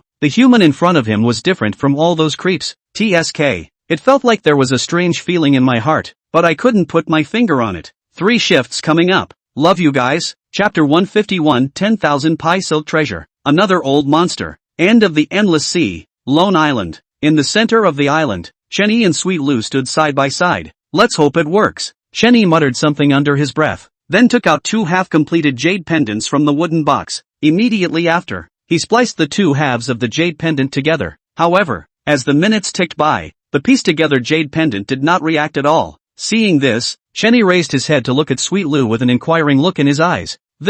Oops, you don't rush. Wait a while.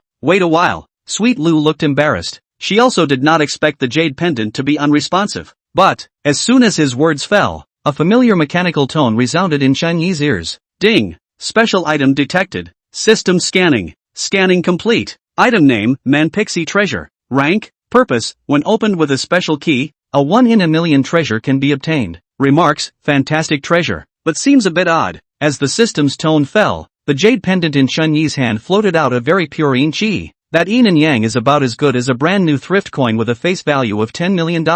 There was no doubt that this jade pendant was also a ghost weapon now. Click. Boom boom boom. Suddenly, several loud noises rang out underneath the two men's feet. Hearing voices, Chen Yi and Sweet Lu quickly retreated to the side. The next moment, the ground began to cave in, and seawater tumbled out of the collapse. Along with the seawater came a blood-red box. The case was immersed in seawater, yet the surface remained dry and no water damage could be seen. Miles of silk. That's it. At this point, Sweet Lu opened her mouth and a scarlet ghostly aura instantly erupted from her body. In the blink of an eye, the ghostly chi turned into a huge bloody hand. Bloody hands cupped the blood-red box and took it out of the seawater. Bang! Immediately afterward, the bloody hand dissipated and the blood-red box fell from the sky and onto the ground. Surprisingly, it still is. Looking at the blood-red box in front of him, Chen Yi spoke in surprise. Just because, the moment the chest appeared, the quest for the game copy was refreshed. Side quest Endless Pirate Ship Upgrade Advanced Version. Dear player, congratulations, you have found the treasure at the end of the Endless Sea, 10,000 silk. After successfully opening the treasure, you can end and automatically leave the copy of Endless Pirate Ship. Without the slightest hesitation, he held the jade pendant and walked over to the 10,000 silk treasure chest. On the side, Sweet Lu also walked over at that moment. Open it up and see what is the treasure that has made all the pirates hunt for it. With that, she crouched down, her eyes full of anticipation. Growing up, this was the first time she had ever been away from home and her parents. It was also the first time she had ever done something that interested her from the bottom of her heart. Good. Upon hearing this, Chen Yi no longer hesitated. Picking up the jade pendant and placing it on the center recess of the 10,000 pipe silk treasure chest. As the jade pendant was set into the groove, a pungent and unpleasant odor wafted out from the crevices of the treasure chest. Click. As a crisp sound rang out, the 10,000-piece silk treasure chest opened automatically. The next moment, a blood mist erupted from within, instantly transforming into two blood-colored mouths that bit into Chen Yi and Sweet Lu. But, the blood-colored mouth had just moved when it was simultaneously dispersed by Chen Yi and Sweet Lu. When the blood mist had all dissipated, the items inside the Wanthasil treasure chest were revealed. See only, inside the treasure chest, a pure gold ring gleamed with pure yin chi emanating from it. Next to the ring, a lavender necklace lay quietly. There was no breath of place on the necklace. It seemed to be just an ordinary necklace. Ding! Special item detected. System scanning. Name, Concentric Fate. Yin and Yang binding. Rank, usage, men wear rings, women wear necklaces. After wearing it, the two are bound to each other and their destinies are intertwined. Remarks, one of the best pieces of work built by some old monster. When used, both will receive the blessing of an ancient being. Looking at the system panel in front of him, Chen Yi was somewhat confused. Old monsters. It's this old monster again. The skull throne, the soul-locking skull, plus the concentricity of fate in front of you, all from that old monster. Just what kind of being could build such a thing? The legendary Ghost Emperor? Ha! There's actually a dark layer here. Suddenly, Willow's sweet voice rang out as she reached out to touch the left side of the treasure chest. Click! The moment she put her hand on it, the board on the left side of the treasure chest shattered. A palm-sized, black-colored wooden sign that emitted a ghostly aura was revealed. On the wooden plaque, a small line was carved.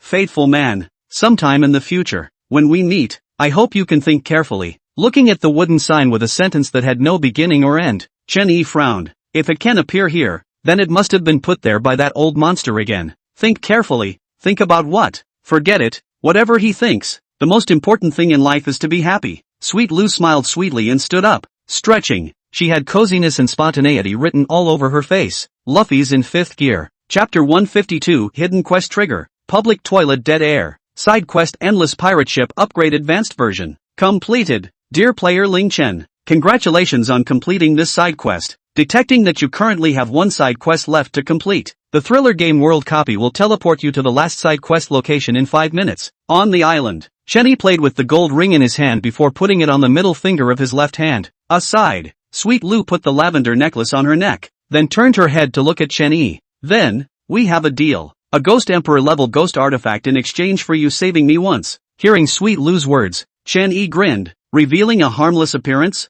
Don't worry, I'm the most honest person. Just 10 minutes ago, Sweet Lu suddenly picked up the ring and necklace in the box. After playing with it for a while, she turned her gaze to Chen Yi. Unsurprisingly, these two ghost artifacts should function as a mind meld or something like that. In that case, let's make a deal. These two ghost weapons, one for each, I can bind them to you. But, you need to save my life sometime in the future. If you can, not only will you get a Ghost Emperor bound, you will also get a Ghost Emperor level ghost artifact. Hearing Sweetness' words, Chen Yi did not hesitate to choose to agree. After seeing the introduction of the concentric fate, he was thinking about how to fool the female Ghost Emperor in front of him into agreeing to bind with him. It's okay now, not only can you bind, but you can also have a Ghost Emperor level ghost weapon. As for saving a life, don't be ridiculous. When the time comes, the sky's the limit and we'll all go our separate ways. Who knows where she'll go? So, this is a solid deal. Ding! Special item detected. System scanning. Scanning complete. Item name, Qiankuan Pen. Grade, Ghost Emperor 3rd Order. Usage, the Pen of Qiankuan. There is a Qiankuan inside. Using ghost energy, urging the Pen of Qiankuan. Will open a cage. The Ghost Emperor under the 5th level can be forced to lock in 3 hours. CD, 14 days. Remarks, the pen that Sweet Lu got after the full moon of her birth is also her companion ghost weapon. Looking at the Qiankuan pen in his hand, Chen Yi smiled once again. This is a great way to get into a copy and make a lot of money. Not only did he bind a Ghost Emperor, but he also obtained a Ghost Emperor 3rd stage ghost weapon. Countdown, 3, 2, 1. As the countdown ended, a bloody light locked Chen Yi in place. In the next instant, the blood light and Chen Yi disappeared at the same time. Seeing this scene, Sweet Lu smiled and muttered, Ling Chen, goodbye. Whoa whoa whoa whoa whoa. Late night. The snow had stopped falling and a thick layer of white snow lay on the ground. On the snow, Chen Yi took one step at a time. Around them, a creepy baby cry suddenly emanated from the silent building. The voice appeared suddenly and disappeared very quickly. It was a short period of time, not at all enough for him to search for the source of the sound. Hidden quest trigger amusement park night cries. Remarks, a time-limited mission. Please find the source of the cries within 3 hours and make the source of the cries disappear completely. Finally triggered the hidden quest? Looking at the words in blood that surfaced before his eyes, Chen Yi muttered to himself. At the same time, a 3-hour countdown appeared before his eyes. After looking away, he stood still and quietly waited for the cries to start again. Whoa whoa whoa whoa whoa. About 10 minutes later, the cries started again. This time, as soon as the voice sounded, Chen Yi's body instantly erupted with a terrifying scarlet ghostly aura. Immediately afterward, his figure merged into the ghostly aura and disappeared. Not much longer. By the time he reappeared, he was outside a public restroom. Toilet? Looking at the public restroom in front of him, Chen Yi couldn't help but be a little surprised. Even, for a second just now, he wondered if he'd misheard. But, without any hesitation, he walked straight towards the public restroom. And, the place he entered was not the men's restroom, but the women's. At this point, Chen Yi's left eye flashed with a red light. In his eyes, the entire women's restroom was completely filled with dead air. Here, there wasn't a trace of Yin and ghostly aura, only a thick aura of death. That aura of death, as if there were countless corpses buried here. Dead air? TCH, it seems, I have it too, and it's even more terrifying. Chen Yi grinned as a 10-centimeter long branch appeared in his hand. The branches are half black and half green. Come on, let me see what exists inside the mound of all things. As the words fell, the black parts of the branches flashed with black light and the green parts with green light. After about 2.5 seconds had passed, the green light dimmed and the black glow grew brighter. Then, an extreme aura of death emanated from the branch. Just then, a door in the women's restroom was suddenly slammed open. A black shadow scurried out of it, trying to escape through the window. Chapter 153 Ghost Baby, New Pet, Extra, Public Toilets. Want to run? It seems a little late. Chen Yi grinned, a mouthful of white teeth very solid in the dark night. As soon as the words fell, a huge black palm appeared out of thin air. Immediately afterward, the black palm grabbed the fleeing figure with one hand. Master, not much longer. An icy voice rang out. In the darkness, a person whose appearance could not be seen knelt on one knee in front of Chen Yi. In its hands, it held a baby with a terrified look on its face. 2 tears of blood ran from the corners of the baby's eyes as he grimaced and struggled. Good job. Chen Yi smiled, but did not bother with the struggling baby. At this point, his eyes lit up red at the same time, and he carefully surveyed what the mound of all things summoned out. See only, a man covered in pitch black, with a mask on his face, his upper body naked and filled with countless scars. Despite the darkness, it was still possible to make out that it was a man in front of him. Yes, men, not male creeps. A human, a dead human, had an aura that almost reached the 5th stage of Ghost King. That's really, really scary. It seems that the strength of the Mound of All Things will have to be redefined. Perhaps the Mound of All Things isn't much worse than the Graveyard of Gods, Chen-Yi muttered, but his expression suddenly froze, just because, in front of his eyes, the system panel suddenly popped up automatically. Ding! Congratulations to the host for unlocking and using the special item, the Mound of All Things. Detected that the Mound of All Things can be used in conjunction with the Graveyard of the Gods, bound or not. Looking at the system panel in front of him, Chen-Yi couldn't help but breathe heavily. A Graveyard of Gods full of ghost emperors, an animagus mound where creatures or non-creatures can be summoned at will. If these two were to be used in conjunction with a binding, the effect would be completely unimaginable. Without the slightest hesitation, he decisively chose yes. Ding! The Graveyard of the Gods and the Graveyard of All Things are in the process of being connected. Please wait. Binding complete. Ding! Congratulations to the host for obtaining a new item, the Gods and Goddesses Mound. Item name, the Mound of Gods and Goddesses. Rank, use, when activated, the key summons a random creature or non-creature to battle in the Mound of All Things and the Graveyard of the Gods. CD, 48 hours. Remarks, so, want to experience what it's like to summon a horrible being? In the meantime, the branch in Chen-Yi's hand changed shape. Originally half black and half green, it had now become 1/3 black, 1/3 green, and 1/3 red. Without a doubt, the color red represents the Graveyard of the Gods. The Graveyard of the Gods and the Mound of All Things are not fused, but merely bound together. It is possible to awaken the horrors of the Graveyard of the Gods for battle through the ability of the Mound of All Things. Sure, the probability is also just 1/3 of that, not necessarily summoning the shenanigans of the Graveyard of the Gods. Now this thing, it's not in the least bit worse than a Ghost Emperor level ghost artifact. A 48-hour CD is not too bad, and not too long, Chen-Yi muttered to himself, then put away the key to the Gods and Goddesses Mound. Immediately afterward, he turned his gaze to the baby cupped in the masked man's hand. At this point, we have exactly 2.5 hours until the end of the mission. With so much time, going for a lychee or chicken is definitely enough. TSK, TSK, TSK, not sleeping in the middle of the night. Why are you crying here? Alas, it is well known that I am a good man, merciful and kind-hearted. Chen-Yi sighed and shook his head, his eyes filled with reluctance. But, in the next instant, his left eye flashed with a red light. Immediately after that,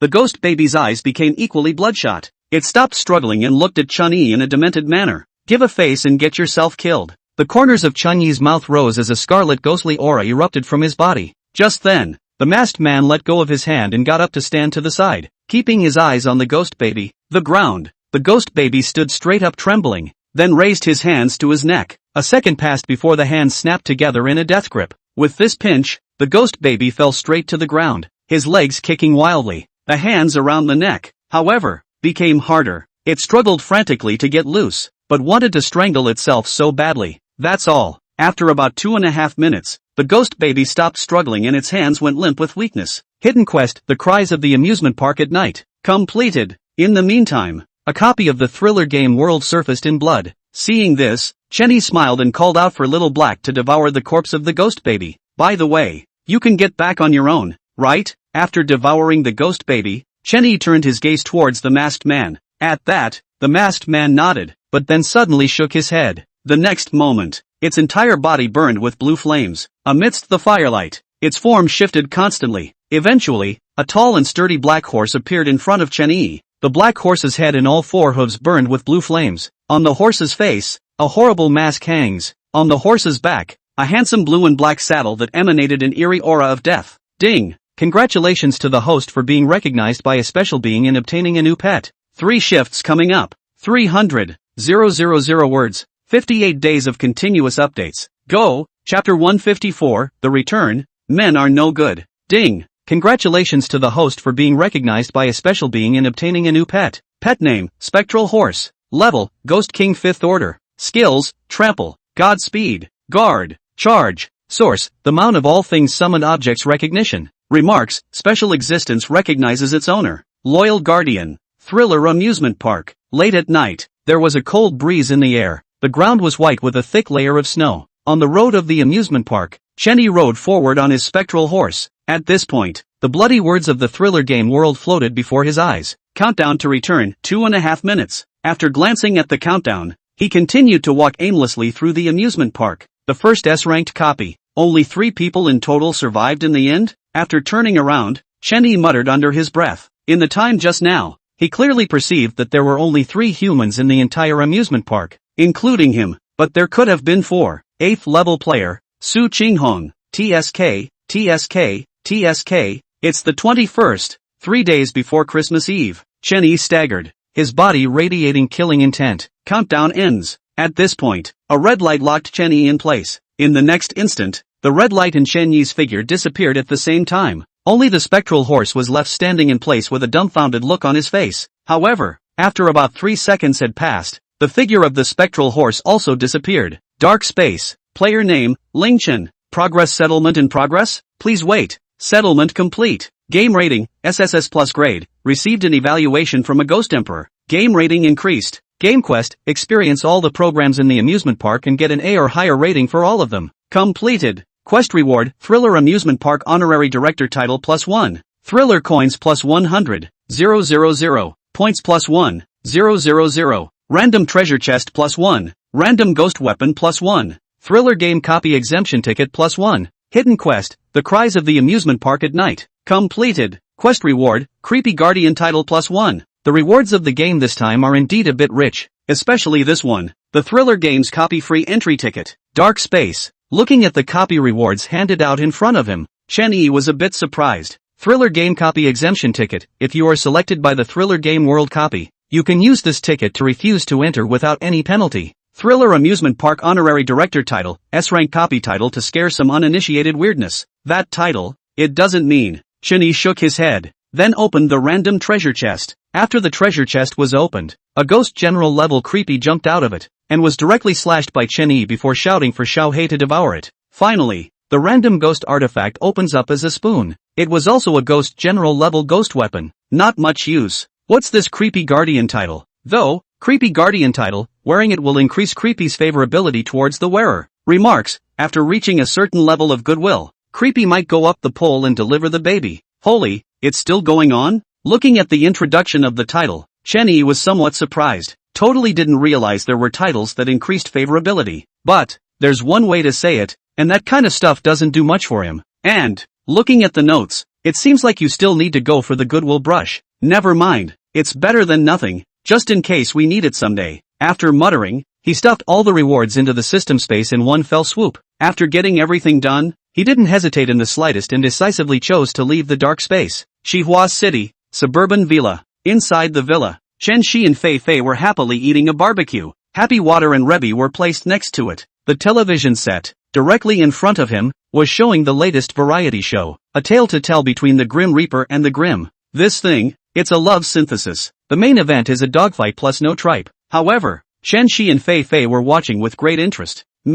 Just then, a figure suddenly appeared and was looking straight at the two of them. Yo, it's 2:30 in the morning, and you two aren't going to bed, but you're actually eating barbecue here? So powerful. Why don't you order hot pot? Okay, hurry up and go to bed. You know how to stay up late at a young age. As soon as Chen Yi appeared, he frowned and grimaced. Oh, got it. Talk as soon as I get back. Chen Shi's small mouth turned away as she got up and pulled Fei Fei towards the upstairs. Finally, it's gone. I'm craving it all. As soon as his sister and Fei Fei's figures disappeared, Chen Yi instantly sat down on the sofa. Grabbing a sizzling kebab from the table, he ate it, eat 2 skewers and immediately grab a sip of happy water. Hiccup, still the real world is cozy and comfortable. He hiccuped, a look of enjoyment on his face. However, just then, 2 figures came from the distance. Humph, I knew you were trying to monopolize my kebabs. It's true, men are no good. Directly in front, Shenshi clasped her hands on her chest and rolled her eyes at Chen Yi. Beside her,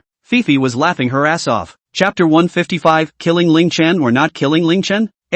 What words? What words are these? Am I eating alone? I just don't want you guys to eat junk food or get too greasy. Alas, that my dearest sister should think this of me. Here, it hurts too much. The couch. Chen Yi, who had been caught in the act, did not turn red in the face or jump in the heart, and reached out to cover his chest with a despondent expression. Pretend. Keep pretending. Looking at Chen Yi's demeanor, Chen Shi's white eyes rolled up to the sky. But, while rolling her eyes, her face flushed. Just a moment ago, she had accurately captured that Chen Yi had called her his dear sister. Oof. In fact, it's not impossible to give him all the barbecue. Mentally humming twice in arrogance, Chen Shi pulled Fei Fei and turned to leave. Ha, why did you just leave? It's not like her. Shouldn't she come and strongly accuse me for an hour and grab a kebab from me? Seeing his sister leave, Chen Yi looked surprised, but his hands and mouth did not stop, still eating the skewers. Meow. Just then, a catcall sounded and Orange jumped in through the window with a catwalk. It came straight to Chen-Yi and plopped down on the sofa. It didn't take long for the purring to start. Bloody hell?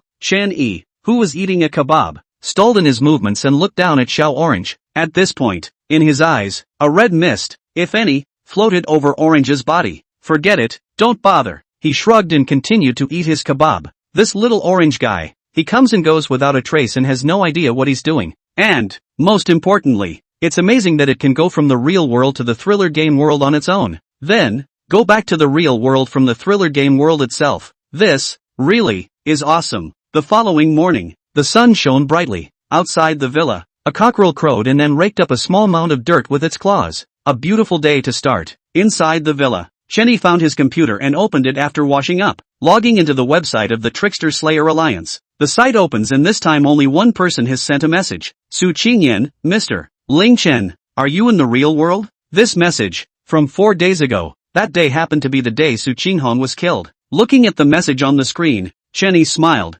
Looks like it's really you. As the words fell, he closed the computer, stood up and shouted, Chen-Shi, I have to go out. Eat by yourself. Don't wait for me. Unable to Chen-Shi respond, Chen-Yi turned around and left the villa. No sooner had he left than Orange came down the stairs. It stopped on the catwalk with a look of disdain on its face. Immediately afterward, he went to the window, skillfully lifted his cat's paw to open it, and jumped out. Xihua City, deep in a certain mountain. The Guild Slayer Alliance Xihua City base. Recently, the Imperial Tricksters have been getting more and more rampant, especially that one surnamed Su. Completely disregarding the Trickster Slayer Alliance, an old man in a tang suit sat on a chair with an angry expression and raised his hand to slam the table. Elder Wang rest his anger. A bunch of shrimp soldiers and crab generals are not enough to be feared. At this point, the middle-aged man on the side smiled and soothed. Alright, you were not called here about the sentinel. That Su guy, someone from above will be sent to clean up. Right now, the top priority is to get Ling Chen to join the Guild Slayer Alliance, or else kill him. Top. Su Qingyan sat on a chair and crossed her legs. The white, straight legs have driven many men crazy. But, yet none of those present dared to have any bad thoughts, just because. Su Qingyan, the position of the head of Xihua City in the Trickster Slayer Alliance. It's what she said. The people up there directly appointed. Ling Chen is afraid that he can't be killed. Nowadays, there are more and more Imperial Tricksters, and that Ling Chen has been able to obtain several SSS ratings in a row. So how could he not have some tricks up his sleeve? Elder Wang pondered for a moment and took the lead. The rest of the people around them nodded in agreement after hearing Elder Wang's words. Only, among them, the middle-aged man who had just opened his mouth frowned and shook his head. Ling Chen, although I've never seen this person before, according to Boss Su and Wang Heng's descriptions, this person is definitely not simple. And, don't forget, he's followed by a female ghost king. This kind of person would never join the Guild Slayer Alliance. Therefore, it must be killed, and it must be made known to the world when it is done. After all, the killing of a player who had continuously received SSS rank ratings, this kind of thing is perfectly fine to make an example of. The middle-aged man rambled on. In that case, let's vote. Raise your hands if you agree with killing Ling Chen. Su Qingyan frowned and spoke faintly. As the words fell, she was the first to raise her hand, and then her gaze swept around the crowd. Seeing the situation, all the people around them, except for Elder Wang, raised their hands. Seeing this scene, Elder Wang sighed, shook his head, and got up to leave. When Elder Wang left, the rest of the people also left one after another. Not long after, only Su Qingyan was left alone in the entire conference room. Her face was gloomy, and she held a palm-sized jade tablet in her hand. The jade tablet had shattered and become dull. On it, 3 words were carved: Su Qinghong. Chapter 156, Found It. The killing begins. Extra. It seems, found. On top of the mountain, Chen-Yi looked down and grinned. The next moment, his figure instantly disappeared. At the bottom of the hill, an SUV kept shaking. From time to time, feminine cries of petulance emanated from the car. Yo,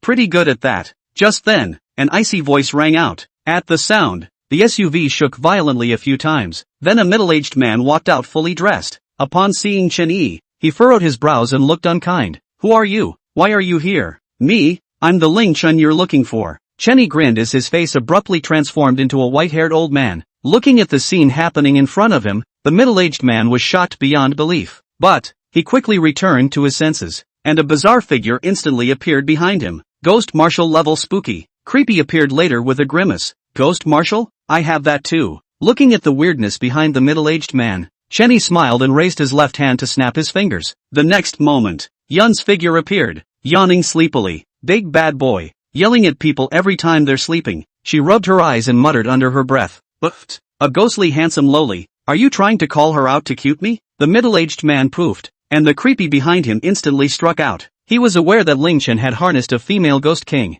At this very moment, that female ghost king did not appear, and this was the perfect time for him to kill Ling Chen. The middle-aged man's creepy bared his teeth and looked at Chen Yi and Yin Yin with greed in his gaze. However, just the next second, a princess-skirted burly man appeared out of nowhere. It held a huge axe and swung it to directly hack the creepy that rushed over. Immediately after, without saying a word, it chopped the middle-aged man in half with the same axe. Inside the car, the woman who witnessed the whole thing fainted in shock at the moment. "Gee, I didn't see anything, haha." Chenny shook his head and turned to leave. At the same time, the princess-skirted bruiser raised his axe and slammed it into the buggy. With this cut, the SUV instantly turned into two halves. Boom! As an explosion sounded, the SUV turned into a sea of fire. The princess-skirted burly man and Yin Yan's figures also disappeared at that moment. An hour later, Trickster Slayer Alliance Xihua City base. At this point, Su Qingyan was sitting in front of her computer, staring at a dialogue box. In the dialogue box was the very last message he had sent to Chen Yi.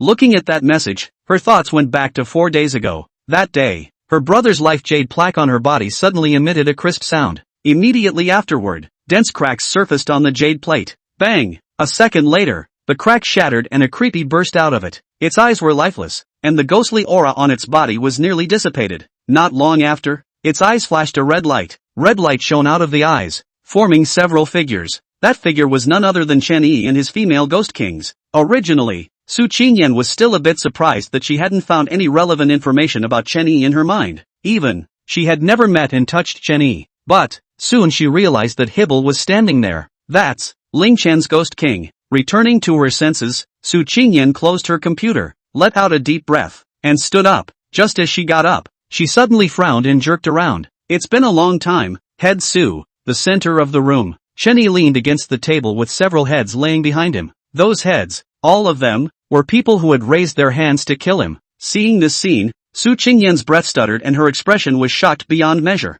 You've actually killed so many people. You are simply unworthy of a human being." After a long time, Su Qingyan clenched her teeth and said, word by word, angrily. The next moment, a blood-red ghostly aura erupted steeply from her body. Immediately afterward, a creep appeared behind her. That weirdness, it looked exactly like Su Qinghong's weirdness. "So, are you brother and sister or sister and brother?" Chenny smiled and opened his mouth to ask. "He's my only real brother." Su Qingyan clenched her fists, her eyes seemingly able to eat people. "Oh, he tried to kill me first." Upon hearing this, Chen Yi nodded and continued to speak. "Killing you is killing you. What are you?" Upon hearing Chen Yi's words, Su Qingyan was furious to the extreme and immediately growled. At this moment, she was no longer an icy goddess high above. Neither was the head of that Trickster Slayer Alliance's Xihua City base. She was the eldest miss of the Su family, Su Qinghong's sister, Su Qingyan. In her eyes, people without power shouldn't continue to live. "The reason why I came here to be in charge was also the request of the elders of my family." "Yes? And what,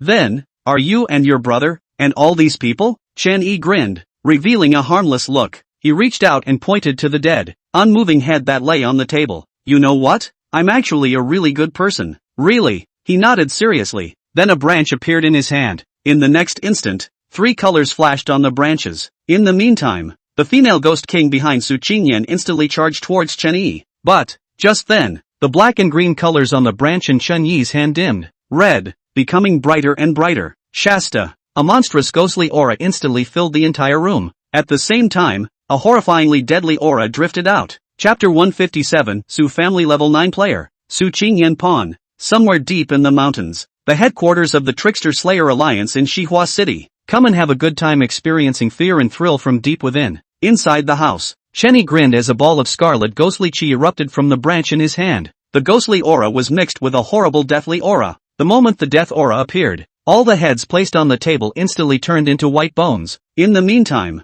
the scarlet ghostly aura dispersed and a figure was revealed. See only. The face of a youth who was 6'8" and wearing a suit with a cane in his hand was expressionless and his eyes were empty. It was lifeless, with only a horrible ghostly aura and a lurid deathly aura. The next moment, it lifted the cane in its hand, the corners of its mouth rising slightly, At the end of the cane, a red light flashed for a moment. In a flash, Su Qingyan's bizarrely unexpectedly stopped in her tracks. Her eyes were demented, and black blood was oozing out of her forehead. Bang! Immediately afterward, Creepy fell straight backward and hit the ground hard. Seeing this scene, Su Qingyan was shocked in her heart and turned her head to run. Damn! How can he be so strong? She clenched her teeth and squeezed a sentence out from between them, her tone resigned to the core. I can't believe I didn't chase them out? About 2.5 minutes later, Su Qingyan stopped in her tracks, holding onto the tree and looking back vigilantly. Seeing that Chen Yi didn't chase after her, she let out a slight sigh of relief before continuing to flee into the distance. However, just then, a teasing voice rang in her ears. You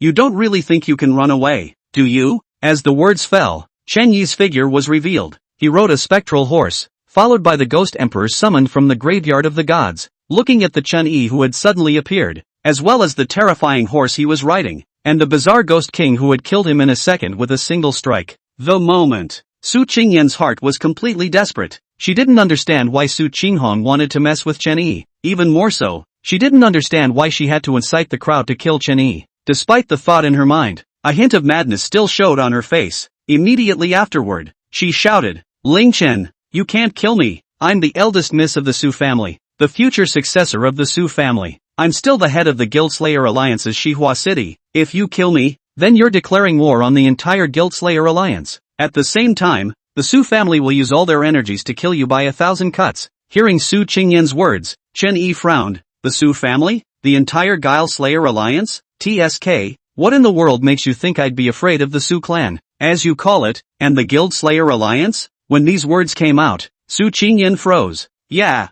why would he be afraid of the Su family? Why would he be afraid of the Trickster Slayer Alliance? What are you afraid of? Afraid of crowds? But, in today's world, do crowds really help? After a long time passed, Su Qingyan let out a deep breath and raised her head. The Su clan has level 9 players, and so does the Guild Slayer Alliance. You are awesome, and so is the weirdness you harness. But, you have no idea of the terror of a level 9 player. The fact that there are few level 9 players is not a sign of high difficulty in upgrading. Rather, in order to become a tier 9 player, you must kill a Ghost Emperor. As long as you let me go, I guarantee that the Su clan and the Guile Slayer Alliance will definitely not make a move towards you. As the words fell out of her mouth, she stared deathly into Chen Yi's eyes. Wanted to see a hint of fear in Chen Yi's eyes. Any less, it's good to see a hint of panic. That way, she might have a chance of surviving. But, it's a shame. From start to finish, Chen Yi's eyes were icy cold to the extreme. Seemingly, it had never placed any Su family, Guild Slayer Alliance, or level 9 players in their eyes.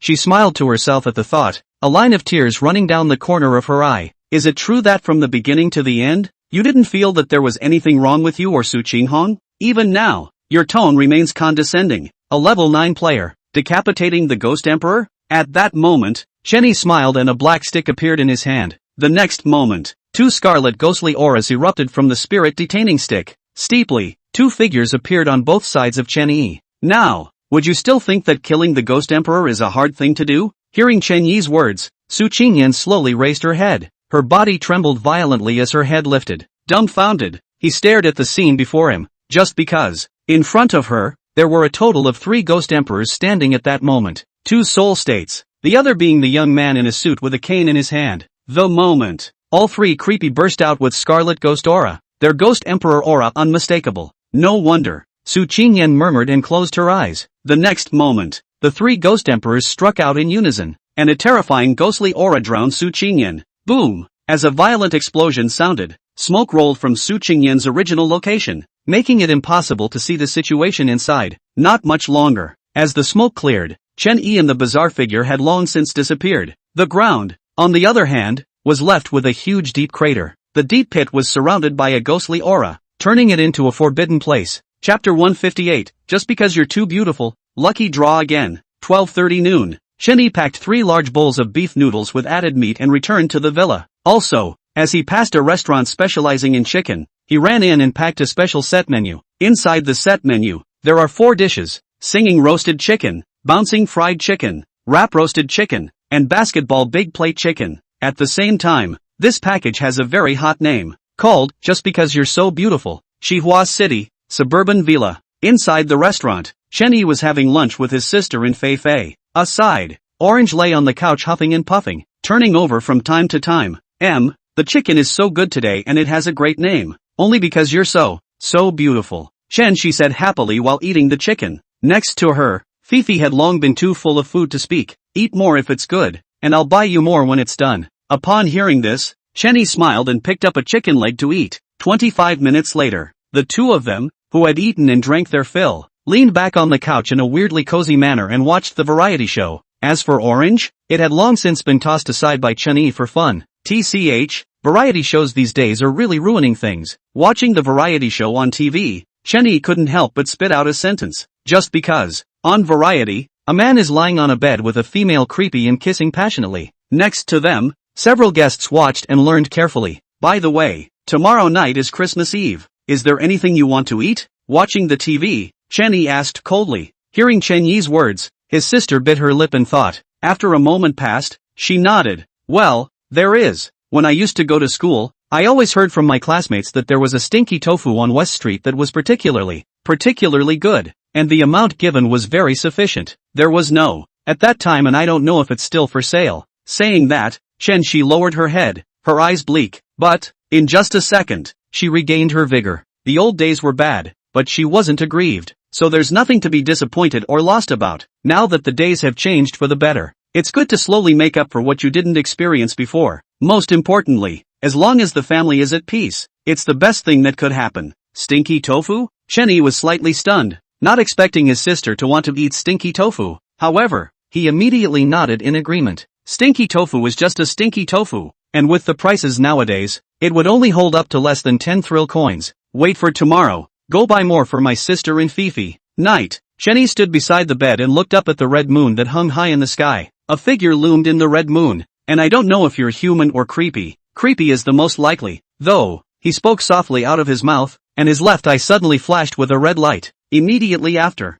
on his left hand, the eye of the evil god appeared out of nowhere, blinking. In the meantime, the red moon above the sky dome suddenly flickered. Although it was only a brief moment, Chenny happened to see it. Glancing at red moon, he then looked down at the eye of the evil god on his left hand. At that moment, he was surprised to find that the originally godless eyes of the evil god seemed to become animated. Most importantly, a figure loomed in the very center of the evil god's eye. Even with the close proximity, Chenny still couldn't see the figure. But, the only thing he was sure of was that the figure was alive. About 5 seconds passed. The evil god's eye once again became dark and godless, and the figure inside disappeared once again. It was as if everything had never happened. Things seem to be a bit more problematic than I thought yet. Looking at the evil god's eye in his hand, Chenny muttered to himself. He then closed the window and turned to sit on the edge of the bed. Immediately after that, he summoned the lottery carousel. All of the previous guarantees have come out with the ability to foretell the future. System, give a face and have 2 predictions of the future. As the words fell, he decisively purchased 30 draws. Ding! Congratulations to the host for spending 300 million thrill coins to purchase 30 draws of the lottery carousel. Whether or not to draw 30 consecutive times. Yes. Without the slightest hesitation, Chenny decisively chose yes. Ding! 30 consecutive draws begin. Please wait. As the system's tone fell, the lottery carousel began to spin up quickly. In a short while, the raffle carousel spun faster and faster, as if it was a huge fan. About 2.5 minutes later, the raffle carousel slowed down. After another 2.5 minutes, the raffle carousel finally stopped. Ding! Congratulations to the host for successfully accumulating 100 draws on the lottery carousel. You can obtain an additional guaranteed item. Winning items of this 30 consecutive draw: 10 tea seeds, doll sister dear autograph, bed 3-piece set, shampoo, late night toys. Ding! The guaranteed prizes for the lucky draw carousel are as follows. 1. 50% off coupon for Wealth Value Mall plus 1, available for all products in Wealth Value Mall. 2. Foretell the future plus 1. While sleeping, you can gain the ability to foretell important future events once. 3. Abyssal vase plus 1. Unknown vase, inside as if it were an abyss. Bottomless, Chapter 159, by Xian's death. Ghost Emperor 9th Order. Extra. 4. Life card plus 1. Gain an extra life after using it. Transferable gift. Remarks. After the use of the life card, the user will enter a 50-hour period of fake death. Inside the bedroom. Looking at the last reward, Chen Yi's heart was startled. It was something that was the reward for the 100 draws he had accumulated. I didn't expect that. It's a straight-up give a life. It says it's a life card, but it's really a resurrection card. When used, it also enters a 50-hour period of false death. Aside from this fake death time that's a bit ribald, This life card is simply a godsend. Muttering under his breath, he threw all the rewards into the system space. He then took off his shoes and got into bed, lay back and closed his eyes. In no time at all, he was in dreamland. In a dream world, the sun was high in the sky, but the sky was dark. 2.5 minutes later, dark clouds cover the sun and the real world becomes as dark as night. On the rooftop of a tall building, Chenny stood on it, and in front of him was a huge bronze coffin. On the bronze coffin, there was a skull mark. In the center of the seal, a scarlet ghostly aura emanated. Me? Crying? He looked surprised and reached down to touch the tears on his face. Coffins? Why are there bronze coffins here? Looking at the coffin in front of him, Chenny frowned. This coffin was made of the exact same material as the bronze key he had previously possessed and the bronze treasure chest he had opened on the Yellow Spring train. Most importantly, the skull emblazoned on it was likewise the same as his skull throne. In that case, this bronze coffin should also come from that old monster. Is there something in there? Muttering suspiciously, he stepped forward and reached out to push on the coffin panel. Click! With a scuffling sound, the coffin board really did let him push it open. But, as the coffin panels were pushed aside, the contents were revealed. Inside the coffin, quietly lay a figure. How is that possible? After seeing the figure within the coffin clearly, Chunyi's eyes widened and a monstrous scarlet ghostly aura burst forth from his body. At the same time, the endless killing intent spread out along with the ghost chi, actually directly causing all the glass in the neighborhood to explode. A conspicuous crack in the rooftop followed. By Xian. Looking at the figure within the coffin, tears flowed from the corners of Chen Yi's eyes. He reached out to caress Bai Xian's cold face, only to feel pain in his heart. Just then, he suddenly realized that Bai Xian had an envelope pressed under her head. Without the slightest hesitation, Chen Yi pulled the envelope out and opened it. Upon opening it, a piece of letter paper flew up out of thin air, transforming into a line of big, bloody letters floating in midair. Ling Chen, return the ghost weapon and don't get your hands dirty with the mansion again. Otherwise, die. Looking at the bloody words in front of him, Chen Yi furrowed his brows and looked surprised. No doubt about it. The bloody words came from the hand of a ghost emperor, and he could sense that this ghost emperor seemed to be on par with Ghost Capital Bank President Wei Zicheng in terms of strength. How could he possibly mess with this kind of weirdness? Ghost weapons? Mansion? Looking at these two words, Chen Yi was even more puzzled in his heart. Suddenly, a thought surfaced in his mind. In the next instant, he opened his system space and took out a ghost weapon. Looking at the ghost weapon in his hand, Chen Yi smiled to himself. So that's how it is.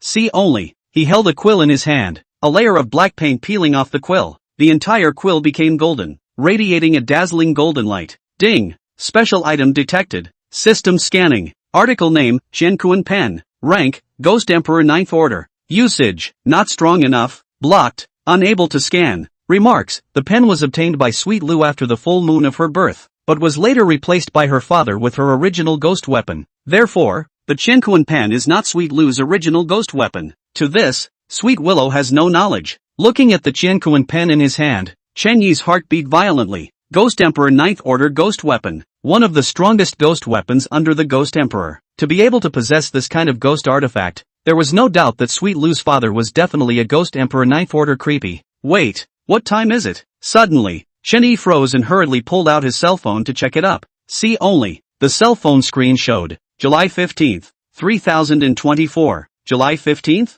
Chinese New Year's Day? Ghost Festival? Looking at the time on the screen, Chen Yi's brows had furrowed into a chuan. Since the world of thriller games descended upon it, Midwinter's Day has also been known as the Day of the Dead. It's a day when all the shenanigans are heightened in strength and terror. On this day, if you are unfortunate enough to be chosen by a copy of the thriller game world, that, with a mortality rate of 99%, there are still 7 months to go. It's 7 months of hard work. Ghost Emperor 9th Order. It may not be impossible to kill. It's just a dream here. Things haven't happened yet. It's not too late. Inside the bedroom.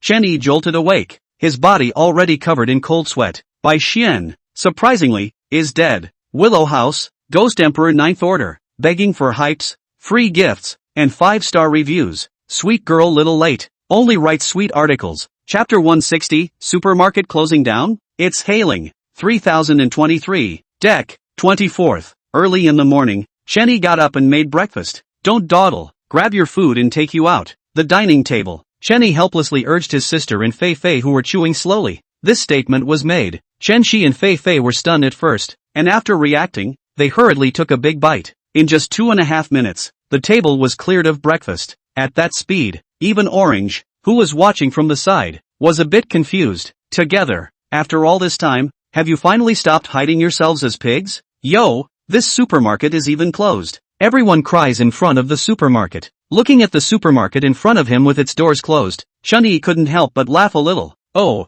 their family shut down, that's what they deserve. Suddenly, a cold laugh rang out. Upon hearing the sound, the three Chun-Yi and Little Orange simultaneously turned their heads and turned their gazes towards them. See only, a middle-aged man with a bandaged body and a vanished right arm was gloating. Guilty as charged? Did their family commit a crime? At those words, Chun-Yi was a bit surprised. He remembered that the owner of this supermarket had said that his son was an imperial guile. In this current situation, as long as you can become a sentinel, that status would definitely rise and be recruited by all the major powers and clans. Offense? More than a crime. That royal guile's son of his family, on the grounds that he's a royal guile, he bullies and robs people's women. This arm of mine, it was cut off by that brat bastard, but the heavens have spared no one. Just 3 days ago, that brat bastard messed with someone he shouldn't have, and overnight, his whole family died horribly. With that said, the man was in a soothing mood and pulled a cigarette out of his pocket and lit it. He then gestured for Chun-Yi to have one, but saw Chun-Yi waving his hand,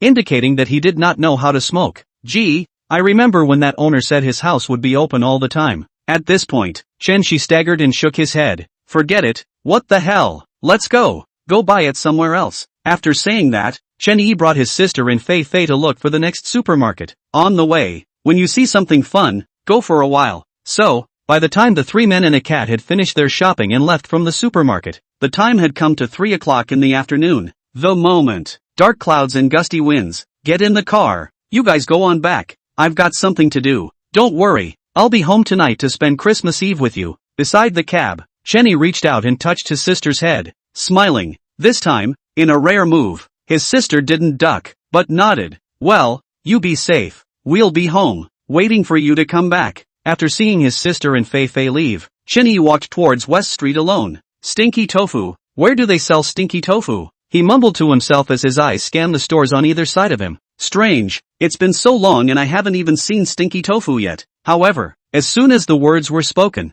a store selling stinky tofu came into view. And, this stinky tofu store was not closed at this time. Seeing this scene, Chun-Yi smiled and walked towards the store. Bang! Suddenly, a fist-sized chunk of ice fell from the sky and smashed against the ground against Chun-Yi's hair. Hail! Looking at the ice in front of his feet, Chun-Yi frowned, thinking of the scene from his previous dream. At that time, the color of the sky and the weather was exactly the same as it is now. The same pitch blackness, the same howling winds. The only thing missing was fist-sized hail. But, the moment fist-sized hail arrived as well, in just 2.5 seconds, a crackling sound rang out around them. Hail! It's coming down hard. At one point, sirens sounded from the few vehicles on the street. Many houses have windows and makeshift colorful steel scaffolding that are all shattered. Come on in, lad. At this point, the owner of the stinky tofu store worriedly beckoned towards Chun-Yi. Upon hearing this, Chun-Yi ran over with large strides. Thank you, boss. Give me 10 stinky tofu. The owner was a middle-aged man with a simple appearance. After hearing Chun-Yi's words, he immediately smiled and walked into the counter.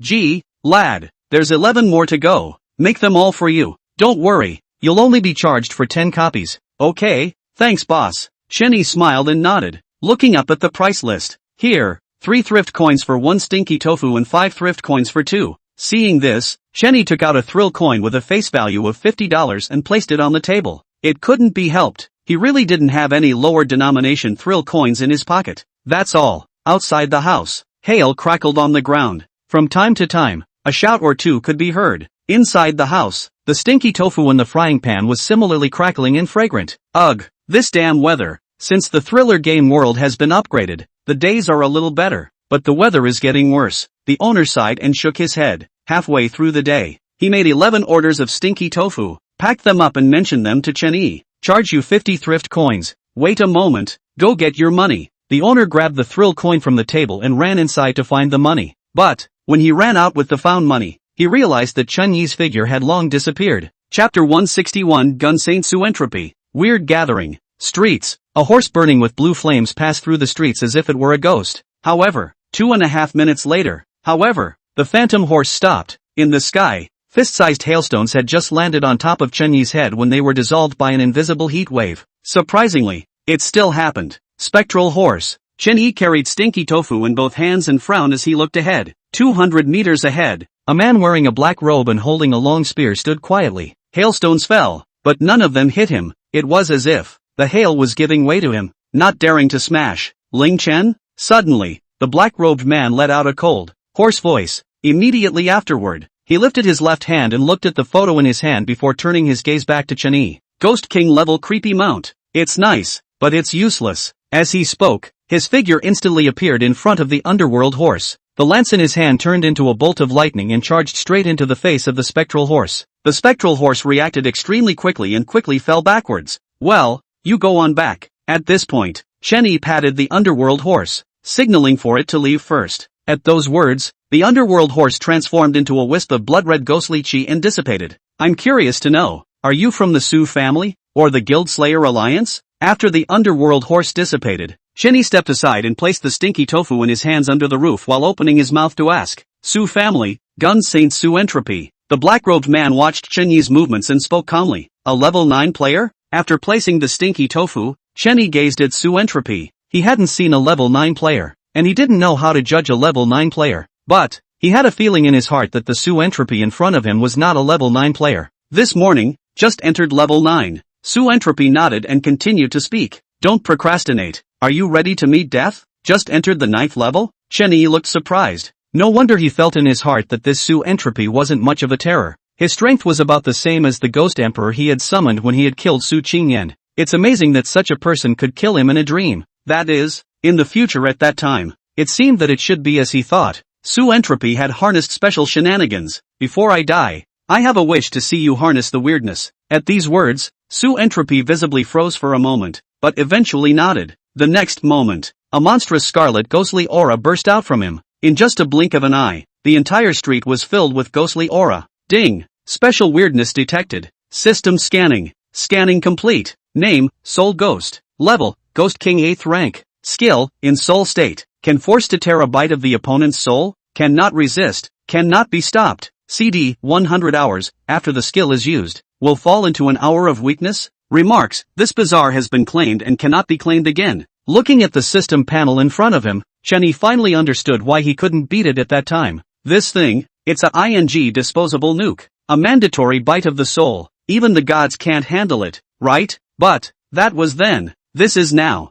The dream world is a two-way street, and you don't know anything. Now, predicting the future couldn't even be beaten. So why don't he just reopen it? Thank you for your answer. Now, it's your turn to die. Chen-yi grinned, revealing a harmless look. The next moment, he raised his left hand and the eye of the evil god emerged. With a crisp ringing finger sound, 6 clusters of ghostly chi appeared abruptly. Immediately afterward, the ghostly aura dispersed and 6 figures were revealed. At this very moment, all of the creeps under Chen-yi's command had arrived, their bodies emanating a terrifying ghostly aura. Shasta, the ghostly aura of Su Entropy on the streets was covered by the eerie devouring of the female spooks. Looking at the scene in front of him, Su Entropy's breath fluctuated for a moment as he gripped the lance in his hand tightly. But, however, he did not leave, his gaze redirecting to Chen-yi. Not afraid? Seeing this scene, Chen-yi was somewhat surprised. At the same time, a black stick appeared in his right hand. What about adding these two? The words fell. 2 more figures appeared beside Chen-yi.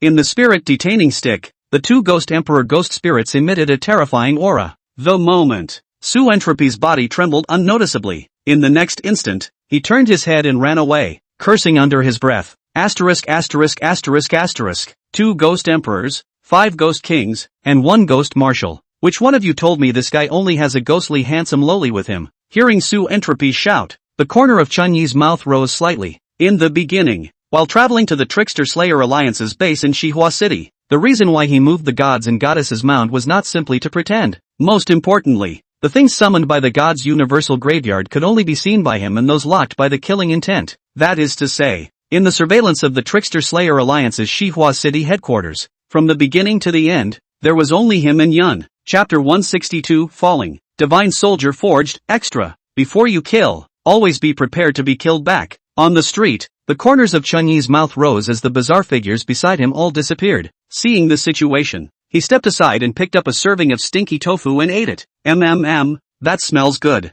This stinky tofu was a bit better than anything he had eaten before he crossed over. Not much longer. one serving of stinky tofu at the bottom and all the shenanigans walked back. Behind them, the princess-skirted strongman dragged the corpse of Sue Entropy in his hands. At this point, Sue Entropy's body was covered in wounds, all of which emitted a strong ghostly aura. If you didn't look closely, you might think that Sue Entropy was a creepy yo, running pretty fast. I can't believe I let them chase me for so long. Looking at the half-dead Sue Entropy, Chen Yi was somewhat surprised. However, as soon as he spoke, Yun ran over and said with a smile, "Hey, we caught him a long time ago." But, right, Sister Bai Xian said he was a bad guy, and then we group beat him up. When these words came out, Chen Yi instantly looked up at Bai Xian. When she saw Chen Yi looking over, Bai Xian immediately averted her gaze, not meeting his eyes. Forget it, it would have been a kill. After muttering to himself, he arrived in front of Sue Entropy. Gun Saint, right? A level 9 player, huh?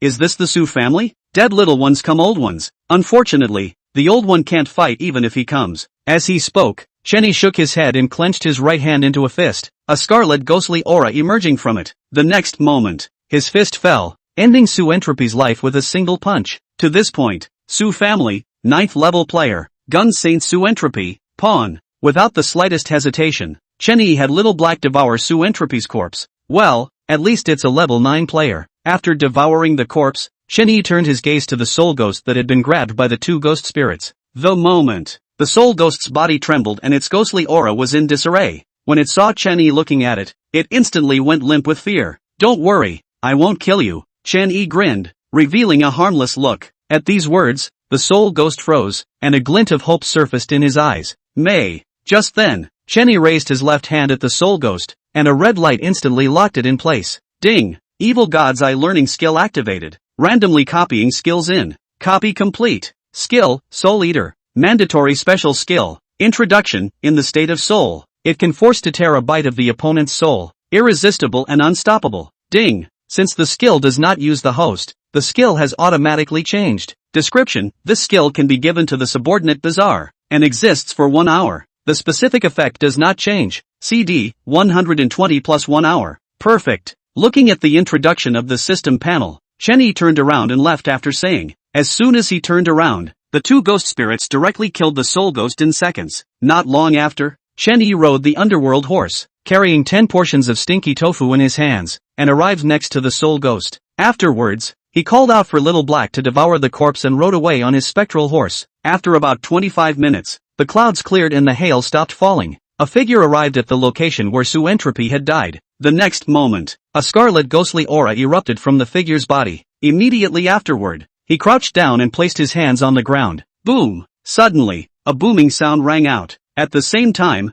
a long spear appeared out of thin air with an appalling deathly aura emanating from it. Ha! Ha! Ha! Ha! It's finally done! It's finally done! A level 9 player sacrificed and finally forged a divine weapon. Ling Chen, right? Ha! Chapter 163, Noble Invitation. Still love me? Thanks to Yuzuru Rine for the great healthcare. Shihua City, suburban villa. After returning to the entrance of the villa, Chen Yi let the phantom horse leave. The next second the side horse left, the courtyard door of the villa suddenly opened. The door opened and Fifi's little head poked out. After seeing that it was Chen Yi, a surprised smile appeared on her face and she hurriedly opened the door. Come on, take it and eat it. Chen Yi smiled and handed the stinky tofu in his hand to Fei Fei. Ha! It stinks. Looking at the stinky tofu in her hand, Fei Fei frowned with some disgust. Don't worry, it smells bad and tastes good. Seeing Fei Fei's appearance, Chen Yi couldn't help but be amused. Remember, when he ate stinky tofu for the first time, he also found it stinky and said he would never eat it to death. In the end, it all comes down to 2 words. It's so fragrant. Inside the villa, in the living room, Chen Shi and Fei Fei were happily eating stinky tofu. Aside, Orange gave the two a disgusted look,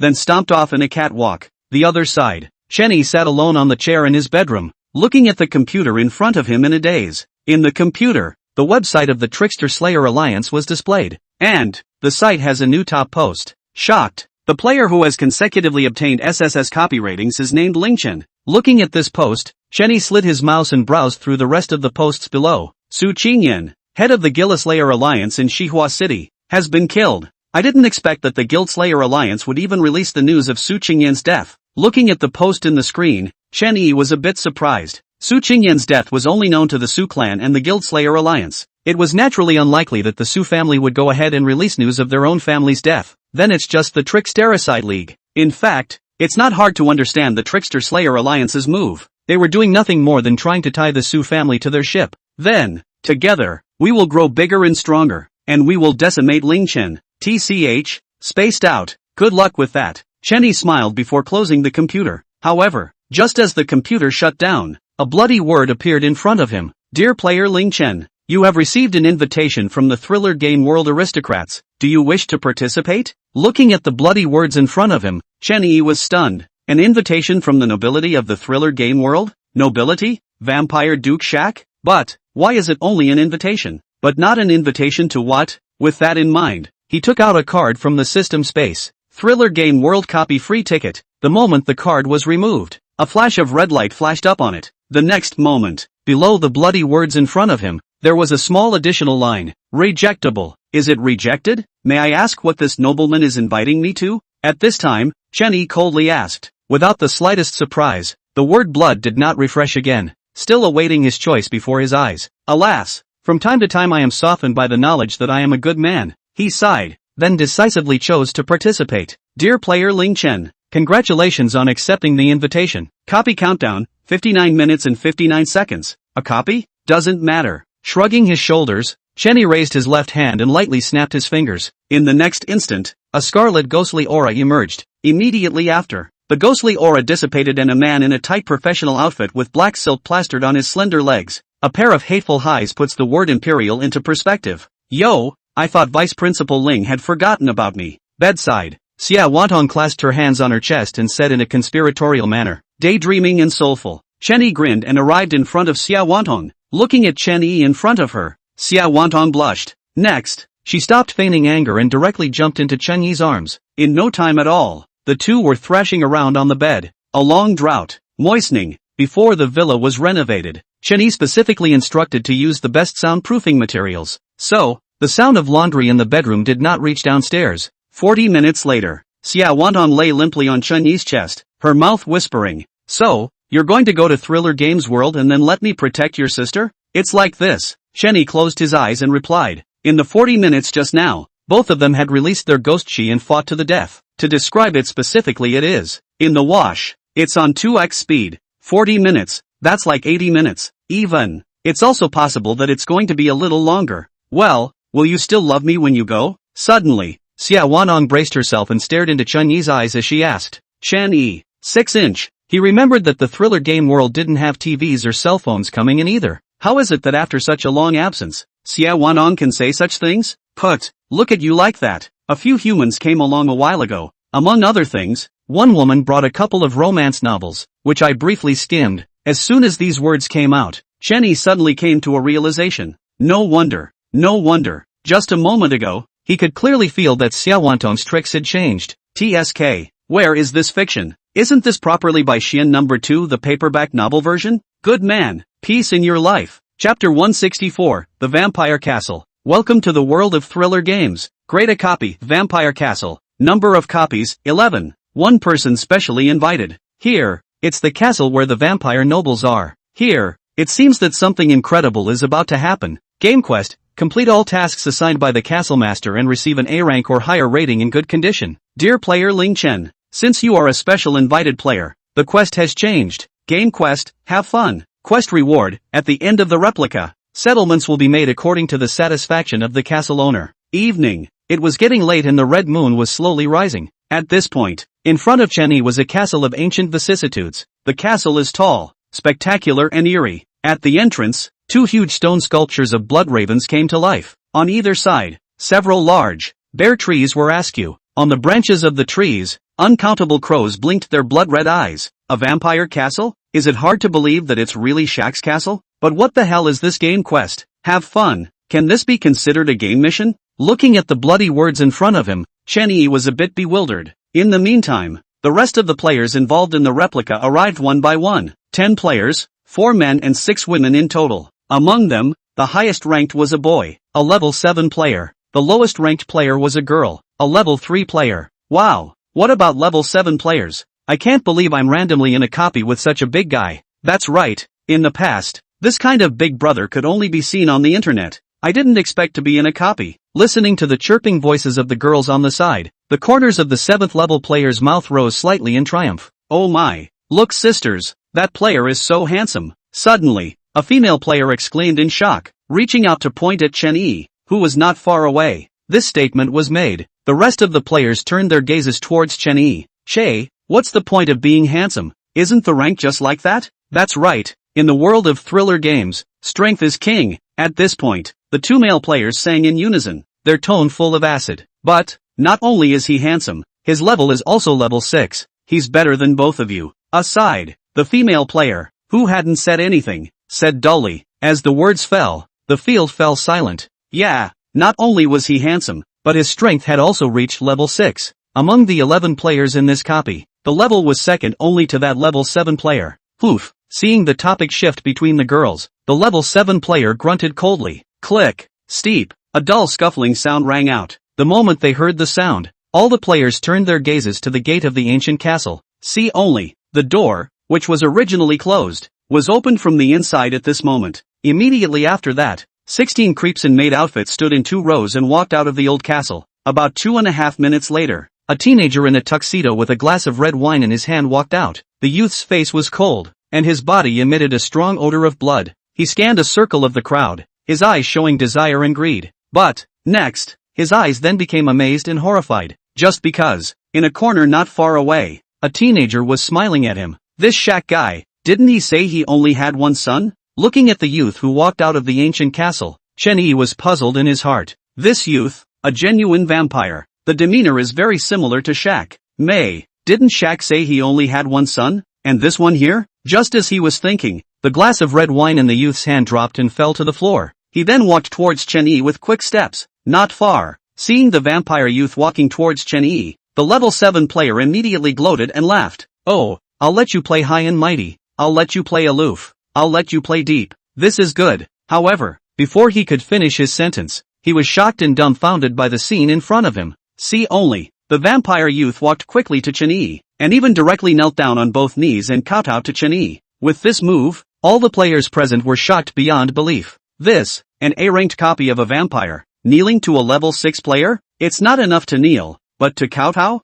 The moment, even Chen-Yi was equally dumbfounded. Looking at the terrified vampire youth in front of him, he had no idea what was going on. Esteemed guest, I didn't know you were coming, so I didn't greet you in advance. Please forgive me. The vampire youth bowed his head, his body trembling slightly. In the meantime, Chen-Yi seemed to have thought of something as he opened the system space. In the next instant, a ring appeared in his hand. The ring was black in color and emitted a strong smell of blood. Vampire ring, a ring unique to the vampire race, not to be worn by non-nobles. Those who hold this ring are entitled to the highest courtesy of the vampire clan. Remarks, the ring is wearable as it comes from a nobleman's gift. Chapter 165, Xia family siblings. Look, legs, extra, vampire castle. Looking at the introduction of the ring in his hand, Chen-Yi grinned. Next, he put the ring on his hand in front of the vampire youth. However, when the vampire youth saw the ring, he was relieved instead. At first, it only detected a familiar aristocratic aura on Chen-Yi. Quickly, it associated the ring with its father's earlier comment about gifting it to a human friend with whom it was particularly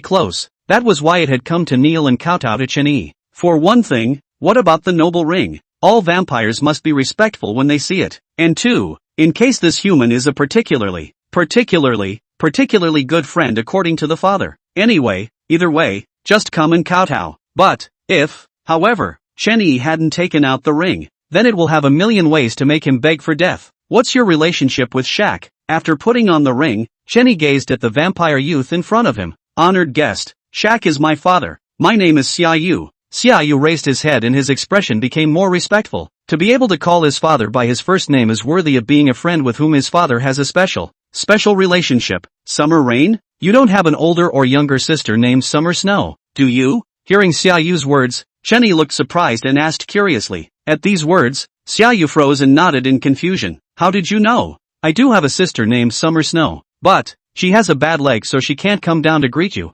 so I hope you'll forgive me. Saying that, Xia Yu's head once again lowered, her eyes dull. Not far. The 10 players no longer knew how to describe their feelings. Try asking, an A-rank copy of a vampire, kneeling and kowtowing to a human player. That's even so. Crucially, They also nattered parenthetically. What? They are all here to get into the replica and experience life and death. So you're just visiting relatives and enjoying yourself? However, what they didn't expect was this. As soon as this thought surfaced, all of the maids at the entrance walked towards Chen-Yi. The next moment, together, they released pitch-black ghost chi, forming an incredibly handsome palanquin. That's all. Under the watchful eyes of the crowd, Chen-Yi sat on a sedan chair and was invited into the ancient castle. What are you looking at? Do what you need to do, or I'll take you for a midnight snack. Suddenly, an ice-cold burbling voice rang out. Xiaoyu walked up to the player, his body radiating an appalling killing intent. After throwing down a sentence, it turned around and left, leaving the players at a loss for words. A few moments passed. A butler-looking creepy came out and gave the players their jobs. After receiving their respective jobs, the players walked together into the old castle. As soon as he entered the ancient castle, he found Chen-Yi sitting on a chair, crossing his legs. Beside him, four maids were attentively massaging him, pounding his legs and feeding him fruits. It really did look as if they were on vacation. See the scene. All the players couldn't help but have a thought in their minds. That is, people are more angry than people. Aside, the 7th level player looked at Chen-Yi with a complicated gaze, some fear in his heart. Originally, he was still harboring a grudge because Chen-Yi had stolen his thunder. But, at this moment, his heart was only grateful and fearful, and he could not regenerate a single bit of dissatisfaction. Ugh, you guys don't actually have to treat me special. I'm just a good-looking, mediocre human with a vampire noble ring. Seat. Chen-Yi sighed and raised his right hand to look at the noble ring. He wants to lay low. He wants to lay low so bad. Pity. Strength doesn't allow him to lay low. Why did you stop? Another strawberry. Beside him, the maid sniffed and hurriedly picked up a strawberry and fed it into Chen-Yi's mouth. Vampire Castle. Top floor. There's only one room here, and it's inhabited by a vampire girl. The young girl's face was pale as she sat on the bed and looked at the novel. Opening 10 billion thrill coins. Magnificent shooting demonic female ghost king. As she watched, her pale face became flushed. What a shame. The car was going so fast. Knock knock. Suddenly, a knock sounded on the door. Hearing the knock on the door, the young girl panicked and shoved the novel under the covers, taking a few deep breaths before she spoke. Come in. As the words fell, the door was pushed open and Xiaoyu walked in through the door. Sis, the human father said was here is downstairs. When these words came out, Xiaoxue froze slightly. You mean, father's human friend who has a particularly good relationship? That's right, and father's ring is on his hand. Xiaoyu nodded and replied. Sister, father has said that this human is particularly powerful. Should we ask him to help look at one of your legs? Look, legs? Xiaoxue's pretty face reddened, her heart unexpectedly mo shy. Just now, the description from the novel appeared in her mind. It's okay sis, if you don't want to, forget it, I'll go find you another doctor. Don't worry, I'll be able to fix your leg. Chapter 166, Healing Legs. For you Rin Yin's big brother? No, it isn't. I just haven't seen a stranger in too long, and a human at that. Xiaoxue lowered her head, and a touch of redness surfaced on her pale face. It's okay sis, don't worry, I'm here. After throwing down a sentence, Xiaoyu turned around and left the room. Vampire Castle, 1st floor. At this point, Chen-Yi remained seated on the chair, enjoying the services of the maids. It should be said that the maids here are average in face value, but the service is really good. Not far. The players who were working carefully clenched their fists after seeing Chen-Yi, who was enjoying himself. But, after a few seconds, they sighed and went back to work. When someone's strength reaches a certain level, then, even if there are more people who are angry and jealous of him, at the end of the day, it will just be a deep sense of powerlessness to stop paying attention. Sir, there's something I'd like to ask of you. I wonder if it's possible. Next to the seat, Xiaoyu respectfully stood aside and inquired to Chen-Yi. Tell me about it. Upon hearing this, Chen-Yi nodded and did not refuse. After all, this is Shaq's territory. He enjoyed people's perfect service, and a little help was still okay. It's just that my sister's leg suddenly became immobile about a month ago. My father has searched for a famous doctor, but he has not been able to cure my sister's leg. Xiaoyu sighed, looking forlorn, his eyes revealing regret. Surprisingly, Chen-Yi was a bit surprised, not realizing that Xiaoxue's leg was an acquired disability, and that it was just a month ago. When he heard Xiaoyu say that Xiaoxue had trouble with her legs and feet, he thought it was like that from birth. Tell you what, why don't you show me around first? I can't promise anything. After a moment of contemplation, Chen-Yi spoke. Fine, no problem, your way. Seeing Chen-Yi agree, Xiaoyu looked delighted. He then led Chen-Yi towards the upper floors. Vampire Castle, top floor. Knock knock. Enter. The knock on the door fell, and a clear, pleasant voice came out from inside the house. Hearing the voice, Xiaoyu reached out and pushed the door open, but did not enter. He turned to look at Chen Yi next to him. Mr. Ling Chen, I won't go in. You are a particularly good friend of my father's, and I trust you. As soon as these words came out, Chen Yi froze slightly and resized Xiaoyu. TSK. This Xiaoyu, his character is really different from Xiaoku. Not biological? Good. Then wait here, and I'll call out to you if there are any problems. Chen Yi nodded and walked towards the house. He had just walked in when Xiaoyu outside closed the door to the room. Bang! Hearing the door close, Xia Shui on the bed pulled the covers over her face, revealing two eyes staring nervously at Chen Yi. Hi, I'm a friend of Shaq's, here to show you the leg. Chen Yi smiled slightly, showing off his gentlemanly demeanor. He then came to the side of the bed and gestured for Xia Shui to stretch her legs out. 400 deleted. Sighing in his heart, Chen Yi's left eye flashed with a flash of red light. It was a flawless pair of legs in every sense of the word. It's this kind of flawlessness that reveals weirdness everywhere. Just then, a white porcelain bottle appeared in Chen Yi's hand. Immediately afterward, the cap of the bottle opened and the green liquid inside flowed out. In the liquid, there is a majestic life force. After coming into contact with Xia Shui's legs, it unexpectedly emitted an emerald green glow. Try it now. Can you move it? Hearing Chen Yi's words, Xia Shui under the quilt froze slightly. She then tried to move her legs but found them to be the same as before. A sense of despair rose to the surface. These legs, even father's special best friend? Perhaps she shouldn't have gotten her hopes up. Just don't expect it and you won't be disappointed. She smiled at the thought and showed her head. However, just then, she suddenly felt a slight itch on her body. Reaching out to scratch, he found his hand in his lap. I have an itchy leg? She stared at her legs in disbelief. In just a moment, both legs became strangely itchy, and there was even a tingling sensation. But, while feeling these strange sensations, Xia Shui let out a loud cry.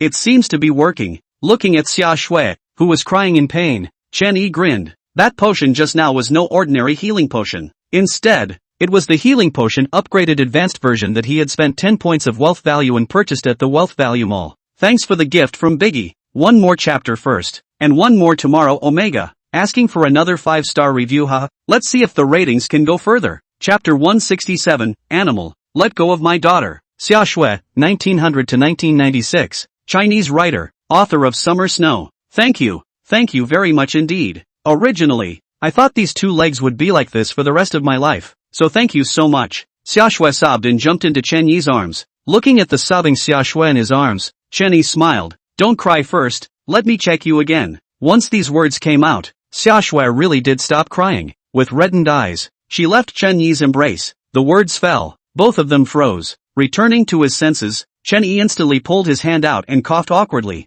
Cough. No, I mean, the leg is recovering well. No surprises. Another 2.5 hours and I'll be able to walk off the floor. Outside the door, Xiaoyu paced back and forth anxiously. Why isn't it out yet? That shriek just now. Sister won't be okay, will she? His mouth shattered, but he didn't dare push the door in. Inside the house, not only did he have a sister he respected the most, but he also had a friend who was a special friend of his father's. If this breaks in, there's nothing to do in there. Then when his father returns, he's more than likely going to have a paternal 7-pack. Of course, the father's love of 7 wolves is still the lightest. I remember when I was a kid, I once wet the bed in the middle of the night and peed in my father's mouth. That time, it was as if he saw his departed mother beckoning to him. Her mouth was still saying, "Good boy, come with mommy and take you on a tour of hell." Inside the room, I'm really not like that, believe me. On the bed, Xia Shui nodded with a red face. Just now, censored 400. But, you can't go back on your word, can you? Looking at Chen Yi in front of her, she suddenly remembered the novel she had read earlier.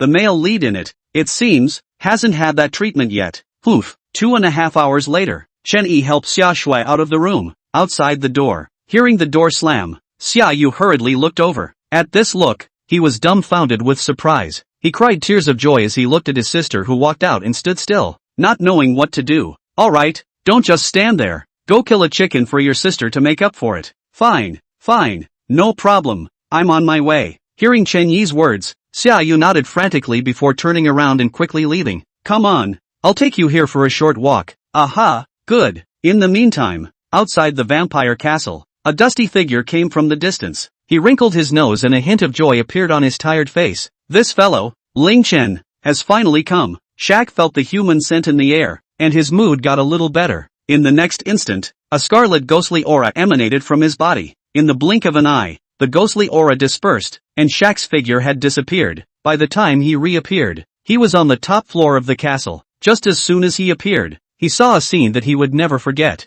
See only, not far from the corridor, Xiaoshue's legs went soft and she fell into Chen Yi's arms.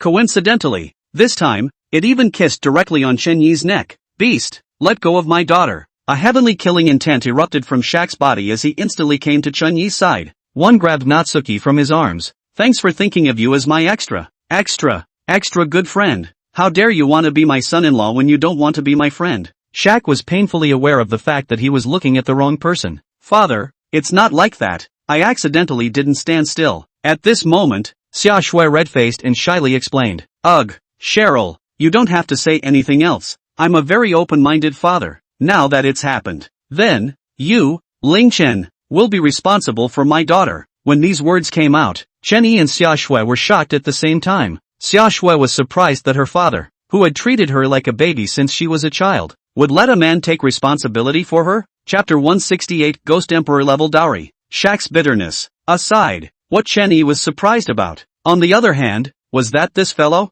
Shaq, was actually at the 9th rank of Ghost King. The last time we met in the Ghost Capital, this guy was still at the 7th level of Ghost King. Looks like Shaq ate a wave of benefits after the Thriller Game World upgrade. Don't play dead. I know you can hear me. I'm telling you, I only have this one daughter. If you don't take responsibility, I'll fight you. Seeing that Chen Yi was silent, Shaq was instantly disgruntled. What?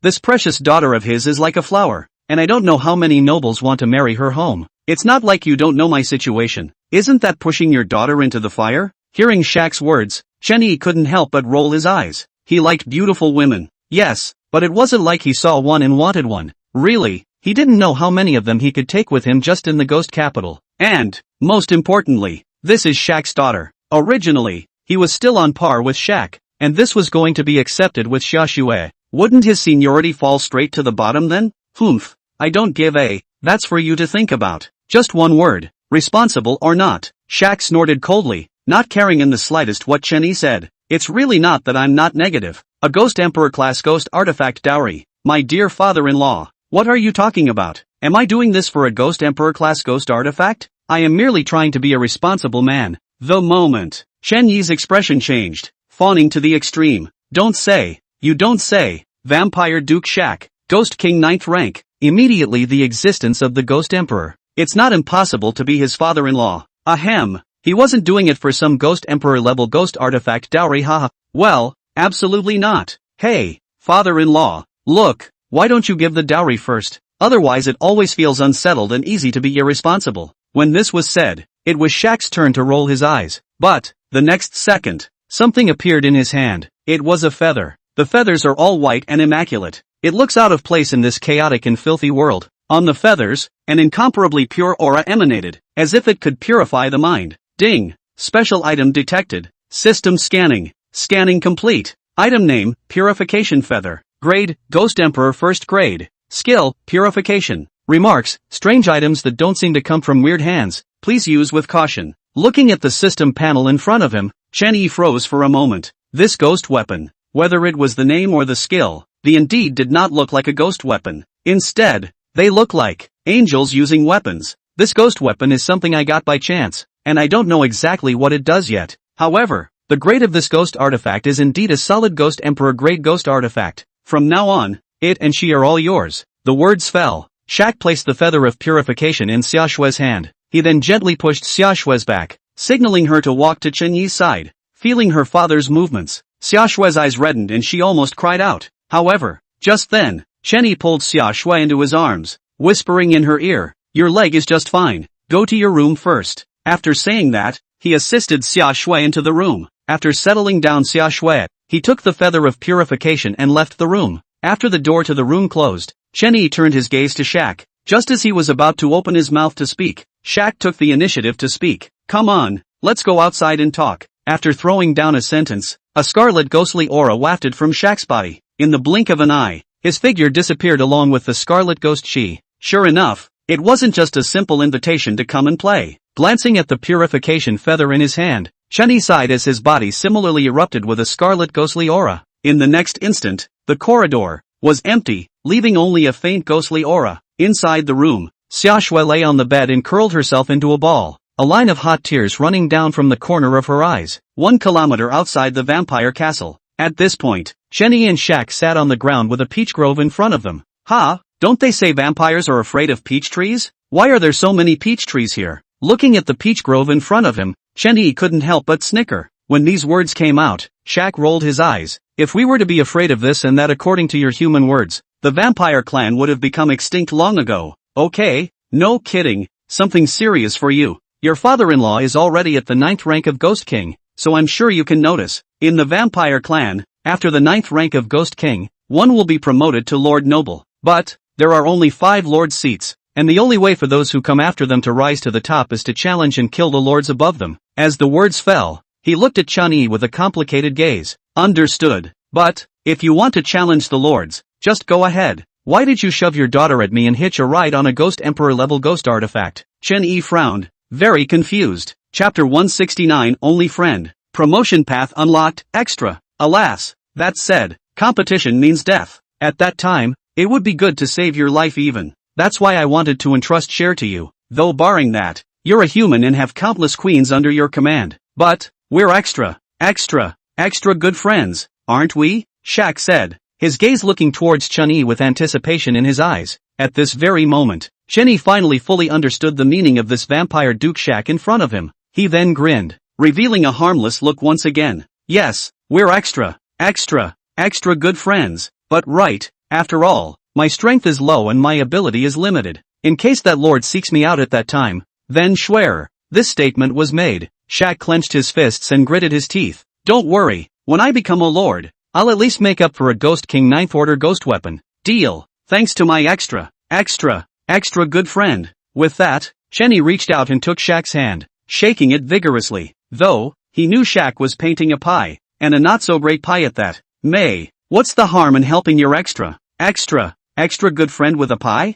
Thinking of this, Chunyi smiled, got up and patted Shaq's shoulder. Don't worry about going, I'll protect Schwer. As for Xiaoyu, send it to Ghost Capital Red Romance Supermarket, it's considered my after-sales service. Throwing down a sentence, he turned toward the castle, looking at Chunyi's departing back. Shaq would smile. Who says all humans are two-faced streams? There's not an alternative here. Alas, and who would have thought that in all my life, my only friend would be a human? He shook his head as scarlet ghostly aura erupted from his body. Not long after, the ghostly aura wrapped his entire body. About 2.5 minutes in, the ghostly aura quietly dispersed and Shaq's form reappeared. The moment, Shaq was dressed in a clean, neat tuxedo and held a cane in his hand. His hand changed into a fine ghost cigarette out of thin air, lit it and took a puff. As the smoke erupted from his mouth, his form disappeared into thin air. Vampire Castle, 2nd floor. Inside the room, Chunyi sat on the sofa and crossed his legs. Are you sure this thing will work for you? He looked surprised and cupped the purification feather in his hand. Aha, useful, very useful. In front of him, the demonic cherub stared at the purification feather with greedy eyes. Just now, when Chunyi returned to the vampire castle, he sensed that the demonic cherub was contacting him. After summoning the demonic cherub out, she yelled that there was a scent of purity that she loved and wanted so much. So, that's what's in front of us. Ding! Your slave has a new status update. Name, Devil's Little Angel. Name can be changed. Sex, female. Not yet a minor. Please note, level, Demon/Angel First Order. Corresponds to Demon King First Rank. Skills, Demonic Forms, Proximity, Summoning, Golem, Bloodline, Angelic Form, Blessing, Holy Light, Judgment, Bloodline, Promotion Path. Demon Form, not unlocked yet. Angelic Form, Sacred, Refined and Pure. Purifying Feather detected and available. Remarks, 1. A product from demons and angels that should never have existed in the world, but was blessed by a certain powerful being. 2. Underage. The promotion pathway for angelic forms unlocked? But, the promotion item is actually a Ghost Emperor Great Ghost artifact? Looking at the system panel in front of him, Chunyi frowned. His mind was filled with doubt and confusion. Why, in the world of thriller games, are there ghostly artifacts that are not spookily crafted? Even if somewhere in the corner, there was a race unknown to him. But, it's a bit too much of a coincidence. He had just possessed a special ghost weapon, which happened to be the item that could be upgraded and used by the slaves under his command. TSK, not to mention other things, there's still no tampering on top of this ghost weapon. Here, take it. Chenny smiled and handed the feather of purification to the demonic cherub. Wow, you're so nice. Hearing Chen Yi's words, the demonic cherub was instantly happy. After receiving the feather of purification, he actually stuffed it directly into his mouth. The next moment, she chewed it openly with pleasure and enjoyment written all over her face. It was as if tasting a gourmet meal with all the colors and flavors. Gulp! With a swallowing sound, the pitch-black skirt on the demonic cherub turned white. Immediately afterward, a pair of white angel wings sprouted from her back. Boom! Steeply, a dazzling white light burst out from her body. Extremely blinding. The couch. Chenny all squinted his eyes because of the white light. About 2.5 minutes later, the white light dimmed and a figure was revealed. See only. One was 5'7" and was wearing a delicate white dress. On her back, the young girl with 2 pairs of pure white, angelic wings that emitted a faint glow was smiling at Chun-Yi. Chapter 170 Royal Angel. Still touching? +2. Master, you look dumbfounded. The demonic little angel, with her slender white legs, came before Chun-Yi. She stretched out her delicate fingers and picked Chun-Yi's chin. The voice was cold with a hint of flirtation. Ding. Name, Devil's Little Angel. Name can be changed. Sex, female. Adult. Form, angel form. Rank, angel 2nd order. Corresponds to Ghost King 5th rank. Path to promotion, sacred, pure things. Remarks, adult in angel form,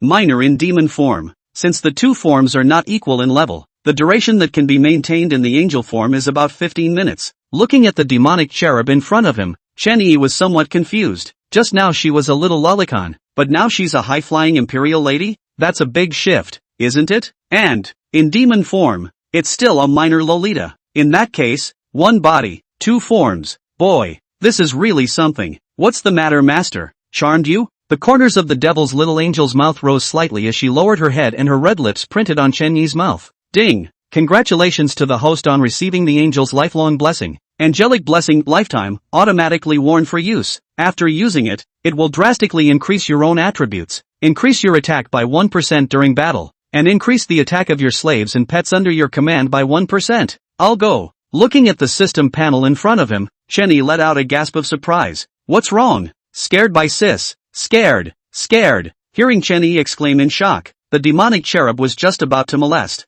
Instead, he felt dizzy and his body rapidly became smaller. In the blink of an eye, the imperial-like demonic cherub returned to her original form. She fell headfirst into Chen-Yi's arms, her mouth feebly saying, so tired. The words fell from her lips and she closed her eyes and fell into sleep. Seeing this scene, Chen-Yi smiled and reached out to pinch the demonic cherub's face. The demonic cherub was then picked up and placed on the bed. After tucking in, he got up and left the room. Vampire Castle, top floor. At this point, Xia Shui was lying on her back on the bed, her delicate and good-looking feet wiggling around. In front of her, there was still the book that was so good that it exploded. Opening 10 billion thrill coins. Magnificent shooting demonic female ghost king. But this author updates so fast. 3 chapters every day. It's a pity that this isn't the human world, or else I could have rewarded her. Bang, bang, bang. Suddenly, a knock on the door sounded, startling Xia Shui. She hastily hid the novel, blushed, and straightened her clothes. Come in. As Xia Shui's voice rang out,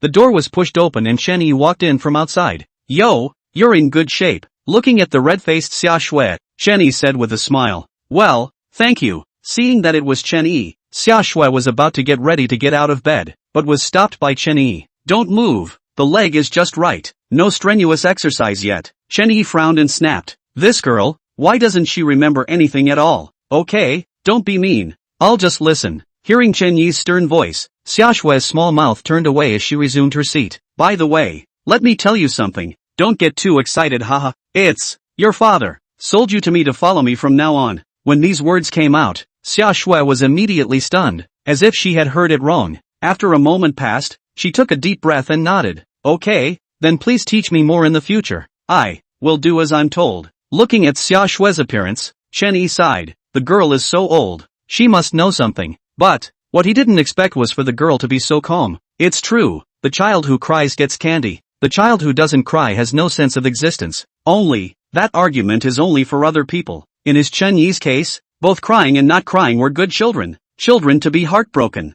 Here, have a candy. Chen-Yi came to Xia Shui's side and changed into a lollipop in his hand. It was something his sister had insisted on giving him when he had finished shopping at the grocery store earlier. Looking at the candy in Chen Yi's hand, Xia Shui froze for a moment. For just a moment, her eyes turned red and tears streamed down her face. Thanks, thank you, I'll be fine, she choked back a sob. But, before she could finish her sentence, she was pulled into Chen Yi's arms. You don't have to listen well, you just have to be yourself. Remember, you are who you are, unique in this world. Chen Yi hugged Xia Shui and said seriously, word by word, from the first moment they met, he could tell that Xia Shui had some low self-esteem. But it's normal, at a flowery age, with amazing beauty and background. But you are stuck in bed all day, stuck at home. Ooh, thank you so much. You're really nice. Hearing Xia Shui's sobbing voice, Chen Yi was somewhat helpless. In just a couple minutes, he was issued 2 good guy cards. Suddenly, Xia Shui struggled to leave his embrace, wiped her tears, her eyes flustered,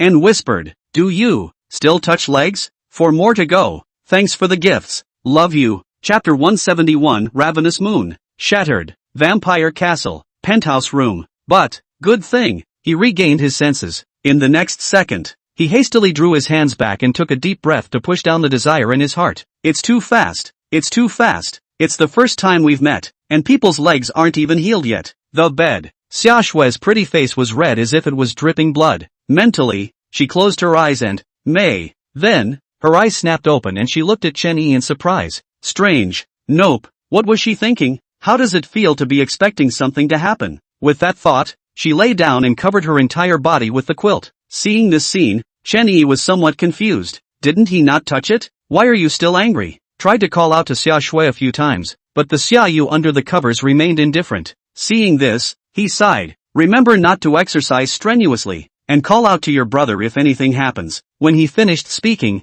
he turned and left the room. Hearing the door of the room close, Xia Shui sneakily exposed her head. Gone? It's so strange. How come it doesn't feel the same as it did just now? That's weird. Muttering to himself. Delete 100. Vampire Castle. Roof. The night was late and the red moon hung high. At this point, Chen Yi sat on the roof of the building, his left eye flashing a red light. He raised his head, his eyes looking towards the red moon above the sky. Just now, he was surprised to find that tonight's red moon seemed slightly different from the usual ones. He then went to the roof of the building and activated the Eye of the Evil God True Eye skill. The instant the skill was activated, Chen Yi could see the difference between red moon. Tonight's red moon became dim, as if it would go out at any moment. Most importantly, in Chen Yi's eyes, on the red moon, dense and tiny cracks emerged. Seeing this scene, his eyes widened in shock and he muttered, the red moon is going to break? Boom, boom, boom. As the words fell, 3 violent cracks and explosions sounded at the same time. The moment the sound rang out, the blood crows on the surrounding dead trees fell from their branches and smashed on the ground. Naya, why didn't I know I learned the crow's mouth skill? Let the red moon fall if you can. The scene in front of him madly refreshed Chen Yi's 3 views, just because, above the sky, the red moon shattered. Boom! In the next instant, another explosion rang out. This time, the explosion was earth-shattering, as if someone had thrown a purple and gold hammer, causing the sky to collapse. Asterisk. What the? You're gonna do whatever I say, aren't you? Well, the world of thriller games explodes. The words fell, and a resonating sound remained around them. In this situation, Chen Yi's voice was like a fly flying over. Can't make a single wave. After a few curses, he redirected his gaze to Red Moon. At this point, the lower right corner of the Red Moon became completely dark. About 2.5 minutes later, a corner of darkness, detached from the Red Moon, flew towards the ground and slammed into it. In the next instant, the stripped corner burst into flames and turned into a fireball. On the roof, Chen Yi silently took out his hand to capture the scene. It's a shame there's no internet or I could have sent a friend. I just don't know how things are going in the real world right now. Forget it, with Xia Wantong around, that guy Chun she will definitely be fine. TCH, so far it seems like I should be the one who gets in trouble first. As the words fell, Chen Yi's figure instantly disappeared. Not much longer, his form appeared in the doorway of the castle, holding Natsuki in his arms. Behind them, the servants as well as the players inside the castle all desperately ran outside, just because they learned a shocking news.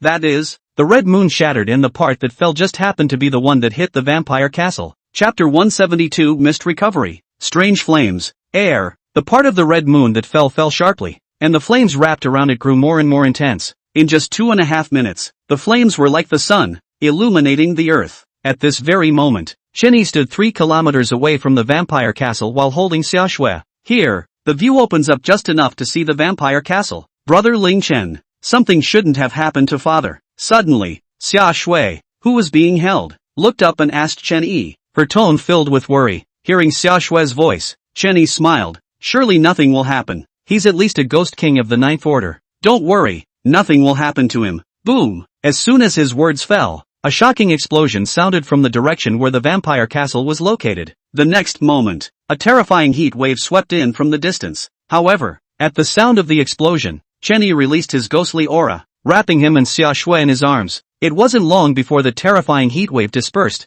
and the air was still unbearably hot. Xiaoyu, come here and protect your sister. After dispersing the ghostly aura, Chenyi shouted towards Xiaoyu, who was not far away. After waiting for Xiaoyu to come over, he handed Xiaoshui over to Xiaoyu and then walked towards the vampire castle alone. Meanwhile, the real world, 2:30 a.m., the time when people are asleep. Inside a rented house somewhere, a young man was sitting at a computer desk, his eyes red with excitement, busy with something. Suddenly, he closed his eyes and looked relieved. May. Just then, a blinding red light flashed. The youth with his eyes closed did not notice the scene. He opened his eyes, the excitement on his face having faded. After glancing numbly at the computer screen, he put on his drag and walked out of the house. The streets were as quiet as could be. The youth's eyes scanned the surroundings as if he was looking for something. But, he had just taken a few steps when he stopped and his body trembled. The fog, revived. He shivered and turned to run away. However, in the next instant, a light red mist appeared out of nowhere, directly submerging his body. Not much longer, a white bone was revealed.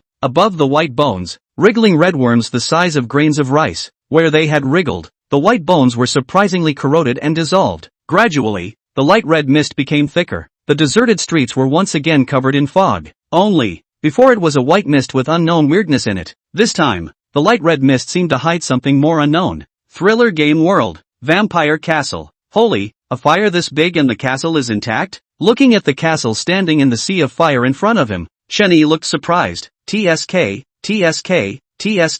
looks like this father-in-law of mine still has some family money. This castle, how can it be a ghost king with a ghostly aura of more than the 5th rank? Get it wrong. There's still a possibility that it's a ghost emperor level ghost chi. He mumbled to himself, admiring Shaq in his mind. Then, scarlet ghost chi emerged from his body, wrapping his entire body. After getting everything done, Chenyi walked into the fire. As soon as he entered, the flames instantly spread towards him. Under the scorching burn of the flames, the scarlet ghost chi made a crackling sound. Ha! This flame can actually burn ghost chi? As he spoke, an oil lamp appeared in Chenyi's hand. Immediately afterward, a blue flame ignited on the oil lamp. The moment the blue flames appeared, the flames that filled the area around him unexpectedly all retreated backwards. It seemed, in general, to have seen something terrible. Surprisingly, it really is possible. Seeing this scene, Chenyi grinned and summoned the spectral horse and skeleton throne. The moment the spectral horse and the skeleton throne appeared, blue flames burned on their bodies at the same time.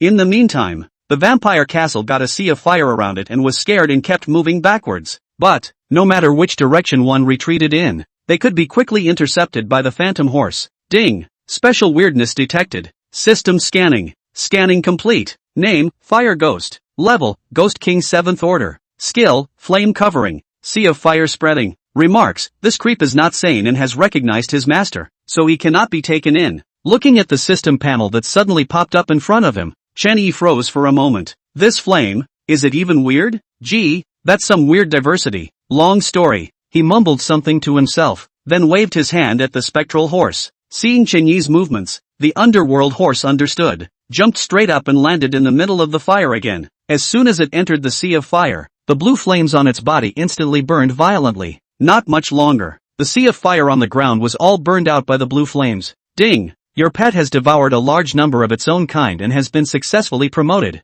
Pet name, Spectral Horse. Level, Ghost King 6th Order. The system's beeps rang in his ears, but Chenyi didn't have the time to care. At this point, he came to a rock and crouched down. Chapter 173, 5th Skill, Prisoner God Cage. Extra. Ding! Special item detected. System scanning. Scanning complete. Item name, Red Moon Shattered Stone. Rank, Use. Remarks, fragment from on the Red Moon. Grade unknown. Use unknown. Its potential can be vigorously exploited. Red Moon Shatter? I remember seeing a big chunk fall off. How come there's only this much left? Burned by flames? Shouldn't be. Looking at the fist-sized red moon gravel in front of him, Chen Yi muttered under his breath. Subsequently, his right hand was wrapped in scarlet ghost chi as he picked up the red moon shattered stone. Holding the red moon shattered stone, Chen Yi furrowed his brows as his eyelids fluttered. Suddenly, the scarlet ghost chi on his hand fluctuated, and a layer of ice instantly formed on his right hand. In an instant, the entire right hand became a fist of ice. Cold, cold, cold, cold. So cold, cold, cold. As the ice formed, Xiao Hei's miserable scream rang out. It was so frozen that its teeth chattered and it was very pitiful. However, the mutation didn't end there, as a wave of heat suddenly appeared above the ice. Immediately afterward, the ice began to melt, and Chen Yi's hand reappeared. But, just as the ice had finished melting, a blue flame appeared out of nowhere and burned on Chen Yi's right hand. Ah, it hurts, it hurts, it hurts, it's hot, it's hot. The moment the flames burned, Xiao Hei's miserable scream rang out once again.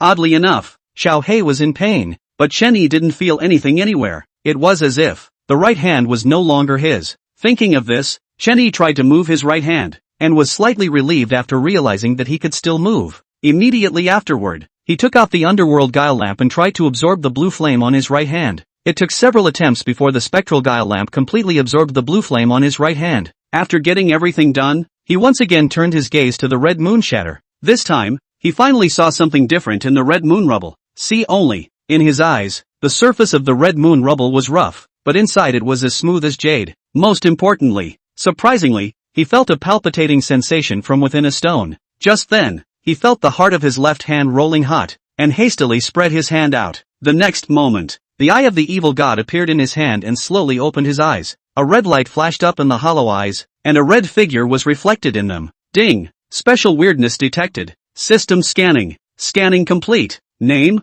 rank, skill, remarks. A corpse that is dead as a doornail, yet seems to have a faint breath. Looking at the system panel in front of him, he then looked at the eye of the evil god. Chen Yi's heart set off shocking waves. Suddenly, he felt an emptiness in his right hand, and the red moon shattered stone unexpectedly broke free from his right hand and flew up out of thin air. Immediately afterward, the red moon shattered as it landed on the eye of the evil god and shattered. Black blood seeped out of the broken open red moon rubble and seeped into the evil god's eye. Seeing this scene, Chen Yi hastily had to urge his ghostly chi to block it. But, the ghost chi had just been released and drilled into the evil god's eye along with the black blood. Ding! Your item evil god's eye has found a special item that unlocks skill 5 and is in the process of being devoured and upgraded. Remarks, the upgraded evil god's eye will unlock the 5th skill. Hearing the system's beep, Chen Yi furrowed his brows, not knowing whether he was happy or sad. In the end, he shook his head and continued to release his ghostly aura. Just like that, the evil god's eye absorbed the blood oozing out of the red moon shattered stone along with Chen Yi's ghostly chi. After a full 25 minutes, the speed of absorption by the evil god's eye finally became slow. It's finally going to be good.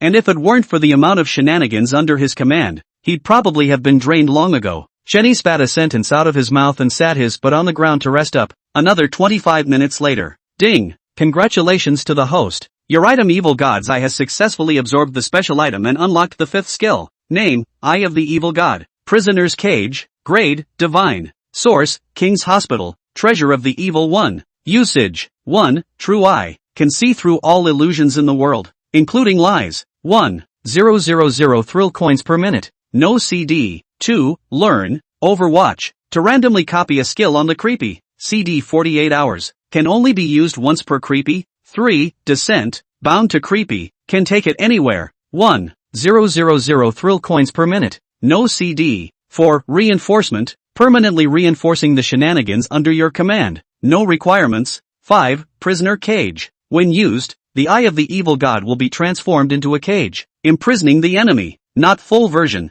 Imprisonment time decreases depending on the opponent's level. CD, 60 hours. Number of people can be imprisoned, 2/3. At this very moment, Chen Yi rubbed his eyes and looked seriously at skill 5. Good boy. Prisoner God Cage. That name alone is pushing it. Wait. Prisoner God's Cage. Prisoner God's Cage. Can it be that the figure in the evil god's eye is a god who has been imprisoned? But, isn't that guy in the middle of the red moon? Chapter 174, A Woman in the Red Moon. 2 things. Extra for Yuzuru Rinne Big Brother. By the Vampire Castle. Chen Yi sat on the ground and looked up at the sky. On his left hand, the eye of the evil god was hidden and disappeared. Immediately after that, his left eye flashed with a flash of red light as he stared at red moon with a deadly glare, trying to see something again in that red moon that I've seen so many times. Surprisingly, has really become different. Suddenly, Chen Yi's expression became excited as he muttered, "Just because." In his eyes, the red moon hanging high above the sky revealed a huge cage. In the middle of the cage, a woman in a red dress lay quietly in a bronze coffin.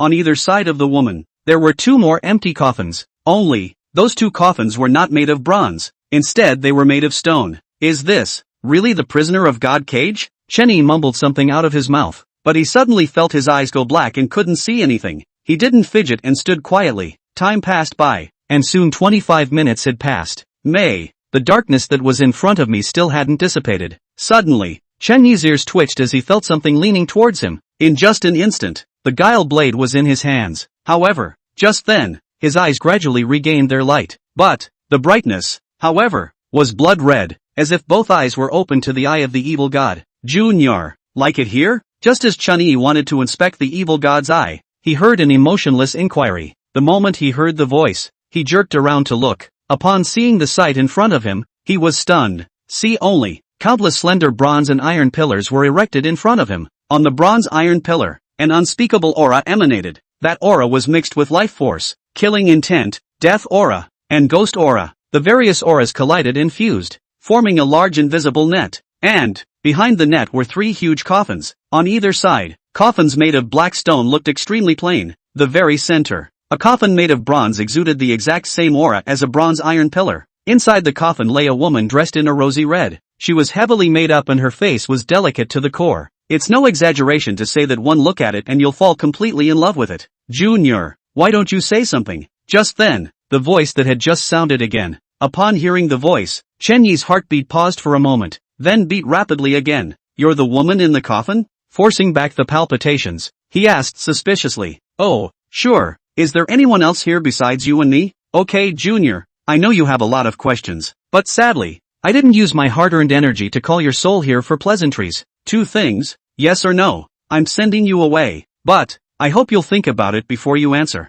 First thing, I want you to live well and not die for at least a year. Second thing, I need you to find someone for me, a general likeness, something that looks like me, I guess. Remember, don't let anyone else in, or don't blame me for killing them all. Well, enough said. Send you away. The woman was speaking so fast that in places it was hard to even hear what she was saying. As her words fell, Chen Yi's eyes once again went black. By the time the light returned to his eyes, it was 25 minutes later. Vampire Castle, top floor. After confirming that the crisis was over, Xia Yu returned to the castle with his sister and servants. As for the rest of the players, half of them were dead or wounded long before the flames fell. When the remaining ones tried to escape, they were directly drained of blood by Xia Yu. Inside the room, 300 abridged. Brainstorm or see the homepage. Thanks to Yu Renin Big Brother's 2 Big Healthcare, plus more to offer. The next 3 days will be an extra chapter. And thanks to the other treasures for their gifts. Epsilon 3, Chapter 175, Saving the Old Man. Here again deleted about 300. To the back of the readers, today is 24 years 3/12, the great god of audit has been stuck. All chapters all overhaul, so you see the abrupt or wrong place are deleted. Otherwise you cannot see the book. And secondly, some things can only rely on everyone's brain or look at the writer's homepage. Right certainly cannot be written to respect the audit teacher. I also hope that all readers forgive me. The deleted part does not affect the overall direction of the story. See here, think the writing is good can give the small evening a 5-star praise. Thank you. 25 minutes later, the door to the room opened from the inside, and Chen Yi walked out. He moved his arms, then stretched. Too good to mess with. As he spoke, he looked back at the door of the room behind him, a hint of fear in his eyes. Suddenly, the door to the room in front of him turned the color of blood, and a line of bloody characters appeared in front of Chen Yi's eyes. Dear player Ling Chen, your current copy quest has been completed and you may end this copy at any time. If the copy is not ended voluntarily, then the copy will automatically end after 2 days and 12 hours. Can it end any time? There's no rush. Just stay here for a few more days. Chen Yi whispered softly with his mouth as he reached out and pushed the door of the room open. Steeply, a contract appeared in his hand. Inside the room, Xiaxue sat on the bed with a red face. Only, she kept twisting and turning as if she wasn't quite comfortable somewhere. I told you, your father sold you to me. Here's the contract. Sign it. As the words fell, Chen Yi placed the slave contract and a pen in front of Xiaxue. The reason why he would let Natsuyuki sign a slave contract was because the descend ability of the evil gods I could only summon the shenanigans under his command. A verbal banner doesn't count, so it's just a slave contract. Looking at the slave contract in front of her, Xiaoxue didn't ask many questions and directly signed her name. After the name was signed, a little red light flashed on the slave contract. Seeing this, Chen Yi picked up the slave contract and threw it into the system space. Ding! Detected the host contracting a new slave. All professional trenchless system mission released. Mission, rescue the old man and help him take over the lordship. Reward, all professions trenchless treasure chest +1. Lottery carousel 20 consecutive draws. Wealth value +500. Accept or not. No penalty for refusal. Suddenly, the system panel surfaced and a new quest was released after a long time. Holy, it's still going on? Looking at the system panel in front of him, Chen Yi could not help but be startled. Let's be honest, he had originally had thoughts about helping Shaq and grabbing the lordship. That was, after all, Shaq's own choice and something he had to deal with. So, he dismissed the idea and planned to play here for a few days and then go home. But, now that the system had released the quest, it was a different story. Other things aside, the 500 points of wealth value alone was very appealing to him. To know, the stuff within the wealth value mall is really plentiful and good. After all, a special species with dual forms, the demon cherub, is only 500 wealth value. How mediocre can that? Merchandise worth 1,000 points of wealth value be? Something's up. Take a day off. 5 shifts tomorrow. Love you guys Epsilon. 3. Chapter 176. Accepting the mission. Hibble's arrival. Ding. Do you accept the mission? Accepted. As the system's beep sounded again, Chen Yi decisively chose to accept the quest. But the mission was accepted. But how am I going to get to Shaq? He frowned and muttered under his breath. The bed. Looking at Chen Yi, whose expression was constantly changing, Xiaoxue was somewhat at a loss for words. Then, with a red face, she said softly, if you're unhappy about anything, or feel troubled, you can try the previous method, and it will probably be much better. Hearing Xiaoxue's words, Chen Yi returned to his senses and couldn't help but smile. 10 minutes later, Vampire Castle, first floor lobby. At this point, Chen Yi sat on a chair with Xiaoxue sitting next to him and Xiaoyu standing in front of him. Did you understand everything that was just said? Your father entrusted your sister to me, then I am responsible for her. But, after all, I'm not creepy from the world of thriller games, and I'll have to return to the human world before too long. So, let Xiaoxue go to the ghost capital, where there are my people who will guarantee her life. He said it very seriously and didn't make any more jokes about Shaq selling summer snow, just because he could feel that Xiaoyu really cared about his sister Xiaoxue. That kind of concern was as if he cared for his younger sister. Chen Shi. After a long period of silence, Xiaoyu sighed and nodded. Okay Mr. Ling, everything is at your disposal. Okay, I'll arrange it then. At those words, Chen Yi raised his left hand and snapped his fingers. The next moment, a scarlet ghostly aura appeared at his side. Not long after, the scarlet ghostly aura dispersed and a figure was revealed. Aside, looking at the figure in front of them with the scarlet ghost chi, Xiaoyu and Xiaoxue stared at the same time, their hearts shocked beyond measure. Just because, at this moment, in front of them stood a Ghost King 9th ranked existence. To know, their father, Vampire Duke Shaq, had only just been promoted to the 9th rank of Ghost King not long ago. The human in front of them was able to summon a creepy of the same level as their father. Is it really possible for a human to do that? With that in mind, they simultaneously turned their gazes towards Chen Yi. In this moment, Chen Yi's figure became mysterious and tall in their hearts. Introducing, Hibble, Ghost King 9th rank. She will be the next to send Natsuki to the ghost capital. As for you, your father didn't account for it. But then, who made me a particularly good friend of your father's? So, if you want to follow along to the ghost capital. As the words fell from his lips, he got up and took Hebel's hand and headed outside. As for whether Xiaoyu was going to ghost capital or not, that was not something he should think about. Outside the vampire castle, it's still a bit of a distance from the ghost capital, so you guys can take the Yellow Springs train when the time comes. I have a bit of a stake there and just happened to stop by to collect a bill for me. Chen Yi held Hebier's hand and spoke softly. Right. Be sure to contact me if anything happens on the road. Hearing Chen Yi's words, Zibel smiled, stood on her tiptoes, and kissed Chen Yi on the mouth. Don't worry, I shouldn't be able to die if the Thriller World Ghost Emperor doesn't come out now. Hearing Zibel's confident words, Chen Yi smiled. He then gave a few more instructions to a couple of people before letting them leave in peace. Chapter 177, Future Ghost King, Chicken Soup for the Soul. 25 minutes later, outside the vampire castle, with hot tears in her eyes, Xiaoyu watched Xibier leave with Xiaoxue. As the backs of Zibel and Xiaoxue faded away,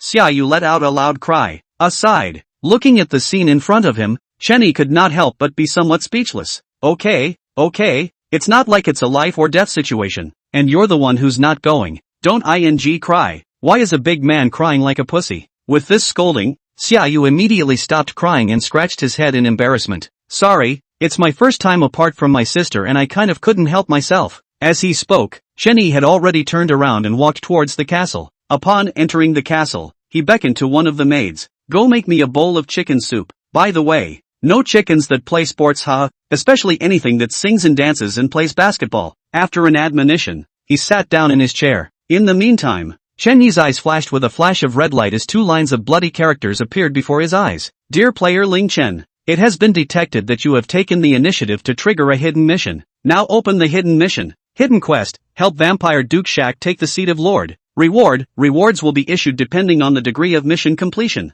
Remarks, there are 5 seats for the Lords, and the task will be completed if any one of them is captured. Countdown to hidden mission transmission, 59 minutes and 59 seconds. Looking at the task, Chenyi did not make any moves and remained seated on the chair waiting for the chicken stew. Here comes the chicken soup. Half an hour later, the chicken stew was served on time. The reason it's not 25 minutes is probably because this chicken can't play basketball. Grab an extra bowl. You can have some first. Hearing the maid's voice, Chenyi's face stiffened as he coldly said, Really? Thank you, Mr. Ling Chen. You're so nice. After saying thanks, the maid turned and darted to the kitchen. A few moments passed. The maid ran out of the kitchen with the dishes. She didn't rush to serve the chicken soup, but instead turned her gaze toward Chenyi. Eat up, I'll let you. Seeing the maid's expression, Chenyi said with a smile. There was no need to think about it to know that the other party must be afraid that he would suddenly back out. Seeing Chenyi's permission, the maid hurriedly served a bowl of chicken soup. Subsequently, a mouthful of chicken soup went down, and a happy smile spread across the maid's face.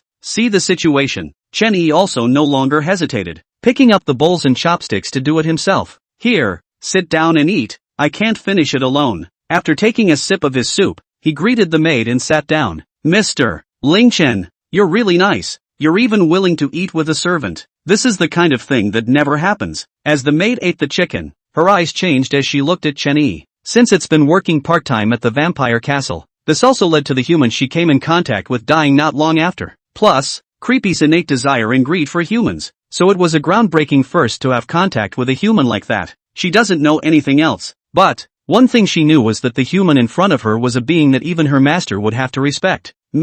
Even so, that such a being would be willing to dine with a creep like her. You have to understand that all men are equal, and so is weirdness. The reason why I feel inferior is simply that I was born at the wrong time. Girl, be firm in your heart. Maybe you can also become a ghost king who rules the roost. Chenyi put down the dishes in his hands and said seriously to the maid in front of him. Word by word, the words fell. The maid on the other side had long been dumbfounded and muttered. Born at the wrong time. To become a ghost king who reigns supreme? May I? She was nothing more than a maid who worked in a nobleman's house. A little ghost general. If you don't come up with anything meaningful, you'll be a ghost marshal in this life until you die. Now a human tells her she'll be the ghost king. And this human who told her was so powerful that nobles had to respect it. With that in mind, she looked up at Chenyi, only to find that Chenyi's figure had long since disappeared. Front, only empty pots and pans were left behind, along with a note. The note reads, the future king of ghosts who dominates a party. Perhaps this is a better place for you to develop.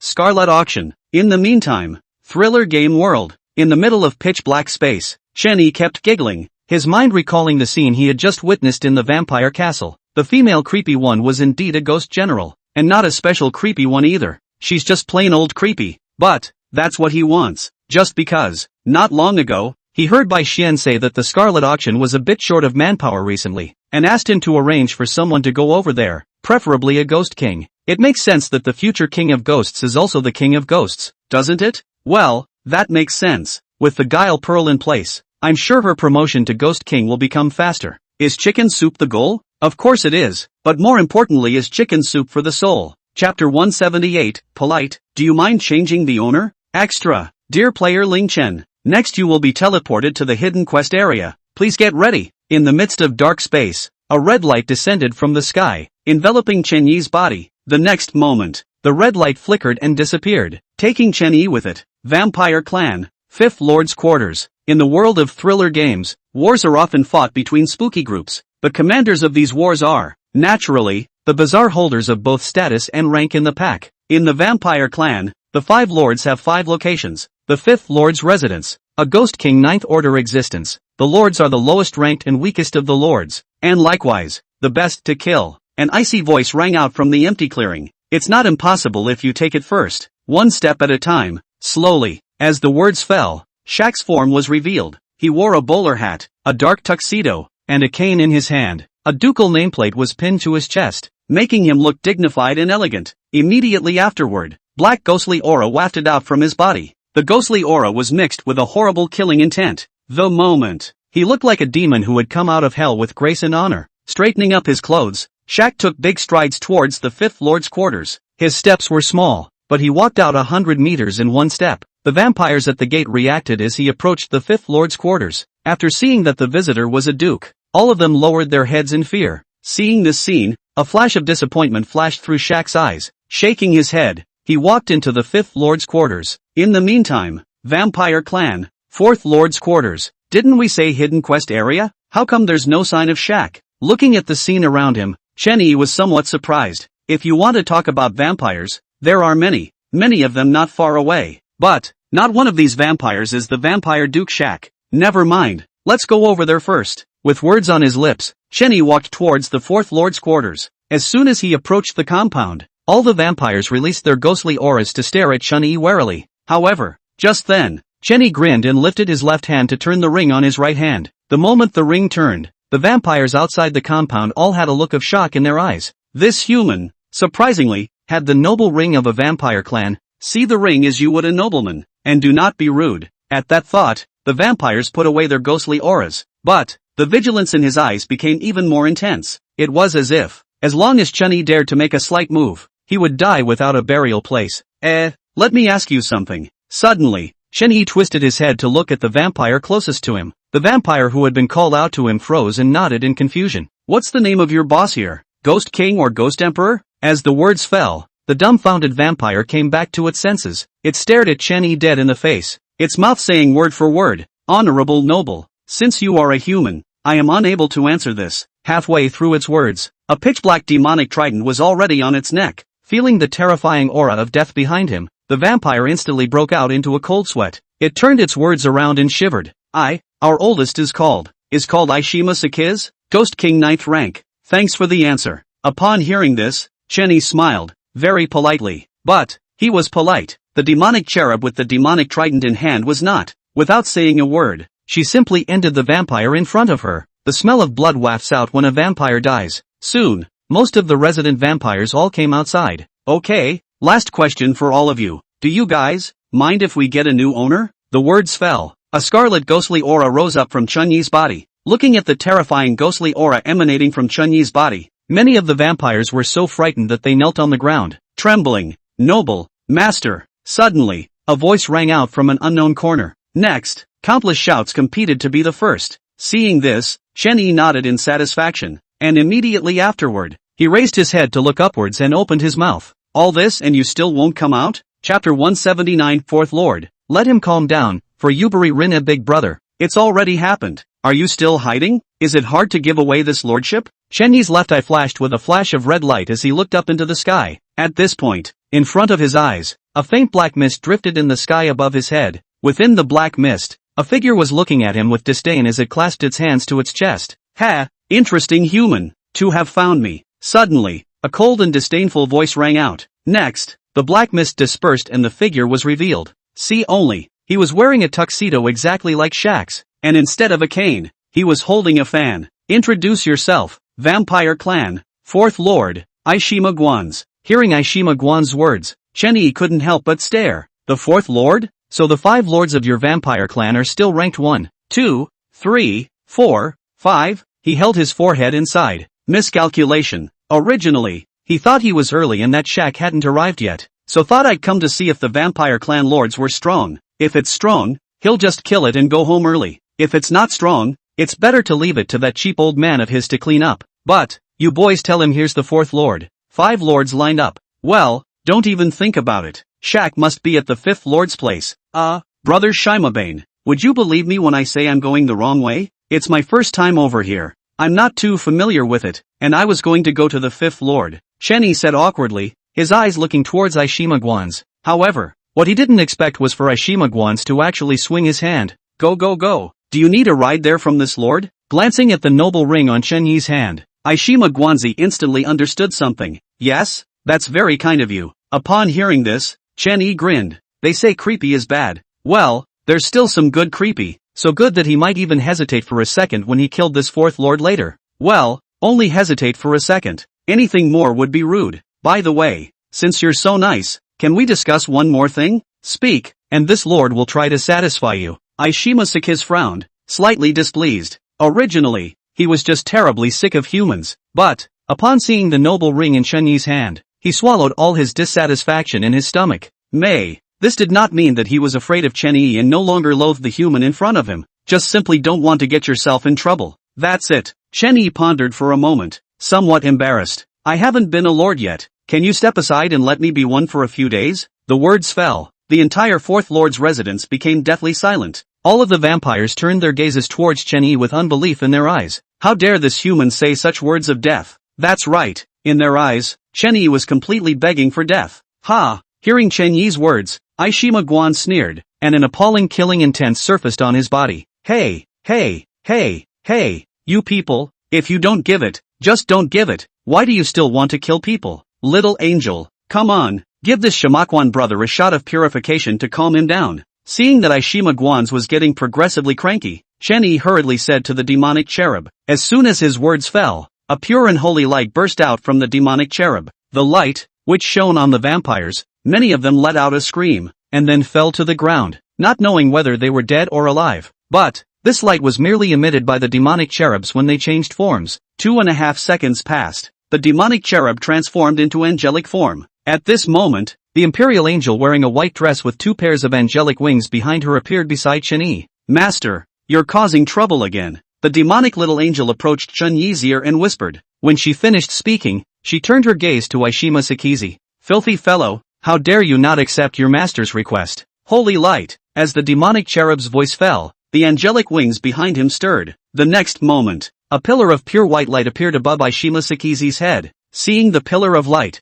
a black mist instantly erupted from Aishima Sakizi's body.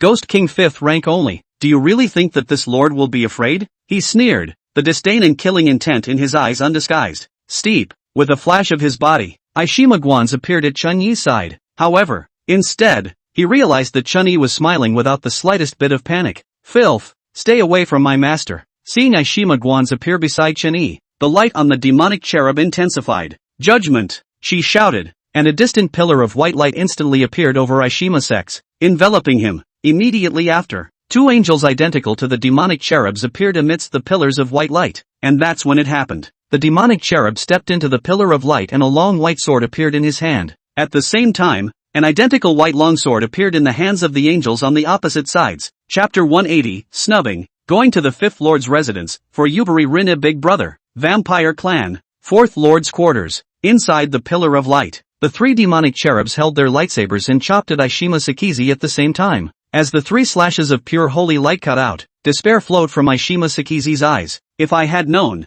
I would have agreed to this human's request. Boom! With a loud roar, Aishima Sakizi's body was submerged. Ghost King's 9th Order ghost weapon? An original ghost weapon? Outside the light pillar, Chen Yi unexpectedly looked at Aishima Guanzi inside the light pillar. Just as the holy light flooded Aishima Sakizi, the fan in Aishima Sakizi's hand suddenly unfolded. That fan instantly changed into a huge barrier that blocked a lot of the holy light. It's a pity that such a good intrinsic ghost artifact has directly shattered. But it's right, if the ghost weapon doesn't shatter, then the one who shatters should be this Shamagwan brother. Outside the pillar of light, Chen Yi mumbled to himself. Not much longer. The pillar of light dispersed and the other 2 demonic cherubs disappeared. Master, remember to miss me. Just then, the demonic cherub in her imperial angelic form came before Chen Yi. Afterward, she reached out and wrapped her arms around Chen Yi's neck, her red lips printing on it. Only, just a second into the kiss, the demonic cherub's form grew extremely small. Reinstated as Devil Lori, she tiredly opened her arms to Chen Yi, her mouth daintily saying, Master, for a hug. Ugh, pampering is the best. Chen Yi sighed, and while his mouth spoke, his body was very honest. Picking up the exhausted demon lowly. Say something if you're still alive. He turned his gaze to Sakizi Aishima, who was lying on the ground. Tut! Hearing Chen Yi's words, Aishima Guanzi hastily uttered a cry. He was afraid that the imperial angel who had just come out to give him 3 more swords, It was a taste that no human vampire could stand. Good, so now can I be fourth lord for a few days? Brother Shimagwan's attitude made Chen-Yi very satisfied, and he once again raised his voice to inquire. Yes, I think you're the perfect person to be a lord. There was not the slightest hesitation, not even the slightest thought. Shimagwan's was on the ground, nodding frantically as he spoke. Fine, then I order you to attack the fifth lord as a vampire clan. The fourth lord, no problem? Chen-Yi grinned and laughed heartily. This statement was made. Aishima-Sakiz instantly froze, confusion rising in his eyes.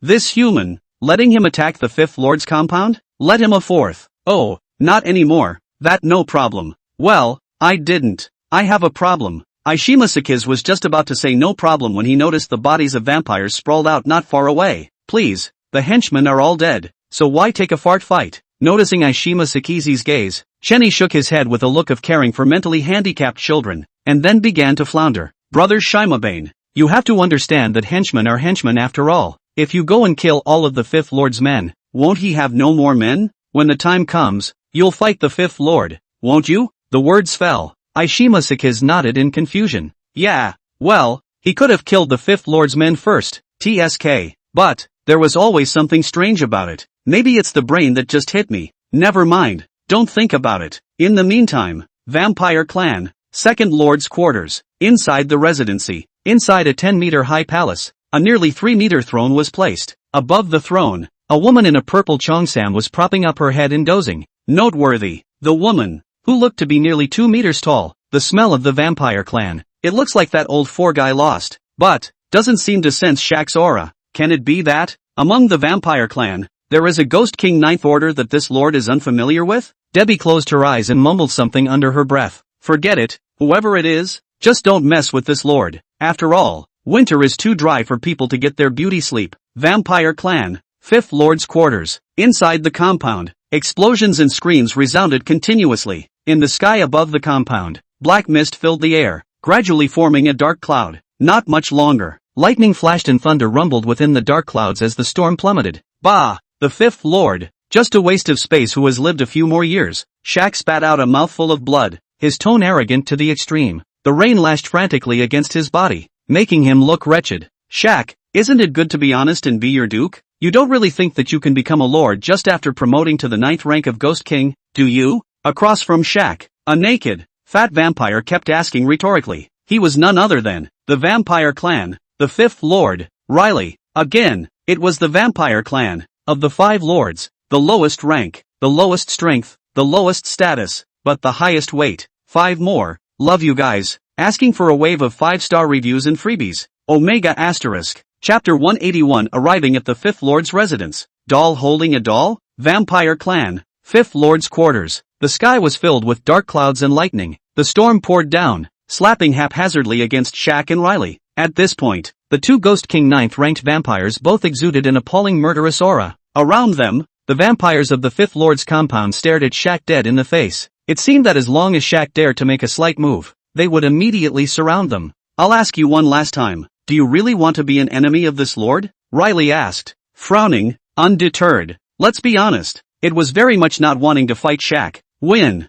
Shaq dies, and it's no better. But, if it loses, then the world will never have anything to do with it again. Wasn't everything already predetermined when I showed up here? Hearing Riley's words, Shaq grinned, revealing a harmless look. Only, that expression, however, was very twisted, as if it was imitating someone. In that case, then you will die in this fifth lord's residence, Riley growled, a dark mist instantly erupting from his body. At this moment, the aura of its fifth lord, Ghost King Ninth Order, was at its peak. In the meantime, the vampires around them, their bodies flashed red. The next moment, determination showed in their eyes as they scrambled towards Shaq. Seeing this scene, Shaq shook his head helplessly. I just wanted to be the fifth lord. I didn't want to kill you guys. But, if you expose yourselves to seek death, then it is not my fault. The words fell. The same dark mist erupted from Shaq's body. The fog appeared after blocking the torrential rain that filled the sky. At the same time, it also blocked the vampires whose bodies were flashing red and trying to expose themselves.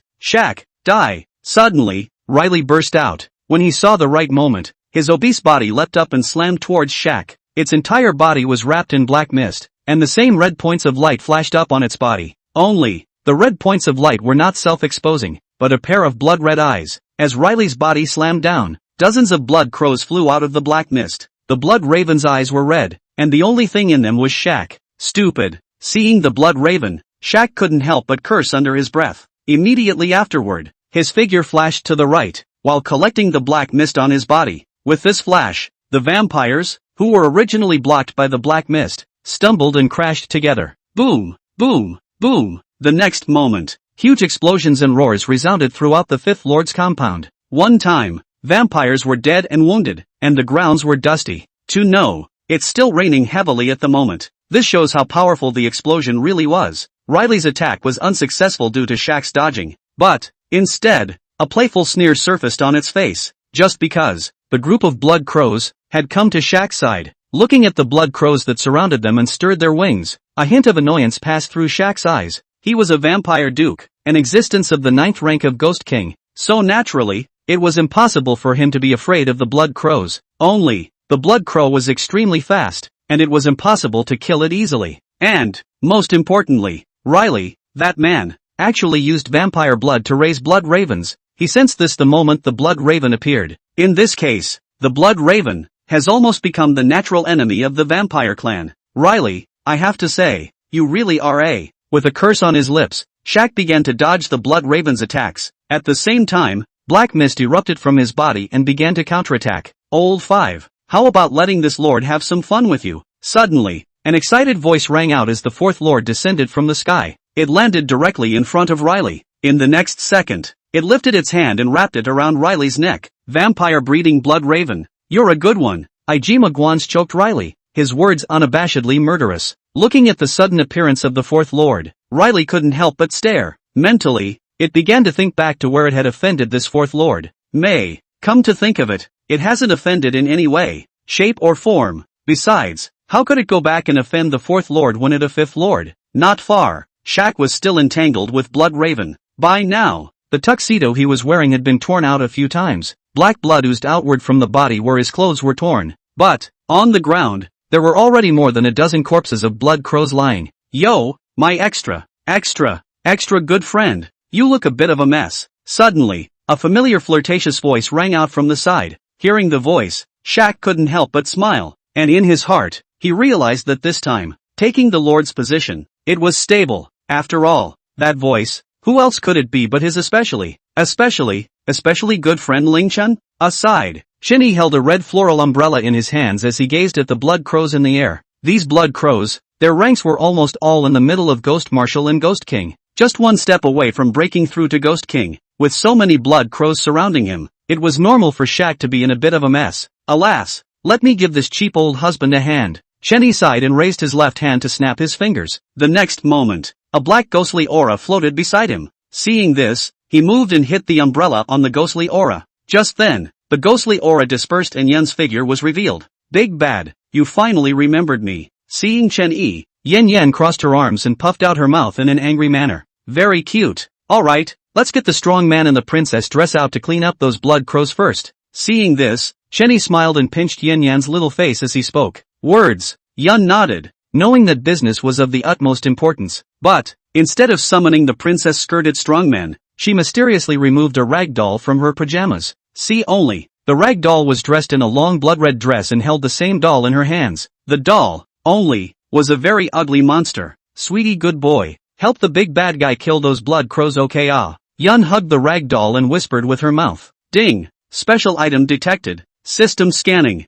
Scanning complete. Item name, Creepy Rag Doll. Grade, Ghost Marshal Grade plus Ghost Marshal Grade. Use, summon a creepy for combat. Source, spooky ragdolls collected or made by Yun. Remarks, since the ragdoll is holding a ragdoll in its hand, you can get too spooky for combat after summoning. Chapter 182, Pawn Riley. Do you need some toilet paper? Vampire Clan. Fifth Lord's Quarters. I Lu a good boy. This weird one tops to ah. Looking at the system panel in front of him, Chen Yi was startled. Just as he was checking the system panel, the rag doll in Yun's hand had already turned into a cloud of pitch-black ghostly energy, immediately followed by another ghostly gas is getting bigger and bigger, very dense, completely unable to see the scene inside clearly. After a few moments passed, the ghostly aura dispersed and two figures were revealed. See only, a female bazaar who was a head taller than Yen, about 1 meter 6.5, wearing a blood-red dress, had a cold face and indifferent eyes. The only time a tiny ripple would rise in its eyes was when it saw Yun. In its arms,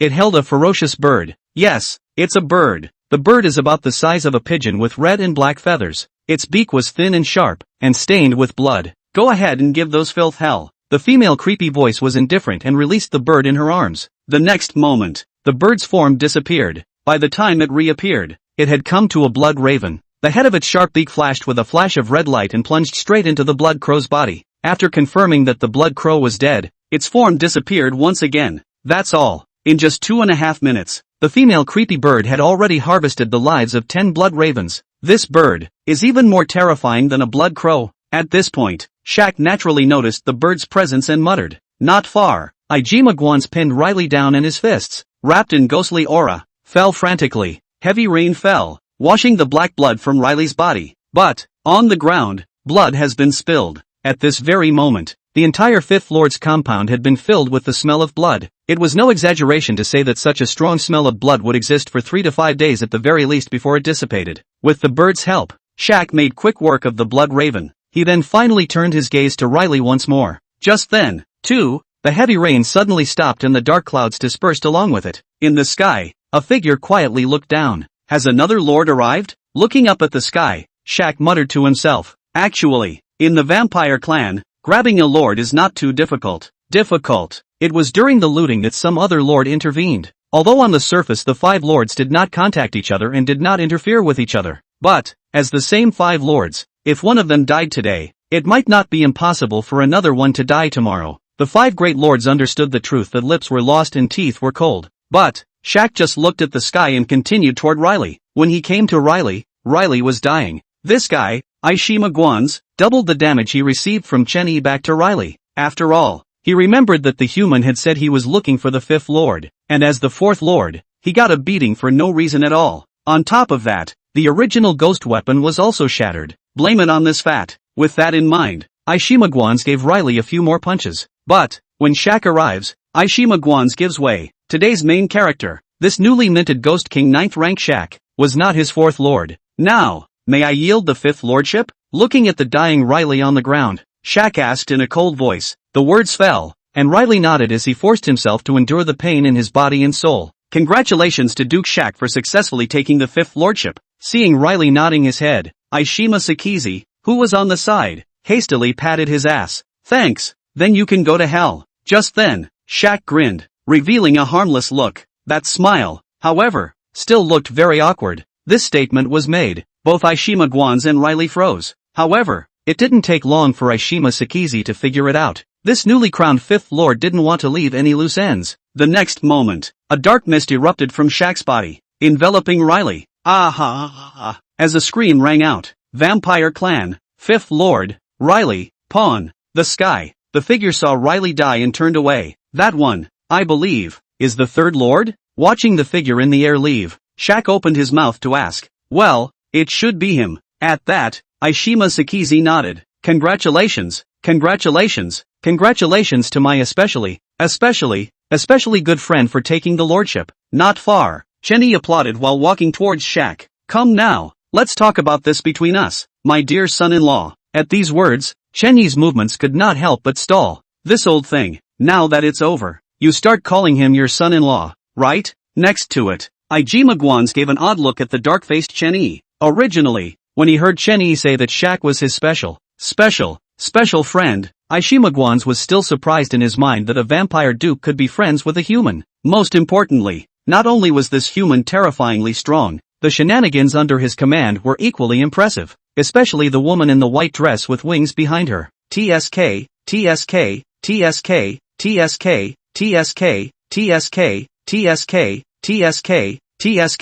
Unpleasant. But, now Shaq was actually calling Chen-Yi his son-in-law. So, this human is craving for someone else's daughter's body. Ahem. That, I'll interject if there's nothing else for me to do, I'll leave first. Seeing that the atmosphere was a bit off, Aishima Sakizi hastened to speak up. Alright, then brother Shamagwan come to play often I'll send you some toilet paper then. Chen-Yi chuckled, winking at Aishima Guans. Hearing Chen-Yi's words, Aishima Guans was a bit uncertain. Toilet paper? Something from the human world? What does he need that for? But why does this human keep calling him Shimakan instead of Aishima? Strange, really strange. After chatting for a while longer, Aishima Guans left the Fifth Lord's quarters. Neither Chenyi nor Shaq had any desire to kill Aishima Guans. After all, it's hard to become a lord. You can't be isolated, right? But, as for whether or not there will be friction between Shaq and Aishima Guans later on, that was none of his Chenyi's business. All the vampires here are dead, so you're not a lightweight? As he spoke, Chenyi had little black devour Riley's corpse on the ground.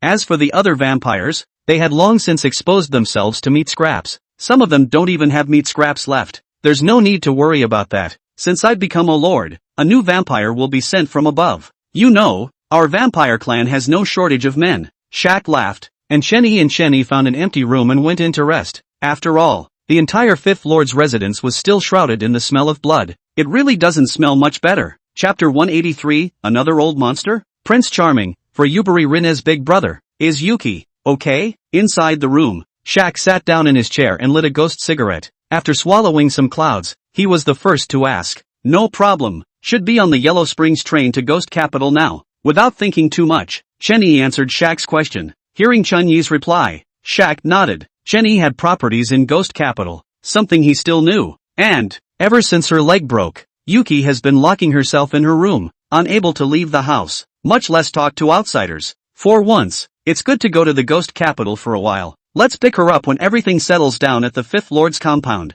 Then, I'll be in trouble. Shaq was rare and polite. Of course, it quickly received Chenyi's blank stare. By the way, I don't suppose you know how Yuki's leg broke, do you? Suddenly, Shaq asked coldly as if he had thought of something. This statement was made. Chenyi on the side looked surprised. He didn't really know what was going on with Xiaoshue's legs. When he was in the vampire castle, Xiaoshue's leg was still not healed, so he didn't have the heart to reveal someone's scar. Seeing Chenyi's expression, Shaq's heart instantly understood. He then sighed and spoke slowly. It was a dark and windy night when Yuki was walking home alone. But, a creepy in a black robe suddenly blocked Yuki's way, and without saying a word, he unleashed his ghostly aura on her. After the ghostly aura dispersed, the weirdness disappeared as well. But Yuki was paralyzed on the ground without the slightest bit of sensation in her legs. According to Yuki, that eerie sound is low and raspy, exactly like the sound a saw thing makes. Listening to Shaq describe what happened, Chenyi frowned. This description is it's the equivalent of no description at all. Talking about it is as good as not talking about it.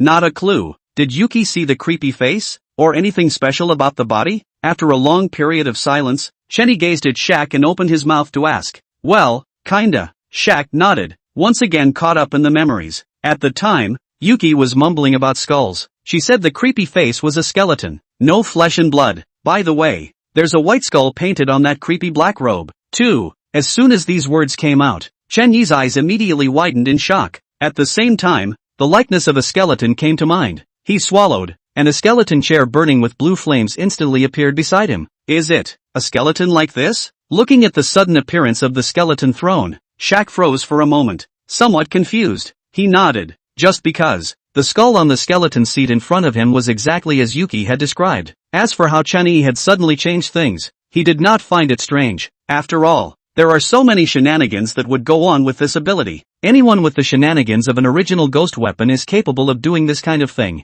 Seeing Shaq nod his head, the idea in Chenyi's mind was confirmed. At the same time, 3 words came to mind. Old monsters. This old monster. He's really good at finding presents. It didn't take long for one to show up. After mentally spitting out a sentence, Chenyi once again opened his mouth to ask, did Yuki notice the other's rank that night? This one too. The other party is only at the 8th rank of Ghost King. At the very mention of it, Shaq was furious. His grandmother, a small Ghost King of the 8th rank, had broken his daughter's legs. That's why he wasn't there at the time. Otherwise he would have had to shred that creepy to pieces. Ding! All professional trenchless system quest, rescue the old man and help him take over the lordship. Completed. Quest reward, all profession trenchless treasure chest +1. 20 consecutive draws of the lottery carousel. Wealth value +500. 25 minutes later. As the system's beep sounded, Chenyi also ended this invitation from the nobles. Not much longer. A red light locked him in place. In the blink of an eye, the red light and Chenyi's figure disappeared together. In the Fifth Lord's quarters,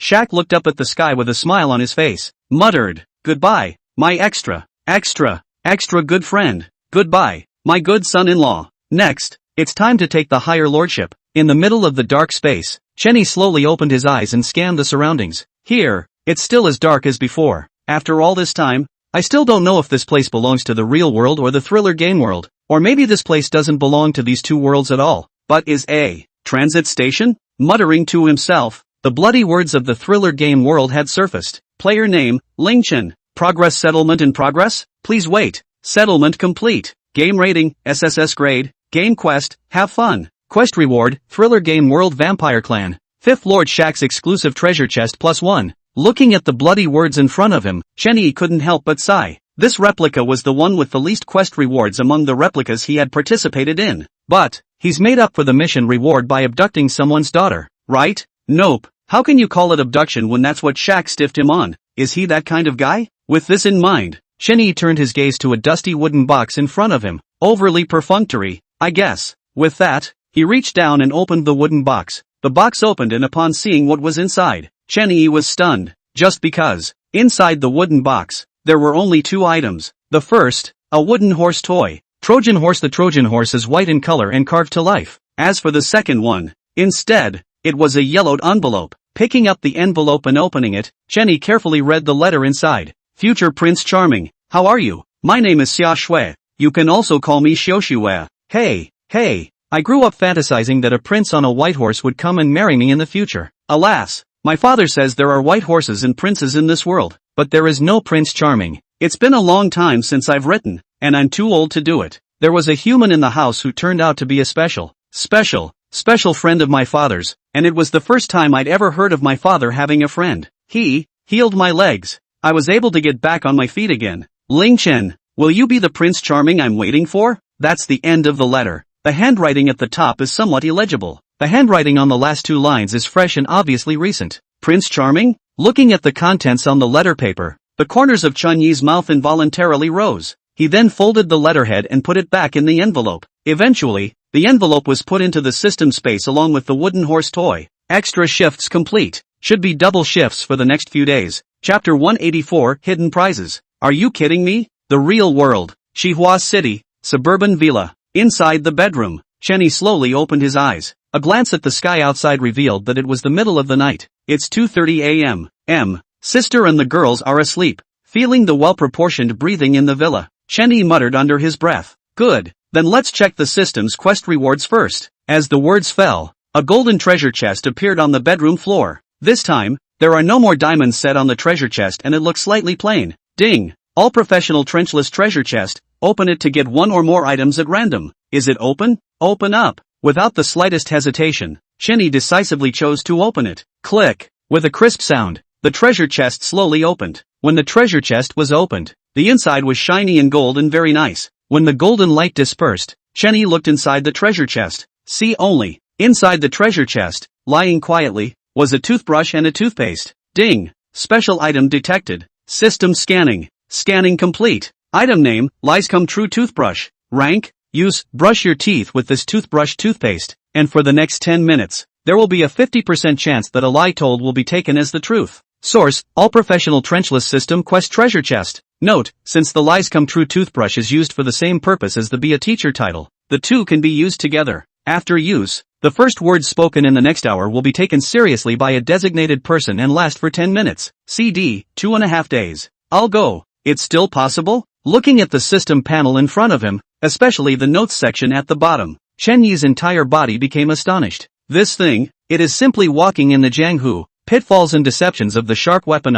In time, he'll find a random ghost emperor and come up with I'm your father. So the world of thriller is not his for the taking? It's a shame it only lasts 10 minutes, or it feels like it could have pushed across the world of thriller games. Chenyi sighed and put the toothbrush and toothpaste away in the system space. He then turned his gaze to the raffle carousel on the side. So far, he had smoked a full 100 times, but he had literally never drawn anything good other than a guaranteed bottom. So, this time he had no illusions, and was counting on the guarantee to come out with something good. With that in mind, the raffle carousel had begun to spin up at a rapid pace. 2.5 minutes later, the speed at which the raffle carousel spun slowed down. After another 2.5 minutes, the raffle carousel slowly came to a halt. The next moment, the entire raffle carousel erupted with dazzling golden light. That light pierced Chenyi's eyes a bit. Had to look through my fingers. However, he was treated to an amazing sight. See only, within the golden light, a figure slowly appeared. He is covered in brilliant flaming red feathers and is wearing handsome backpacking pants. Highly proudly puffing out her chest and raising her head, she gave Chenny a disdainful look. Ding! Congratulations to the host for winning the hidden prize through the raffle carousel. Item name, chicken. Rank, skill, crowing, movement. Source, All-Pro Trenchless System Raffle Carousel Hidden Prizes. Remarks, a chicken whose origin is unknown and whose name is not known. Chicken. Chicken. As the golden light dispersed, Chenny placed his hand down. The moment, his eyes froze, and the figure of a deceased person came to his mind. Gradually, the figure merged with the chicken in front of him. The eyes, the forms, were so similar. Cluck cluck cluck. Suddenly, Chicken tugged on his throat, raised his head, and let out a caw. The cawing sound instantly yanked Chenyi's thoughts back. After returning to his senses, he instantly appeared in front of Chicken and squeezed its neck. Your ass, chirping at 2:30 a.m. You want to be so professional? He blackened his face and spat under his breath. It's going to take a long time to coax my sister out of bed if she wakes up. Alright, go out and play by yourself. Remember not to leave the villa. Be careful of being made into a big dish of chicken.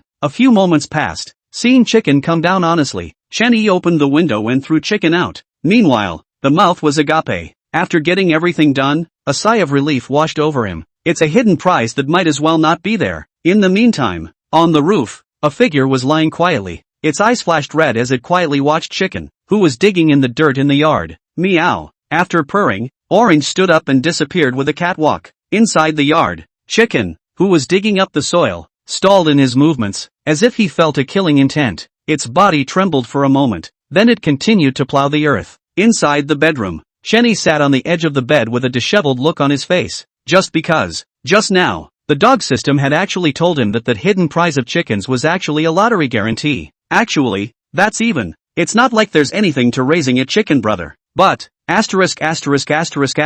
dog system, you damn last guaranteed to give me a good thing instead. Come on, see for yourself. What the hell is this? See only. In Chenyi's hand, he held a hammer. Moreover, the hammer was still miniature, about the size of his finger. Ding. Item name, memory hammer. Rank, Ghost King First Order. Use the hammer to strike the tip of the opponent's nose to forcibly obtain 1/2 of the opponent's entire memory. CD, none. Remarks, the effect of this item can only take effect once for each person. Looking at the system panel that suddenly popped up in front of him, Chenyi's heart finally felt better. Actually, Tiny is quite cute. After all, the whole 20 straight draws, even though it's a gift. You've got to come up with something good at any rate, don't you? Chicken and this cute little hammer aside, the rest of the prizes are simply garbage of garbage. What with mineral water, melon drinks, tables, chairs, benches, original underwear and so on. Ugh, recycle it all. Chenny sighed and allowed the system to recycle all of these items and the ones he had accumulated previously. Eventually, plus a new bonus of 500 wealth points.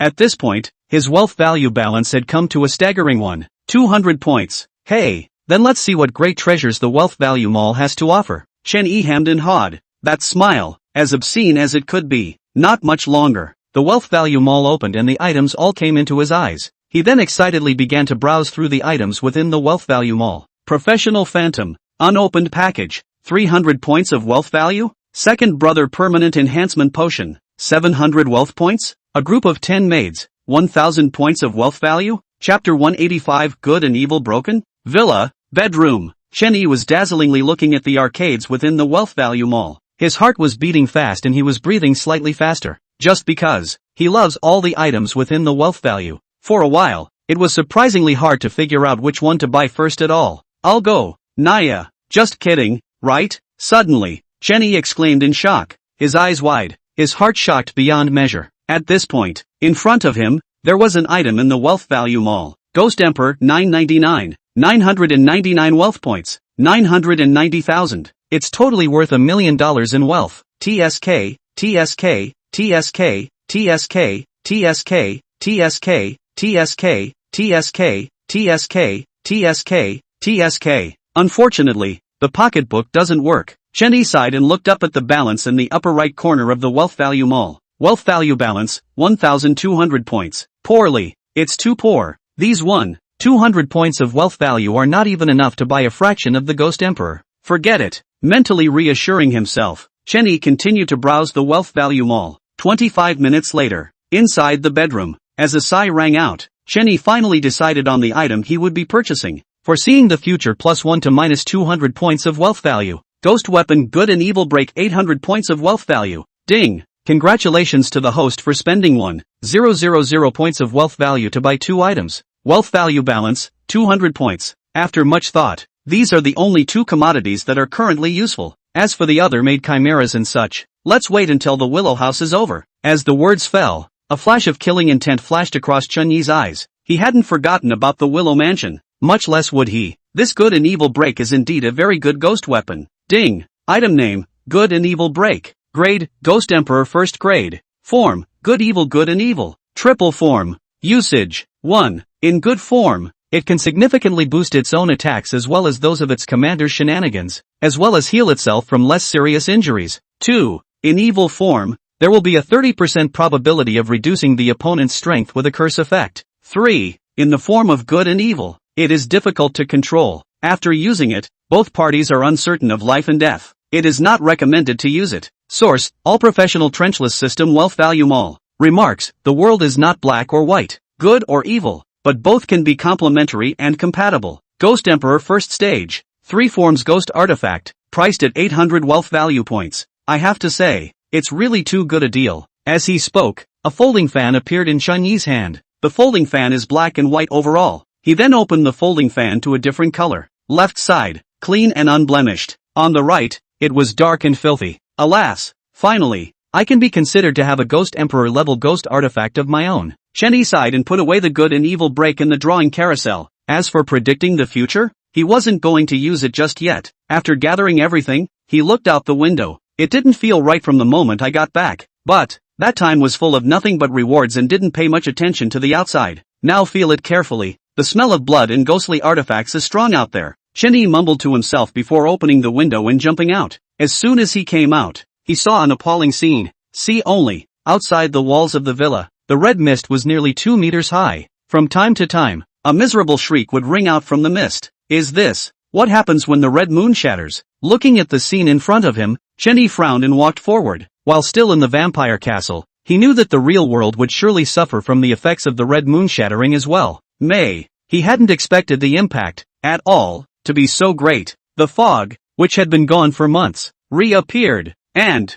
this time, the fog became even more terrifying. Just by looking at it, one feels a fear from deep within. Strange, why are these mists bypassing the villa? Suddenly, Chunyi realized that not a single bit of the red mist outside had drifted into the villa. Of course it's me. Just then, a yawning voice rang out. Then, Xia Wanong pushed open the door and walked out. She jumped straight into Chunyi's arms, greedily breathing in the scent of Chunyi's body. Well, nice not to go stealing women, oh. Xia Wanong smiled playfully and stood on her tiptoes to kiss Chunyi. This is your reward. You're welcome. Hearing Xia Wantong's words, Chunyi was instantly a bit embarrassed. Aha, he is not going to steal a woman. But, there's an old thing that's hard up for a daughter. You said you did it? What happened? Getting back to the point, Chunyi opened his mouth in doubt and asked, because, I was the one who stopped the fog with a ghost weapon. The words fell. A scarlet ghostly aura erupted from Xia Wantong's body. The next moment, scarlet ghostly aura drifted toward the sky. Not long after, the ghostly gas stopped floating upwards, as if it had been blocked by something. Not much longer, the ghostly aura dissipated and a book was revealed in midair. Here, this is it, my original ghost weapon. Xia Wanong smiled faintly and looked at Chunyi invitingly. Looking at the ghost weapon books in the sky, Chunyi couldn't help but be a little surprised. This was the first time he knew about Xia Wantong's innate ghost weapon. And, still, a book. But, it's not the most important. Most importantly, pages and pages of paper flew out of the books, keeping the fog out. It seems like it was a very wise choice to have Xia Wanong come over. What did you say? What wise? Chunyi grinned as he picked up Xia Wantong and walked towards the villa. 200 deleted. Chapter 186 Su Jing. Special domain? The next day, early morning, the sunlight shone into the room from the window, just falling on Chunyi's face. He slowly opened his eyes and stretched. Just then, the softness against his back was not to be missed. Sleep a little more. Behind, Xia Wantong closed her eyes, her demeanor weary, and muttered under her breath. Well, isn't out of the question. But right, I'm not the only one who wakes up in the morning. There are some places where the sun doesn't shine that I have to come. The corners of Chunyi's mouth rose slightly. Next, the sleepy Xia Wantong immediately stared at Chunyi with wide eyes and a flavorful glare. Villa, first floor living room. Strange, why do I feel like I'm hearing laundry? The couch. Chen Shi and Fei Fei muttered under their breath as they ate their breakfast, frowning. Must have been a hallucination. The villa's soundproofing is still very good. Next to her, Fifi munched on a bun and slurred back. At those words, Chen Shi nodded. Also, the soundproofing of this villa was really good, so it should be that she was hallucinating. 10 o'clock in the morning. Chen Yi opened the door. It's thanks to the Demon Cherub's bonus, or else it wouldn't have been able to win. He muttered in a small voice and shook his head helplessly. Alas, it seems like we have to save up quickly to buy things within the Wealth Value Mall. With that, he went to the kitchen to get a bowl of instant noodles with sausage and a fried egg.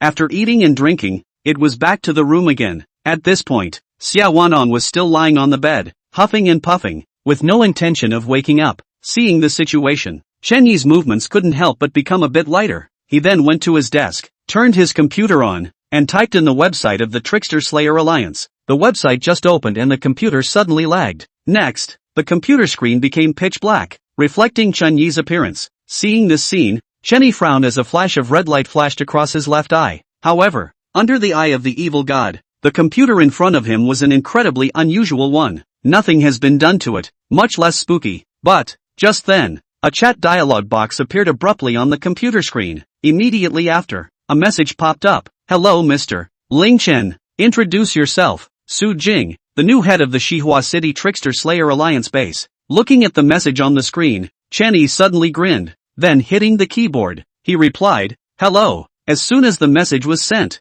another message popped up across the room. As you can imagine, I do come from the Su family, and I'm also here to take Su Qingyan's place. But, unlike Su Qingyan, I'm not going to mess with you. Instead, I want your cooperation. If you are willing, please travel to this place. The reward is a Ghost King level ghost artifact. Ding dong. Suddenly, a doorbell rang. Hearing the doorbell, Chen Yi looked out the window. At this point, outside the villa, there was a delivery boy standing, his hand holding a paper box. Seeing this scene, Chen Yi once again glanced at the message on the computer screen. Subsequently, he tapped the keyboard and replied, okay. After replying, he got up and walked out of the villa, heading to the front door to pick up the delivery. Not a moment too soon, Chen Yi then walked into the villa holding the delivery. At this point, his left eye flickered with red light, and scarlet ghost chi surfaced in his right hand. Immediately afterward, he raised his right hand and unwrapped the courier. As the courier was unwrapped, a wisp of blood-red ghostly aura drifted out from it. Looking at the ghostly aura, Chen Yi didn't make any moves as his eyes looked towards the express. At this point, inside the courier, quietly lay a pair of scissors, which were emitting a blood-red ghostly aura. TSK, TSK, TSK, it's really a Ghost King level ghost weapon. The most important thing is that this express can be sent directly to the villa. Thinking of this, Chen Yi couldn't help but let out a cold smile as killing intent flashed in his eyes. This is why he agreed with Su Jing. It seems that the deaths of Su Qingyan, Su Qinghong, and Su Entropy's 3 haven't made the Su family subside. Since you guys have to toss and turn, I'll toss and turn with you. As the words fell, he directly threw the ghost weapon into the system space. Right now, for him, this kind of ghost weapon below the 5th rank of Ghost King really didn't serve much purpose. It can even, in some special cases, seem particularly chicken dash asterisk asterisk asterisk asterisk. Time flew by and in the blink of an eye it was noon. After personally cooking and having a lunch with his sister and a few others, Chen Yi left the villa alone. It was the middle of winter, and even at 12 o'clock in the afternoon, it was still very cold outside. Streets, pedestrians are in a hurry to get home to their wives and children. As for the singles,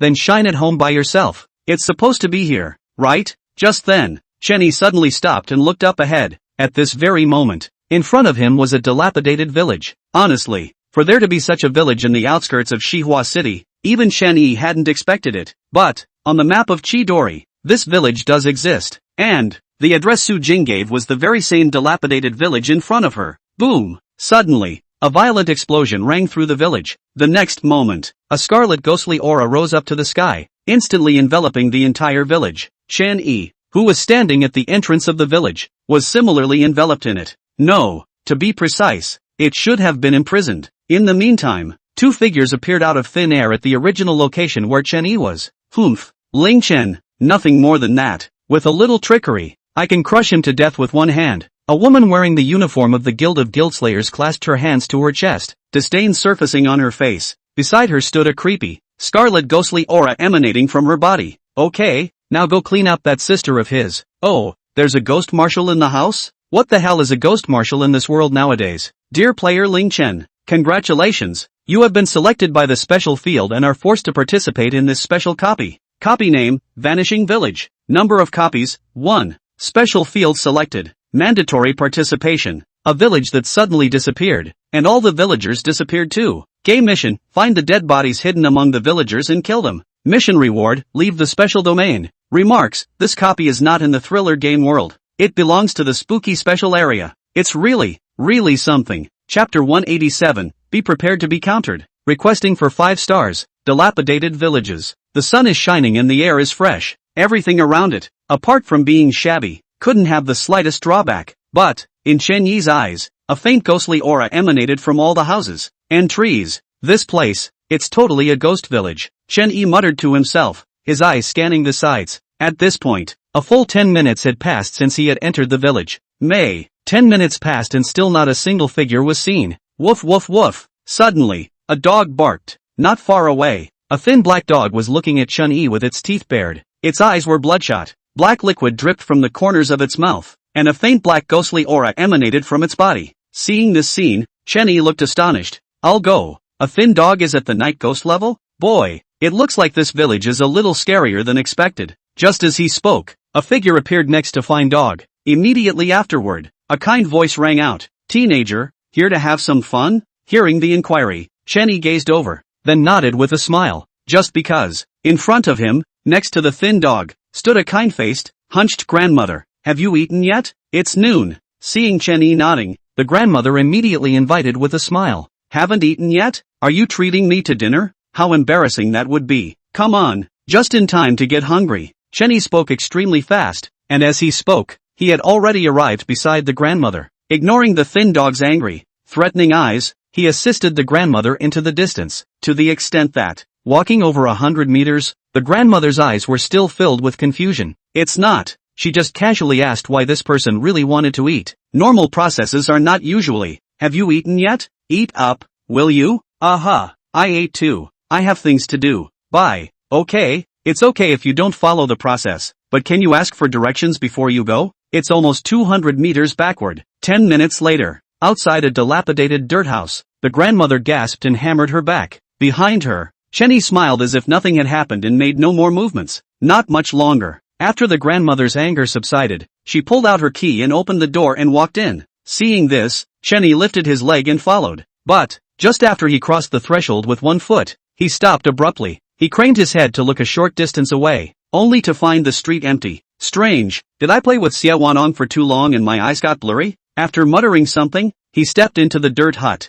In the meantime, 200 meters away from the earthen house that Chen Yi had entered, a rooster was digging at the soil with its claws. Not far, Thin Dog's eyes were bloodshot, and harangues dripped from the corners of his mouth. He stuck out his tongue and licked his beak and nose, and quickly charged toward the rooster. Inside the earth house, Chen Yi sat on the bench and quietly waited for the grandmother to cook. About 25 minutes later, a koan sound rang out. Just then, too, the grandmother walked out with her meal on her brow. I'm usually the only one in the house and I don't have much to eat, so don't be offended. Why? It's good enough to have a bite to eat. Chen Yi smiled faintly and picked up the chopsticks that were placed on the table. He then picked up a chopstick and brought it to his mouth. However, just as the dish was about to be imported, his movements suddenly stopped. You said you're usually home alone. Are those ghosts in there? Chen Yi grinned, revealing a harmless look. The pickled vegetables held by the chopsticks fell, and a pair of chopsticks instantly shot out. Bang bang! As the two voices rang out, 2 streaks of black blood oozed out from the walls of the earthen house. Seeing this scene,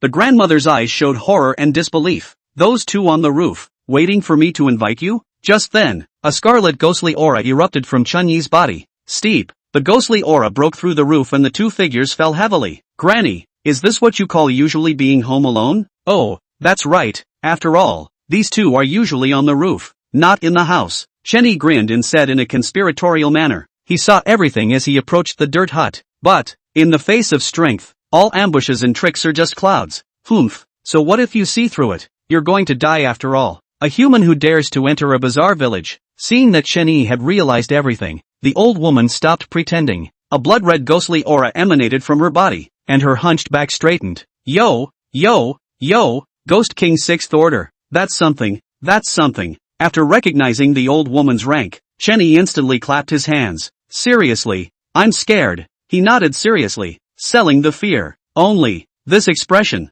in the old woman's eyes, turned into mockery and provocation. Forget it, don't play anymore. I guess that Zhang Jing has already gone to the villa. Suddenly, Chen Yi shook his head inside. His left eye flashed red as he raised his left hand and snapped his fingers lightly. Next, a black ghostly aura appeared at his side. Seeing this scene, the old woman frowned, and a particularly bad premonition appeared in her heart.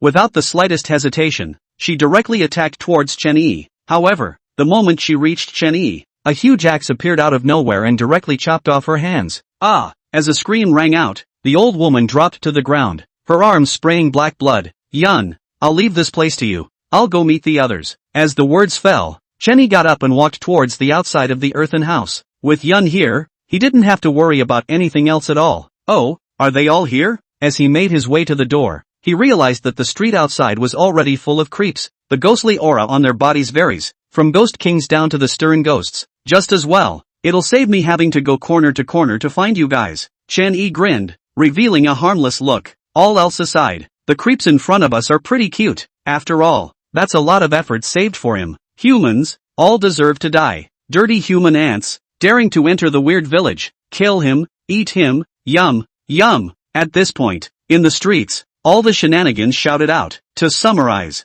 Chen Yi must die. Ugh, why must you all think you can kill me? Before you kill someone, make sure you're prepared to be killed back. After all, when you gaze into the abyss gazes into you. Chen Yi grinned as the spirit detaining stick appeared in his hand. Do you think it's too little? I'll go back to 3 shifts if I can get one. 000 shifts, so I won't break my promise. Chapter 188 Going Out of the Village. Killing Su Jing.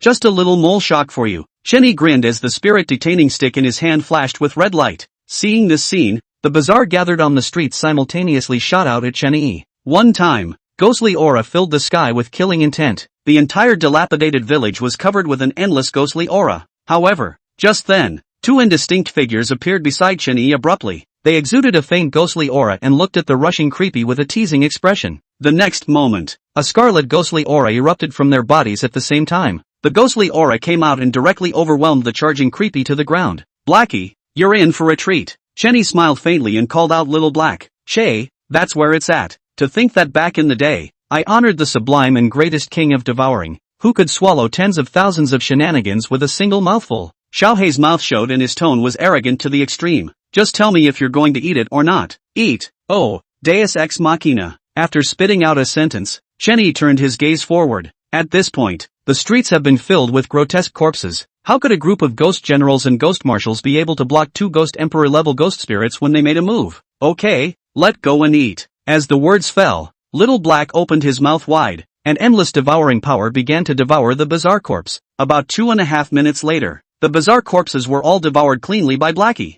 Not a single bit of flesh left. Hiccup. Thinking about it, I honor. Blackie burped, very comfortably, and instantly tried to brag again. Seeing the situation, Chen Yi rolled his eyes and blocked out this revered and sublime and greatest king of devouring. He then turned toward the earth hut. Upon entering the earthen hut, he found Yun and the princess-skirted strongman sitting on a bench eating a meal. Seeing this scene, Chen Yi could not help but hold his forehead and let out a sigh. He searched for it, and it didn't seem like he usually treated the slaves under his command poorly. Did he? How can you come out to do a job and get a meal on the side? As if she felt the gaze, Yun slowly twisted her head. Upon seeing Chen Yi, she smiled awkwardly. I just haven't eaten it before and wanted to try it. Next to him, the burly man in the princess dress nodded approvingly. Well, let's have some together then. Upon hearing this, Chen Yi nodded and sat down to eat together. In the meantime, somewhere in the village, a rooster, head up and down, pecking at something. Not a moment too soon, its beak was then covered in black blood. Under its chicken paw,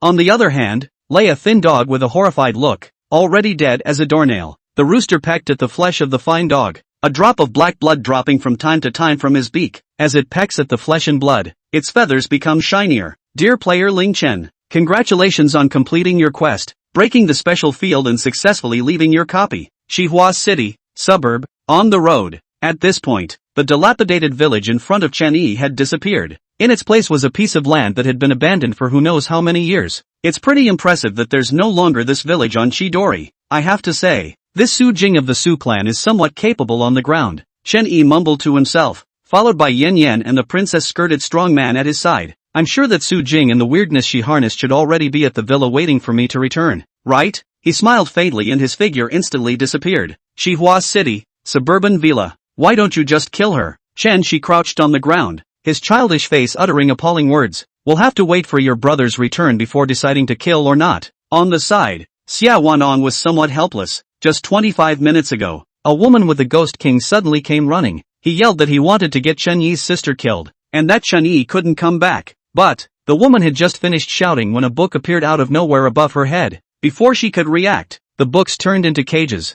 locking her and the driving creepy up. Eventually, Xia Wanong stepped in and easily took down Su Jing his driving shenanigans. As for Chen Shi, after realizing that Su Jing had come to kill her, her mouth kept yelling that she wanted to kill Su Jing. Most importantly, the other side also locked up her brother. Yo, pretty lively. Just then, a pleasant voice rang out as Chen Yi appeared in the villa with Yan Yan and the princess-skirted strongman. Seeing Chen Yi appear, Su Jing's eyes instantly widened in disbelief. She twisted her head to look at Creepy beside her, only to find the other woman lowering her head. Now, she understood everything completely. She, harnessed so eerily, boasted that as long as she entered the field, the Ghost Emperor could not escape. Give me one reason not to kill you. Chen Yi walked up to Su Jing, his words filled with killing intent. I'm the head of the Manhwa City Guild Slayer Alliance, and I'm also a member of the Su family. Hearing the question, Su Jing hurriedly shouted out. However, before she could finish her sentence, she heard Chen Yi snort a laugh, mockery on his face. Come on, even if you're going to kill me, you've got to do your research. Su Qingyan isn't from the Su family? Su Qingyan isn't the head of the Manhwa City Guild Slayer Alliance? She was, but she's still dead. Oh yeah, there's some gun Saint Su entropy, a 9th level bigot. TSK. Chen Yi staggered and shook his head, looking at Su Jing as if he was looking at a jumping clown. He didn't understand why the Su family would send such a thing over. What are you doing here? Kill him? I'm afraid I'm not here to play a trick on you. You. Su Jing was dumbfounded by the dislike. After all, everything Chen Yi said was the truth. But the matter of Gun Saint Su entropy was something she really didn't know. All she knew was that the head of the Su family's Guild Slayer Alliance in Manhwa City had been killed. Then she's a new officer, so naturally she'll have to kill the murderer to set the record straight. Alright, kill it. By the way, the body was thrown over to the Trickster Slayer Alliance. Chen Yi twisted his head to look at Yan Yan and signaled. As the words fell, the princess-skirted strong man appeared out of thin air. It swung its giant axe and violently slashed at Su Jing and the weirdness she was harnessing. After getting everything done, the princess-skirted burly man dragged Su Jing's corpse towards the outside of the villa. As for the weirdness Su Jing harnessed, it was naturally devoured by Little Black. Are you okay? Aside, Chen Shi's expression was tangled with worry, and she asked in a small voice. It's fine, thank you sister for your concern. Hearing his sister's words, Chen Yi instantly raised his eyebrows and smiled. Please, isn't it worth being happy to have a sister who cares? When these words came out, the originally worried Chen Shi's small face blushed and pulled Fei Fei towards the villa. After his sister left, Chen Yi turned his gaze to Xia Wantong, just about to open my mouth. Xia Wantong, however, pulled on Yan Yan and left, not wanting to listen to Chen Yi in the slightest. Chapter 189, The Old Chen family is going to be extinct, with no survivors? Manhwa City, suburban villa. Finally, it's a win. Finally, first floor living room. Chen Shi and Fei Fei were happily eating fried chicken as a variety show played on the TV. Yun stopped chewing the fried chicken and listened quietly for a while. Hearing Fei Fei's words, her sister immediately put down the fried chicken in her hands and got up to run towards the room where Chen Yi was. Chen Shi looked surprised and somewhat puzzled. The words fell out of her mouth and she quickly ran towards the stairs. Quickly, she ran into the bedroom and pulled a picture frame out of a drawer. In the frame is a picture of the four of them together. Among them were Chen Yi and Chen Shi. In the center of the two was a middle-aged man and woman, naturally their parents. Looking at her mom and dad in the photo frame, a tear flowed from the corner of Chen Shi's eye. She shivered her hands and stroked her mom and dad in the picture frame. The mouth murmured, Dad, Mom, it's all my fault for not watching over Chen Yi and letting him go astray. Our old Chen family, we're going to be extinct. Chen Shi sobbed, her tears crackling and falling onto the picture frame. In the meantime, first floor bedroom. Suddenly, his body stiffened, and a dense cold sweat surfaced on his forehead. Nima, why do I suddenly feel a call from the black and white? It just felt like someone was trying to pull me down. 6 o'clock in the evening. After dinner, Chen Yi sat on the sofa and watched TV. As for Xia Wantong and Yin Yin, they went back to the thriller game world to rest. Aside, Chen Shi and Fei Fei leaned together and watched the TV with expressionless faces. Occasionally, it would peek at Chen Yi. Chen Yi, who had been peeked at, naturally noticed that something was wrong with his sister. However, he had no intention of trying to ask, just because, not long ago, during dinner, he asked a question at the table, but someone didn't bother with him.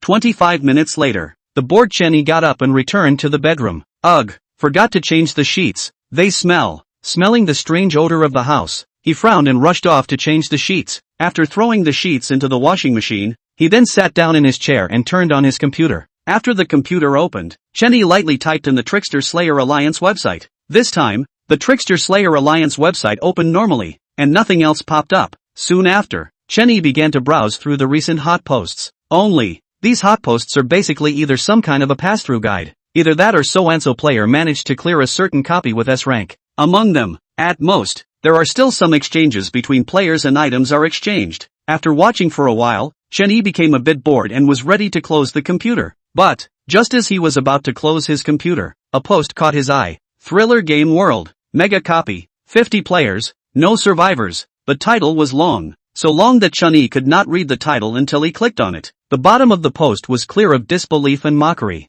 50 players with no survivors? Dude, are you messing with me? That's right. Who isn't manually harnessing a creepy nowadays? How can there be no survivors? All disperse, all disperse. Headline Party 1. This post is just for fun. Canon. Lou. Looking at the comments under the post, Chenny also nodded slightly. There's only a title to read in this thread. The content is just a row of ellipses. It's not unreasonable to say that it's a headline party. But, I remember the number of players in the first S-rank copy, Thriller Amusement Park, was like 30. If there really is a 50-player copy, it's 100% another S-rank copy. Thinking of this, he quickly logged on to the internal website of the Trickster Slayer Alliance, only to find that there is no longer permission. Well, no more showing. Chenny shrugged, not feeling surprised. After all, he'd gotten the two heads of the Shihua City Guild Slayer Alliance killed, so how could he still give him access? Oh, right, there's not just two principals, there's a bunch of junior leaders too. Chapter 190, Chaotic Prison, Extra. Dear player Ling Chen, due to your exceptional performance, you are hereby selected to participate in the second experience of the second S-rank copy. In the first experience, 50 players survived without a single life. We look forward to your performance this time, and also, we wish you a happy game. Inside the bedroom, looking at the bloody words in front of him, Chen Yi's face darkened. It's not, or the second S-ranked copy ever. 50 players with no survivors. Isn't that the post that says it all? Glancing at the post, Chen Yi couldn't help but frown. If there were no survivors, why would anyone even know about it? It seems that there's a lot more hidden behind the scenes. He spoke as if nothing had happened, and the bloody words in front of him turned into a countdown. Countdown, 59 minutes and 59 seconds. Gee, something just occurred to me. Why do I feel that if Shaq hadn't invited me to the vampire castle, then there's a good chance that this second S-ranked copy would have invited me But what can't be avoided after all. As the words fell, Chenny shook his head and raised his left hand to snap his fingers. In the next instant, a ball of scarlet ghostly chi appeared beside him. Not much longer, the ghostly aura dispersed, and a figure in red was revealed. Sunga, I thought you didn't want me anymore. The ghost bride was dainty, and directly drilled into Chen Yi's arms. Why yes, I've actually been meaning to call on you for a long time.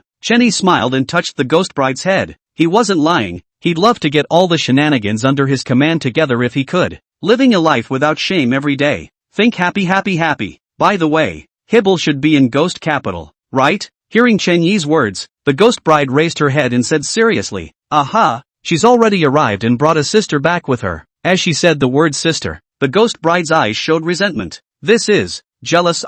Chen Yi laughed in his heart and forcefully carried the ghost bride into his arms. But then, he simply wanted to cuddle and had no other thoughts. After all, 1 versus 2 is still more pressure. Countdown, 3, 2, 1. Be good and wait for your brother to come home. As the countdown sounded, Chen Yi said to his sister with a smile. Next, a red light fell from the sky and enveloped him. Immediately afterward, the red light and Chen Yi's figure disappeared together. Humph. Use your words. Chen Yi's small mouth was turned away, and her face was written with disinterest. But, her eyes blinked and flooded with tears. Stinky Chen Yi. Stinky. Brother, you must come back safely. Welcome to the world of thriller games. S-rank copy, Chaos Prison. No survivors. Number of copies, 50. This is the second S-ranked copy of the thriller game world. No one can come out of it alive. Not even creepy. Game mission, escape the Chaos Prison alive. There is no time limit. Escape from the prison will be considered a success. Game bonus, settlement is based on the amount of time it takes to enter the prison and successfully escape. If the time is short, the reward will be high. If it is long, the reward will be low. My whole body is sore. My limbs are weak. I feel like I'm going to die. In the pitch blackness, Chenny closed his eyes, frowned, and grunted. A few moments passed. He slowly opened his eyes and surveyed his surroundings. See only. In front, there was a gate made of 18 wrist-thick black iron rods. On the iron rod, a faint ghostly aura and the smell of blood emanated. 3 of the walls were black and smelled only of blood and fishy odors. The cell was dark and out of reach. At this point, Chenny was dizzy as if he had fallen into an endless abyss. He shook his head and pinched the flesh on his thigh as hard as he could. The pain instantly sobered him up. This place, it can even isolate ghost chi. Chenny was shocked as he surveyed the cell without a trace of ghostly aura on his body. Even though he tried to catalyze his ghost chi, it was futile. Click. Suddenly, a dull sound rang out and a pain shot through his ankle. Naya. It hurt so much. After cursing, Chenny hurriedly looked down. It was found that there was a thick, heavy iron lock around both of his ankles. It was also this iron lock that caused him to be unable to catalyze his ghost chi. But, luckily, his body was strong enough that he wouldn't be killed by the pain. Yo, human garbage coming in so soon. Suddenly, a surprised teasing voice sounded. See only. Outside the cell, a creepy in uniform was looking Chenny up and down. TSK, TSK, TSK, men. No fun, only meat at the end. The warden shook his head, but was not sorry. After all, what's the point of being sorry when you have human flesh to eat? Okay, stay honest. There are rules on the wall. Remember to read them. After throwing down a sentence, the prison guard carried his hands behind his back and walked towards the front. A S-rank copy of a prison guard is only at the ghost general level? After the prison guards left, Chenny let out a sigh of relief from his lips. But it's also true that none of the inmates here can use ghost aura. So it's completely safe to say that they're a bunch of ordinary people. Against ordinary people, ghost generals are a bit of a big deal. When he finished, he braced himself on the ground and stood up. Just stood up. His body trembled and shook. After adapting to the chains on his feet for a while,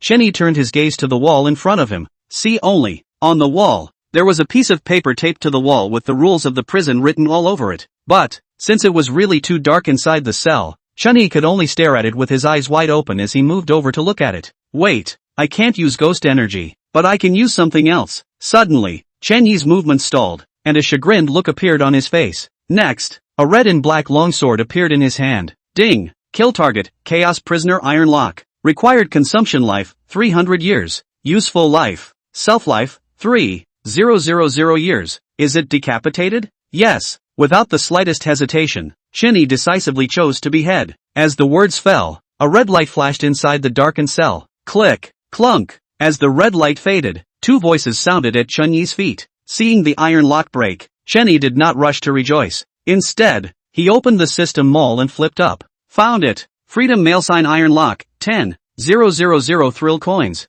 Number 1, 000 rush. Or add a chapter O. Ask for a wave of freebies and 5-star reviews, asterisk. Chapter 191, The Second Canteen. Being an Old Bastard? Chaos Prison. Cell. Freedom Mailsign Iron Lock, 10,000 thrill coins. Ding. Purchase successful. As the system's beep sounded, an iron lock identical to the one on Chenny's foot appeared in his hand. That will do. He smiled and snapped the Freedom Mailsign Iron Lock around his ankle. This freedom can be so good. It's worthy of being called Freedom Mailsign Iron Lock. Chenny grinned and stretched comfortably. A few moments passed. He came to the cell door and looked out. See only. Across the street from the cells were the same rows of cells. Inside sat the players who had entered the copy this time. At this very moment, all the players were ashen, their eyes revealing despair. Chenny staggered and muttered in a low voice. Thud. Click. Click. Click. Suddenly, a dull bell rang. Immediately afterward, lights came on in the corridor outside the cell, instantly illuminating the corridor and the cell.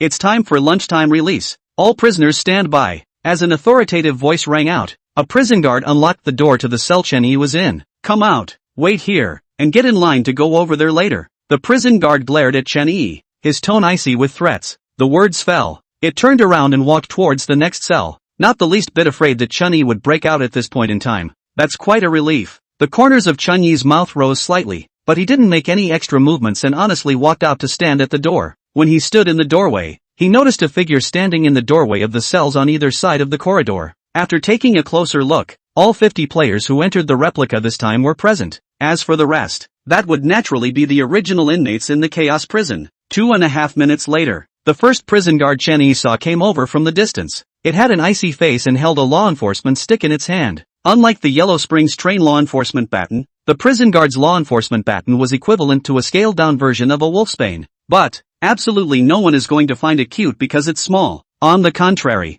at this moment, the gazes of all the inmates looking at the wolfsbane became fearful, just because a faint ghostly aura emanated from the blackened wolfsbane. At the same time, it was stained with blood, which was dripping downward. Ha! The look on your faces, your fear, pleases me greatly. Just a moment ago, a dog who wasn't afraid of death dared to contradict me. Of course, you should all have guessed what happens. The words fell. The guard shook the blood off the wolfsbane, a hint of mockery on his face. Everyone, target the second cafeteria, move out. As the guard's voice fell, 2 more guards ran over from the distance. They direct the prisoners in the direction of the second cafeteria. In the queue, Chen Yi's afterimage glanced at the head prison guard. Chaos Prison, second cafeteria. All line up. If you dare to grab it, then don't even eat it. The head prison guard snorted coldly and took the lead into the second cafeteria. It then stood aside, its eyes scanning the inmates. In the meantime, the inmates lined up to start the meal, and the line was moving slowly. It's definitely useless to get on good terms with the ghost general. We still have to find someone above it.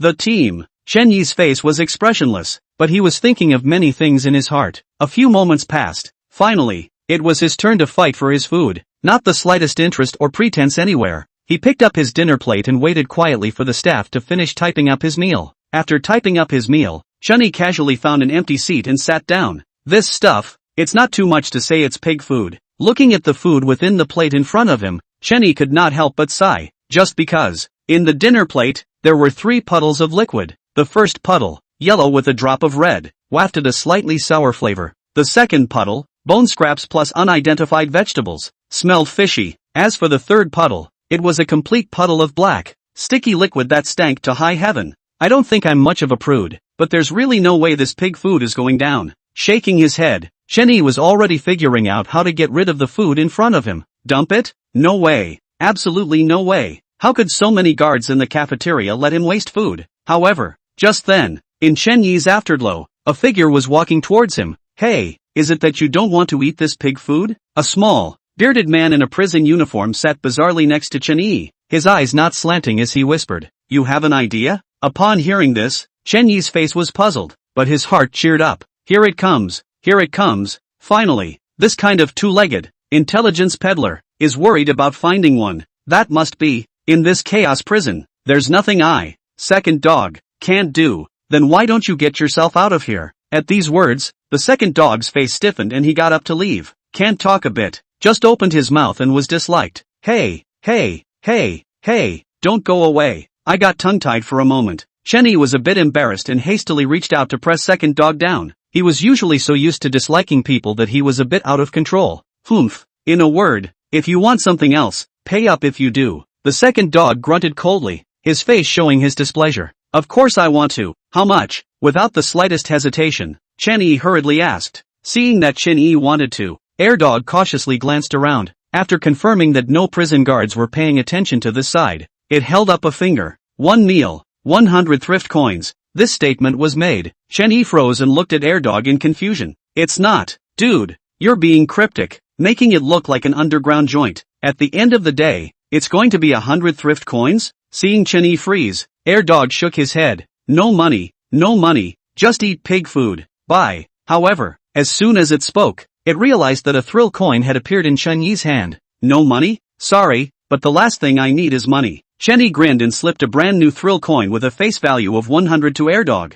Looking at the brand new thrill coin in his hand, Airdog's mind spun wildly. Just 1 second. Its expression flipped skyward and it smiled fawningly. Gee, I knew this master had money the moment I saw him. Tell you what, you make a report. Say you're going to the bathroom, and then come meet me in the restroom. After throwing down a sentence, Airdog got up and headed for the restroom. Looking at Airdog's departing back, Chen Yi frowned. This second dog, you don't want him to be Buster, do you? With that in mind, he nevertheless stood up and reported the prison guard. The prison guard looked at the iron lock on Chen Yi's ankle and nodded. Go and return quickly, or suffer the consequences. Chapter 192, Trying to Kill Me? Chaos Prison Details. Chaos Prison, Cafeteria 2, Men's Restroom. Inside the toilet, the stench was so bad that flies were flying around haphazardly. Yo, Dog brought a human this time. Suddenly, a guttural voice came from the depths of the restroom. Next, a strong, spooky man in a prison uniform walked out. Immediately after that, behind it, 8 minions came out. Oh, at the door of the restroom, Chen Yi's gaze went to the burly and bizarre ankle. There, surprisingly, was no iron lock. 2 dogs, tell me, what's the point of bringing a human here? Is it hard to believe that it's here to honor your tiger master me? Master Tiger looked Chen Yi up and down, his gaze filled with greed. But, that kind of greed is not appetizing greed. Rather, it is a greed that cannot be stated explicitly and would be 404. Master Tiger, you're so funny. This is the buyer. Aside, Air Dog smiled awkwardly and pointed at Chen Yi. Forget it, you guys are so inked. Just then, Chen Yi suddenly opened his mouth and pulled out his ears with an impatient expression. The next moment, his left eye flashed with a red light, and the crowing stick appeared in his hand. No, you're a ing human arrogant st. Your mom. Hearing Chen Yi's words, Master Tiger was instantly furious and cursed. Behind it, 8 minions rolled up their sleeves and ferociously walked towards Chen Yi. However, as they approached Chen Yi, all they could see was a residual shadow. Ding! Stunned!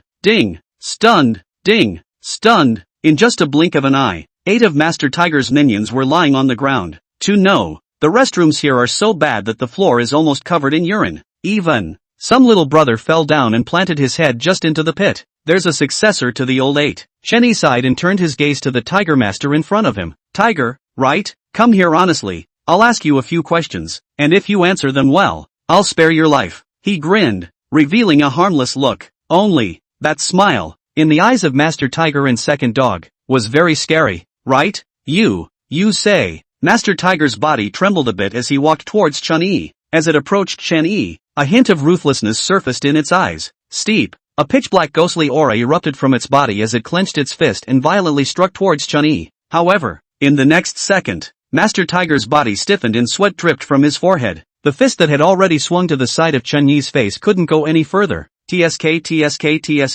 It seems that little tiger is not going to cooperate with me. Chen Yi's left eye flashed with a flash of red light, and the corner of his mouth rose slightly. So, will you cooperate with me? He twisted his head to look at the shivering Second Dog on the side and asked in a cold voice. Puff. Yes, I do so much. Hearing Chen Yi's words, Air Dog directly knelt down on both knees and cried out in pain. In its eyes, Master Tiger was already a very impressive existence. After all, this master, but even the Iron Lock can find connections to open the existence of Ah. But, it's a shame, this Tiger Master, in front of this human, completely turned into a powerless tiger cub. Okay, then you'll answer whatever I ask. Chen Yi nodded, very satisfied with Air Dog's attitude. There are times when dealing with smart people saves you a lot of trouble. You were planning to kill me at first, weren't you? The words fell. A flash of dismay flashed in the eyes of the motionless Tiger Master. Kneeling on the ground, Air Dog also looked up incredulously at Chen Yi. Just because, Chen Yi guessed correctly what they were thinking. This isn't the first time they've done this. Food is used to tempt inmates who are new to prison and don't know anything about it. Then take them to the restroom and let Master Tiger take care of them. It's just a shame. For once, they're barking up the wrong tree. Let's take that as your default. Now elaborate on the chaos prison. The more detail the better. At those words, the Second Dog remained on his knees and spoke quickly with his mouth. Chaos prison. The largest, most terrifying prison in the world of thriller games. None of the prisoners held inside are horrible beings. At these words, Chen Yi's eyelids jumped. Terror? You mean this little tiger? Of course not. Dog shook his head frantically and explained in a hurry. The chaos prison is actually divided into 3 levels, and the one we're in right now is the first level, the bottom level prisoners. The prisoners incarcerated here are basically all below the Ghost King and have offended some noble, but there are still some skills in the family that are so bizarre. That kind of weirdness leads to imprisonment, as is the case with Master Tiger. With that, the Second Dog glanced at the rigid Tiger Master. It then took a deep breath and continued. The second time of the prison, that is, the middle level inmates, where all the Ghost Kings are imprisoned. Speaking of which, a look of scorn, fear, and gratitude passed through Air Dog's eyes. And finally, the third level of the chaos prison, the senior prisoners. The inmates there are really quite advanced. As the name suggests, it's full of nobles, and heirs of nobles. In fact, it couldn't even be called a prison, a cage. It was total paradise, a place where you couldn't get out. Aside, hearing Air Dog's introduction, Chen Yi couldn't help but frown. Have to say, the difficulty of this chaos prison copy was truly beyond his imagination. One floor aside, it's all a bunch of little caramels. As for the second level, all the Ghost Kings were imprisoned. For that alone, not many players could escape the Chaos Prison. Finally, and most importantly, the third floor of the Chaos Prison. It's a total party for the nobles of the thriller game world. Ghost King, that would be 100%. As for Ghost Emperor, it would definitely not be in the minority. It's a bit hard to get a hold of. Chen-Yi frowned inside. Suddenly, he swung his crowing stick and slammed it into Master Tiger's skull. Ding! Stunned! Ding! Stunned! 10 whole knocks, and each time the stun succeeded. Eventually, this Master Tiger, too, was knocked into a cutie by Chen-Yi, with his eyes rolling white and his mouth foaming. Thank you for your answer. I'm satisfied, so I've decided not to kill you. Chen-Yi grinned and turned toward the outside. Looking at Chen-Yi's departing back, Airdog let out a slight sigh of relief. However, in the very next second, a shout rang out, once again putting it on edge. It's bad. It's killing creepy. Wardens, come on. It's killing creepy. Chen-Yi put away his crowing stick and stood in front of the toilet door and growled loudly. The roar instantly attracted all the weird gazes in the second cafeteria. Soon, the prison guards in the cafeteria ran towards Chen-Yi. After they saw the toilet, lying on the ground in a bizarre manner, shock appeared in their eyes. I'm not. Seeing all the prison guards coming over, Airdog crawled towards Master Tiger in fear and tried to shake the other man awake. But, right at this moment, the corner of Chen-Yi's mouth rose slightly as his left eye flashed with a flash of red light. Bang! Bang! Bang! Bang! The next moment, inside the toilet, all of the creeps, except for Two Dog, exploded, their bodies blown to pulp. Inside the toilet, Two Dog knelt in the meat sludge, covered in blood. At the moment, it was like a demon, hideous and terrifying. Double shift. 3 tomorrow. On a side note, the new copy is just 2 chapters in, so if anything feels weird, it will definitely be explained later. Chapter 193, Torture? Meet the Deputy Warden. Thanks to Paper Kite Ching Gardenia's explosion of more flowers. Chaos Prison. Cafeteria 2. Men's restroom. At the door, all the prison guards looked daggers at the toilet, because the scene in front of him was too shocking. For a while, surprisingly, none of the prison guards reacted. Inside the toilet, the second dog froze, letting the foul-smelling meat sludge slide down his face. Its gaze was dull as it looked up at Chen-Yi. However, at this moment, the corners of Chen-Yi's mouth rose slightly as he wordlessly said 2 words. Bye. The next moment, his left eye flashed red. At the same time, the eyes of the second dog inside the toilet became bloodshot. No good. It's going to kill itself. Suddenly, a growl sounded and the head prison guard came running from the distance. But, by the time it reached the restroom, Two Dog had reached down and crushed the throat. He fell to the ground in agony, flopped around a few times, and didn't breathe. See the situation. All the prison guards sucked in a breath of cold air, and sweat appeared on their foreheads. Within the Chaos Prison, the upper, middle, and lower levels all have death indicators. This time, 10 prisoners died in one breath. The head prison guard's face grimaced at the thought. It turned back violently, its gaze fierce as it walked quickly towards Chen-Yi. Say, did you kill them? The words almost came out in a snarl from the head prison guard. However, what it did not expect was that the human in front of it was so calm.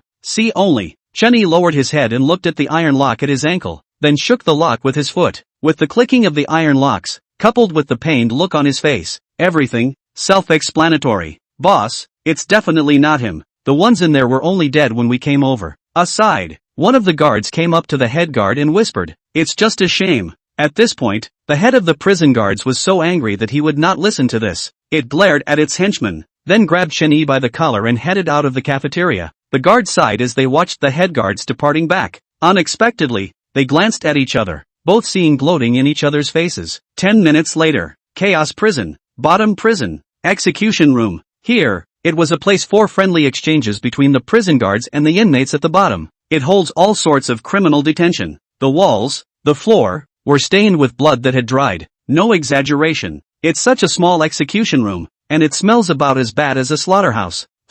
10 dead prisoners, then there has to be a backstabber. So now it has to be you if it's not you who kills the prisoners. Inside the execution chamber, the head of the prison guards had a sneer on his face and held a wolfsbane in his hand. In front of it was Chen-Yi, whose hands were tied. Despite the fact that it still hadn't seen any place for panic or fear in the face of the human in front of it by now. That's even more irritating. By the way, let me ask you something. How do you get to be a prison guard? Suddenly, Chen-Yi, who was tied up, smiled and asked the head prison guard. This statement was made. The head of the prison guards froze for a moment, then laughed.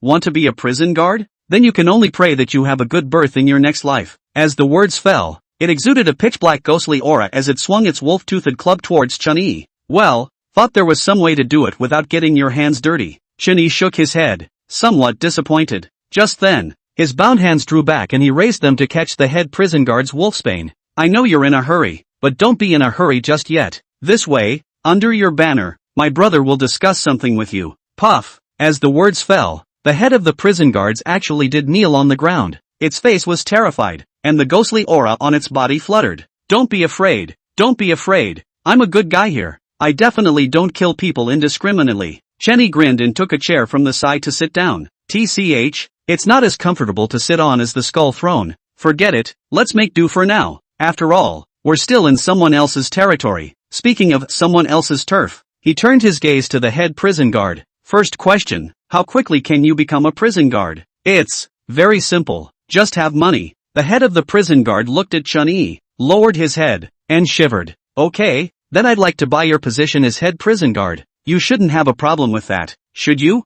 With that, Chun-Yi picked the head prison guard's chin with his wolfsbane. This, I don't get to decide. It's all up to that deputy warden up there to decide such things. The head of the prison guards didn't dare to hide it and hurriedly explained. Deputy warden? Almost forgot there are positions above prison guards. Thinking of this, Chun-Yi couldn't help but shake his head. After all, he was not a professional, much less had been in prison, and had always been a good citizen who obeyed the law. By the way, how do you get to be a deputy warden then? At these words, the head of the prison guards was stunned. It's not. Is this human crazy? Being the head of the prison guards was fine. After all, it would only have the rank of ghost general. That deputy warden is a real ghost king. In the chaos prison, there are 2 deputy wardens on each floor. The most important thing is that these 2 deputy prison governors are sent down from above. Thinking of this, the head of the prison guards sneered in his heart, but the expression on his face did not change in the slightest. It looked at Chun-Yi and said seriously, I don't know the price of the deputy warden, but I can take you to the deputy warden, and then everything will be clear. At this point, Chun-Yi looked at the head prison guard in front of him and nodded with a smile.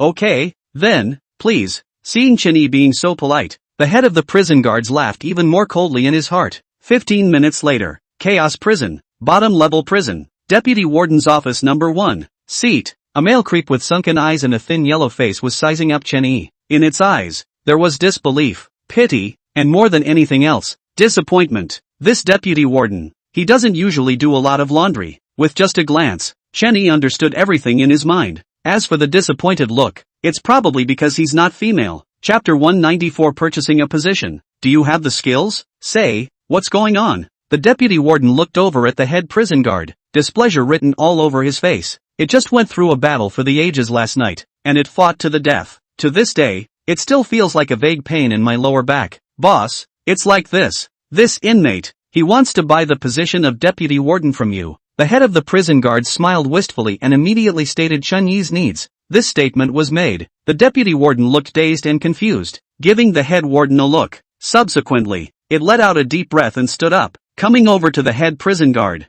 Bang! You stepped on the horse. This kind of direct kill is not on the line. So many death slots to not use. Saving them for your dead mom and dad, huh? Damn! I was sleeping well when you woke me up with this. The deputy warden broke into a rage, his body emanating a blood-red ghostly aura, punching and kicking up at the head prison guard. Aside, looking at the scene in front of him, Chun-Yi couldn't help but feel some emotion. I didn't realize that the deputy warden was still a Spitfire. Ahem, that. I'll interject. No, I'll interject, haha. This big brother is absolutely right. With that, Chun-Yi reached out and patted the head prison guard on the shoulder. The words fell. The head of the prison guard twisted his head to look at Chun-Yi, and his eyes actually showed a trace of gratitude. Oh, you really want to be the deputy warden of this bottom floor prison? Hearing Chun-Yi's words, the deputy prison governor stopped his movements and asked with a frown. Sure, make an offer. Chun-Yi grinned, not joking in the slightest. In that case, fine. The deputy warden nodded and returned to his seat. 1 million thrillers, no second price. It held out a finger and said seriously, when I think about it, the position of deputy warden, it also paid for it. But, it only cost just under 100,000 thrillers. So far, it has been sitting in that position for 5 years. The grease that should have been raked in has long since been raked in. If there really was a great injustice willing to buy this position, it would be more than happy to do so. 1 million thrift coins? Deal. Words. Without saying a word, Chun-Yi directly pulled out a face value of 1 million. brand new thrill coins. At this point, on the thrill coin, it was emanating a purely sinister aura. The moment it came out, it drew the eyes of the deputy warden and the head of the prison guards. Looking at the brand new thrill coin in Chen Yi's hand, both of them stared at the same time. Boy, in all their years in Chaos Prison, this is the first time they've seen brand new thrill coins. Bottom floor inmates don't really have much in the way of thrill coins. If you do have one, it's basically in a private place, or inside a shoe. Just as the deputy warden tried to reach for the thrill coin, instead, Chen Yi took back the face value of 1 million, brand new thrill coins. Now the money is there, but how are you going to make me a deputy warden? I'm talking about identity, real identity, not verbal name calling. The words came back to the deputy warden. After taking another look at the thrill coin in Chen Yi's hand, it opened the drawer and took out a black and red card. Ding! Special item detected. System scanning. Scanning complete. Item name, Chaos Prison. Bottom Prison. Deputy Warden's identification tag. Rank, Ghost King First Order. Purpose, after wearing it, will officially become the Bottom Prison. Deputy Warden. Remarks, identity type ghost weapon. No other use. Looking at the system panel that suddenly popped up in front of him, Chen Yi smiled faintly. Okay, here's 1 million thrillers, and it's brand new. Let's pay with one hand and deliver with the other. Seat. The deputy warden nodded, handing over the ID badge with his right hand and going for the thrill coin with his left. That's all. One man, one creep, strikes a deal. Looking at the identity plate in his hand, Chen Yi directly wore it on his chest. Dear player Ling Chen, congratulations on obtaining a special identity. Player's name, Ling Chen. Special identity, S-Class copy, Chaos Prison, Bottom Prison, Deputy Warden. With the appearance of the thriller game World Bloodletter, Chen Yi also officially becomes the Deputy Warden of the Bottom Prison. Ahem, wardens, why don't you squash this prisoner? Suddenly, Chen Yi coughed lightly, his face icy cold as he gazed at the head of the prison guards. This statement was made, the head jailer and Deputy Warden. No, it should be the former Deputy Warden. At the same time, he looked at Chen Yi in confusion, his eyes dripping with disbelief. Ugh, stupid. Chen Yi shook his head and reached out to place his hand on the head prison guard's shoulder. At this release, the head prison guard's body shuddered. The scene in the execution chamber came back to mind. I'm asking you if I'm a deputy warden now. Did I buy its position? Hearing Chen Yi's words, the prison guard nodded. Yeah, so, knowing you're a deputy warden and seeing you become one, congratulations. Seeing that the head of the prison guard still looked confused, Chen Yi was somewhat speechless. It's not. It's all been said and done. Don't you get it? LOL. Sure enough, with money, a pig can do something. Let me ask you, I'm the deputy warden now, so who is it? Seeing Chen Yi pointing at the former deputy warden, the head of the prison guards finally reacted. Understood, Your Honor, Lord Deputy Warden. I will take this prisoner into custody. As the words fell, the head of the prison guards took the wolfsbane in Chen Yi's hand and walked towards the former deputy prison governor. However, it forgot one of the most important things. That is, the deputy governors of the bottom prisons can be Ghost King level existences. Boom! In an instant, a blood-red ghostly aura erupted from the former deputy warden. It stroked the brand new thrill coin in its hand without looking up. I just sold the deputy warden position. It's not like I sold my strength. 2. Why are you so brainless? After speaking, it raised its head and walked over to Chen Yi. This, the Honorable Lord Deputy Warden.